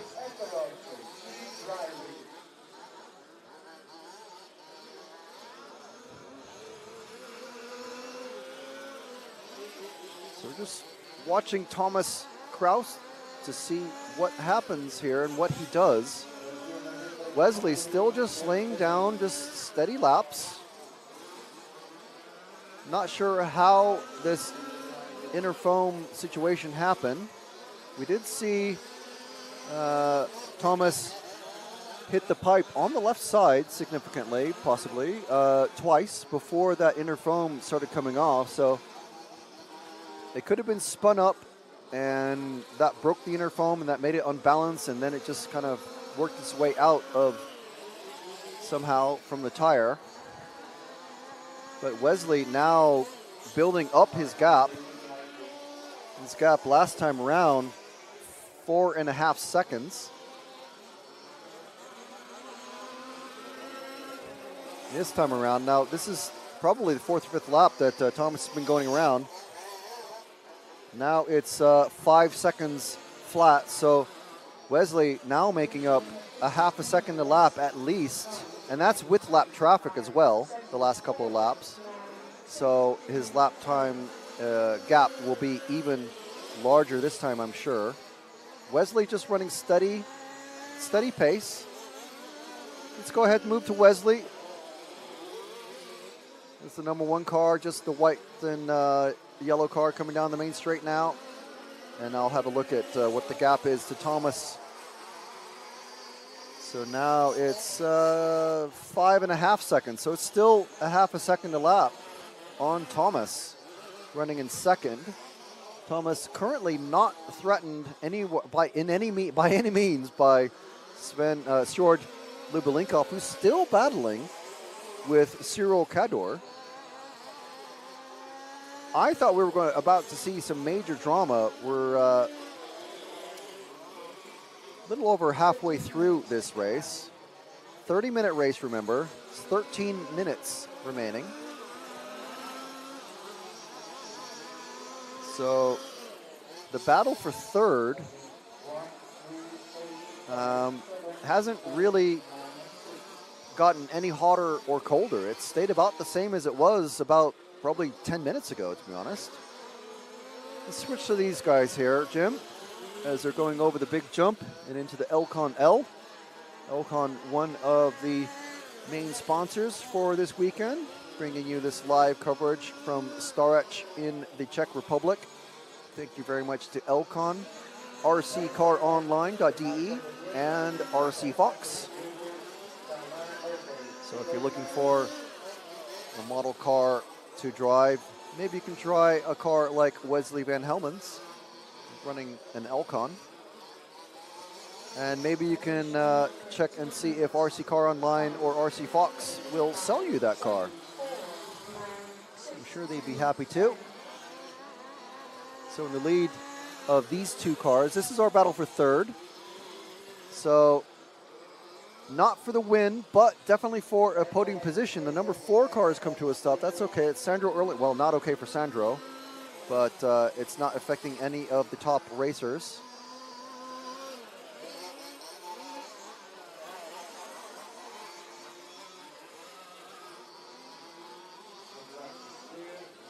Wesley now moved to almost 6 seconds ahead of Thomas Kraus.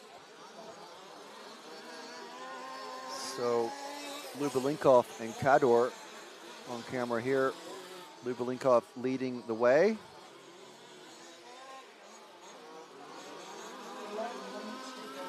Still 11 minutes to go in this one. We're not even 2/3 of the distance through.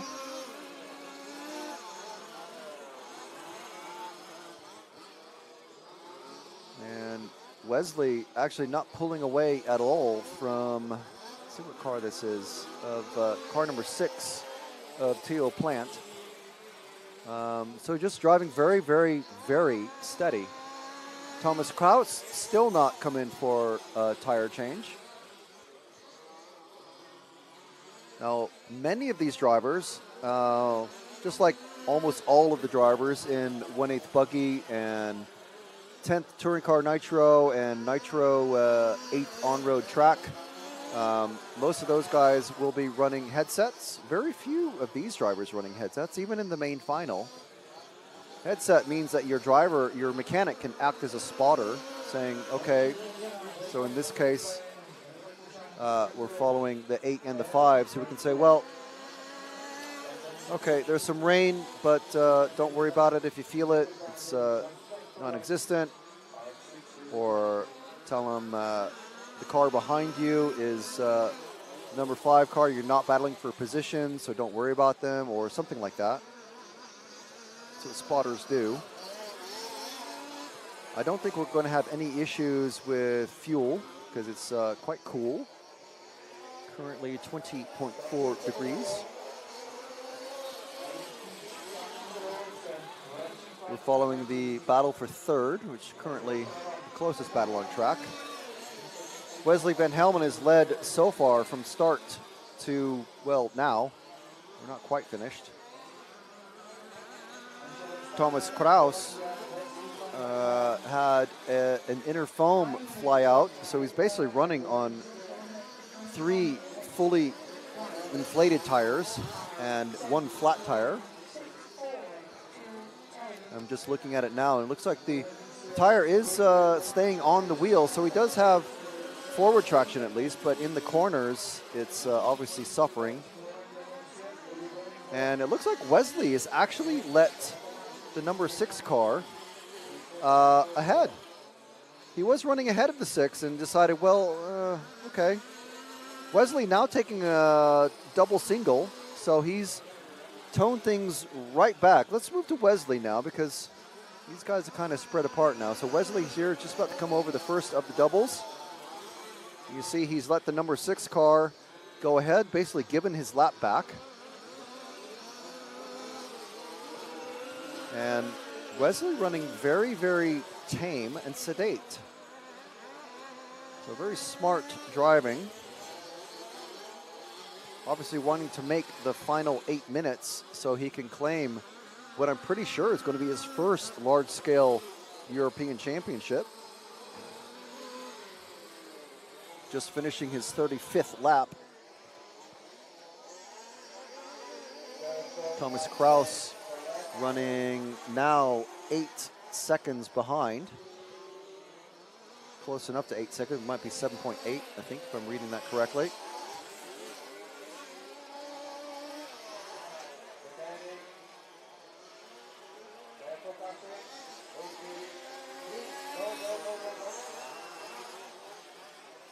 So running order, Van Helmond, who we're on now, Thomas Kraus, Sword Lubelinkov, Cyril Cador, Lars Abez, Luke Vandenberg, Theo Plant, and Sandro Erlenhofer. Early casualty was Alex Schmidt, who had to start from pit lane after calling a technical timeout. And then we also had Kevin Van Mettevoort, unable to complete the run. Lubelinkov and Cador still almost nose to tail. They're a lot closer now than they were, but we're giving a bit of love to Wesley. You see he's taking that as a double single now. So earlier when he was battling with Thomas for the lead, he was taking it as a triple, very easily clearing it.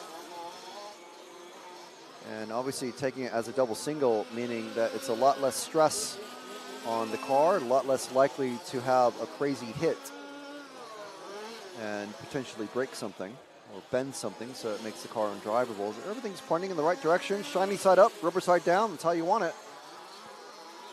6 minutes remaining in this one.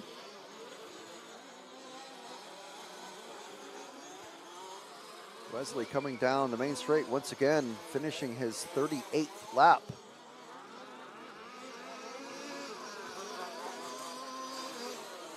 I think soon we're going to start seeing the battle for third really heat up. So coming down the main straight, these two greenish cars, the 8 and the 5 of Lubelinkov and Cador. Oh, and Cador get hung up on a pipe. So we may see Lubelinkov make a mistake in sympathy and bring him back together, or we may not. Actually, what is the number 6 car? He's got nothing to do with either of these two. It's fine.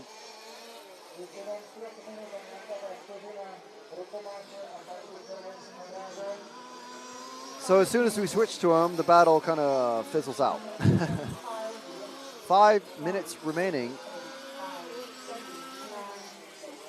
So we've got the 1 of Wesley Van Helmond, the 3 of Thomas Kraus, and the 8 of Sword Lubelinkov. Are we on the 8 at the moment? Okay. So any mistake from him will let Cyril Cador catch up and potentially try to take that 3rd place position. 3rd place, nothing to sniff about. It's a place on the podium, and it means a trophy and potentially a bottle of champagne, which 4th place wouldn't get.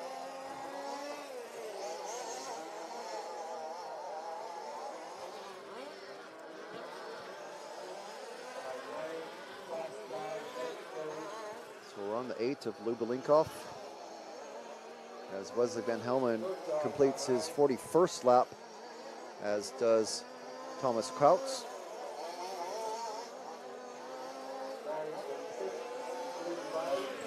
So Cador catching up very slightly. He's made his way past the lap traffic. Oh, and there's a mistake from Lubelinkov. Is that going to let Cador catch up? Yes, it does. Lets him make up about a second. Oh, and then big mistake, a big slide from Cador. Gives it all back and then some.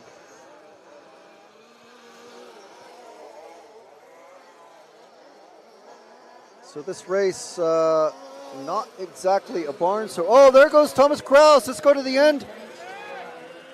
Just off the big jump. He didn't actually make the jump. So Kraus now, oh, he's flamed out. He's flamed out. Engine is cut. Thomas Kraus, it's running again. It's running again. His mechanic very, very quick. That's what you want to see. A very fast mechanic. Oh, and he's collecting the number 6. So let's see where that puts him. I think now Krauts may be off the podium because Lubelinkov has come through, yes, in second. Krauts is now running fourth, the car number 3. So, after all that, just at the very end, on a flat tire even, I can see the carcass of the tire through a tear or a hole or something in that left rear tire. All that time running in second with a flat tire, basically. And one just bad catch on a rut coming into the first corner. Throws him off the track. Engine stops and he's able to get rolling again, but now he's down in fourth. I don't think there's much that he's going to be able to do because Kador and Lubelinkov are about 10 seconds ahead. Kador, let's see, yes, 11 seconds ahead exactly. So, a comfortable second place and a solid second place on the podium for Thomas Krauts. Unfortunately, taken away at the very, very end. Let's go to Wesley Van Helmond for this final minute of running. Wesley making it look easy.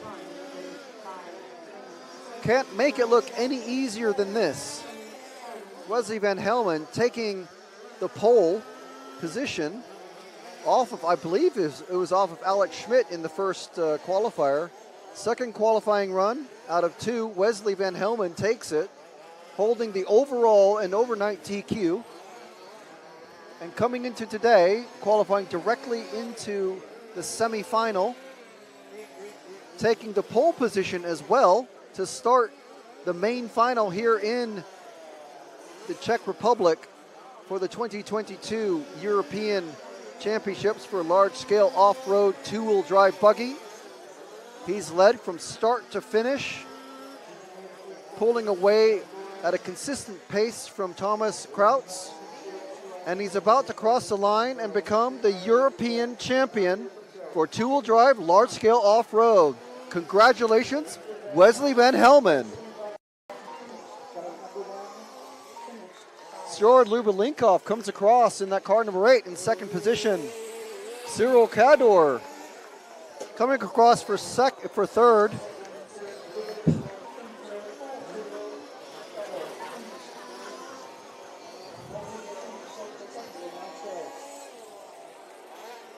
And the Dutchies go wild.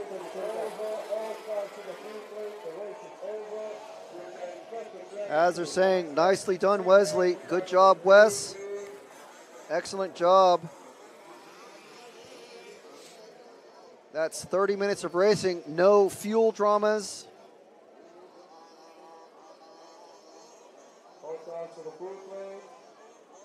And an excellent race.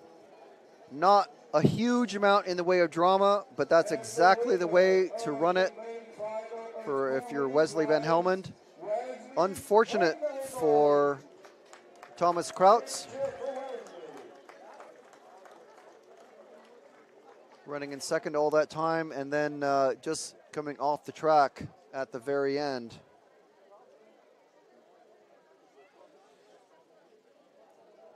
An unhappy Thomas coming off the rostrum now.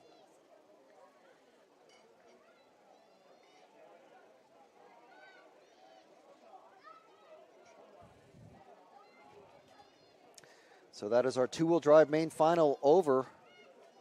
We have about another, I think it's going to be another 15 minutes for before we get to the four-wheel drive final. So before I forget,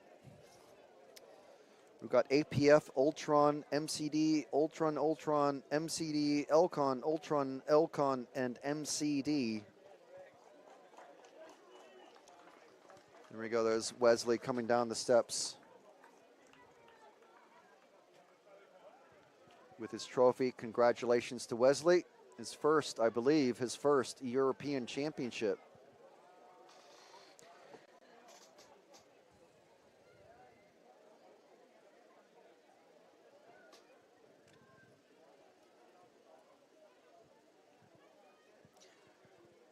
So 16:50 is when we're meant to be starting.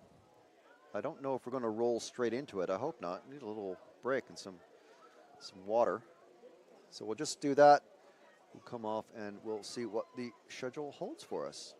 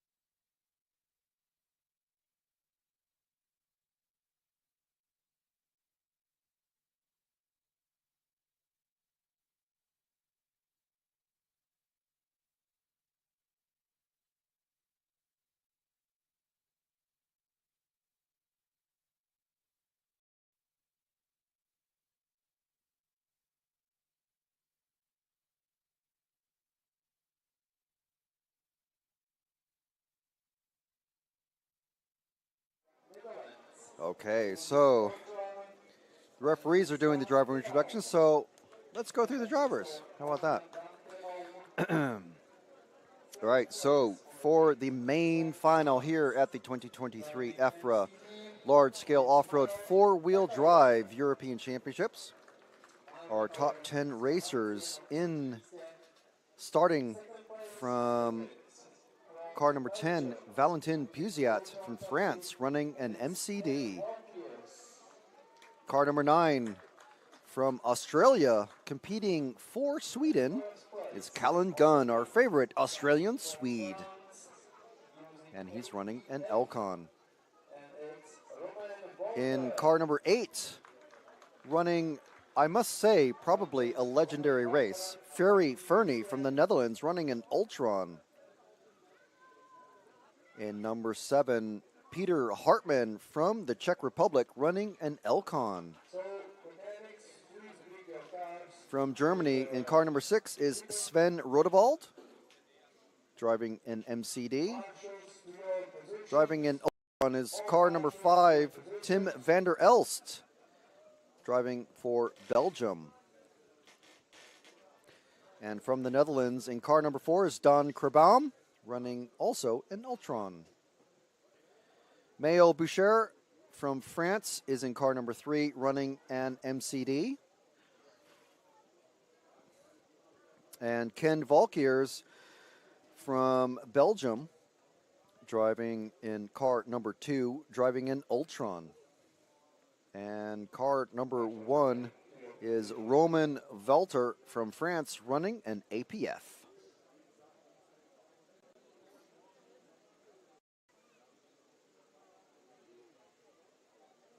And I believe it was, yes, it was Ferry Fernie who is the top qualifier, but the pole position is Roman Velter. So these guys are about to have 3 minutes of warm-up, unless someone calls a 10-minute timeout, which did happen in the last main final.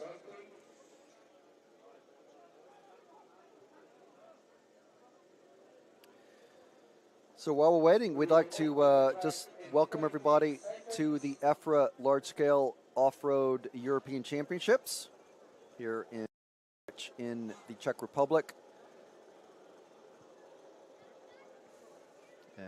Brought to you by us, RC Racing TV, EFRA, with help from Pull Start TV, with sponsorship from our main event sponsor of Elcon, a very popular car brand here. Callan Gunn is running to the pits, so got an issue with his car, number 9.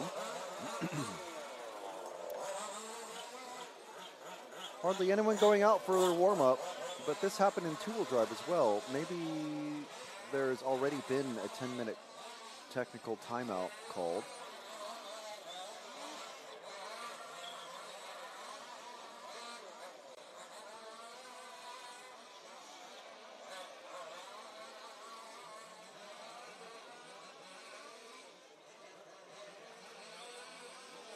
So 4-minute countdown timer that I can see, so there's no official 10-minute delay yet.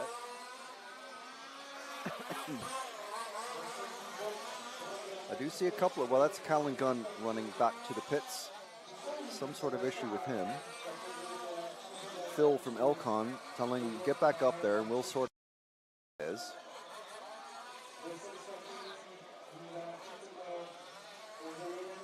So also more event sponsors include rc-car-online.de and also RC Fox. So thank you very much to those retailers, or European-based retailers based out of Germany. So if you're looking for an Elcon car or any RC car or hobby appliance or accessory, whatever you might be looking for, check them out. rc-car-online.de and RC Fox.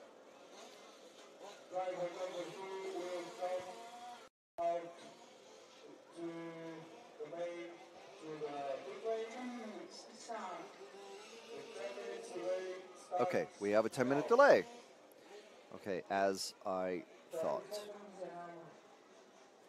Jeden z jezdců odložil start o 10 minut. Je to s dvojkou jezdící. So this is we kind of expect it with every final. So when it does come, we're like, here it is. So we'll just fade down a bit and see if there's anything else that we can sort out here in the commentary booth. And we'll be back, well, at least within 10 minutes, but stick around. Actually, before we do that, I may as well tell you that we can welcome our heroes. We have had several heroes sign up already. And if you'd like to be a hero, we do welcome you to be a hero on the RC Racing TV YouTube channel. Just find the join button, and it's 5 units of your favorite currency, meaning your local currency. And that is per month. You can cancel if you like, but obviously the more you support, the more we can give you. The first things that we'll give you are, first of all, a cool highlighted name in the chat, a cool little badge in the chat, again, in the live chat. Also, you'll get a set of stickers, and we'll give you as many shout-outs as you like, probably more than you like. I mean, like an uncomfortable amount of shout-outs is how many shout-outs we'll give you, probably. But also, if you have anyone in qualifying or practice that you'd like us to follow, we will prioritize your follow requests over anyone who isn't an RCTV hero. And what that does is basically it allows us to continue to bring you excellent live RC racing broadcasts from across Europe, the UK, and around the world. And another way that you can support us is check out our merch. And you don't have to necessarily buy it, but at least just check it out, rcracingtv.com. And you can use the code RCTV10, that's RCTV10, as in 10%, to get 10% off. So how's that? I mean, that's massively surprising, isn't it? 10% off, and the number is 10.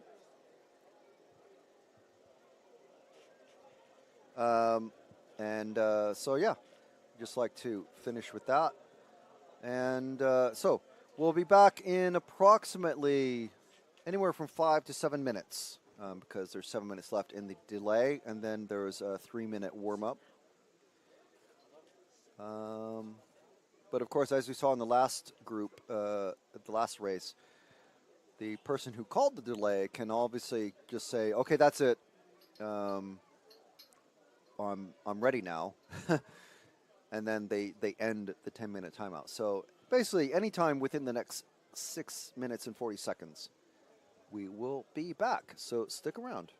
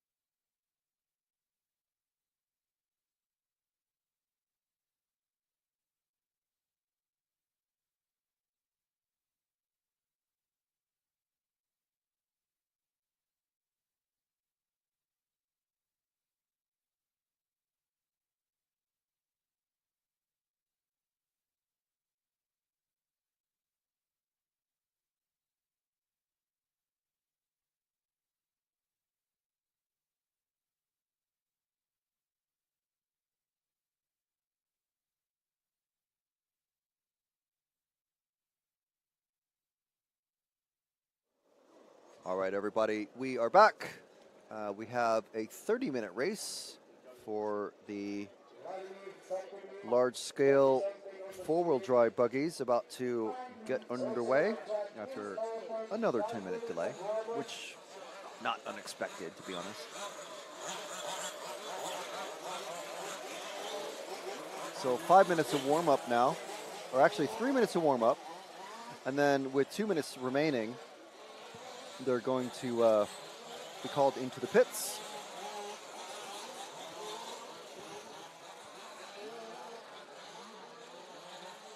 And then they'll sit there for about a minute, and then they'll be called out for their formation lap.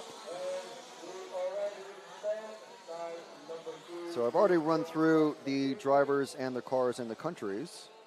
So I'll just run through the drivers and their cars. How about that? So in car number one, in pole position, Roman Walter from driving an APF. Ken Valkiers. Yeah, it's not a formation lap. It's a warm-up. Oh, keep going. Don't stop on the straights. What are you doing? It's not a formation lap. Maël Boucher from France running an MCD. Dan Krabbaum from the Netherlands running an Ultron. Tim Brander Elst also running an Ultron from Belgium. Sven Rodewald in car 6 running in from Germany running an MCD. Peter Hartmann from the Czech Republic running Elcon. Fernie or TQ from the Netherlands running Ultron. Callan Gunn, our Australian-Swedish racer, running an Elcon, and Valentin Puziat running an MCD.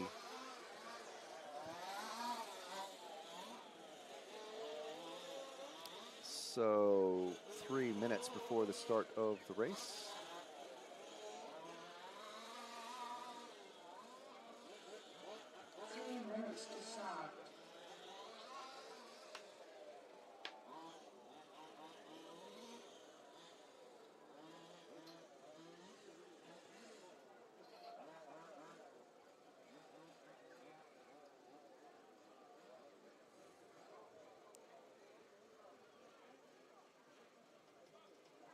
So they didn't. They all came in about like they could have had another 2 laps of warm up. So now they've all pulled in, and now the warm up is kind of moot. It's not so warm anymore.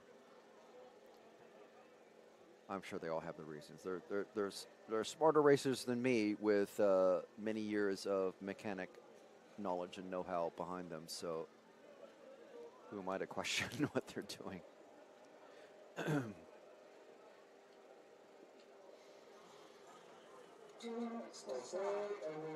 is in the pit lane. Mechanics, please put your cars in the correct order. 1, 2, 3, 4, and so on. So, minute 45 before the start of the race, so about 40 seconds or so before they're told to go out and do their formation lap, which is a very slow and gentle lap to get out there. 30 seconds to open the track.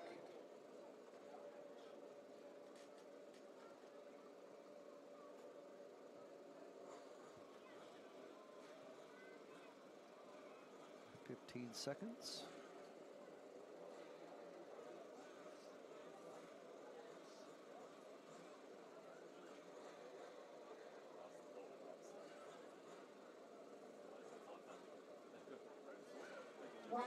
Okay, guys, all guys to the starting positions. Formation lap, let's organize. There's their formation lap. Coming out of the pits. So one very, very slow lap.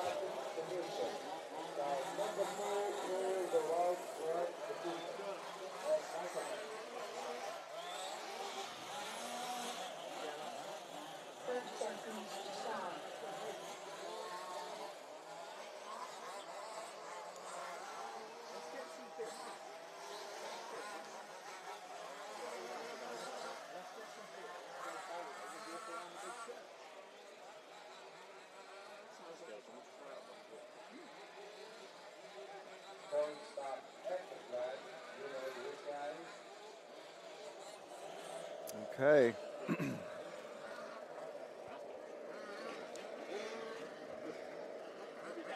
Our race director, Vojta, setting the cars. Car number 2 is the one who called the, that's Ken Valkyr's. Car number 2 is who called the technical timeout, 10-minute delays. So he has to start from the pit lane, meaning everybody has to set off and then he'll be released. 10, 9, 8, 7, 6, 5, 4. And we are off and running the 2023 European Championships for large-scale four-wheel drive buggy is away. And Roman Walter leading the charge with Ken Valkyr's starting from pit lane. It's already left an instant gap behind him, so I'm sure he wasn't complaining too much about that. Look at this battle for second. It's already hotting up. We have multiple different cars, multiple different countries. We're looking for the battle for second, 3 and 5. And also the 4 and the 6. That's Boucher, Van der Elst, Krabom, and Rodewald. 4-car battle at the moment. Then a bit of a gap to the next cars, 7, 8, and I think that's a 6. Hartman, Fernie, and Puziat. Sorry, that's a 0. And then Valkyr's Callan Gunn running last at the moment. Callan Gunn, we saw him come off the driver's stand. And thought he may have been the one to call the technical timeout, but it looks like top 3, 4, 5 stretching out now. Let's move to our leader, car number 1 of Roman Walter. Leading the way, last lap, 34.5-second lap time. A bit faster from Van der Elst. Huge gap now. This gap looking like 3.7 seconds already on a track that is 35 seconds around. It looks big because it is, but a single mistake, land on a pipe, catch a divot or a hole somewhere. It looks like Valkyr's, is that, no, it's number 7 of Hartman in a tussle, and now running last behind Callan Gunn.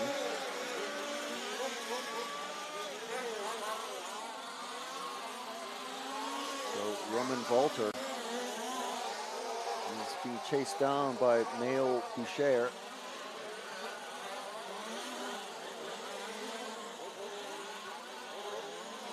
Oh, and who's that that's just gone over? That was our 3rd place driver of Dan Krabom. Now he's going to be running 8th or 9th if he's still running at all, and he is.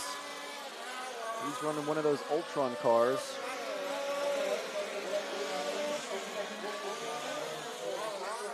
Roman Walter running an APF in the lead. APF, a French brand that I don't really know a whole lot about. I'm told it's a relatively new brand.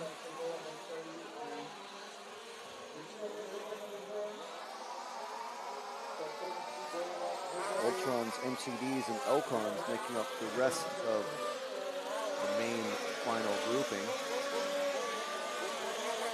So no real battles out on track. Roman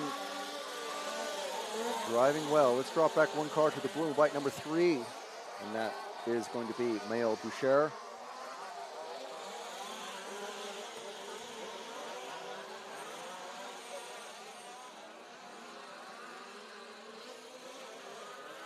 Starting pretty solid. Nice triple line over triple. Looks like we might have a battle for 4th hotting up, so if we drop back 2 cars to the, I think that's going to be with a massive hit on the pipe from the number 8. That allows Ken Valkyr's past in that red and white car. That was Ferry Fernie running a wing, so it's looked quite unfamiliar to us. And if you didn't see his run in the semifinal A, give that a watch, because even without a wing, he was pulling away from people.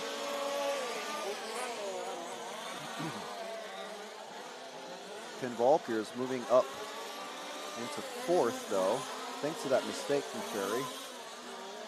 Getting up on 2 wheels. Over in the red and white. Yeah. So Ken here on camera.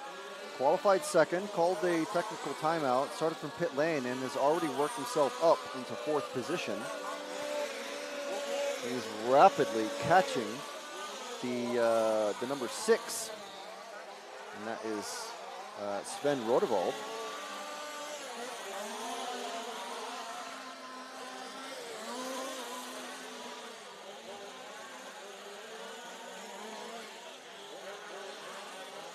Coming around the bowl corner and the flat hairpin. I think we have a broken car. Who's that? That's the number 8. Ferry Fernie. Finally, something has taken him properly off the track.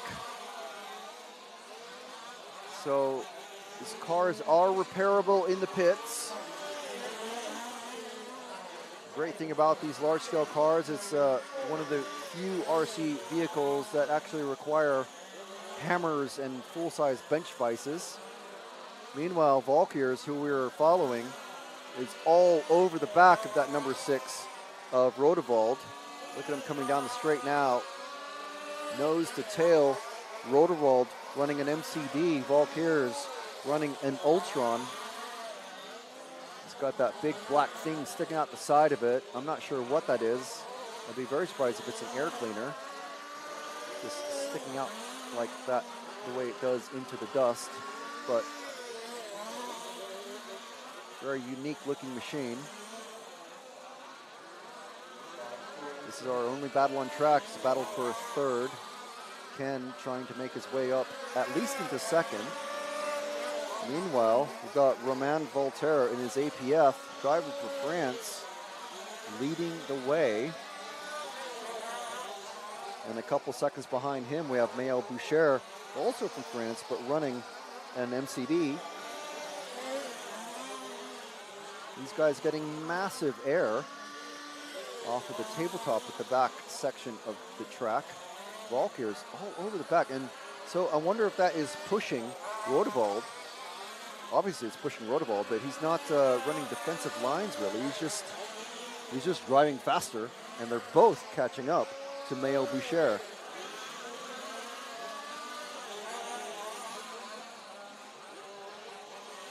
So let's see what happens here with the battle, when the battle for 3rd becomes the battle for 2nd, and Valkyr's nearly taking it. Almost landing on top of Rodewald's car there. Car's very fast. I don't know if it's anything. Oh, and he flips it. Okay. Well, let's stick with the red and white car because we know he is fast. He's going to be definitely catching up to Rodewald pretty soon. Again, these cars not having any fuel stops at all. It's not nitro. They are allowed tire changes, I believe. But there's no point doing that.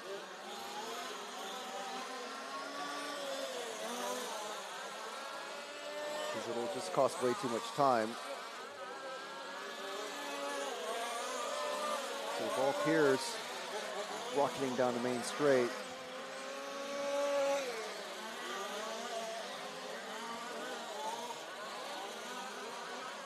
So that's taking the pressure off of Rodewald for the moment, and also taking the pressure. Oh, and Valkyrs makes another mistake. Meanwhile, if we move up a couple of cars, we've got a battle for 2nd now between what has happened to. He's lost a shock. The number 3 car's lost a shock. Maël Boucher Let's see if we can focus on him. He's down to fourth now as Valkyrs makes another mistake. He's going into the pits. Let's follow him into the pits. Keeping an eye on Walter. He's still in the lead, don't worry.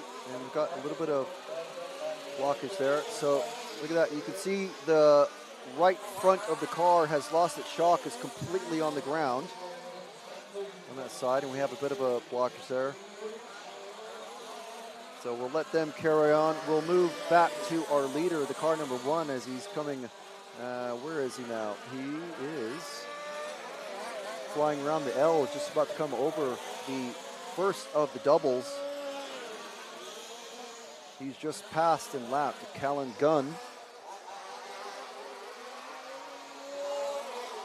Callan Gunn running 8th at the moment. I'm sure Callan was under no illusions that he'd be able to put in a serious high-end challenge for the overall championship. I'm sure he's very happy, just like I would be, to be in the big show. After coming all the way from Australia and having the year that he's had, to be in the main final at the European Championships, which is basically, for him, and the reason why he's here, because there's no World Championships. It's basically World Championships.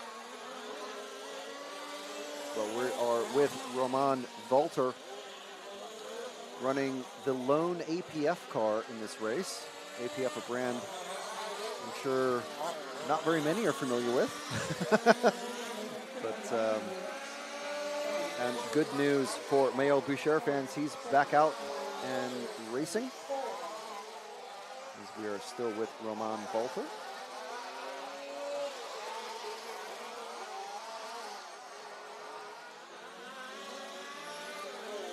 So let's see, let's go ahead and move to our number 2 car and give everybody a bit of love, because Walter at the moment, let's be honest, is way ahead. So Valkyrs, has now moved ahead into the second position, the red and white car, coming up the big jump into the Elcon L. He's passed the number 6 car of Rodebald. While we were trying to find out what was happening with Boucher's car. Oh, and Callan goes over. Hopefully it's not broken. It's right behind you, Marshall. He's unable to. He's facing the wrong direction. He's facing the direction he should be. So anyway, car number 2 of Valkyrs has moved ahead, but only just from Rodewald, the second place driver, followed very closely indeed by number 6 car, third place driver, Sven Rodewald.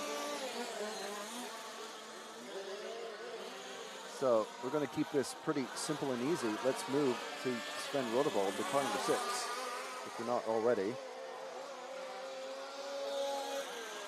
Follow him for a lap or two, because we have 17 minutes left of this, and the cars are pretty spaced out. We haven't had everyone. I mean, a smart race is a smart race, but you know, let's have some drama. Let's have some action.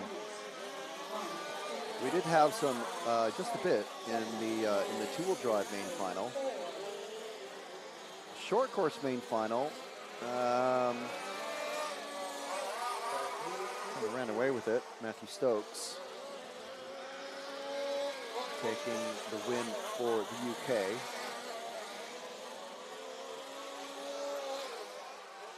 Wesley Van Helmen making the two-wheel drive final. A study in clinical driving, shall we say. He owned that one from start to finish, just like Matthew Stokes did. And it looks like, at the moment, as we're almost halfway through this one, both those drivers setting the stage for another clinical masterpiece of a drive by Roman Walter. So let's move to our 4th place driver of car number 5 here of Tim van der Elst, the white and green car, just come over the big jump and into the Elcon L.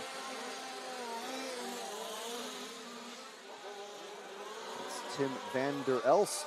I think it's Van der Elst. It's spelled Van der Elst, but I think there's a space between the Van and the Der. Tim van der Elst from Belgium. Not running the Belgium scheme, but we did see a couple of cars running Belgian colors. But they were from, I think one of them was from Lithuania, so it was a bit confusing. This is Tim van der Elst running his Ultron.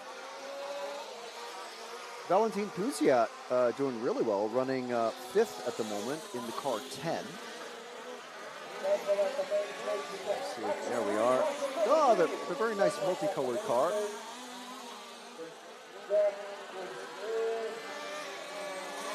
So, are we on Puziat from France? Puziat running an MCD.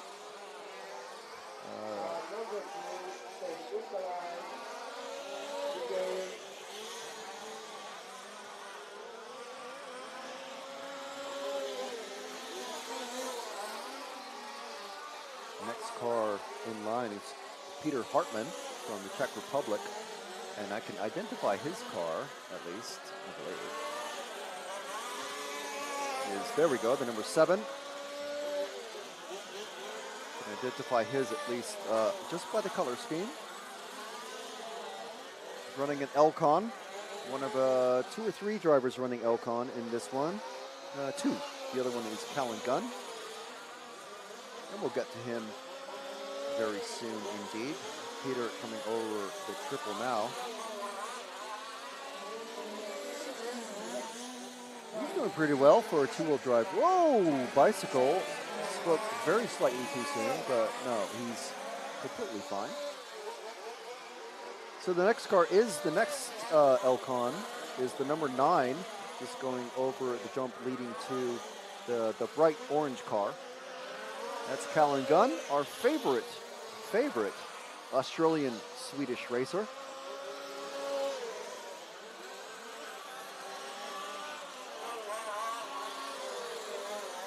Callan Gunn making the trip all the way from Australia.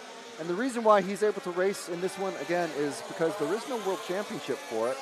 So basically, he puts himself, or he contacts EFRA representatives and says, hey, Connie, you are the section chairman of the large-scale off-road section for EFRA. I'd like to be on the waiting list, please, for the large-scale off-road for European Championships. And I'm happy to fly all the way from Australia, even though I've had a hell of a year. I'd really, really like to have a spot to race. And so here we are. We've got both of the Elcon cars together. So we have Callan Gunn giving Peter Hartmann plenty of space to get past. They're basically teammates. They run the same car, so that makes them teammates. So very good job for Callan, and a pleasure to finally chat with him myself. As we see, well, off camera, Walter is making another mistake, but still holding on to the second spot. And the blue car that needed a shock replacement, number 3, where is he at? There we go, just come underneath us now. He's actually just been lapped by our leader, Romain Walter. This is Maël Boucher from France, running an MCD car. Not as many MCDs running in this one as I would have thought, with Ultrons quite popular at the sharp end of the grid, I must say. There's 4 of them in this. 2, 3, 4. Yes. 3 MCDs and 2 Elcons, and the APF that is currently leading. That's Maël Boucher. Ferry Fernie also needed some help. Oh, wait, no, it was him that broke the shock, wasn't it? He's had all kinds of issues. Ferry Fernie in the car 8. He's just coming underneath us, I believe. Yes, coming out of the L. And you can see running that very distinctive right end, or right side pod thing that sticks out of the body. Identifies it as an Ultron.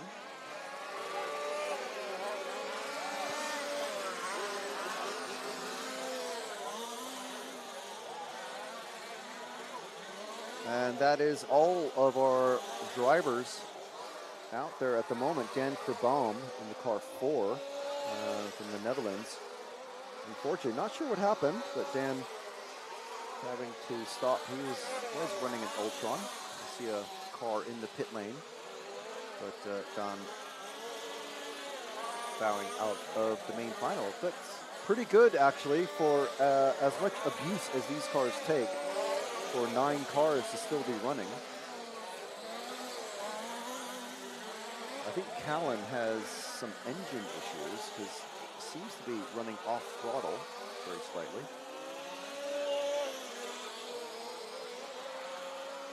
Hang on. Why is car 6? What has happened to Walter? What has happened to Walter? Where is he? He's over here. He must have just had a mistake. So let's follow him because Sven Rodevold is actually listed in the lead, and we've got Valkyrs all over the back of Walter. So here's our battle for the lead. These 3 cars, somewhere in our tour of the 9 drivers still out on track. Oh, and Walter makes a massive mistake, big roll, and allows the Ultron of Valkyrs to go past. We have seen Valkyrs make a lot of mistakes in this one. Well, a lot meaning like 2 or 3. But that's enough to let drivers get past, just like what we saw happen to Walter there. So this battle for second somehow has developed. Don't know what has happened. The APF of Walter passed by the Ultron of Valkyrs. And who is that? That's Rodevold running an MCD.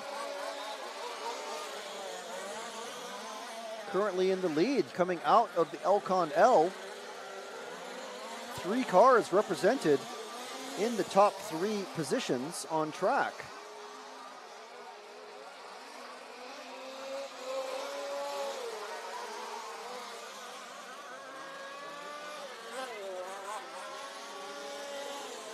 So with 8 minutes remaining,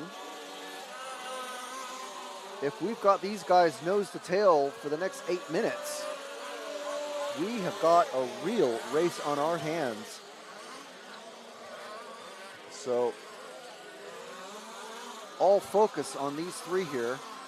We've got Rodevold, Valkyrs, and Walter, Roman Walter. So Rodevold running the number 6, the multicolored with the bright green that's leading, obviously.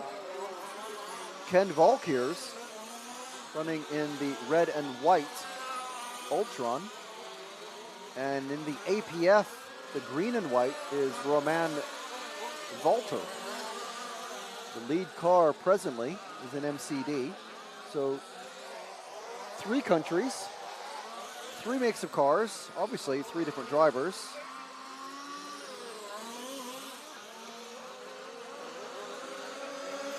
So we will see what happens here. We've got 7 minutes remaining.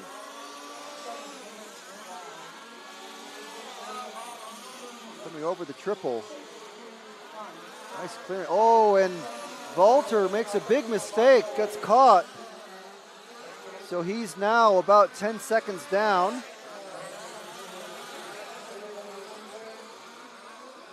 So it's down to these 2 until Roman Walter catches up. Different lines entirely taken by these guys. Everyone trying to find the smoothest place to accelerate and brake and turn.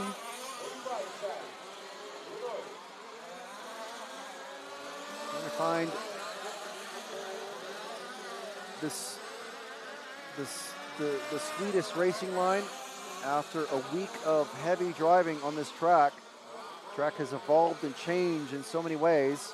It's no longer the muddy bog that it was on Tuesday. Oh, and Walter's going for the lead. He's got the inside line. Oh, no. He may go for it here. Oh, and he goes over. He catches the back wheel of Rodevold. So now he's a couple seconds back.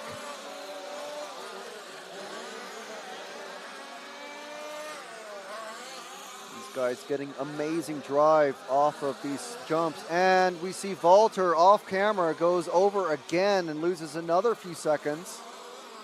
Doesn't need to be rescued by the marshal though, so he's still rolling. Now he's under pressure though. There's 5.25 minutes remaining in this race. He's definitely under pressure. For nearly 25 minutes, he had it all his own way. And now it's down to these two, Rodewald and Walters.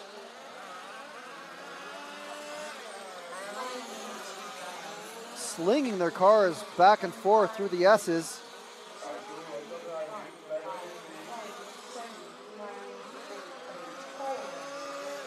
Trying different lines.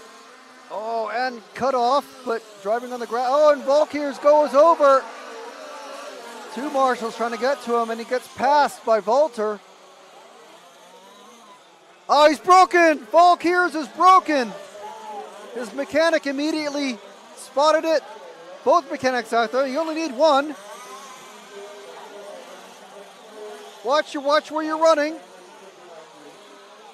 Look at the back end of that car, the left rear completely off. And I think that has put an end to his challenge. Rodewald. Wow. Sven Rodewald, not a name I would have put forward to potentially take this one. 4 minutes left. Where is he at? Rodewald here, the number 6, just going over the big jump. And a few seconds later, followed by the APF of Roman Walter. I don't think any of these guys have won a European Championship in the past.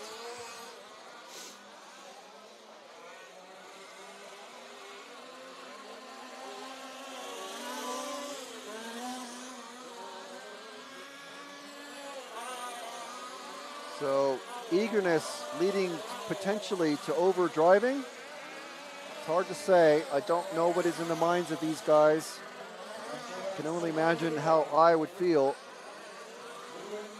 Extremely, extremely nervous is certainly a couple of words I would use.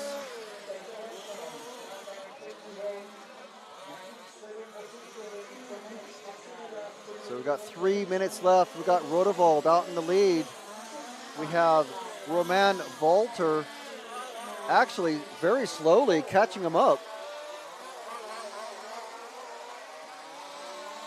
But still 3.5 seconds behind. So now it's down to Rodewald. He's got lap traffic.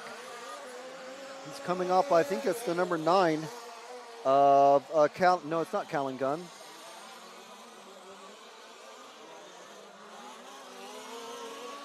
But he's 3 cars of lap traffic coming up. He's going to have to make his way past these guys.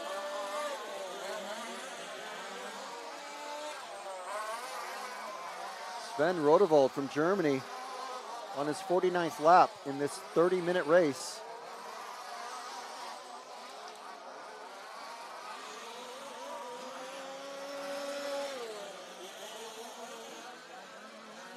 With Roman Walter waiting, just waiting and hoping to pick up the pieces. What's the gap now? It's a lot closer now. It's less than 3 seconds. About 2.5 seconds. So he's made up about a full second in the last couple of laps. 1.5 minutes remaining. I don't think there's enough time unless, no, first car has let him pass. It's the car 0, good driving of Valentin Pusiat.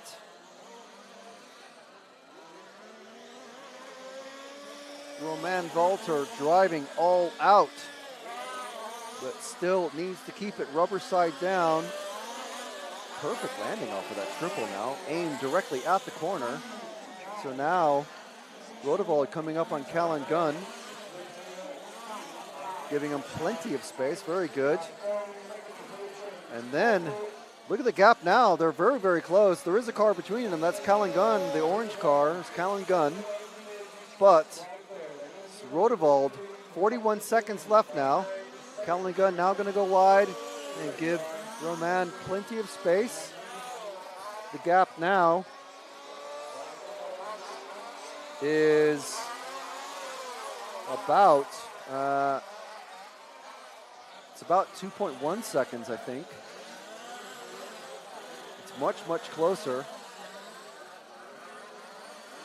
Oh, and Roman making a little bit of a mistake, riding the pipe just a tiny bit. But he gets a huge drive off of this, off the tabletop. Look at these. Let's try and keep them both in shot. And lap traffic moving way aside. No, okay, you need to move aside again. There we go, that's it. That's a European Championship win. I was too busy watching the racing. Sven Rodewald taking the European Championship here in the Czech Republic in large-scale off-road four-wheel drive buggy. Congratulations, huge congratulations to Sven Rodewald from Germany, driving his MCD, taking the win.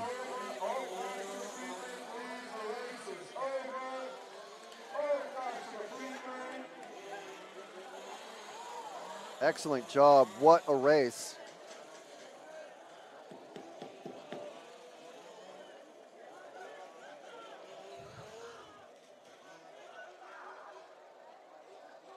So that is our program complete.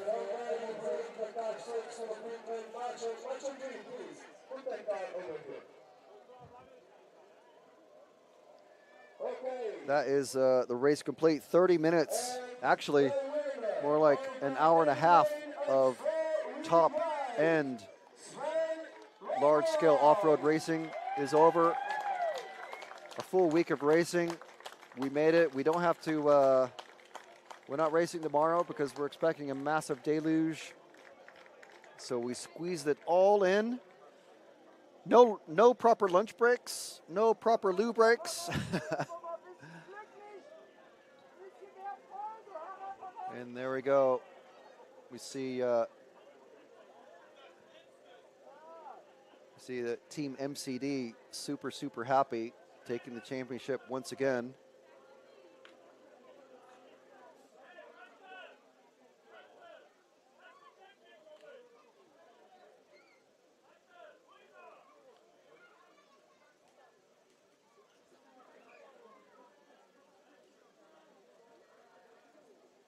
So while we wait for Sven to make his appearance, lots of happy racers. Sven Rodewald from the 6th position on the grid, taking the win.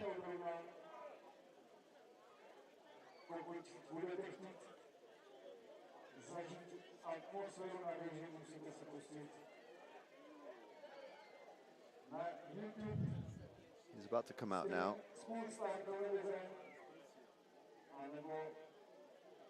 There he is, Mr. MCD.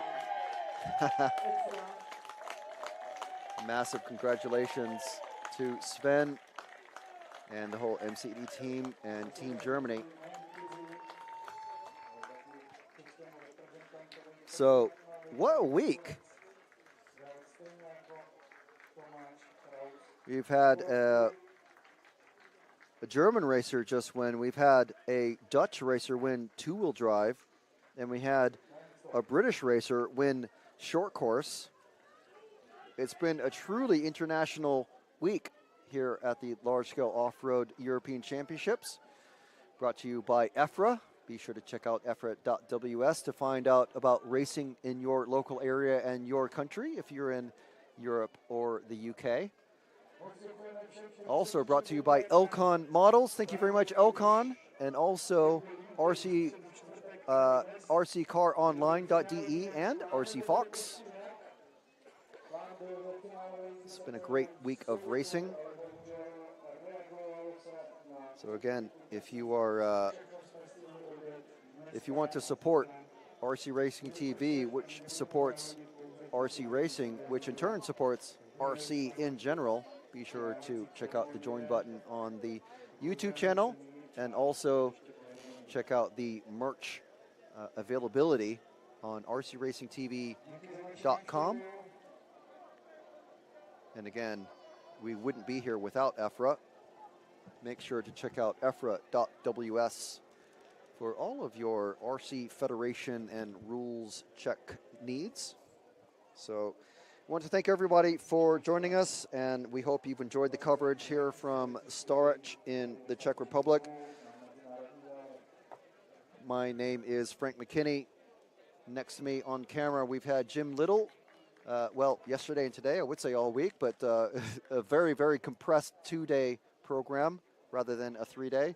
And also on the video and photography jobs, we've had Ben Clark here as well. We've been RC Racing TV.